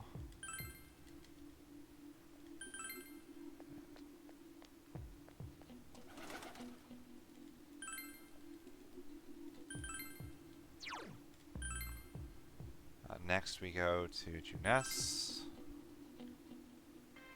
Talk to you. Go back into the town. We go to the shopping district. And we talk to you. Yosuke sucks at interrogating, so we gotta take over for him.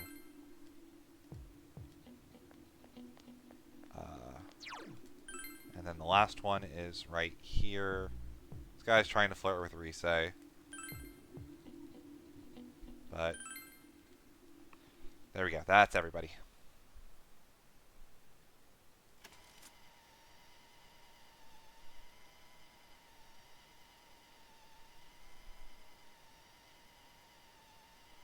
So now we're all at our favorite ramen bar, and we're putting all the pieces together. And what we're going to come up with is that the culprit is not any of our friends, and it is... Oh, no, shoot. Toru Hidachi. Hit down one too many times on accident there.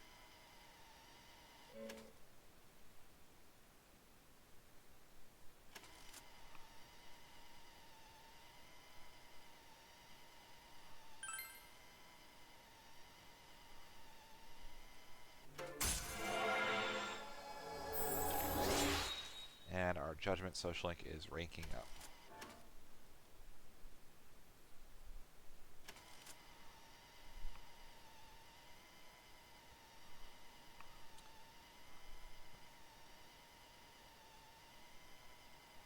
So, I'm going to take a drink of some Powerade real quick.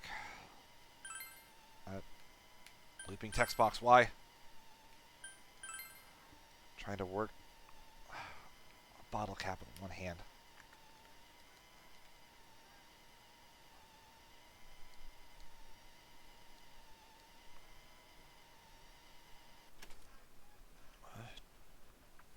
Much better. 8 hours, no drinks, no breaks. Well, a 1 minute break during which I actually went to go get the Powerade.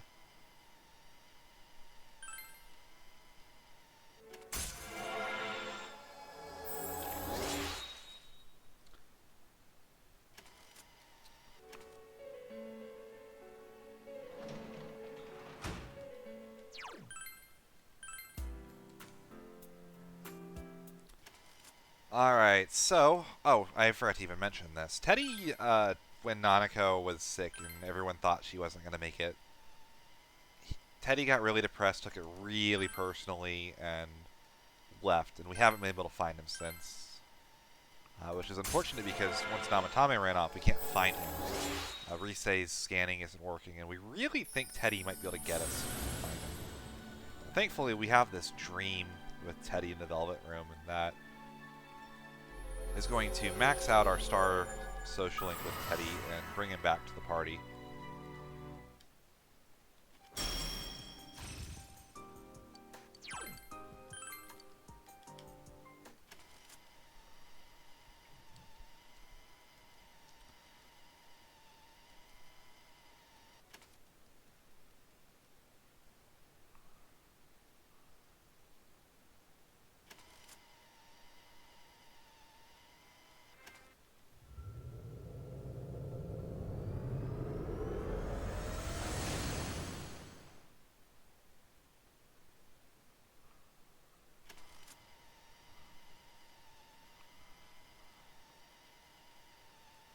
So, yeah.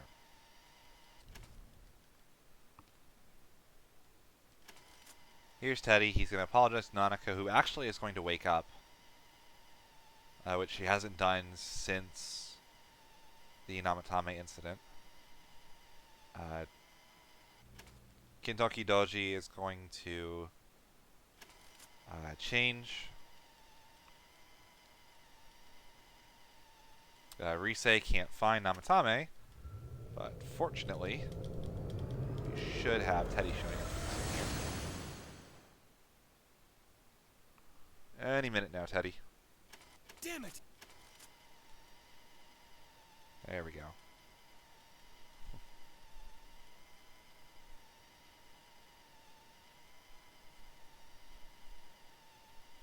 So Teddy's going to help us find Namatame and solve this all once and for all.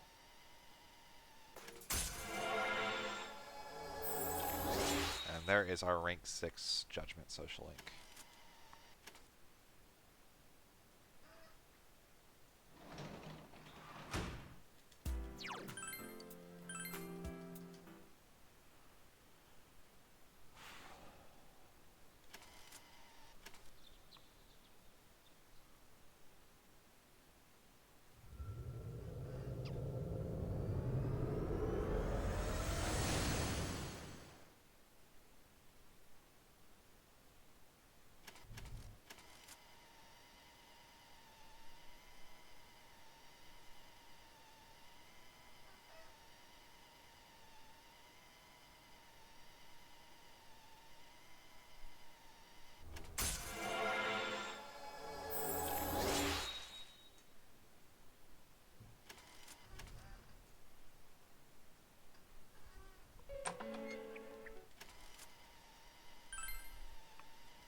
So here's Adachi. Adachi's going to tell us how everything went down from beginning to end.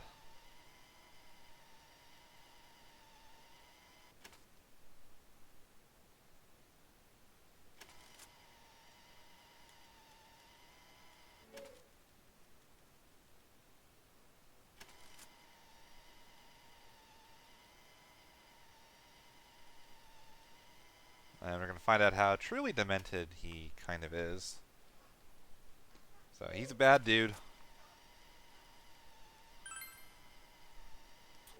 And he also is manipulating Namatame behind the scenes. And everything is Adachi's fault.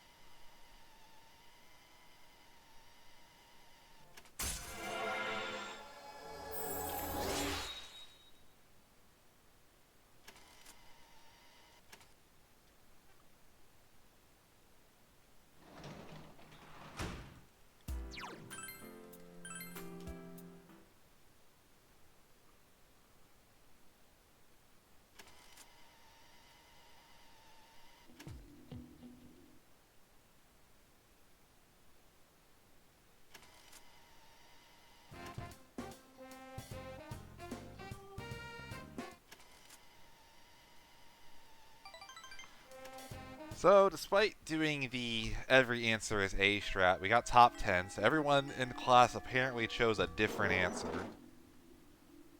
We're going to go talk to our history teacher. She's going to give us a free Soma. And we are going to go to Junes.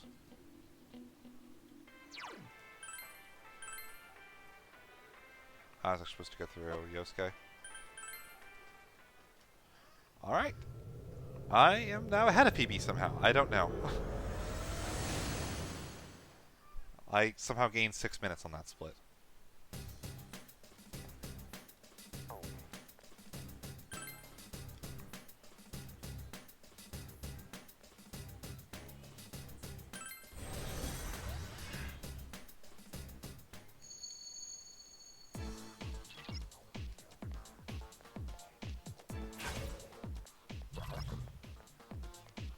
I'm assuming that's better fusion route. Let's go left. There we go.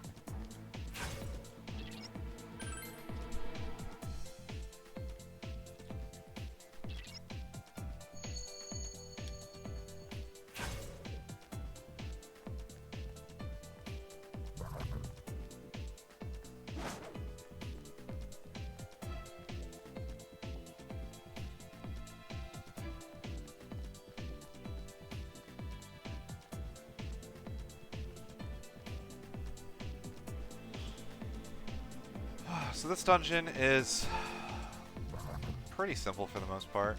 You guy's gonna dash just fine. But you have to check this to know we can't go past it. That's where the boss is. So what we gotta do is we gotta weaken Adachi's influence on the area. This is a fixed floor. If your goal is to grind, it's a pretty solid grind spot. I believe Heaven actually has the most efficient grinding in the game. But if you're playing casually and you learn the manipulation, the RNG manipulation that I do, that floor will have a pretty easily killed Gold Hand. And you can do it with Naoto casually. Teddy does Marakunda, someone Tarakages Naoto, and the Naoto Mind Charge Megidolo.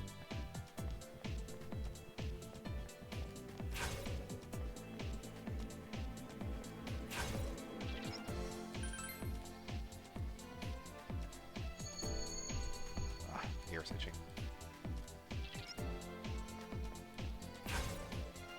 Get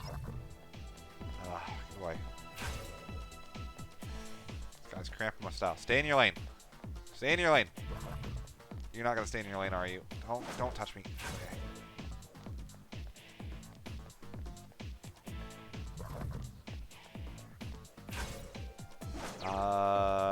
I actually don't like this. I don't like this at all. I went this way mostly to get away from that gold hand, but I think the right direction would have been actually to go north. It's gonna go right though. I don't know. I should have committed. I should have committed. That was wrong. That was a bad decision. That was a bad decision. Yeah. And that's gonna be a dead end. And that's gonna.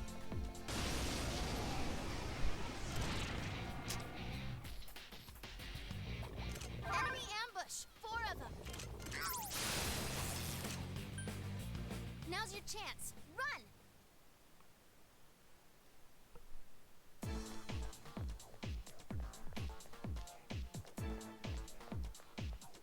Man, that was really... Oh, this floor layout is so unlucky. Really, the one thing you want on any given floor is you just want it to be where there is no outright wrong direction to take.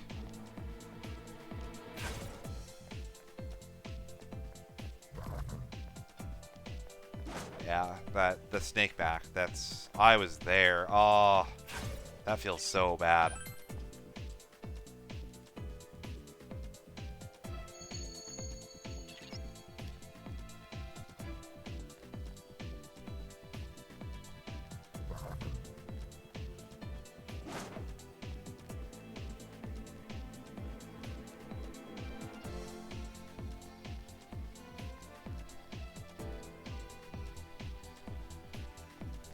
Alright, so this boss, mini-boss, is really, really frustrating. If things go wrong at all. 4.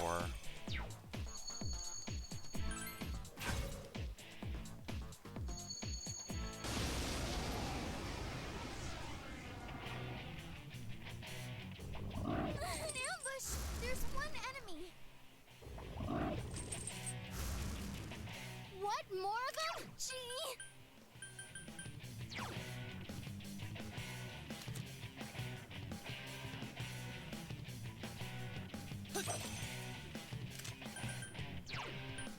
Persona!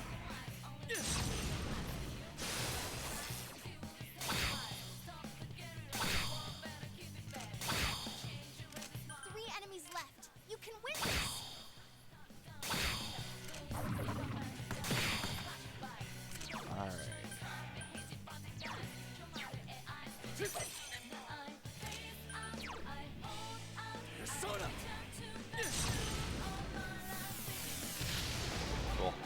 If you miss one of those, that fight is awful.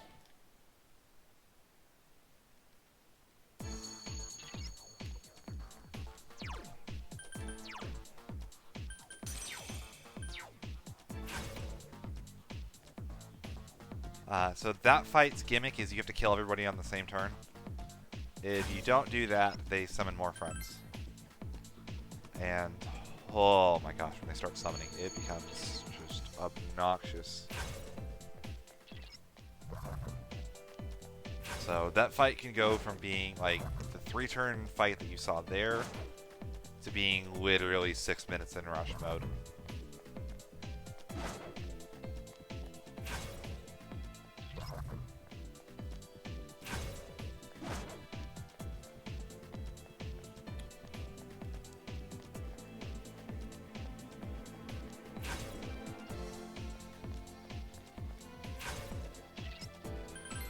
Alright, got 2 more floors to go.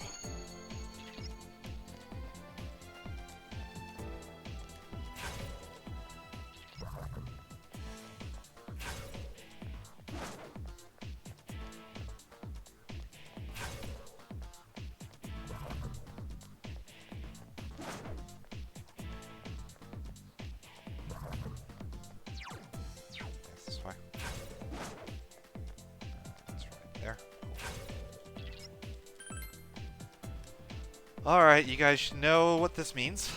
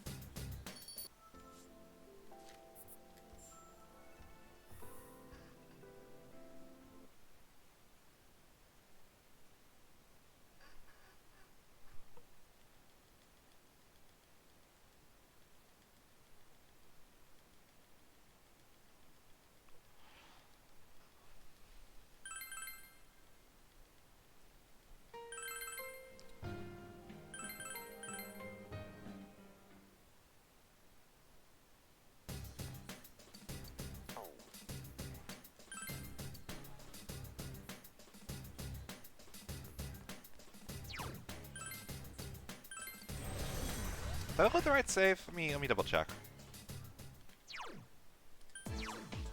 Just in case.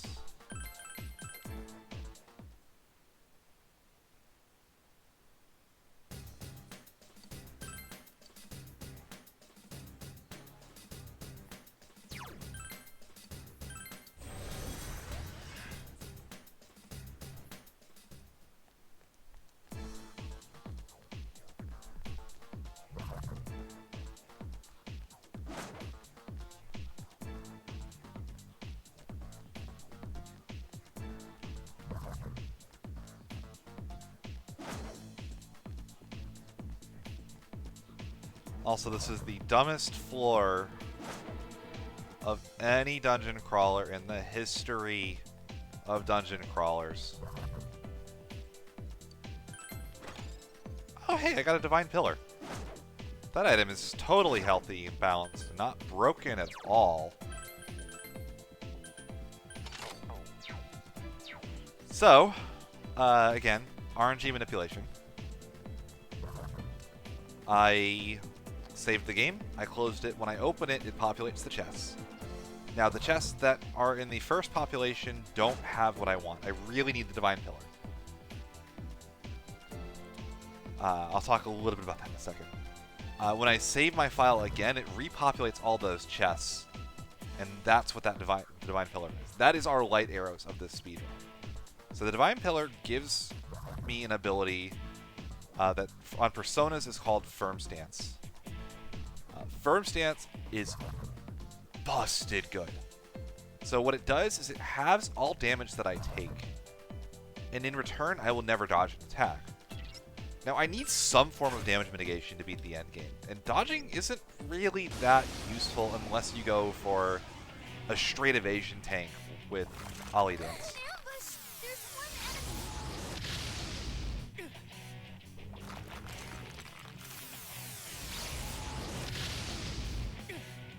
37, okay. actually should have started on different persona. That's fine. Last one. Go for it. So yeah, I'm taking half damage from Are everything. you okay? I'll never dodge an attack for the rest of the game. That's the scary thing. But I don't have to.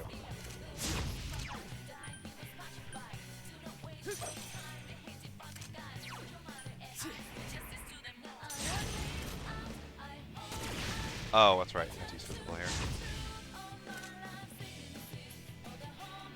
I knew it was physical, but I know that you actually don't necessarily do that anymore.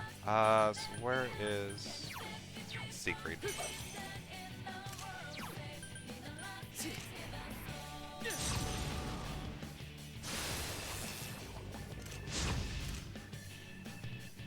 Senpai, snap out of it. Senpai, you're low on health. Be careful.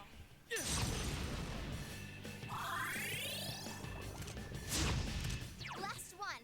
Go for it.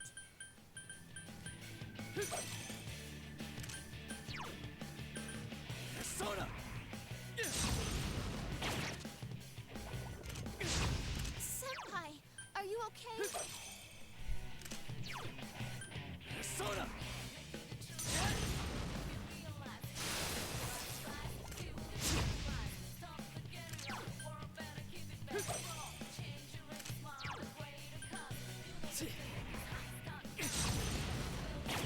Oh, screw you.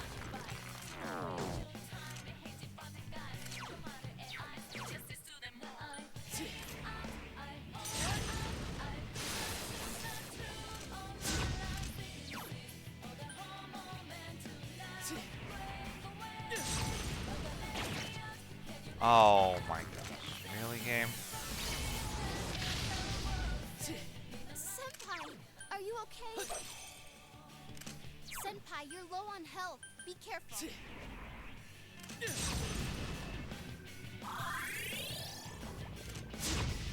Last one. Go for it.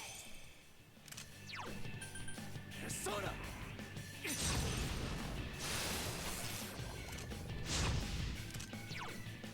Persona. Punch.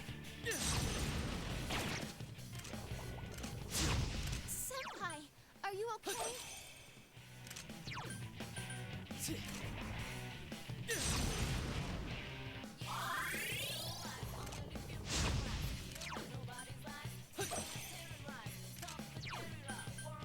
Persona.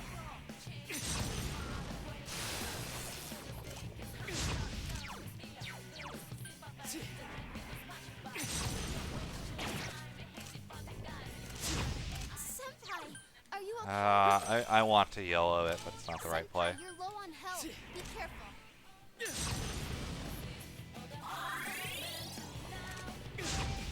Last one. Go for it.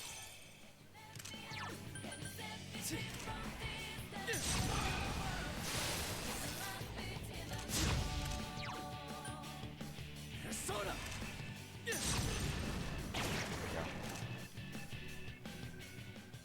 Ooh, congratulations.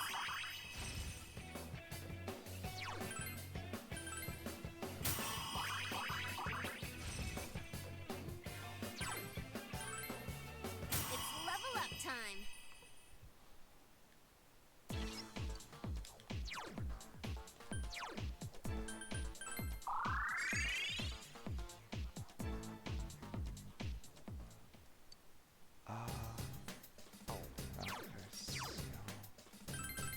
So we gotta add our party back. It's gonna be you, you, and you. We're gonna start with Baki. Go to Magatsu Inaba.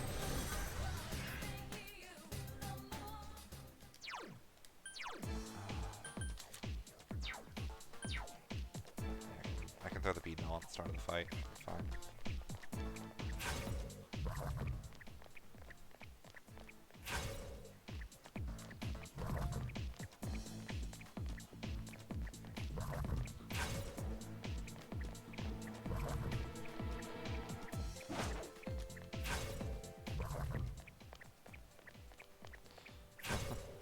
So that fight was really bad. I knew that you used to fight him with physical, but I know that the boss of this dungeon is now done with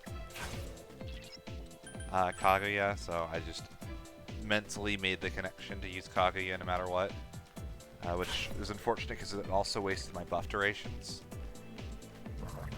meaning I did, 2% less damage. It's one of those mistakes. You don't practice endgame enough, you're going to just forget, especially with the rate changes. I'm using personas that are slightly different than what I'm used to. They're more optimal, but on occasion, I don't quite know how they're expected to work. Let's do it now.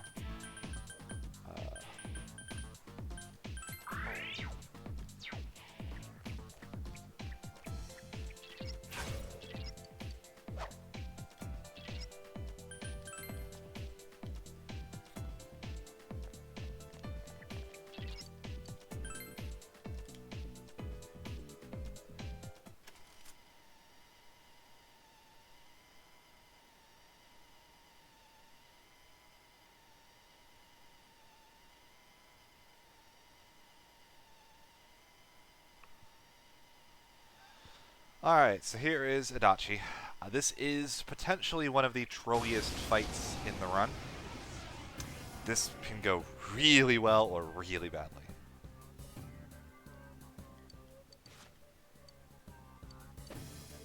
I can't believe he's the one. That bastard! We can't lose, no matter what!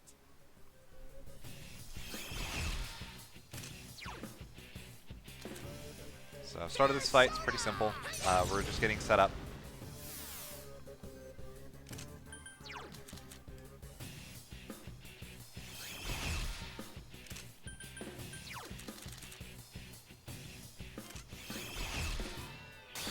Here is Heat Riser, so we're going to get our Raccoon up one more time.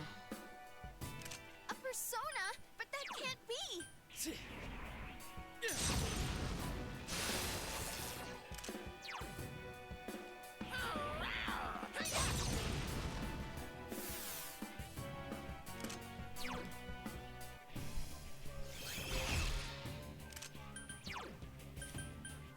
Throw down! Persona! And here we go. There. So from this point on, what he does is going to be pretty hard to control. I really want him to use as much magic as possible. And I need this to hit through his Sukukasha. Okay, good.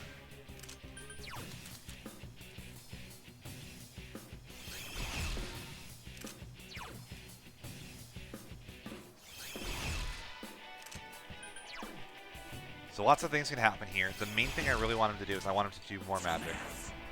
That is more magic. It is not the magic I want him to do.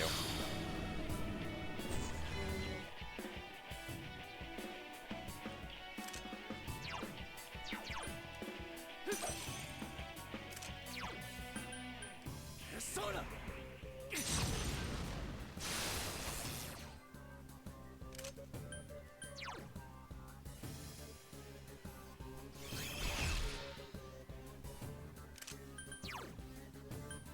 Come on! Take this!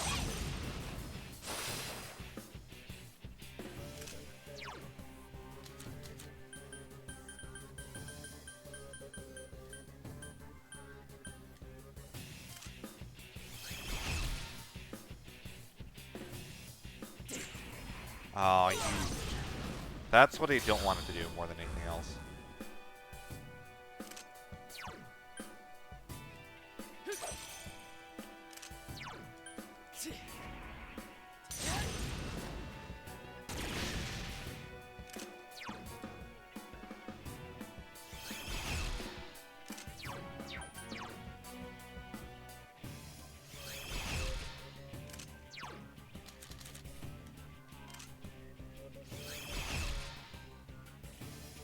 Okay, cool. He's dead. Oh, he's not quite dead. Persona!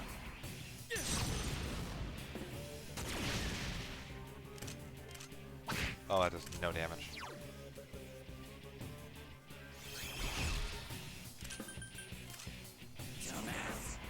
Now he's dead. Chie-senpai, come on, get up.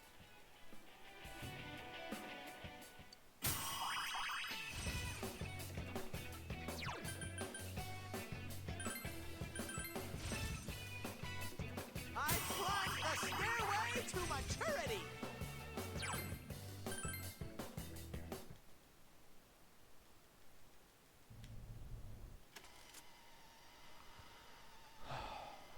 All right, that was okay. That fight can go much worse.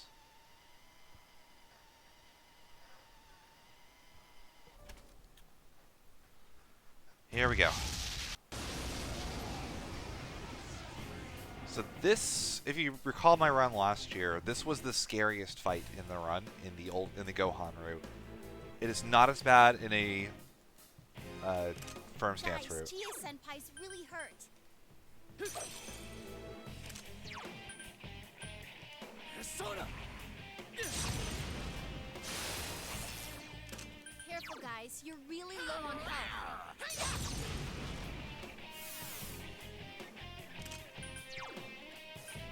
Come on! Take this!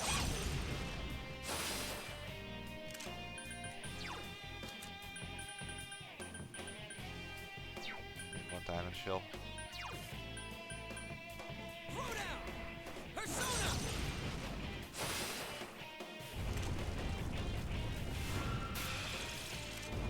That's actually really good. Well, it sort of was good. Yosuke-senpai, your health is really low.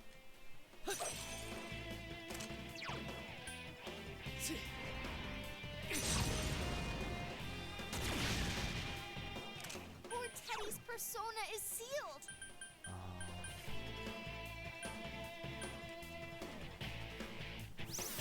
Thank you. Come on.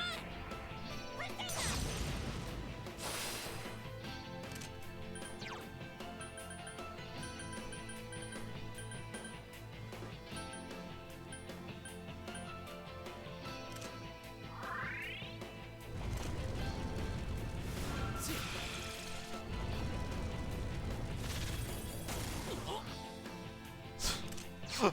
He's not killing anybody. I've never seen him go this far on. Yosuke-senpai's persona is sealed. Persona! Oh.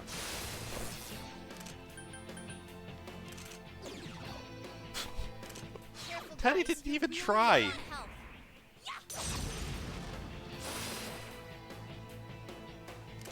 Yosuke-senpai, your health is really low. Persona!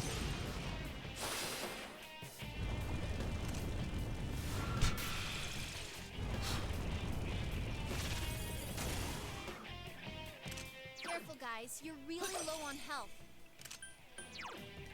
Persona!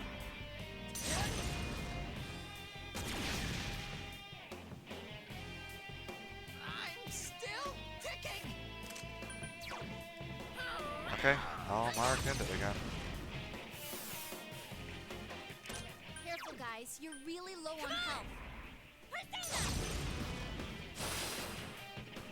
Guys, Chie-senpai's really Throw hurt. down! Persona! I was gonna laugh so hard if that was at Yosuke.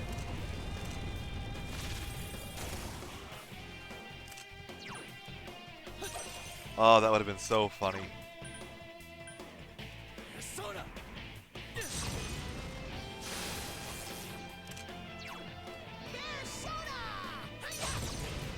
I'm kind of at a point I don't need more buffs.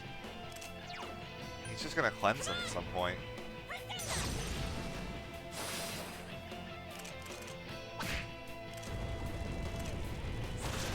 There's Chie, Chie-senpai! Come and on, there's guys. everyone else. You missed.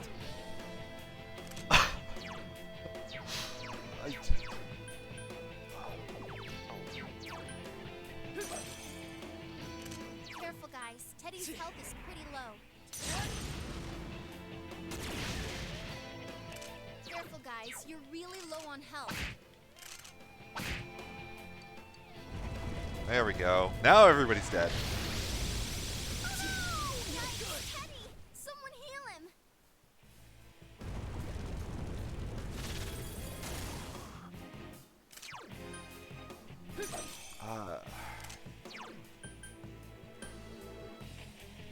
sure I'm okay to mind charge.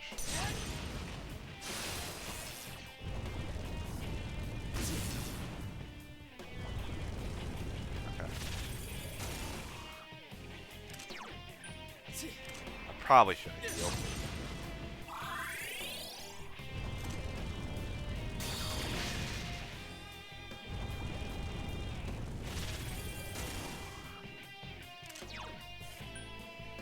Back to Kaguya.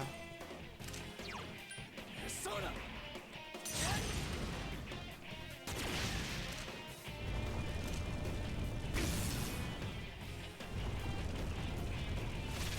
I've never seen him just refuse to damage me. This is kind of hilarious, actually.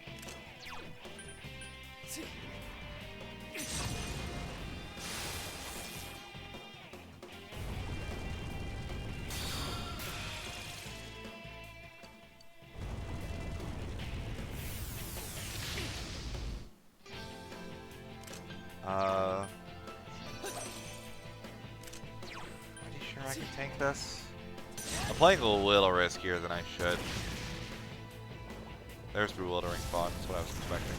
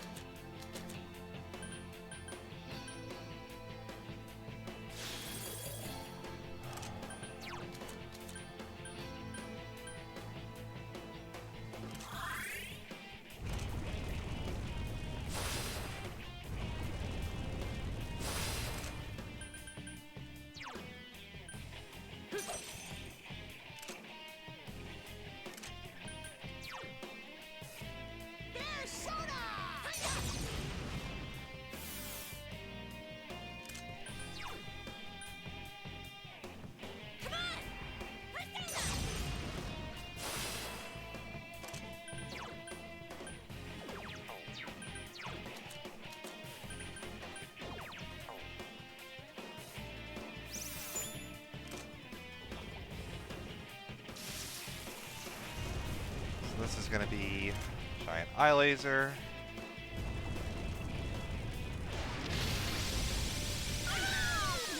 Teddy! Someone heal him!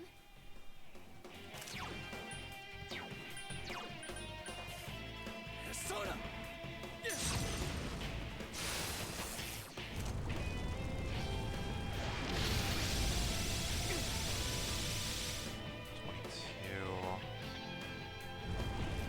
Dollar. Yeah, I have to heal.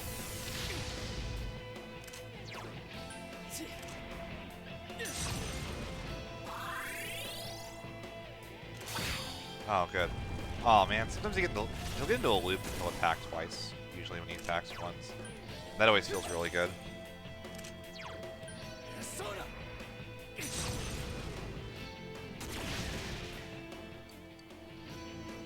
So he's gonna lead this with Quake.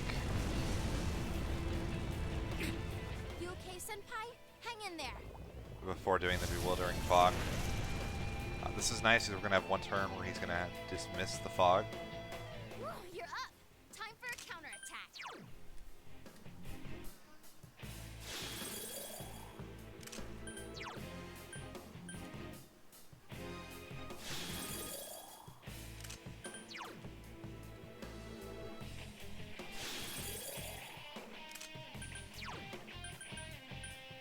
Counting on you. So he's gonna get 2 buffs up here, but he's not gonna get all of his buffs, so he's not gonna dismiss the he's gonna dismiss the fog last on his next turn.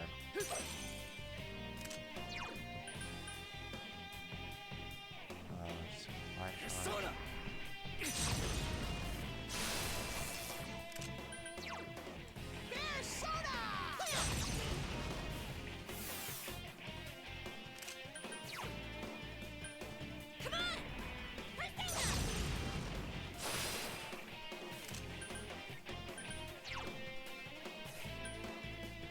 Counting on you.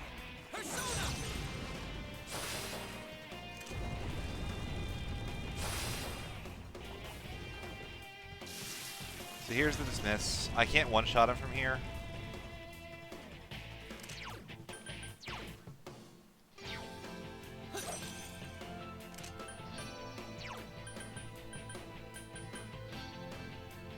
Persona.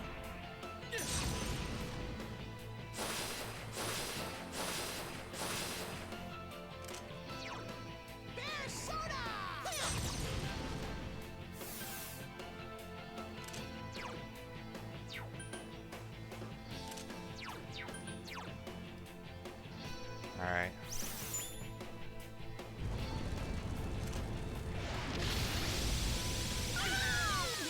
Oh, I didn't kill. Someone heal him. Hit me again. Oh, you turd. Oh, that's so unlucky.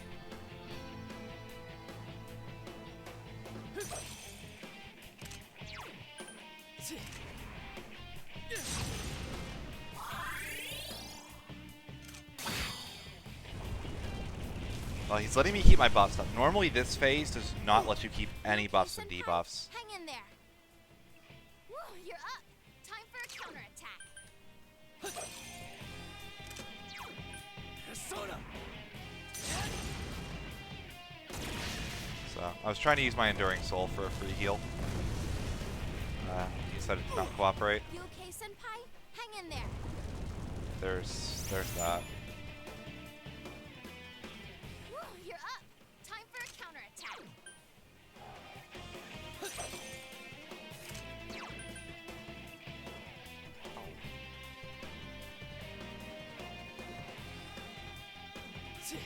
Yeah, I think the Arahant's the right move here. I'm deep enough into this fight, I really just need to make sure I don't die.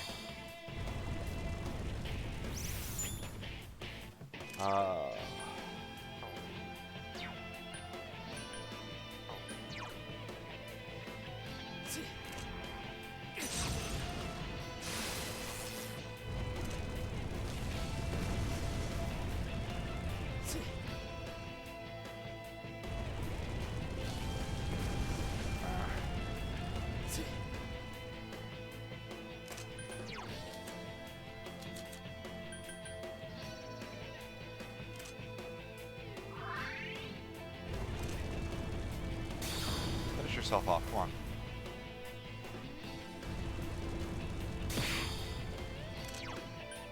I don't think this is the right play, but I'm doing it. Persona. Oh no, oh no.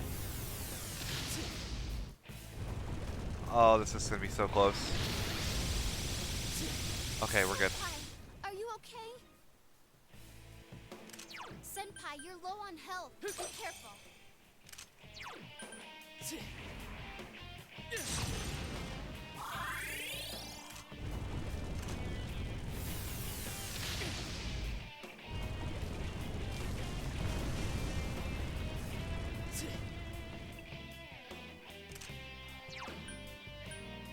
I'm just gonna play this safe. I'm gonna use my Mind Charge, which was not the right decision. I don't have enough SP.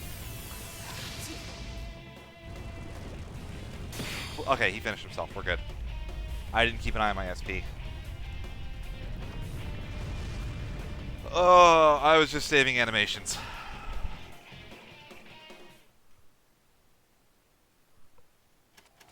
So, that was a pretty bad dungeon, all told, but that's fine.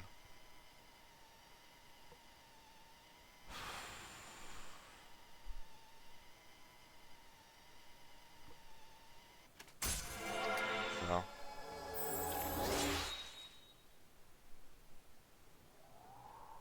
Start. Hello? Please.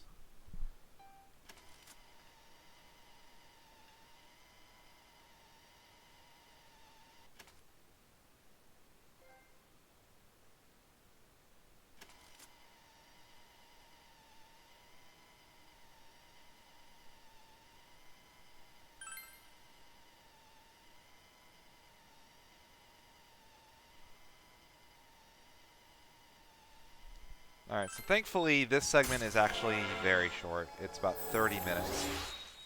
And then once this 30 minutes is over, it's like, you know, rapid fire. Again, we're in go mode.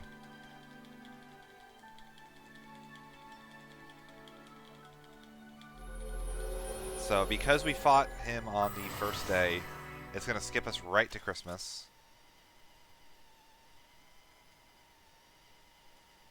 And then we've got January that was added for the game. And then we've got to do Hollow Forest. And Hollow Forest is my favorite dungeon in the speedrun.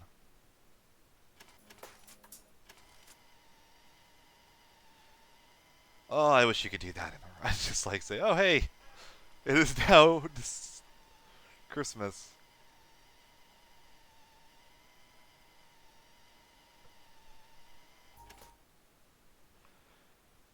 So, if you played Persona 4 Vanilla, you're probably thinking, well, why isn't he just immediately getting pushed to... You know, you do have the Christmas event in Vanilla, if I remember correctly, but then it goes straight to March.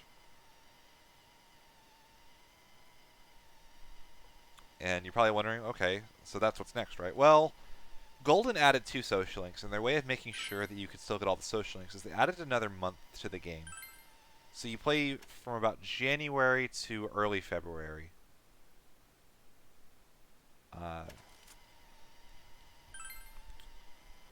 It's really good. You get awesome music. You get to hear Snowflakes if you haven't heard it before. Snowflakes is amazing.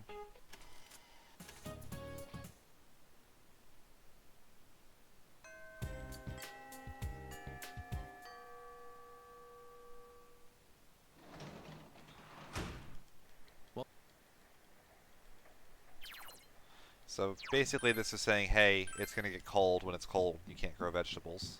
They're out of season. Thankfully, we did all of our growing of vegetables earlier with our cabbages and then our corn.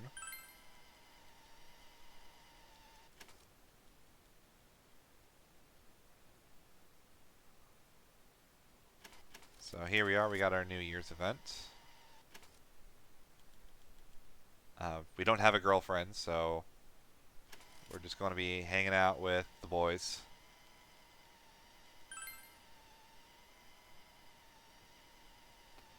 Something you can do, it's not done in the speedrun, you can actually dig for bugs in the garden in the winter. They get frozen in the snow. Again, it's not really useful for us, but...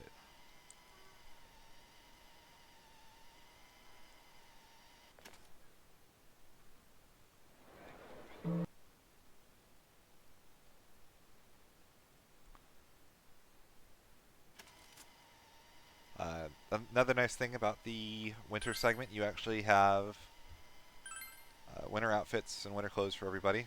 Especially the ski jacket stuff you'll see later on. It's really cool.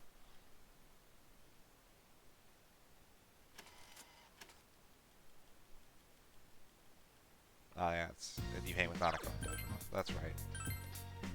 It's Valentine's Day that you just hang with the boys.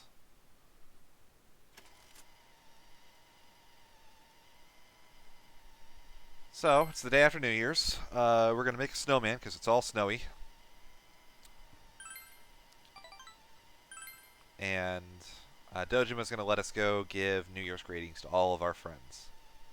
And by New Year's greetings to all of our friends, we're going to go find out that Marie is missing.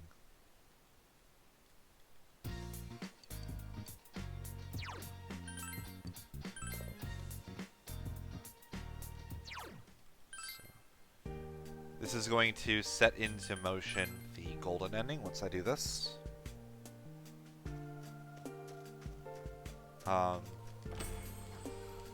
Normally you're supposed to go talk to all your friends and they're like going to give you New Year's greetings.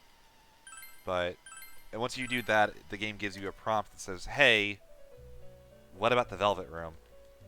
You should go say hi to Marie. Kind of like a little thing like, you know, there's something going on there. You might want to do it so you get the proper ending. We just skip all that. We're just going to go straight to the Velvet Room, get the cutscene, trigger the golden ending path, and then head back home.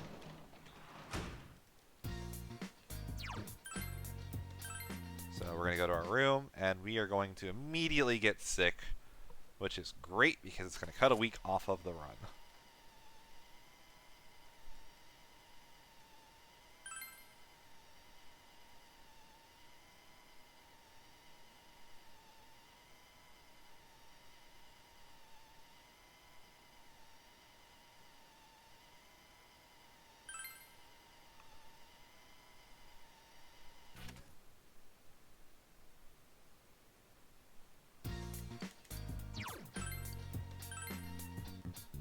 And here we go. There, we just collapse. Thankfully, Teddy's going to take care of us.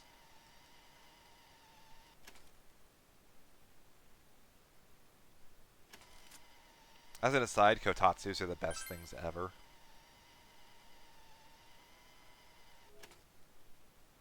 So, if you don't know, that little blanket thing under the table is actually heated.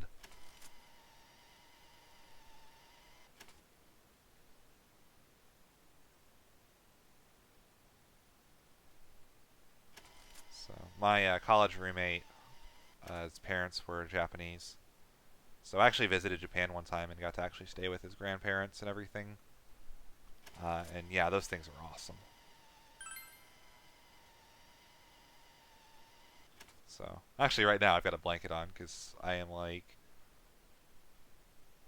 I swear my body does not generate enough heat, so I always like keep a blanket, especially when I'm at a computer.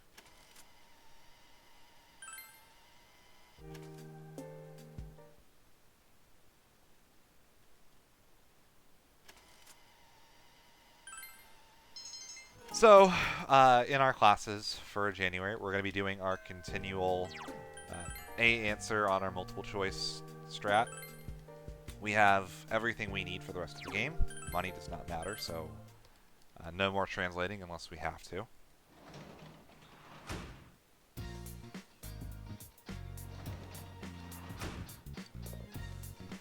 So right here, this is Teddy telling us, hey, we can fish for bugs.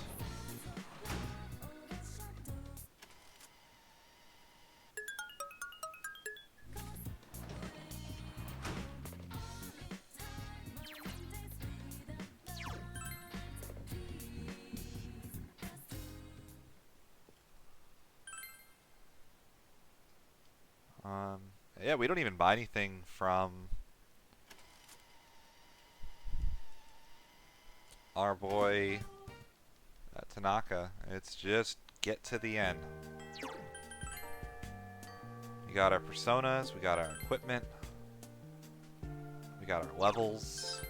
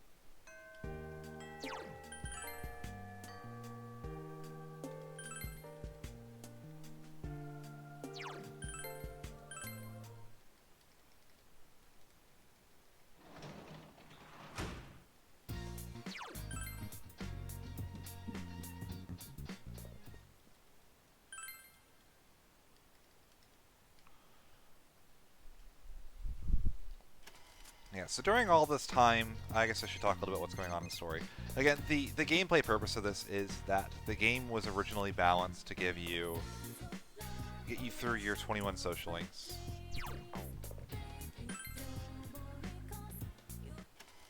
Or whatever the number is. It might be 20. And then in Golden, they added the Jester Arcana and the Aeon Arcana. Neither of which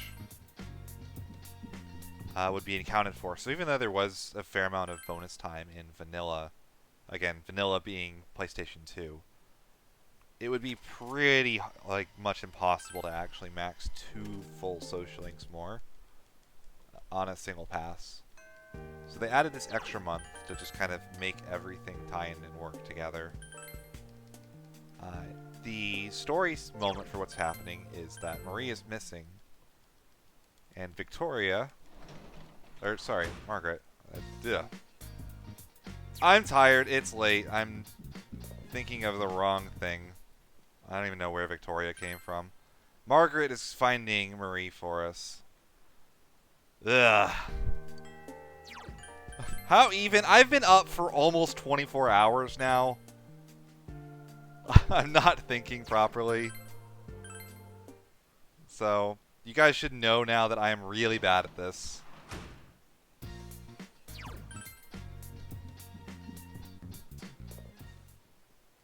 Victoria is the culprit.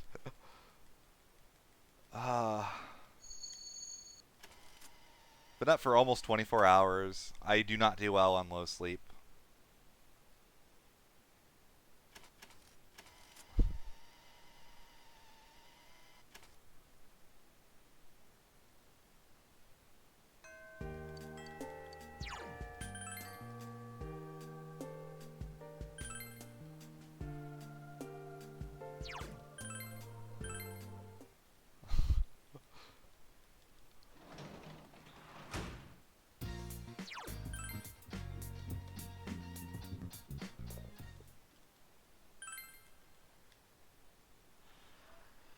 Alright, almost there.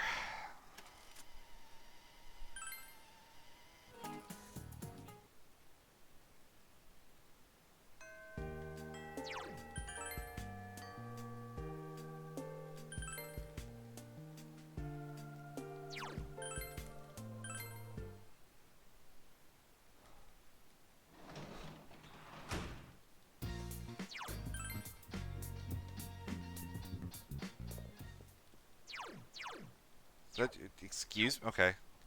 My finger slipped off of the triangle button and then repressed it. Oh.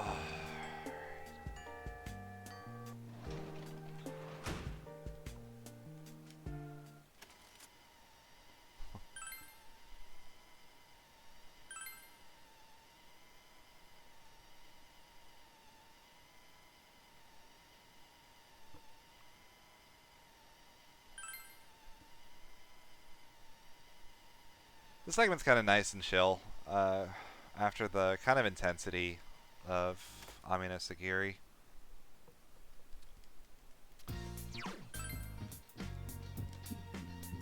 Not really much stress. There's nothing to miss. It's just go home, sleep until the game prompts me for Hollow Forest.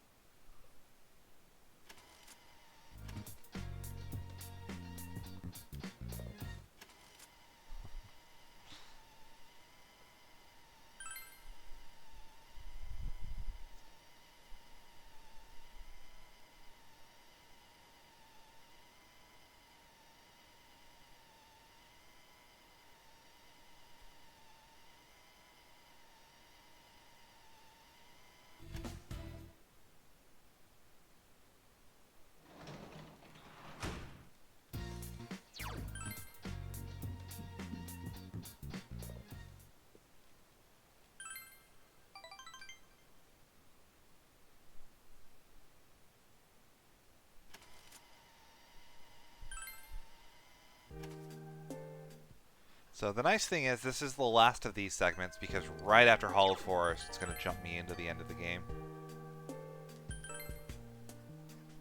So.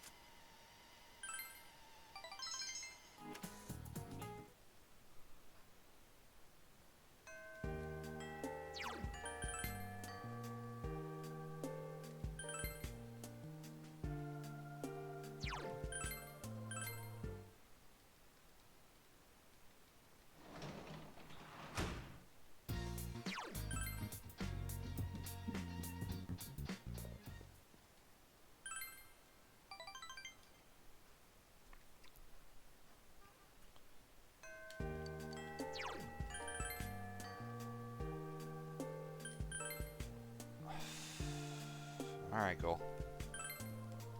So this segment, like it's funny, I was really, really bad at these segments. I'm better than I was, and the main reason was on one of my rooting playthroughs, I got really tired of these.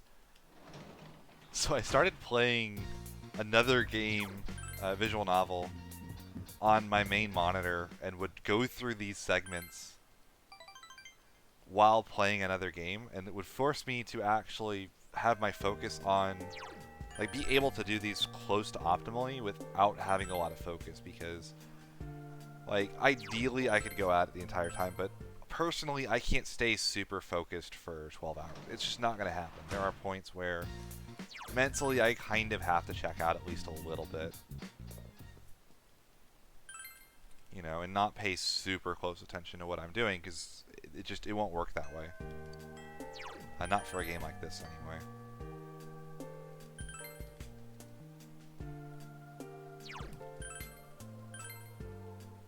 So, especially because this segment, there's really nothing going on. We're not going to help Monica with her homework, because the animations are really long.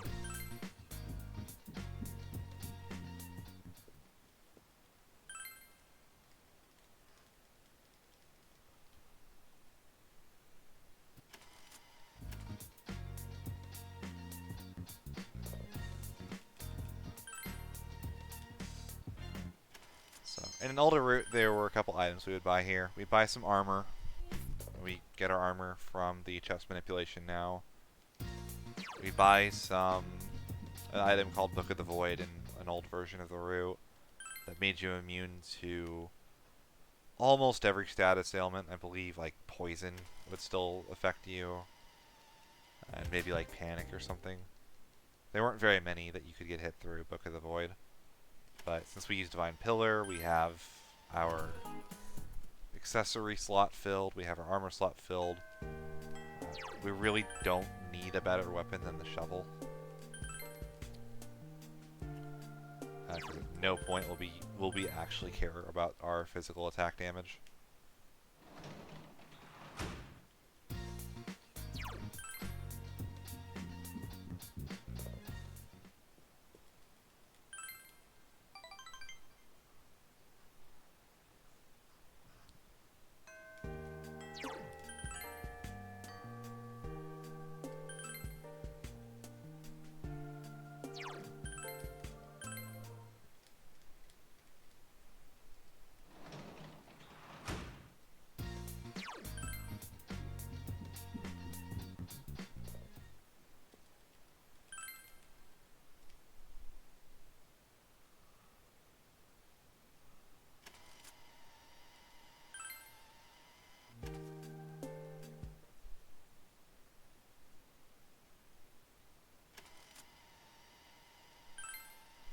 Pyramids were gold originally, right?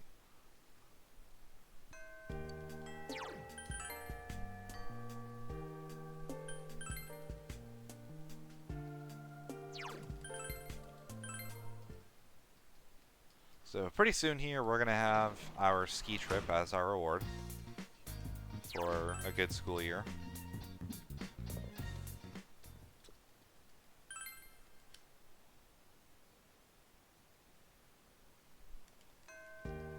And that's going to be when we're going to find out about Marie.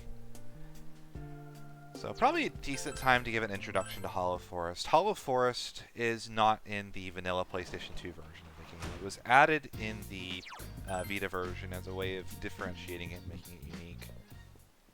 And it's a very odd beast. So it actually was made by a different game designer than the one for the, or game director than the core game. It was actually more developed by the guy that did Persona 1.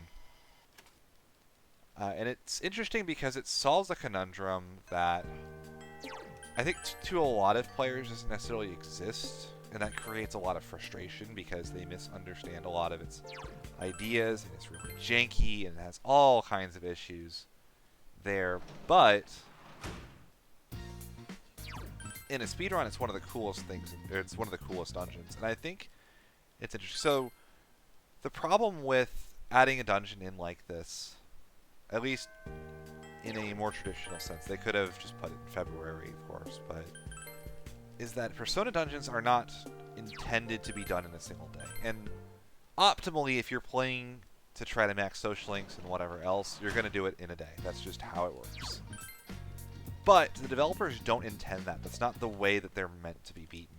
And they don't want to force that on somebody to get the big new ending in the game.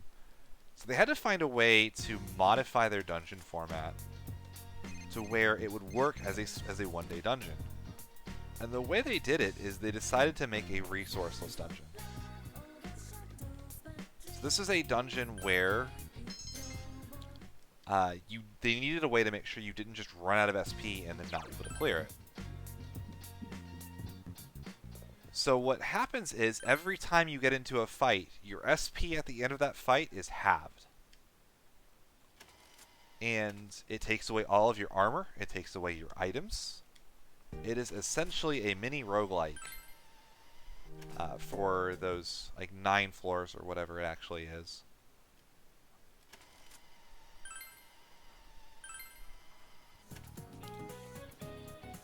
And the one thing that allows you to restore your SP consistently is your accessories in there are called stones. And they have a SP regen effect on them. So by default, you get one with, I believe, 8 regen on it. Excuse me. And then by the end, we should have ones with 18 to 24.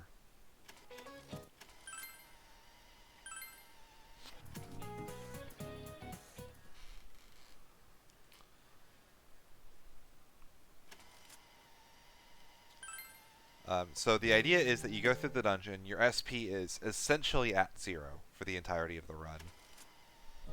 Or the dungeon. And you're using these SP restoratives to actually give you the resources you need to actually clear the dungeon. In a speedrun, we're going to actually ignore most of it. And it's really creative how we deal with beating these dungeons with the fact that we're not getting the resources from drops from enemies that the game expects us to have. So we got our ski trip right here.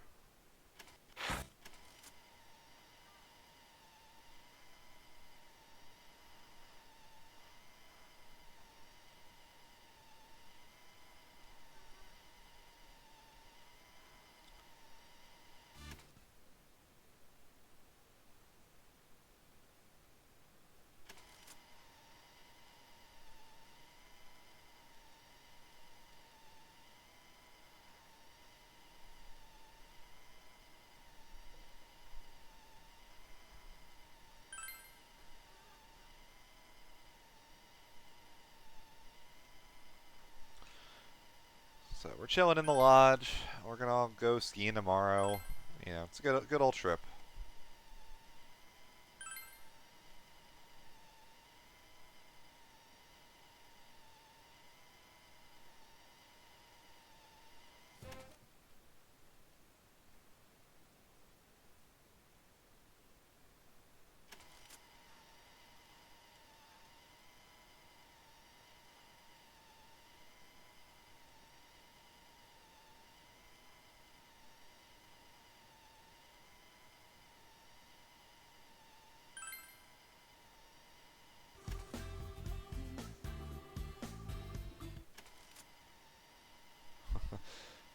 So, while we're skiing, Naoto's a beginner. You know, Pizza and her way down the hill. Yosuke and Teddy are just straight up daredevils. Teddy goes down head first.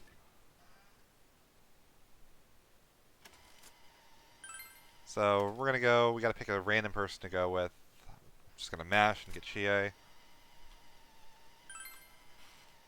And this is going to be when we actually find Murray. So we're going to get lost in a blizzard, end up in a cabin. Everyone's going to get the wrong idea because we're a bunch of somewhat perverted teenagers. But there's going to be a TV there, and that's going to be how we find Murray. And that is the Hollow Forest. And I'm not paying quite enough attention.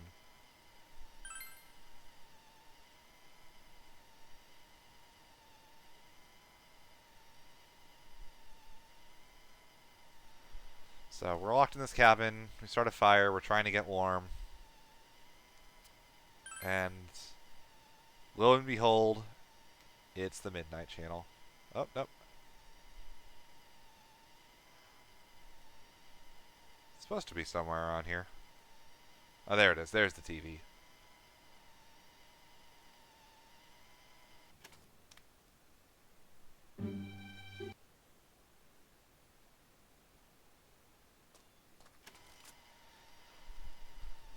So, here's Margaret, and this is the Hollow Forest. So we're going to pop our heads out and then go back in tomorrow. And this is the Persona 1 director's take on a single-day Persona dungeon and how it could work. So...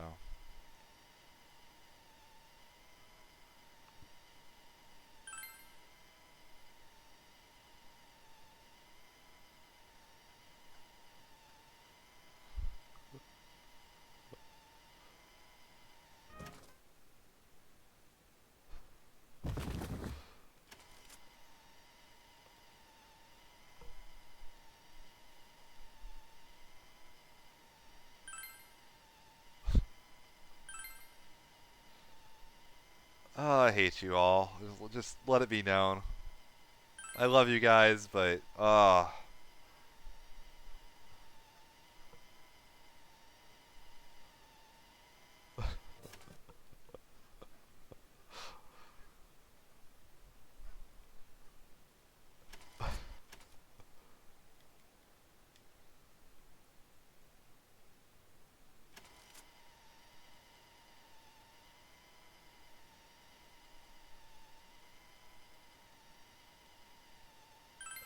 So here we go. We're going to our Hollow Forest. Finally, after about 30 minutes of cutscenes.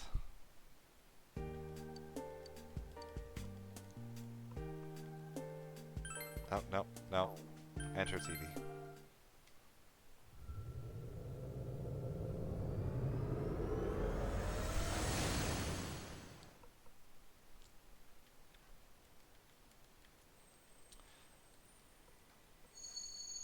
So, something different about this dungeon immediately.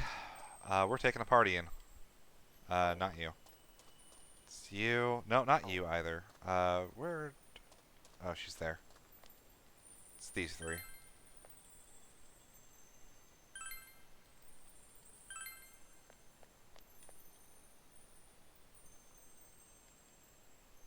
Oh, actually, I'm wrong. Yukiko is...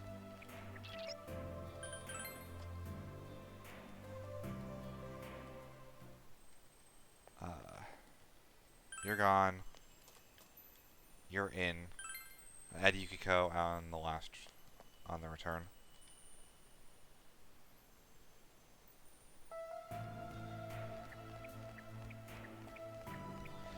So one of the more obnoxious things is this. Cutting these ropes on the fixed floors forces encounters. There are 3 enemies. Don't get cocky. Chase Senpai! Let's Come go on, ahead and get throw up. on Thor. Now's your chance. Run!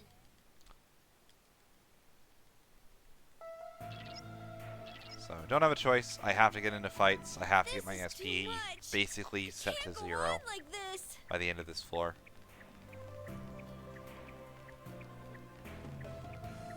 We can skip that one. That's a bunch of lightning. Single-use damage items. They don't do much for us. 3 enemies on the field. Be No careful. good. I crit.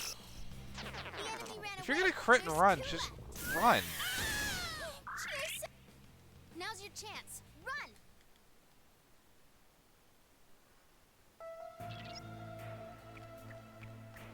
No energy or health. I'm pooped.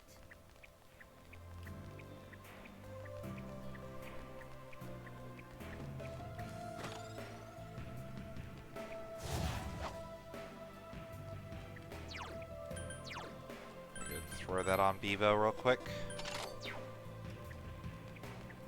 So that is the Griefstone. Griefstone has 12 SP regen.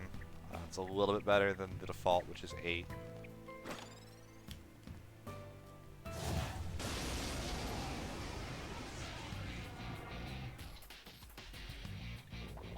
enemies on the field. Get sight. Yosuke Senpai is. Now's your So, chance. my party members are gonna get bodied. They're way underleveled.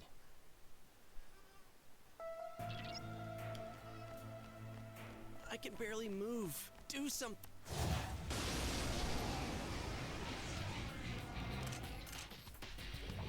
One enemy on the field. You can do it. Now's your chance. Run.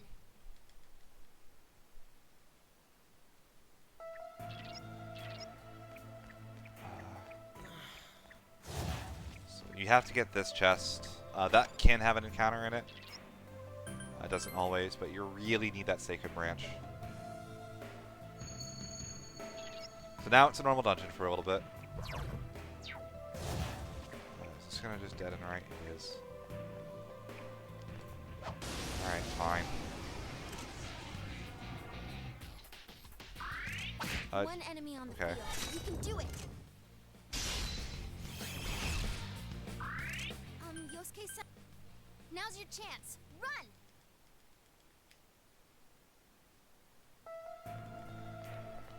I can't take it anymore. So my whole party is in AOE mode. They're all on 1 health and almost no SP. I'm still sitting at full health. Most of these enemies literally cannot hurt me.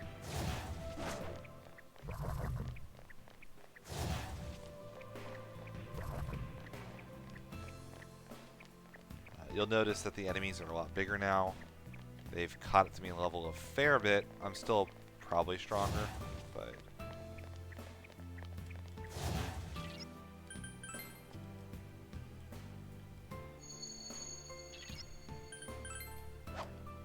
Not probably stronger. Like,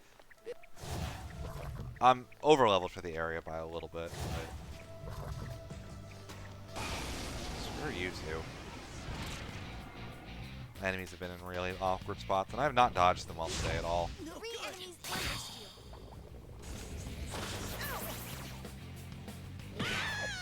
Chie Senpai. Now's your chance. Run.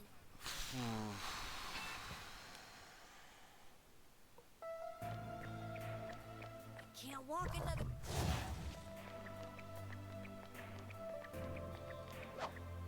Open the door.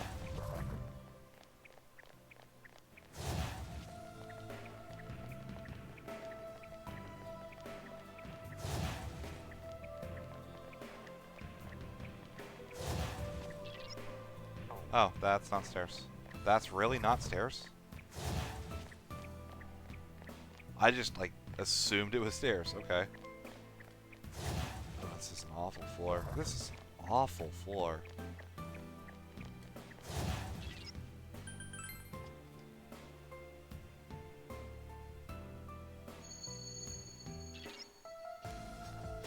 Alright, so here is the boss, the first boss floor. Tired.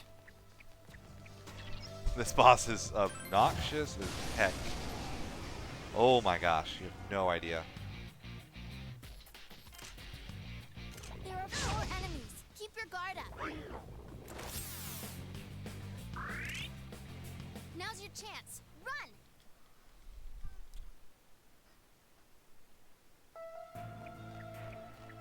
I can't walk anymore. So we're going to cut this rope right here, because it's going to allow us to skip like 4 more ropes on our way there. We want to cut as few ropes as possible to get as few possible encounters as we can, just to save some time.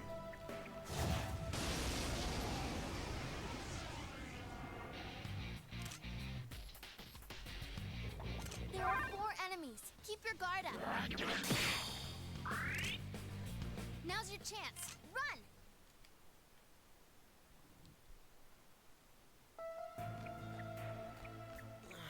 I'm seriously tired.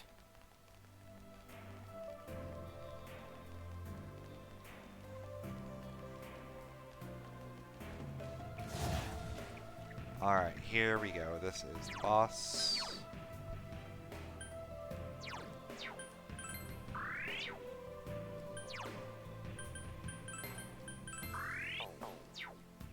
I'm gonna start on...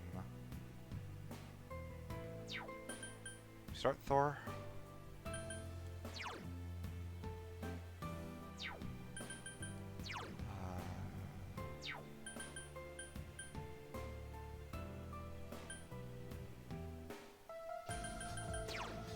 Not you.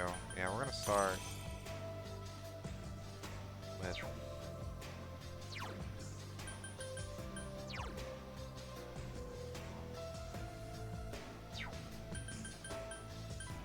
Actually, let's start with Thor.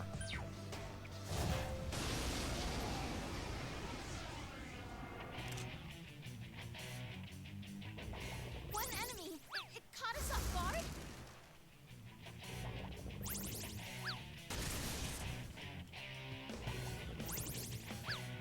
Oh, shoot. That's really bad. They've weakened Yosuke-senpai. It's not Thor you start with then. Oh, well. And I'm also unlucky, so. Okay. Start Scotty. I literally had it in mind. I actually wrote extra notes for this, and I screwed it up still. I actually wrote extra notes, and I forgot I did. Chie-senpai, come on, get up.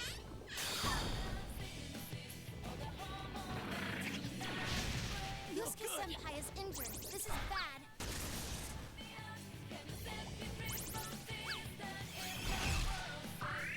Three of them. Don't give up now, okay? I wanted the auto secret Kaja, but that wasn't the right decision at all. Oh, that's really dumb.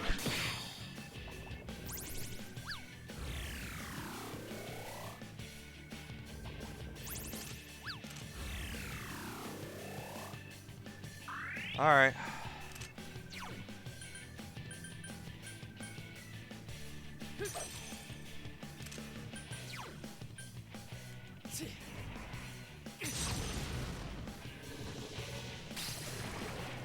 Great, senpai! You really get me going. Enemy defeated. You're off to a good start.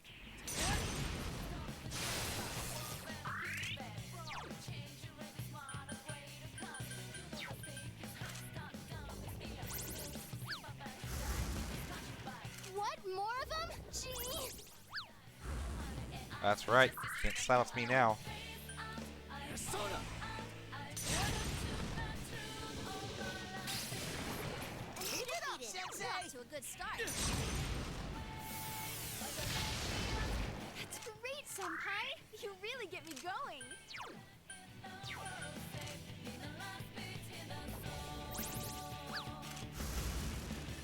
What? More of them? Gee! Teddy, are you okay? Someone heal him.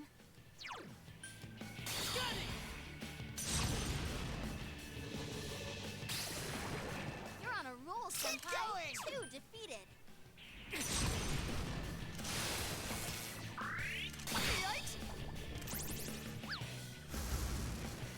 What? More of them? Gee!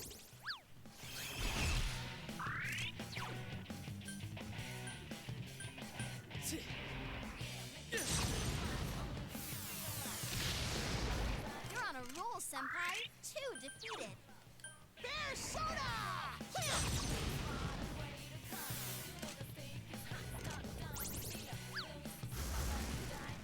What? More of them? Gee!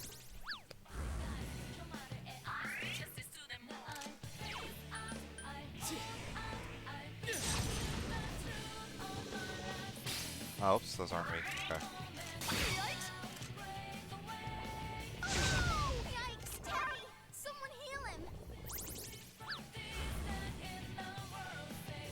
Ah, that's the one status ailment he can get me with. Oops. Persona!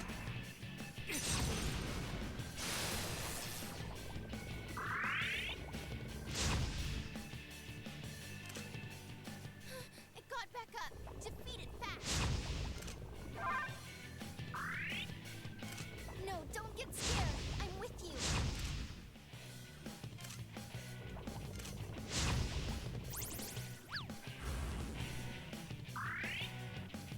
No, don't Oh get my scared. gosh. I'm with you. Game.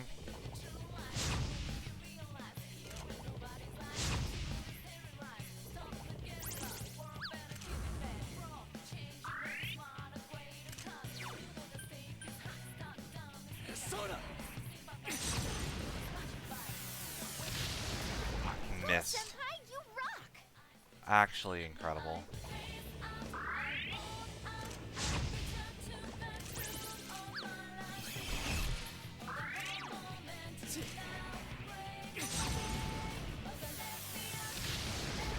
Enemy defeated. You're off to a good start. What? More of them? Gee!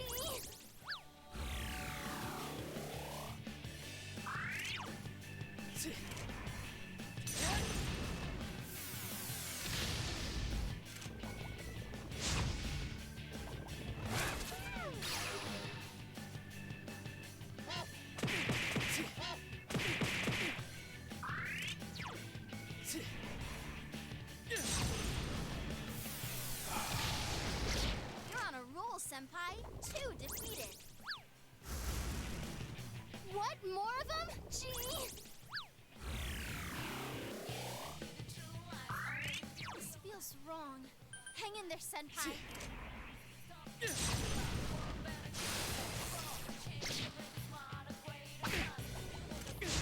Senpai, are you okay?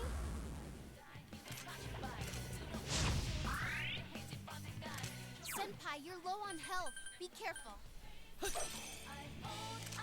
of them. Don't give up now, okay?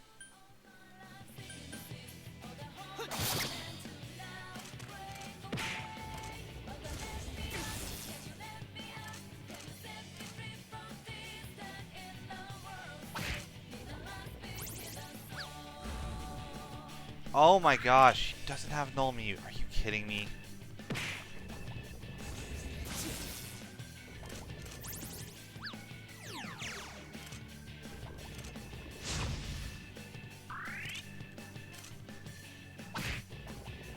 So this is what happens in this fight if things start going wrong or if you screw up.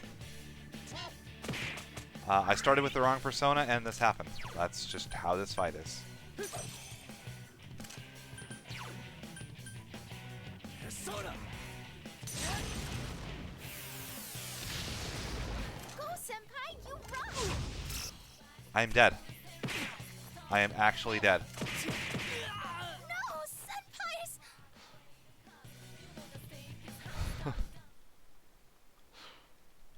Oh, that's something. Okay. Well, we are learning together, guys. So, again, that fight has changed a fair amount can't keep since going. the last time Can we I've call it really a day? seriously been able to practice it.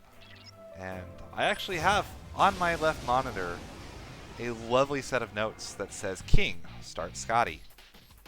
And More enemies on the Galaxy field. Brain Ghoul02 over here is like, I think I want the Sukukaja from Cheers, Senpai! Come Thor, and on, now's your chance. yeah, that's what happens if you do the wrong thing in that fight. So wanted to just show you guys that a little bit. Energy or help.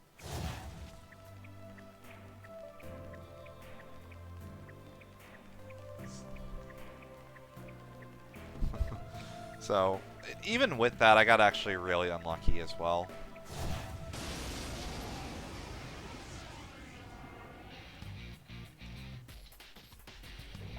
Three enemies on the field. Be careful. If he either targets someone else or if the silence misses the main Now's your character, I win chance. that fight. Run. You know, 10 times out of 10. And honestly, like, you know, has 2 attacks, targets 2 party seriously members. tired. If the first one misses, he can target the same person twice. That didn't happen. Wait, where? What? Oh. I went through the wrong door.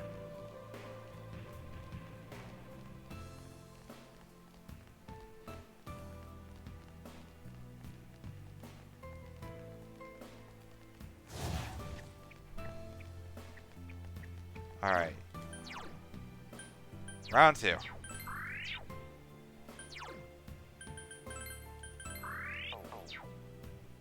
Persona. Scotty.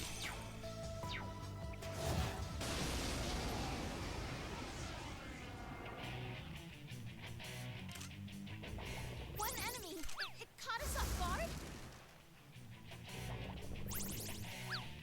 And see, this turn, I would have been fine. Like, if he did that instead of what he did. Oh, that's so funny. Persona.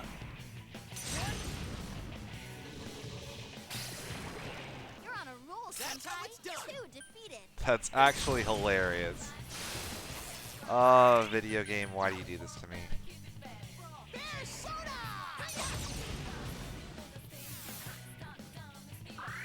Last one. Go for it. Come on! Persona!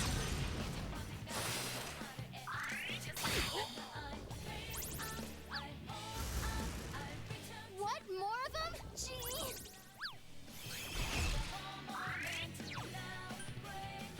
Persona. You're on a roll, Senpai. 2 defeated. Yikes! Gotcha! Is everyone ready? Get set. All right, let's do this. Go! Beat 'em up! So Risei chiming in with some bonus damage. Okay. Ready or not, here we come. It's so stubborn. Oh, we're getting Junes Bomber as well.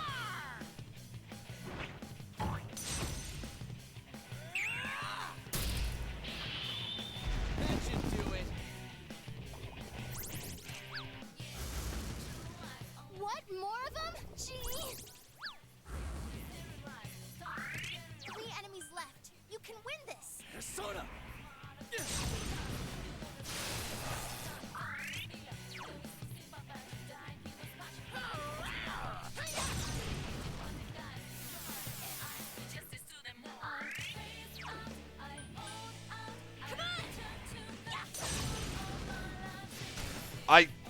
Are you kidding me?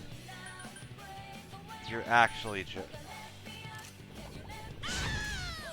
Senpai! Come on, get up! and then he trips! What?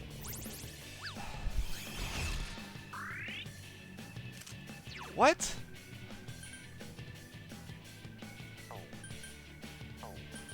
Persona.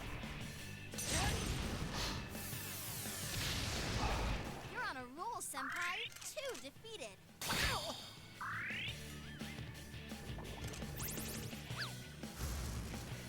What's its problem?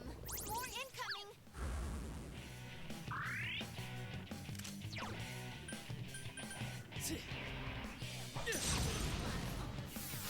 So this is how that fight is supposed to go. Senpai, you rock! It's up to you, Sensei. It got back up. Defeat it fast.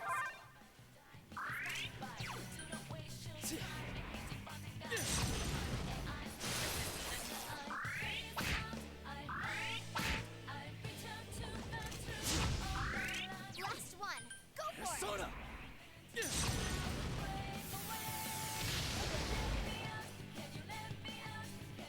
All right, I leveled up.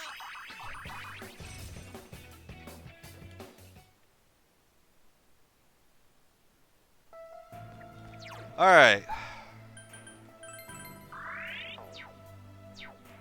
We're through that piece of junk.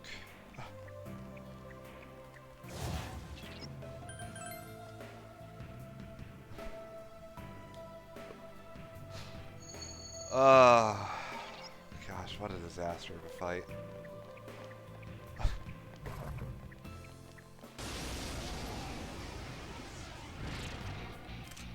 Yeah, I should be able to get around that guy. They caught you I have the wrong persona equipped right now.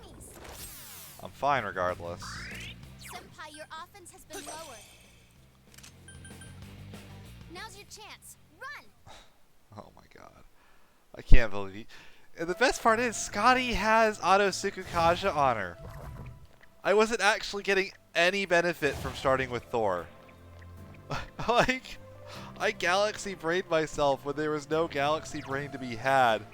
And the game went like maximum, yeah, this Ghoul02 guy is going too fast. Let's slow him down.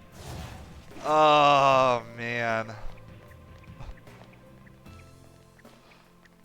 Oh, what a disaster. Thanks for being patient with me, everybody, and I hope you guys are all enjoying the run.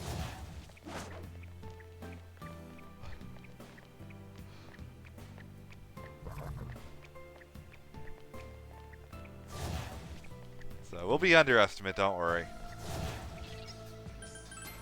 I didn't want a PB on this run anyway. That's how that fight used to look, if things went wrong. With the current setup, it's almost impossible for that fight to actually be that trolly. I literally had the worst possible thing that could have happened. And just, I got silenced into, like, stun locked.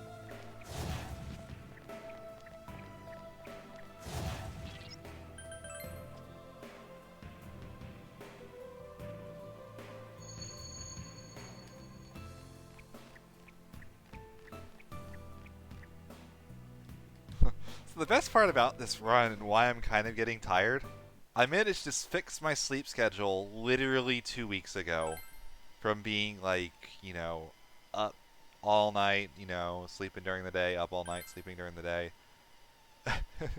I couldn't fix it when I tried, and then literally a week ago, just naturally, I'm on a proper sleep schedule. Ah, man.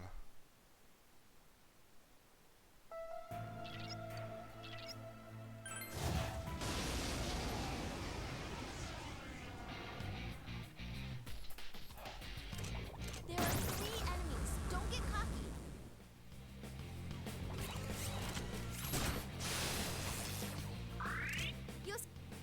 Now's your chance. Run!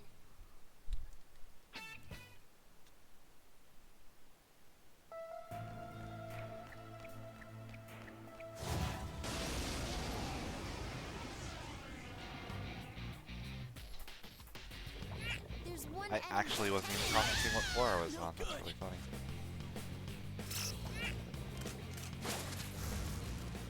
What's its problem? Now's your chance. Run!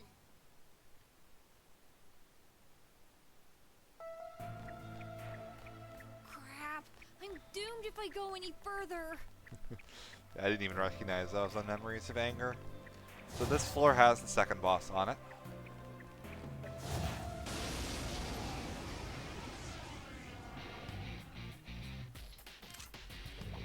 Three enemies on the field. Be careful. Now's your chance. Run! What do I start here? Start Thor. Okay, perfect. I looked left.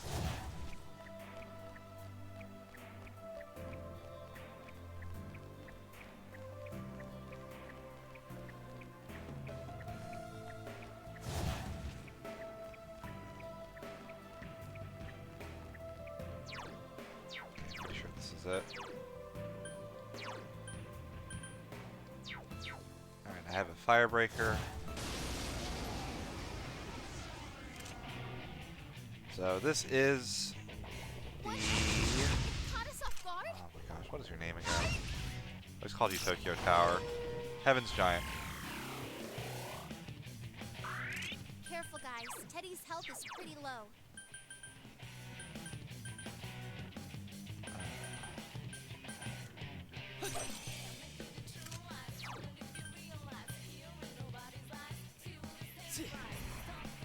Auto Habaki, we're gonna get our Mind Charge off. I won't lose!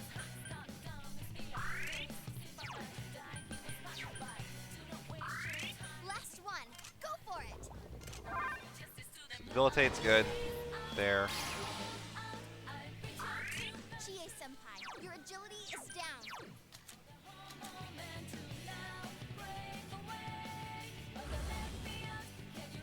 Actually, I should have Fire Broke instead of offense is used down. that.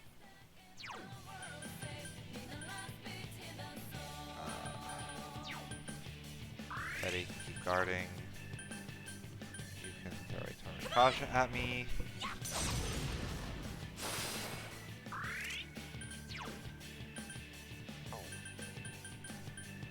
Counting on you. Persona!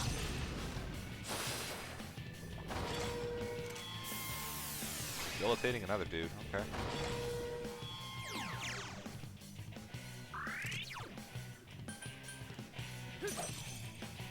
This one's been really weird about not wanting to kill my party members.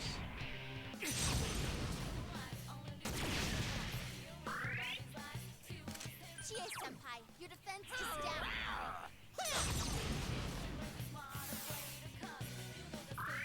Careful, guys. Teddy's health is pretty low. Take this! And counter. Oh wow! Yosuke actually went up and did decent damage. Chie-senpai, Oh, ow. come on, get us!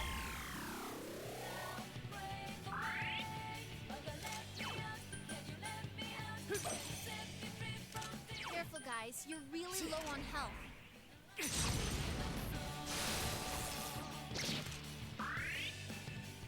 Teddy, your offense has been lowered. Go hit him again, Yosuke. Good job.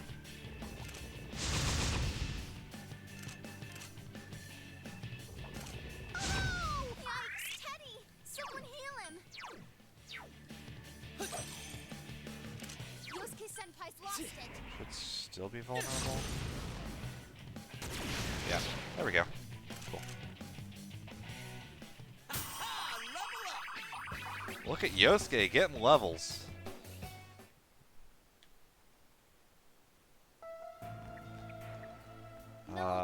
It's this way.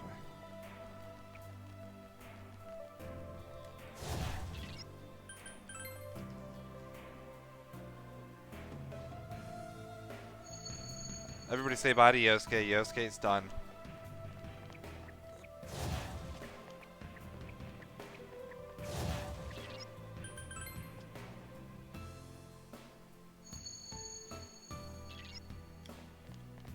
As soon as we get to the I'm final floor, seriously Yosuke tired. finally is done.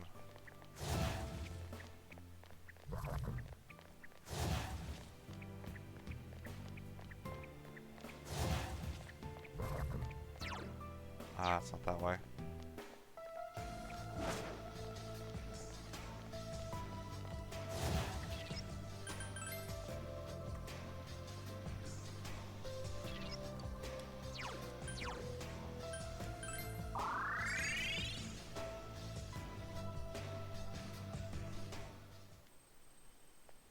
Alrighty.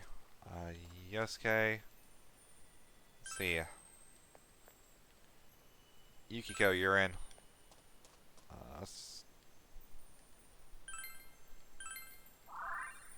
We do our healing that way.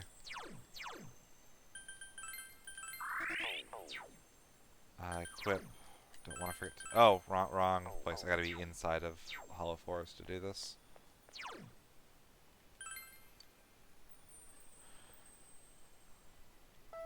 Alrighty, so equip. What did I get? I got a Loneliness Stone. Chie takes the Grief Stone.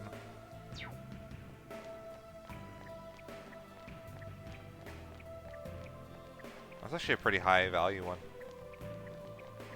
That whatever you get there for the Tokyo Tower fight is random.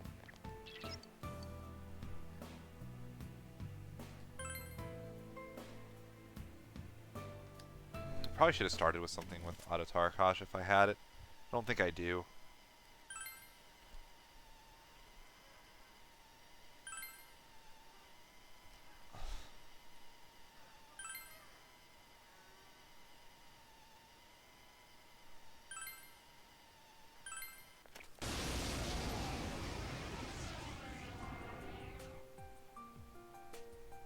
Alright. So, best song in the game right here. And it kicks in at like the perfect time in speedrun too.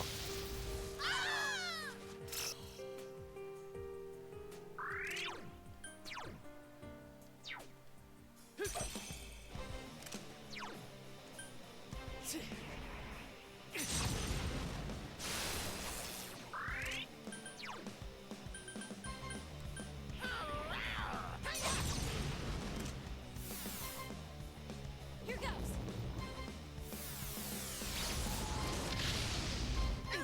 Oh, that's right. Teddy's gonna withstand that.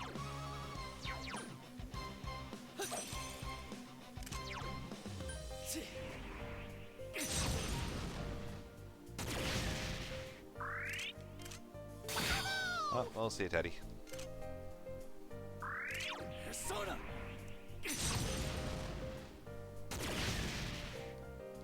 I said that it's useless. So there's Shell of Denial.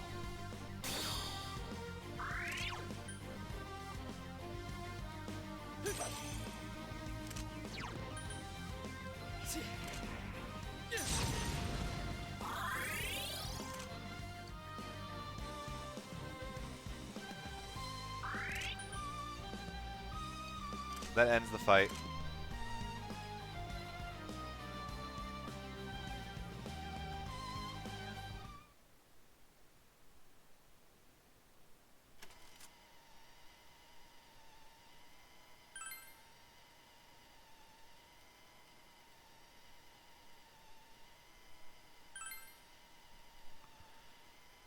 Okay, here we go.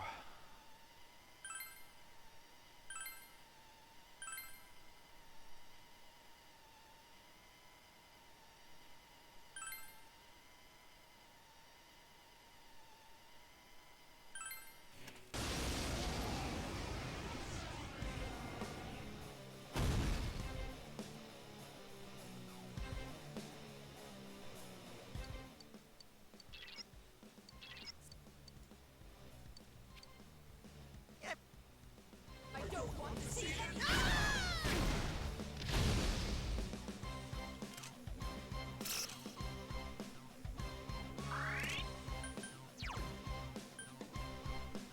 Persona.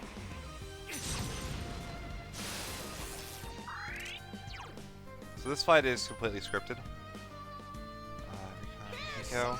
If I do the same things, I should win this fight every time. Please actually have recarm. There you do. Persona! There!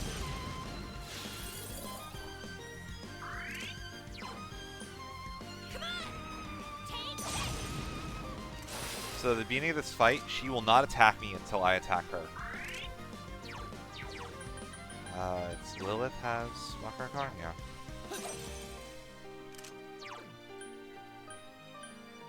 Yukiko.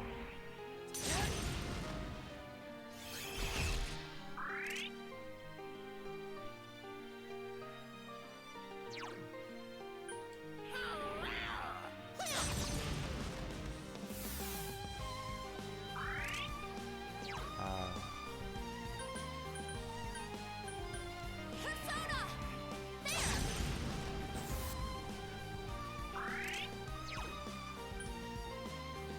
Come on! Yeah!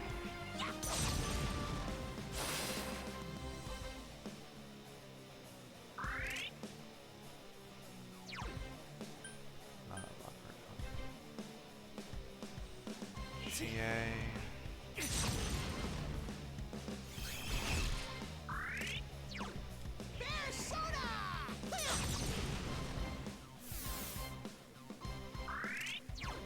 It's over.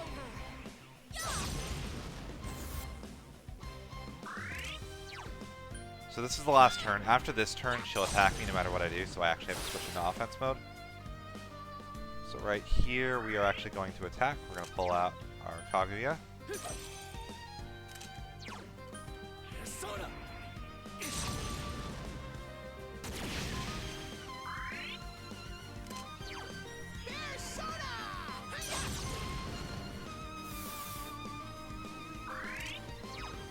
Persona!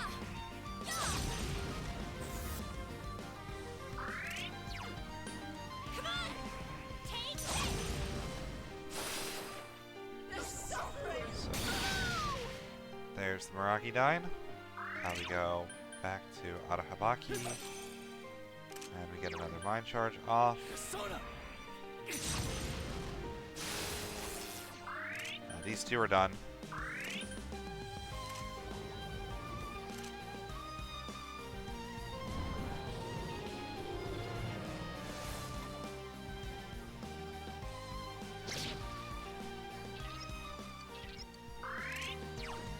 Back to Kaguya and Agidine. Soda.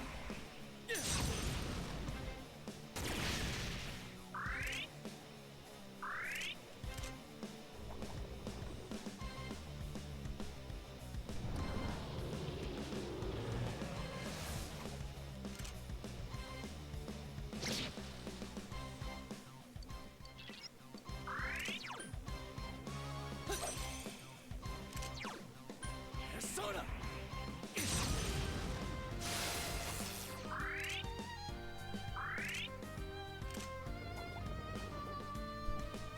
She's going to keep spamming Draining Fog, and she is dead next turn.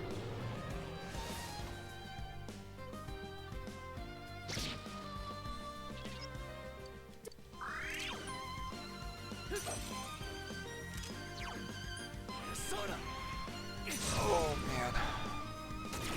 And that is how you beat that fight. That fight is 100% scripted. Once you know what you're doing. Which is nice because if you don't know what you're doing, that fight is atrocious. The ability Hot Lightning adds a dizzy effect, guaranteed. And dizzy is really bad. It basically will almost lock you. The first time I did a run, I was locked in basically an infinite loop that I had to figure a way out of. Because of Hot Lightning. But with the Yukiko having Fire Break there, we can set up in a way that actually just kind of makes her do a ton of damage to herself. And we don't have to set multiple Fire Breaks, which is what you have to do with the main character. Her gimmick is that she takes no damage from physical attacks and repels everything. It's either repel or absorb, one of the two. So you have to use Fire Break or some sort of break skill to actually damage her. Most of the enemies in the dungeon give breaker items that essentially act the same. We don't get any, so we have to get Fire Break on either the main character or Yukiko. We actually get it on both. Siegfried keeps Fire Break just in case for us.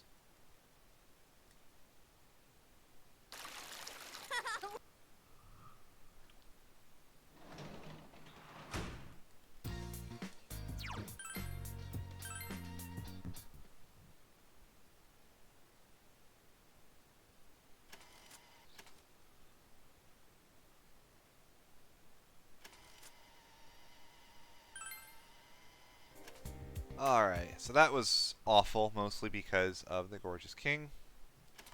Still on underestimate pace, which is good. Main thing this run is telling me is that my PB is atrocious and I need a new one ASAP.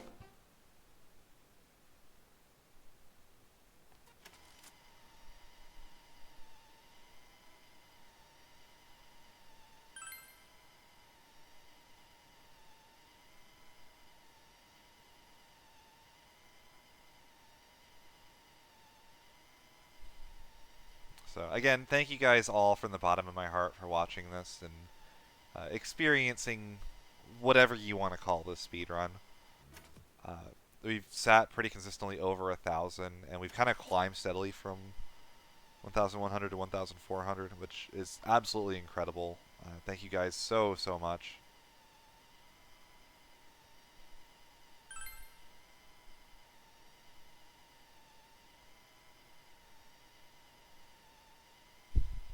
So yeah, we're doing Valentine's Day now. We don't have any of those girlfriend things because we've been translating and sleeping. So we're gonna get one from Marie, but that's it.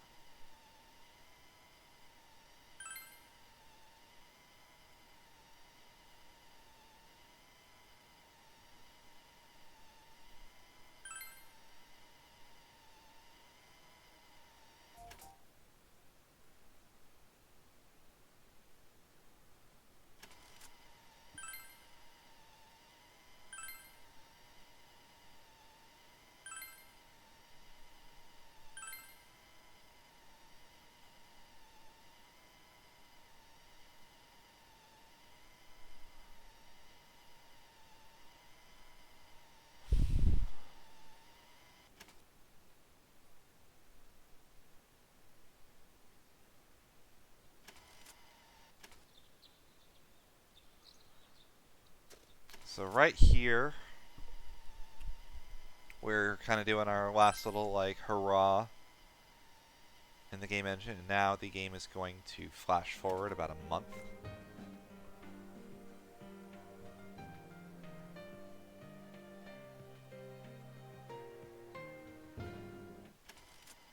Actually, more than a month, right? Yeah, more than a month. Wait, no, it's the 17th. That's right. I'm misremembering things. And here we go. So we got our golden ending requirement. We got all the way through everything else, but there's one thing left, and that is we need to get the true ending. And to get the true ending, we need to fight and unlock the final boss. Ah, nose itching.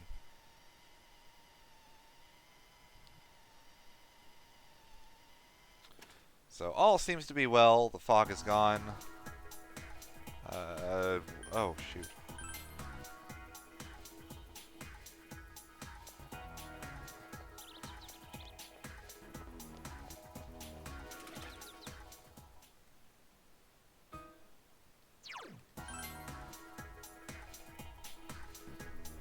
Murray's here, right?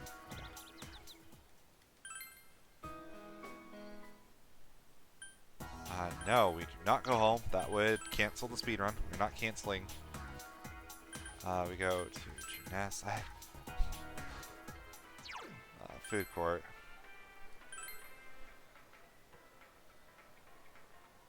I actually have to remember all of this, and I don't remember it. So, despite the fact we're about to leave, we just kind of don't feel right without stopping by our neighborhood gymnast one last time. I'm gonna actually open a set of notes so I can just follow this properly.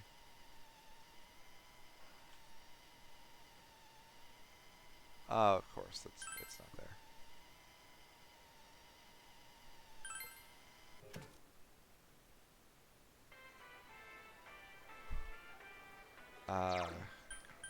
Town.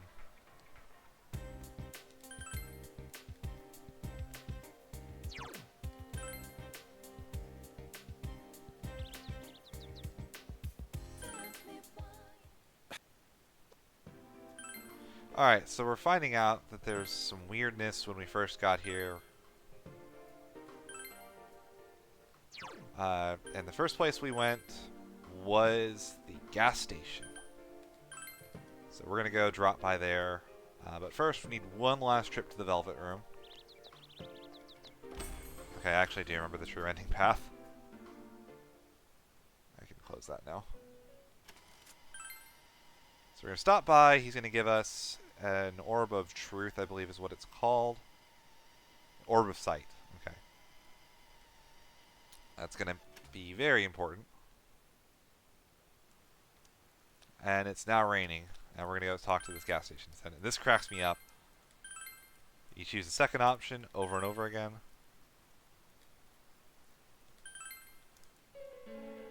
So this is great. Ominous music. Dun, dun, dun, dun. What about it? Oh, nothing. Music goes away, pretends like nothing happened.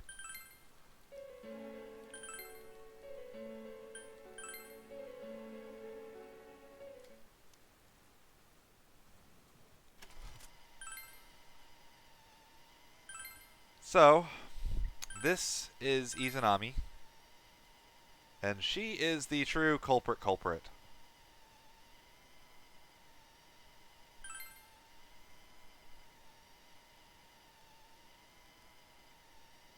And we have one last dungeon to go through together.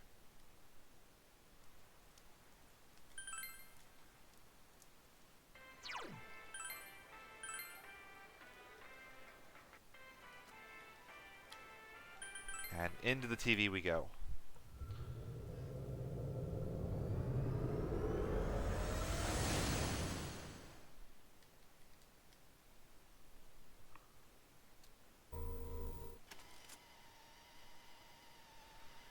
It's time for Bebo to step up and save the world.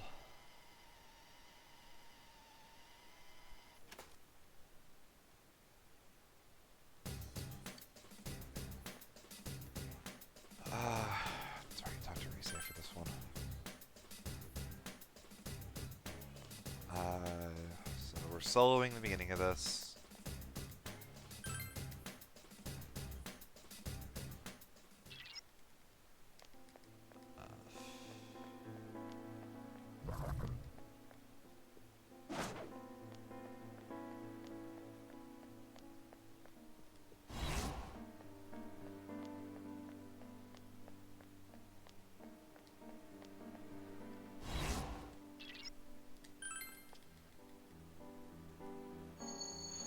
And remember that little dungeon that was like in the tutorial segment?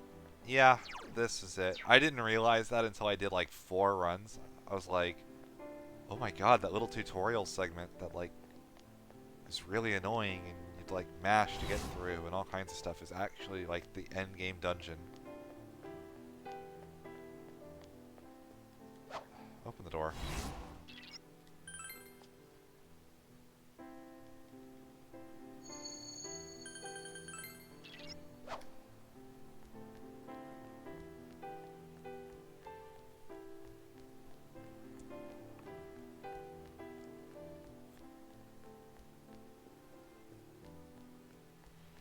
So around we go. Again, we're in go mode. We got everything we need. We just need to beat the video game.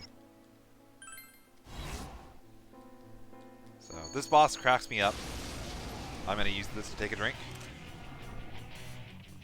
One enemy. It caught us off guard.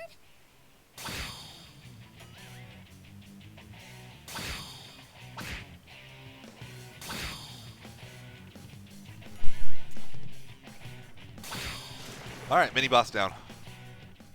Congrats, Senpai. It's level up time.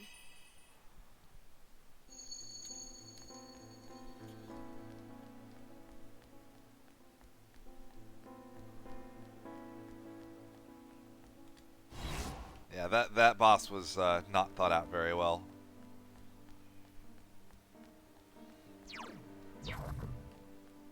Oh, don't get stuck on the ledge.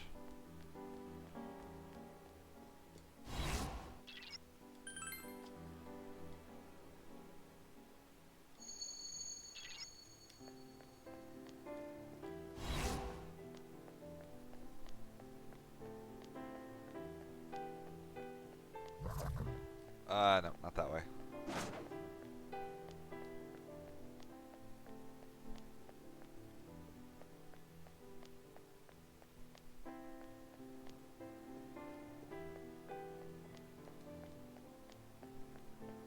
That's a room, not a hallway, right? No, that's a hallway. Okay. So it's on the right there then.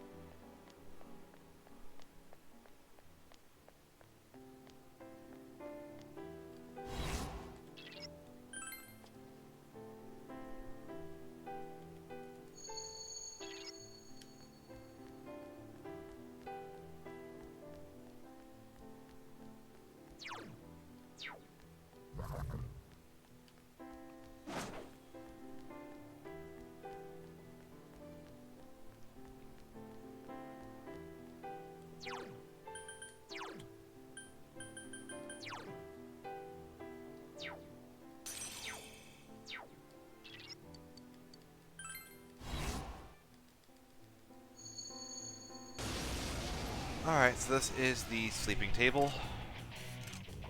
One enemy. It caught us off guard. He has 3 different things he can do. He can make you Doloin, he can fear me, or he can cast Agidine. Last one. Go for it. Persona. Alright, I need to keep an eye on how much Meggy Doloin does. Oh, you can also Mahamo, and I forgot about that.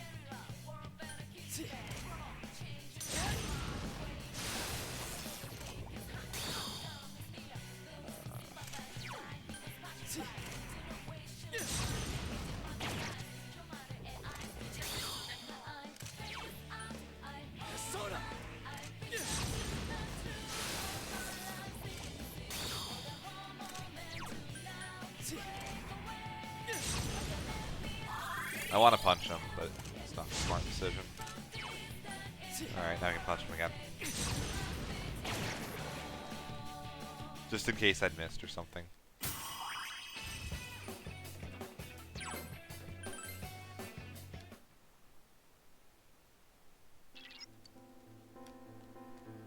Alrighty.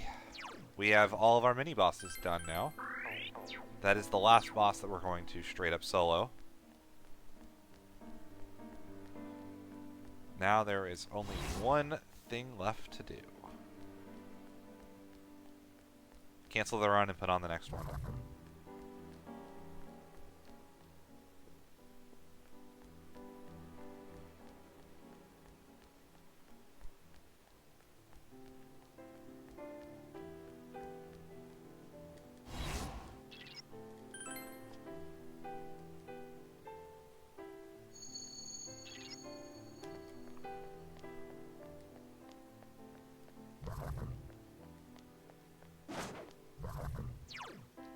This way, sure.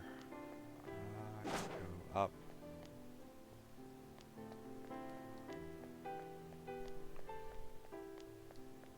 But actually, seriously, this is coming up is probably one of my probably the best fight in the entire game.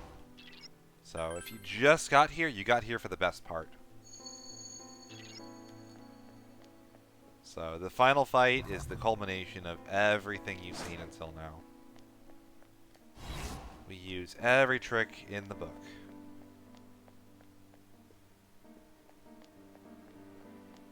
Because we gotta win without a party, basically.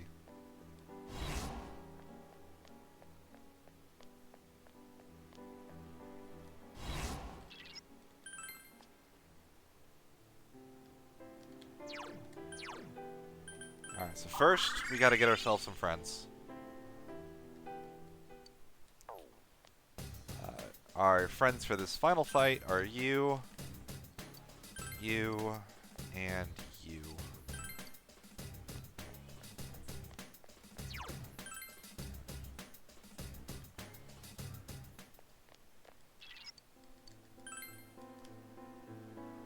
And I do have a calculator up. Yes, I do. I have a calculator up. I will be doing math. Alrighty.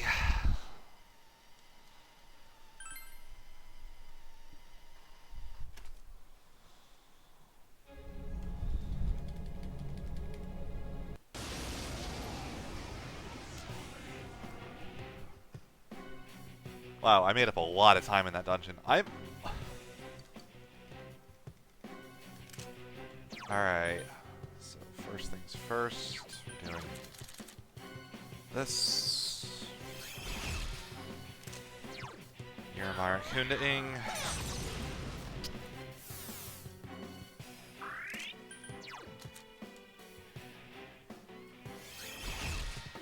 I have the wrong persona equipped. I'm going to be doing less damage than I want to.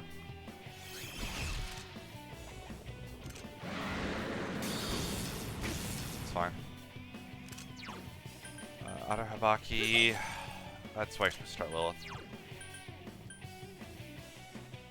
Consider Mind Charge off. Re-up our buffs and debuffs.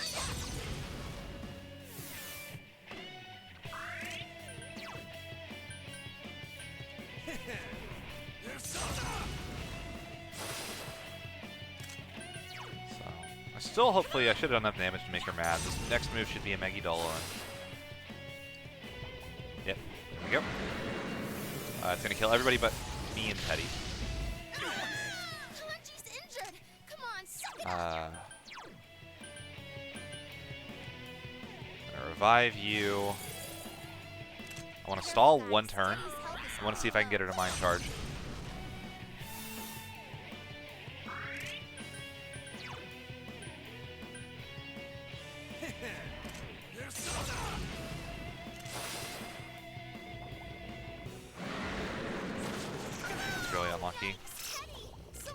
That's really unlucky. Are you kidding me, game?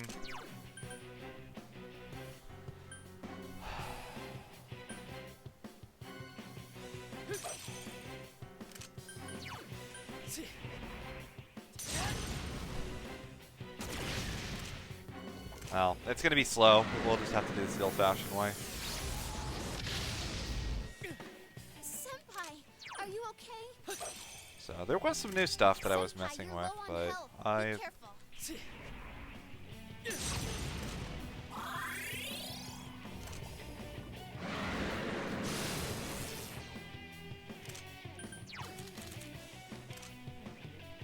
Come on, help me out here. Of course.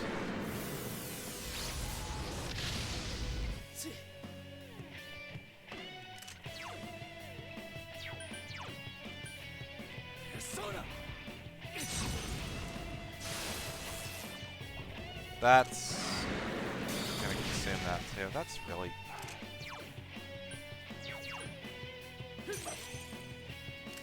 This is gonna be kind of slow, this phase of the fight.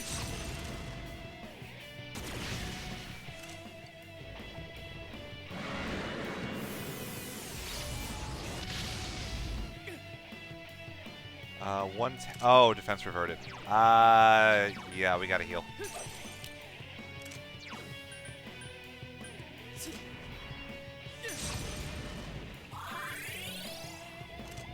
Stagnant here.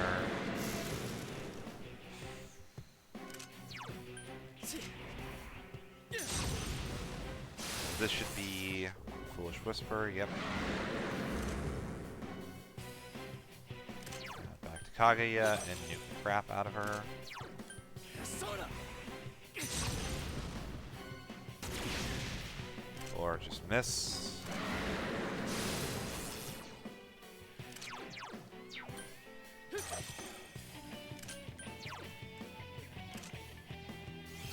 Come on, Bebo. Aim. Never lucky.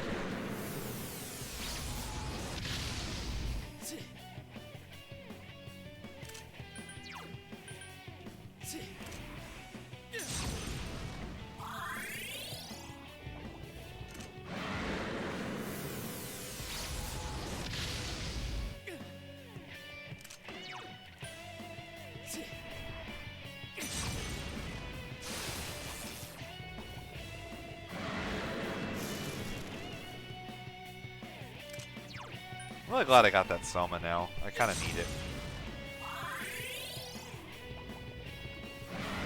Really? Oh, that's the Foolish Whisper.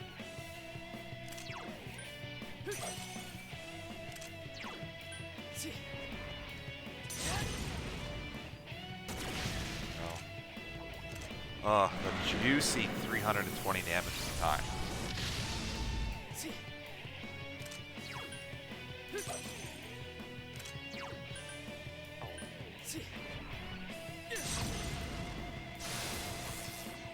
Can you, like, just help me here?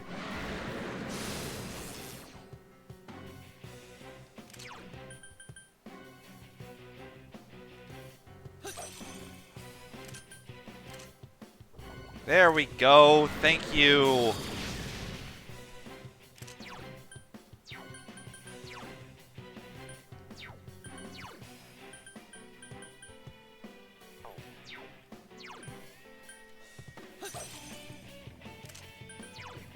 Persona.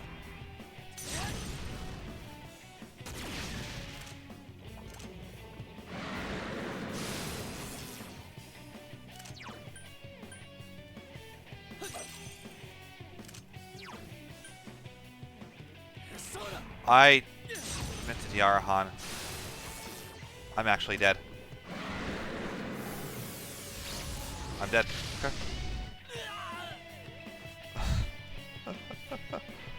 Alright.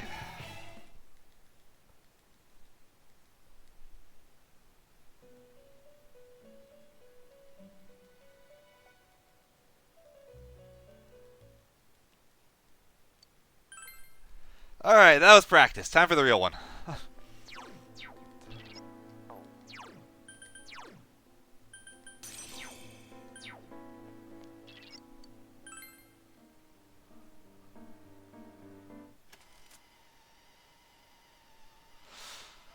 I just wanted to show you guys that it is possible to die in this fight. This fight is very difficult, especially once you get to the second phase. But if I don't show you guys dying, like if you guys don't see me dying, you can't realize how difficult this fight is. So.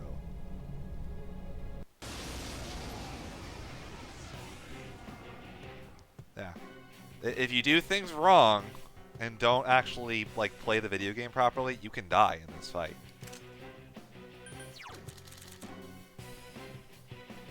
So, this is what it looks like when you do it properly.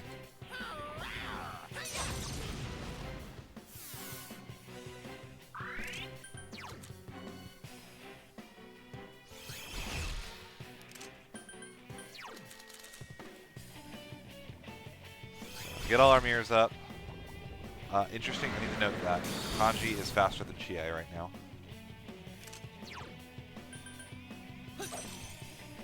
So we get that. We get the full 4 reflect, so we get extra damage that we didn't get last time. Because the runner's a dork. We're going to get our buffs and debuffs up again.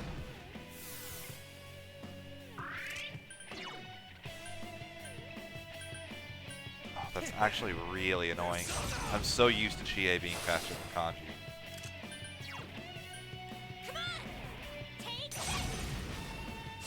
I need to remember that. Kanji and then Chie. So there's the scripted Megidolo. Kanji's injured. Come on, suck it up.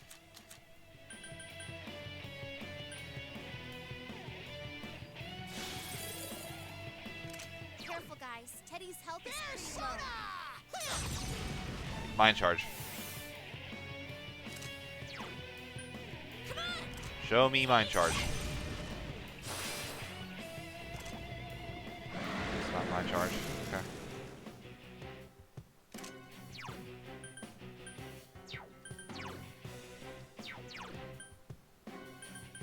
Kaguya. Careful, guys. Teddy's health is pretty low.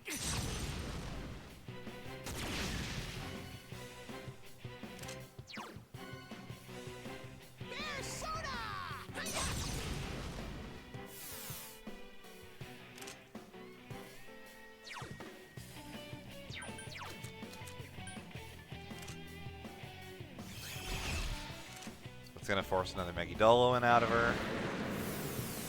So I'm baiting there and trying to get a mind charge because she's not likely to mind charge Megidolo, or like she doesn't always. And if I get the bounce back, the fight is basically instant.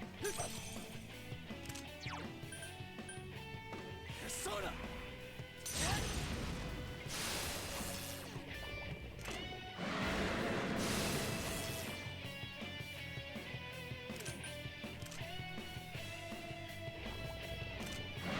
There we go. That's what I was hoping for. If you do that from 3 people, she kills herself.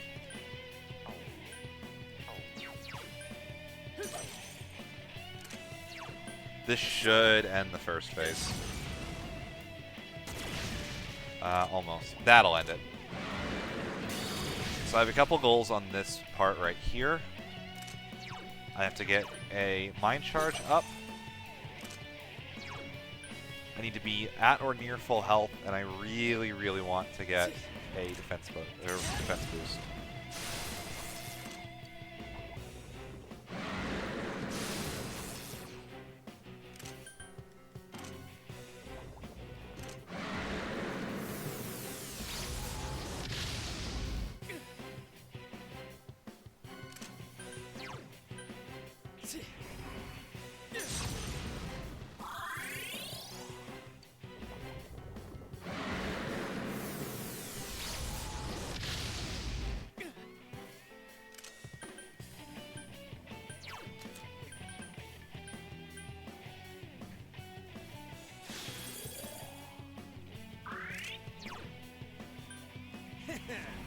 Come on down.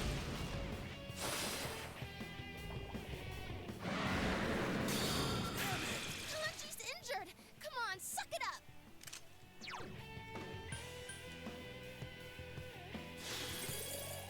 I got my whole wish list in there.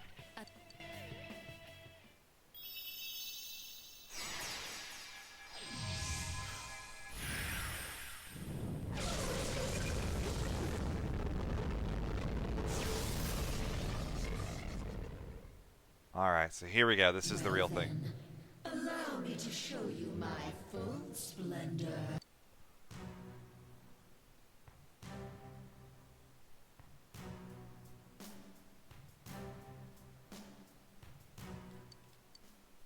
Look All out. right, We've so never seen anything start like this her. off. We need to go on to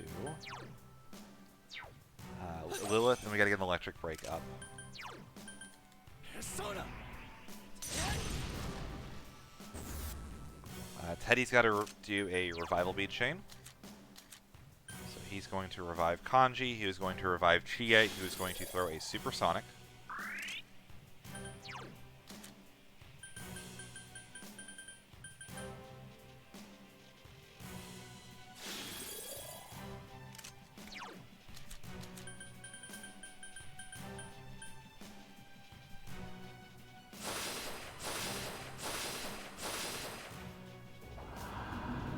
She's going to start getting set up.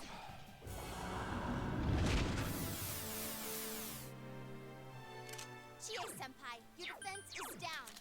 So now we're going to start throwing some corn. Teddy's going to lower her defense. Kanji, your defense has been lowered. Everyone else is going to throw corn.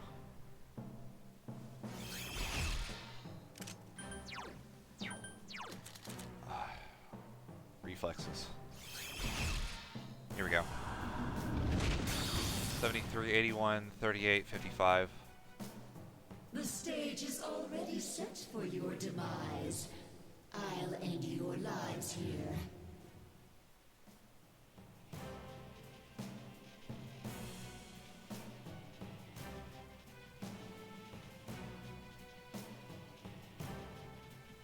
Okay, 3,447.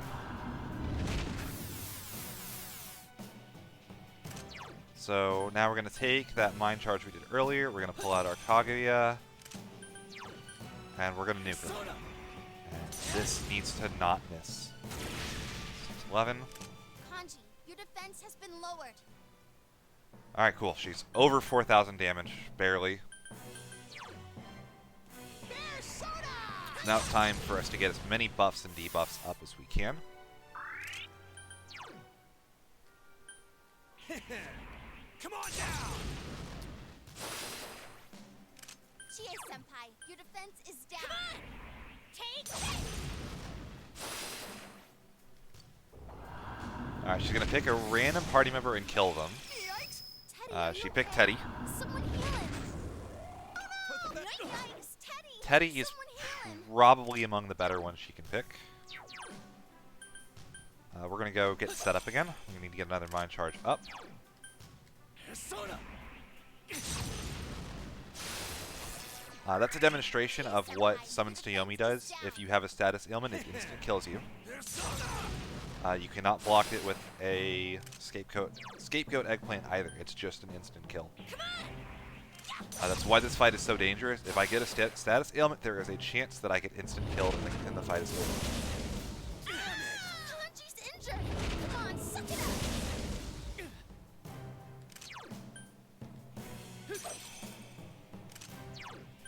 Persona.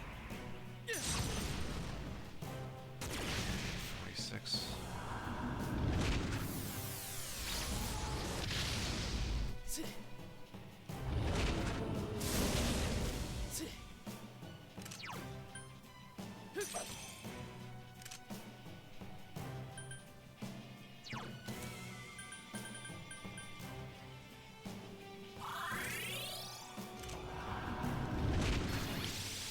So in the second phase, you'll notice she's acting twice.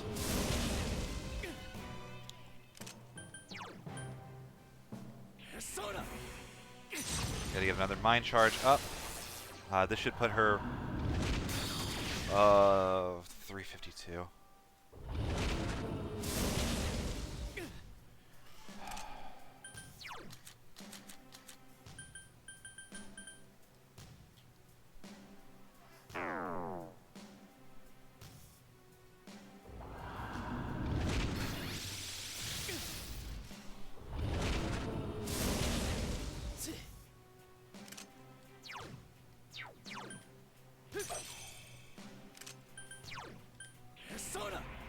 So I'm trying to get her as close to 6,000 without putting her over. Okay, I actually didn't need that. The Raikunda wore off, so I actually did not need to throw that. That's fine though. Okay. Back to Arahabaki. Senpai, you're low on health. Be careful. Let's go ahead and do Yarhan.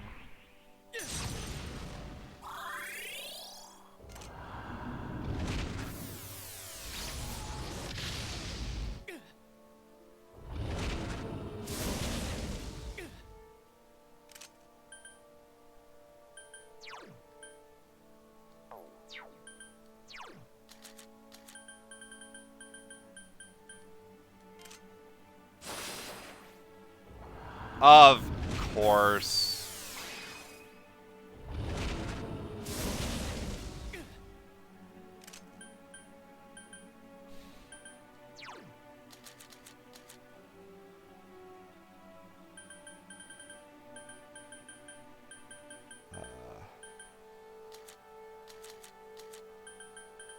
Okay, no purifying water. I gotta wait this out now.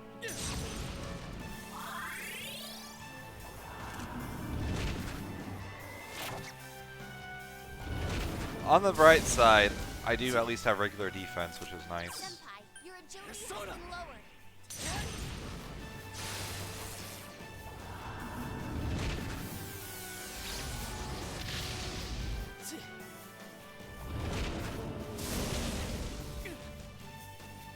Senpai, your offense has been lowered. So, we're gonna throw a Helmagatama.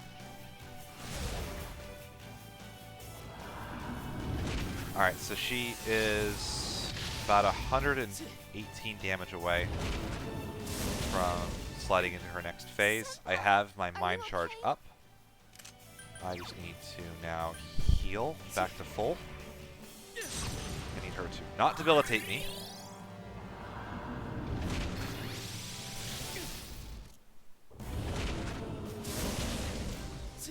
Okay. I'm gonna try for this. Might be a bit greedy, but we're gonna go for it. I want to get a 1 stack of Rakukaja up real quick before this phase. So I just need to not see debilitate for the next couple turns. Hit Kanji.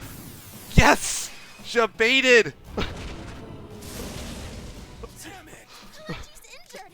Come on, suck it up. That's right!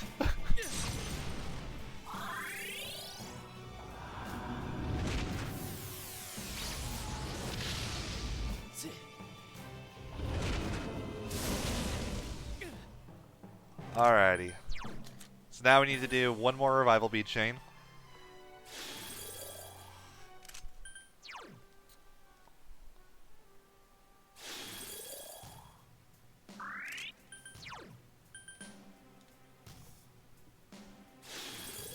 And then Chie is going to put her over 6,000 health with this Helmagatama. So now she is going to Stagnant Air, and she's going to Mind Charge. Whenever she does this combination, she will follow up with an attack called World's End and summons to Yomi. I have to guard, because if I get a status ailment off of that, I am instantly dead. My goal here is to get this set up.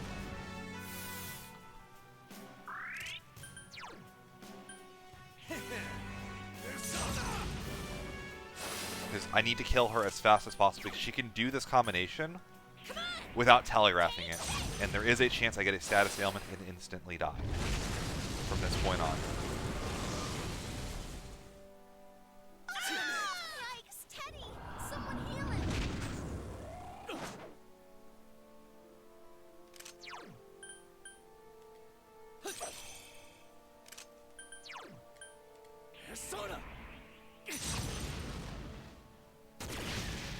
So we're halfway there already, and you debilitate! You... Ah, no! You have to do literally anything but that. Senpai, your agility has been lowered. anything but debilitate. Oh, not that either. That sucks. Don't do that.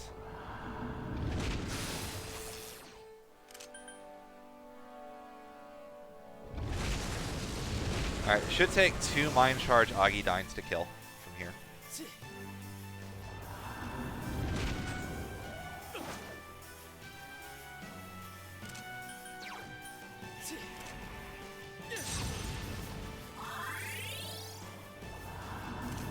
Cool. Demonic Judgment's great. Does no damage. Fury of Yasogami. Good. Aggravate. Okay, cool. So I have my accuracy back. I have my Mind Charge. Let's go back to Kaguya. Persona. Alright, should be one more good hit.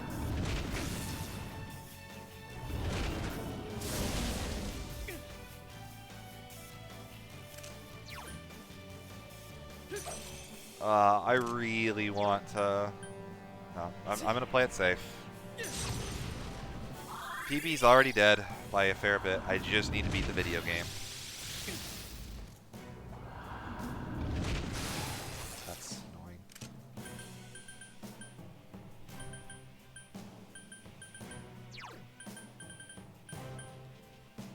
What can you do that's useful? I don't really need any of that. So let's do... Don't want the... yeah.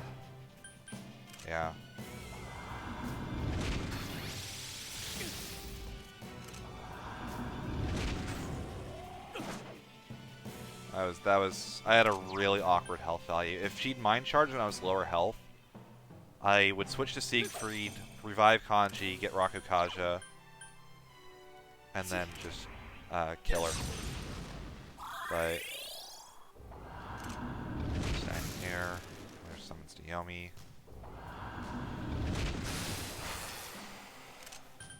The good thing about this is a pretty basic fixed meta damage. I can get my Mind Charge in here, and then I just need one more hit. So as long as I guard, I can't get a status effect. So if she just keeps telegraphing it like that, then we're all good.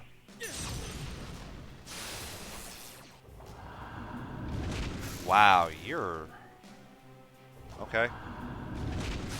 She is content wasting as much time as possible. So, if PB were on the line, I would have considered just YOLOing that and going for the kill. But,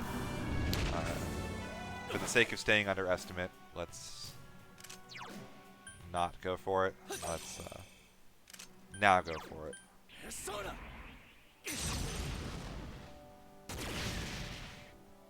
Yeah, that's GG. So that, like, extra long pause there, you can tell. No, get up. We came so far.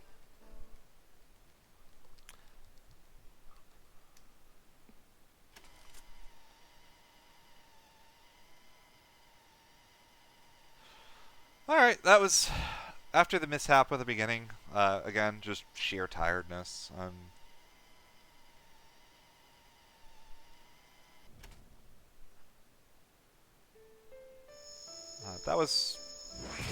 That could have gone worse. Had a lot of really funny moments. I got a lot less practice on this than I really wanted to. Mostly due to a lot of the new discoveries that literally happened on Monday. And the problem with them was that I couldn't really leave them alone because they were bad enough in that they could have negatively affected the run and made it basically impossible to complete. So I had to actually go down the rabbit hole and make everything work, and that was kind of crazy.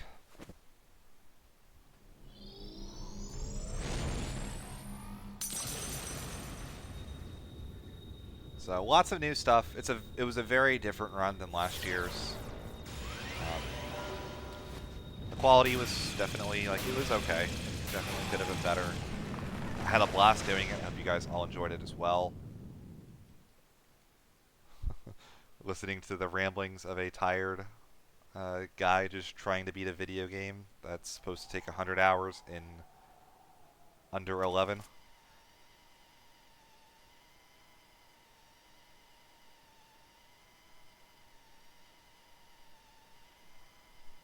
So, somebody remind me what is up next again. I got the schedule right here actually. So up next we got Mega Man Star Force 1 Leo. One thing about Persona runs, they do traditionally go to credits, or go through credits. So timing isn't done until I actually get a New Game Plus save.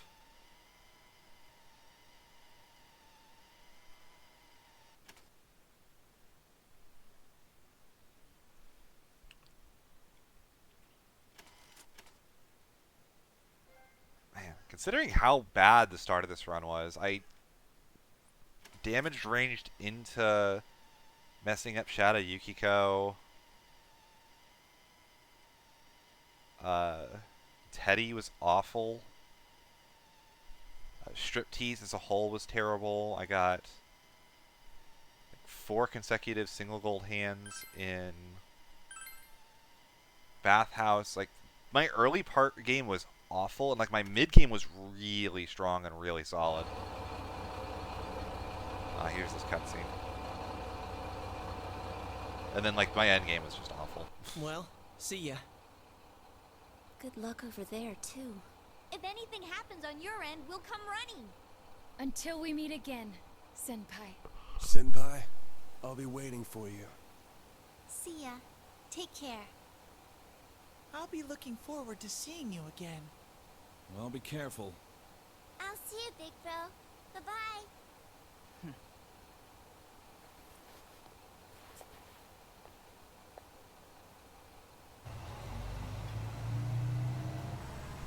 Thank you for everything. Stay well until we meet again someday. You'll always be my sensei forever! Please don't forget about us over there. I love you, Senpai. I'll do my best. You better not run away too, Senpai. I'll always remember our time together.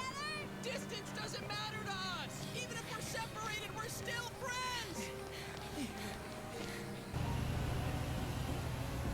Take care. See you again, Sensei! Bye! I'll miss you.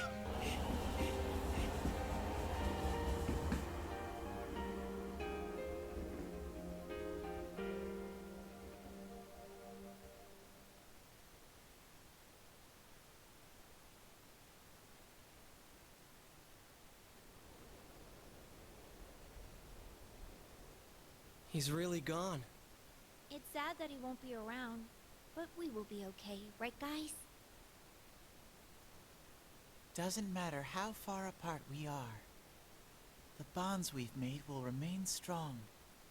Everyone's heart is connected to the people they know and trust. It's those bonds that let us all search for our purpose in life. As long as it's a purpose you believe in, there will always be someone who can help you fulfill it. You, me, and everyone else. There are no barriers. Our hearts are one. Right, Sensei?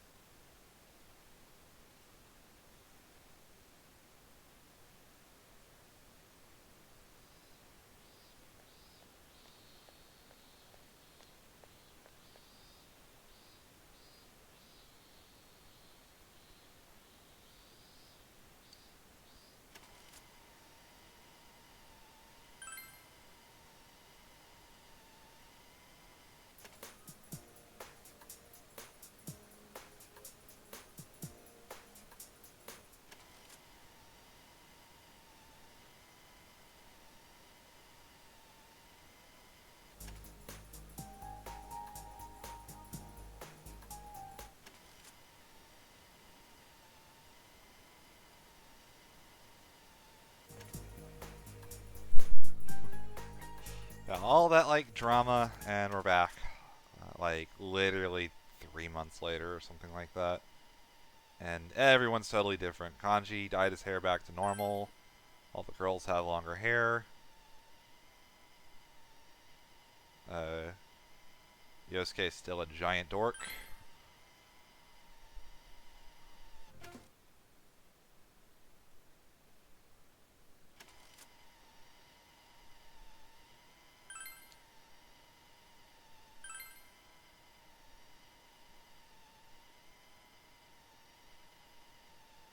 And here is our girl Nanako.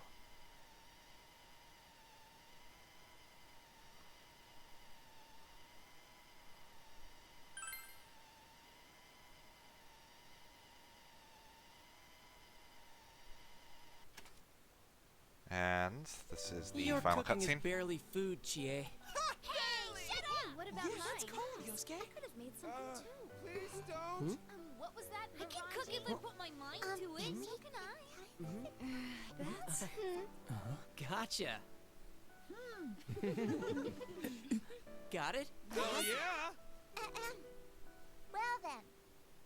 One and. Good to see you, senpai. Kanji, it was welcome back. How could you mess that up? Hey, just shut up, all right? I just got stage fright, that's Well, all. I figured someone would blow it.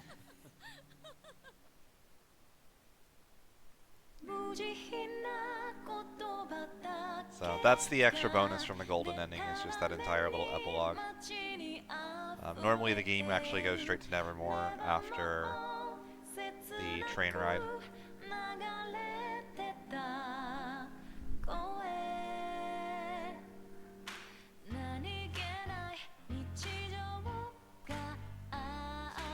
So, since they're doing their credits again, I need to do mine. Massive, massive, massive thank you to Molsky. This run wouldn't be remotely what it is without like all the crazy amounts of work and rooting he's put into this game over the last couple of years. Huge thanks to everybody that actually made the original vanilla Persona 4 speedrun route. That ended up being the basis for Persona 4 Golden, and even though there are a lot of differences, most of the concepts are still the same. Huge thank you to the entire SMT speedrunning Discord. Y'all are awesome, and it's always really cool to see like all the new developments going on in every other game. Thanks to Dark Kefka for helping us push RNG manipulation in this game a lot further than we expected with the chess manipulation. Thanks to all the other runners of Persona 4 Golden. Thanks to Ford for being a co-commentator for me. And last of all, thanks to all of you, whether you're in chat right now, watching this on YouTube a month or 6 years later. Thank you guys so much for going on this journey with me. Hopefully I get a chance to show it again soon. Regardless, feel free to follow me on either Twitch or Twitter or wherever else, or don't either, that's fine as well. And yeah, I had an absolute blast, and I hope you guys did as well. So I'm going to let the credits play out because this song is incredible.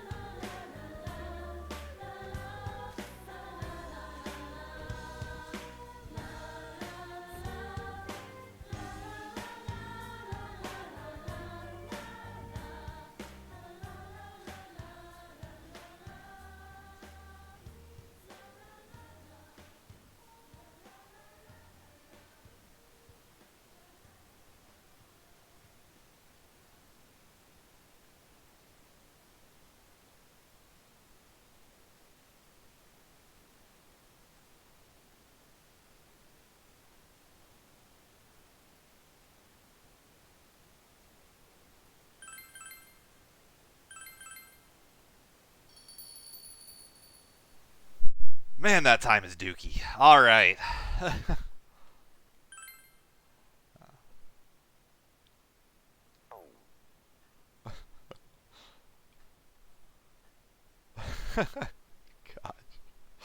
Well, I'm glad I offered a really conservative estimate, because...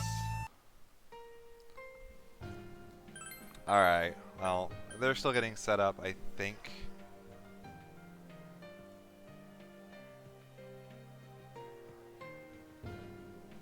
Ah, dang.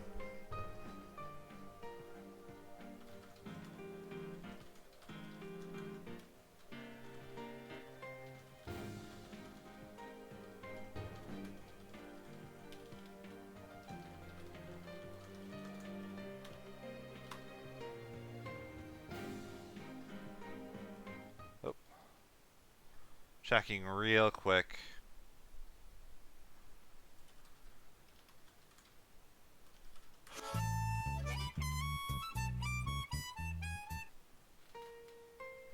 Alright, cool. I did promise if I was underestimate, which I very clearly am.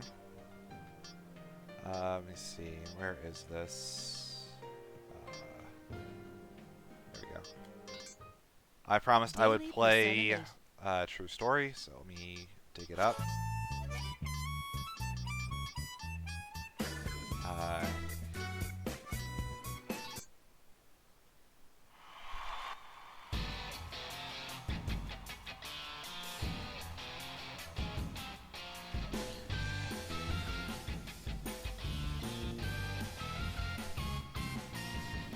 You got yourself behind a door deep inside your heart again. You wanna hide, you wanna come out, going round and round. Thinking hard about it doesn't help you one bit. Say hello, you gotta say goodbye to thousand lies, yeah. Shout friends, just those words you really mean. And let your voice be heard all over the world. Stand up when you hear a knock on the door. Kids, come on out. Get ready for your true story.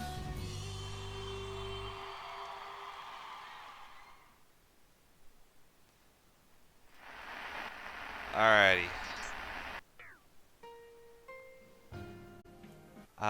Yeah, so again,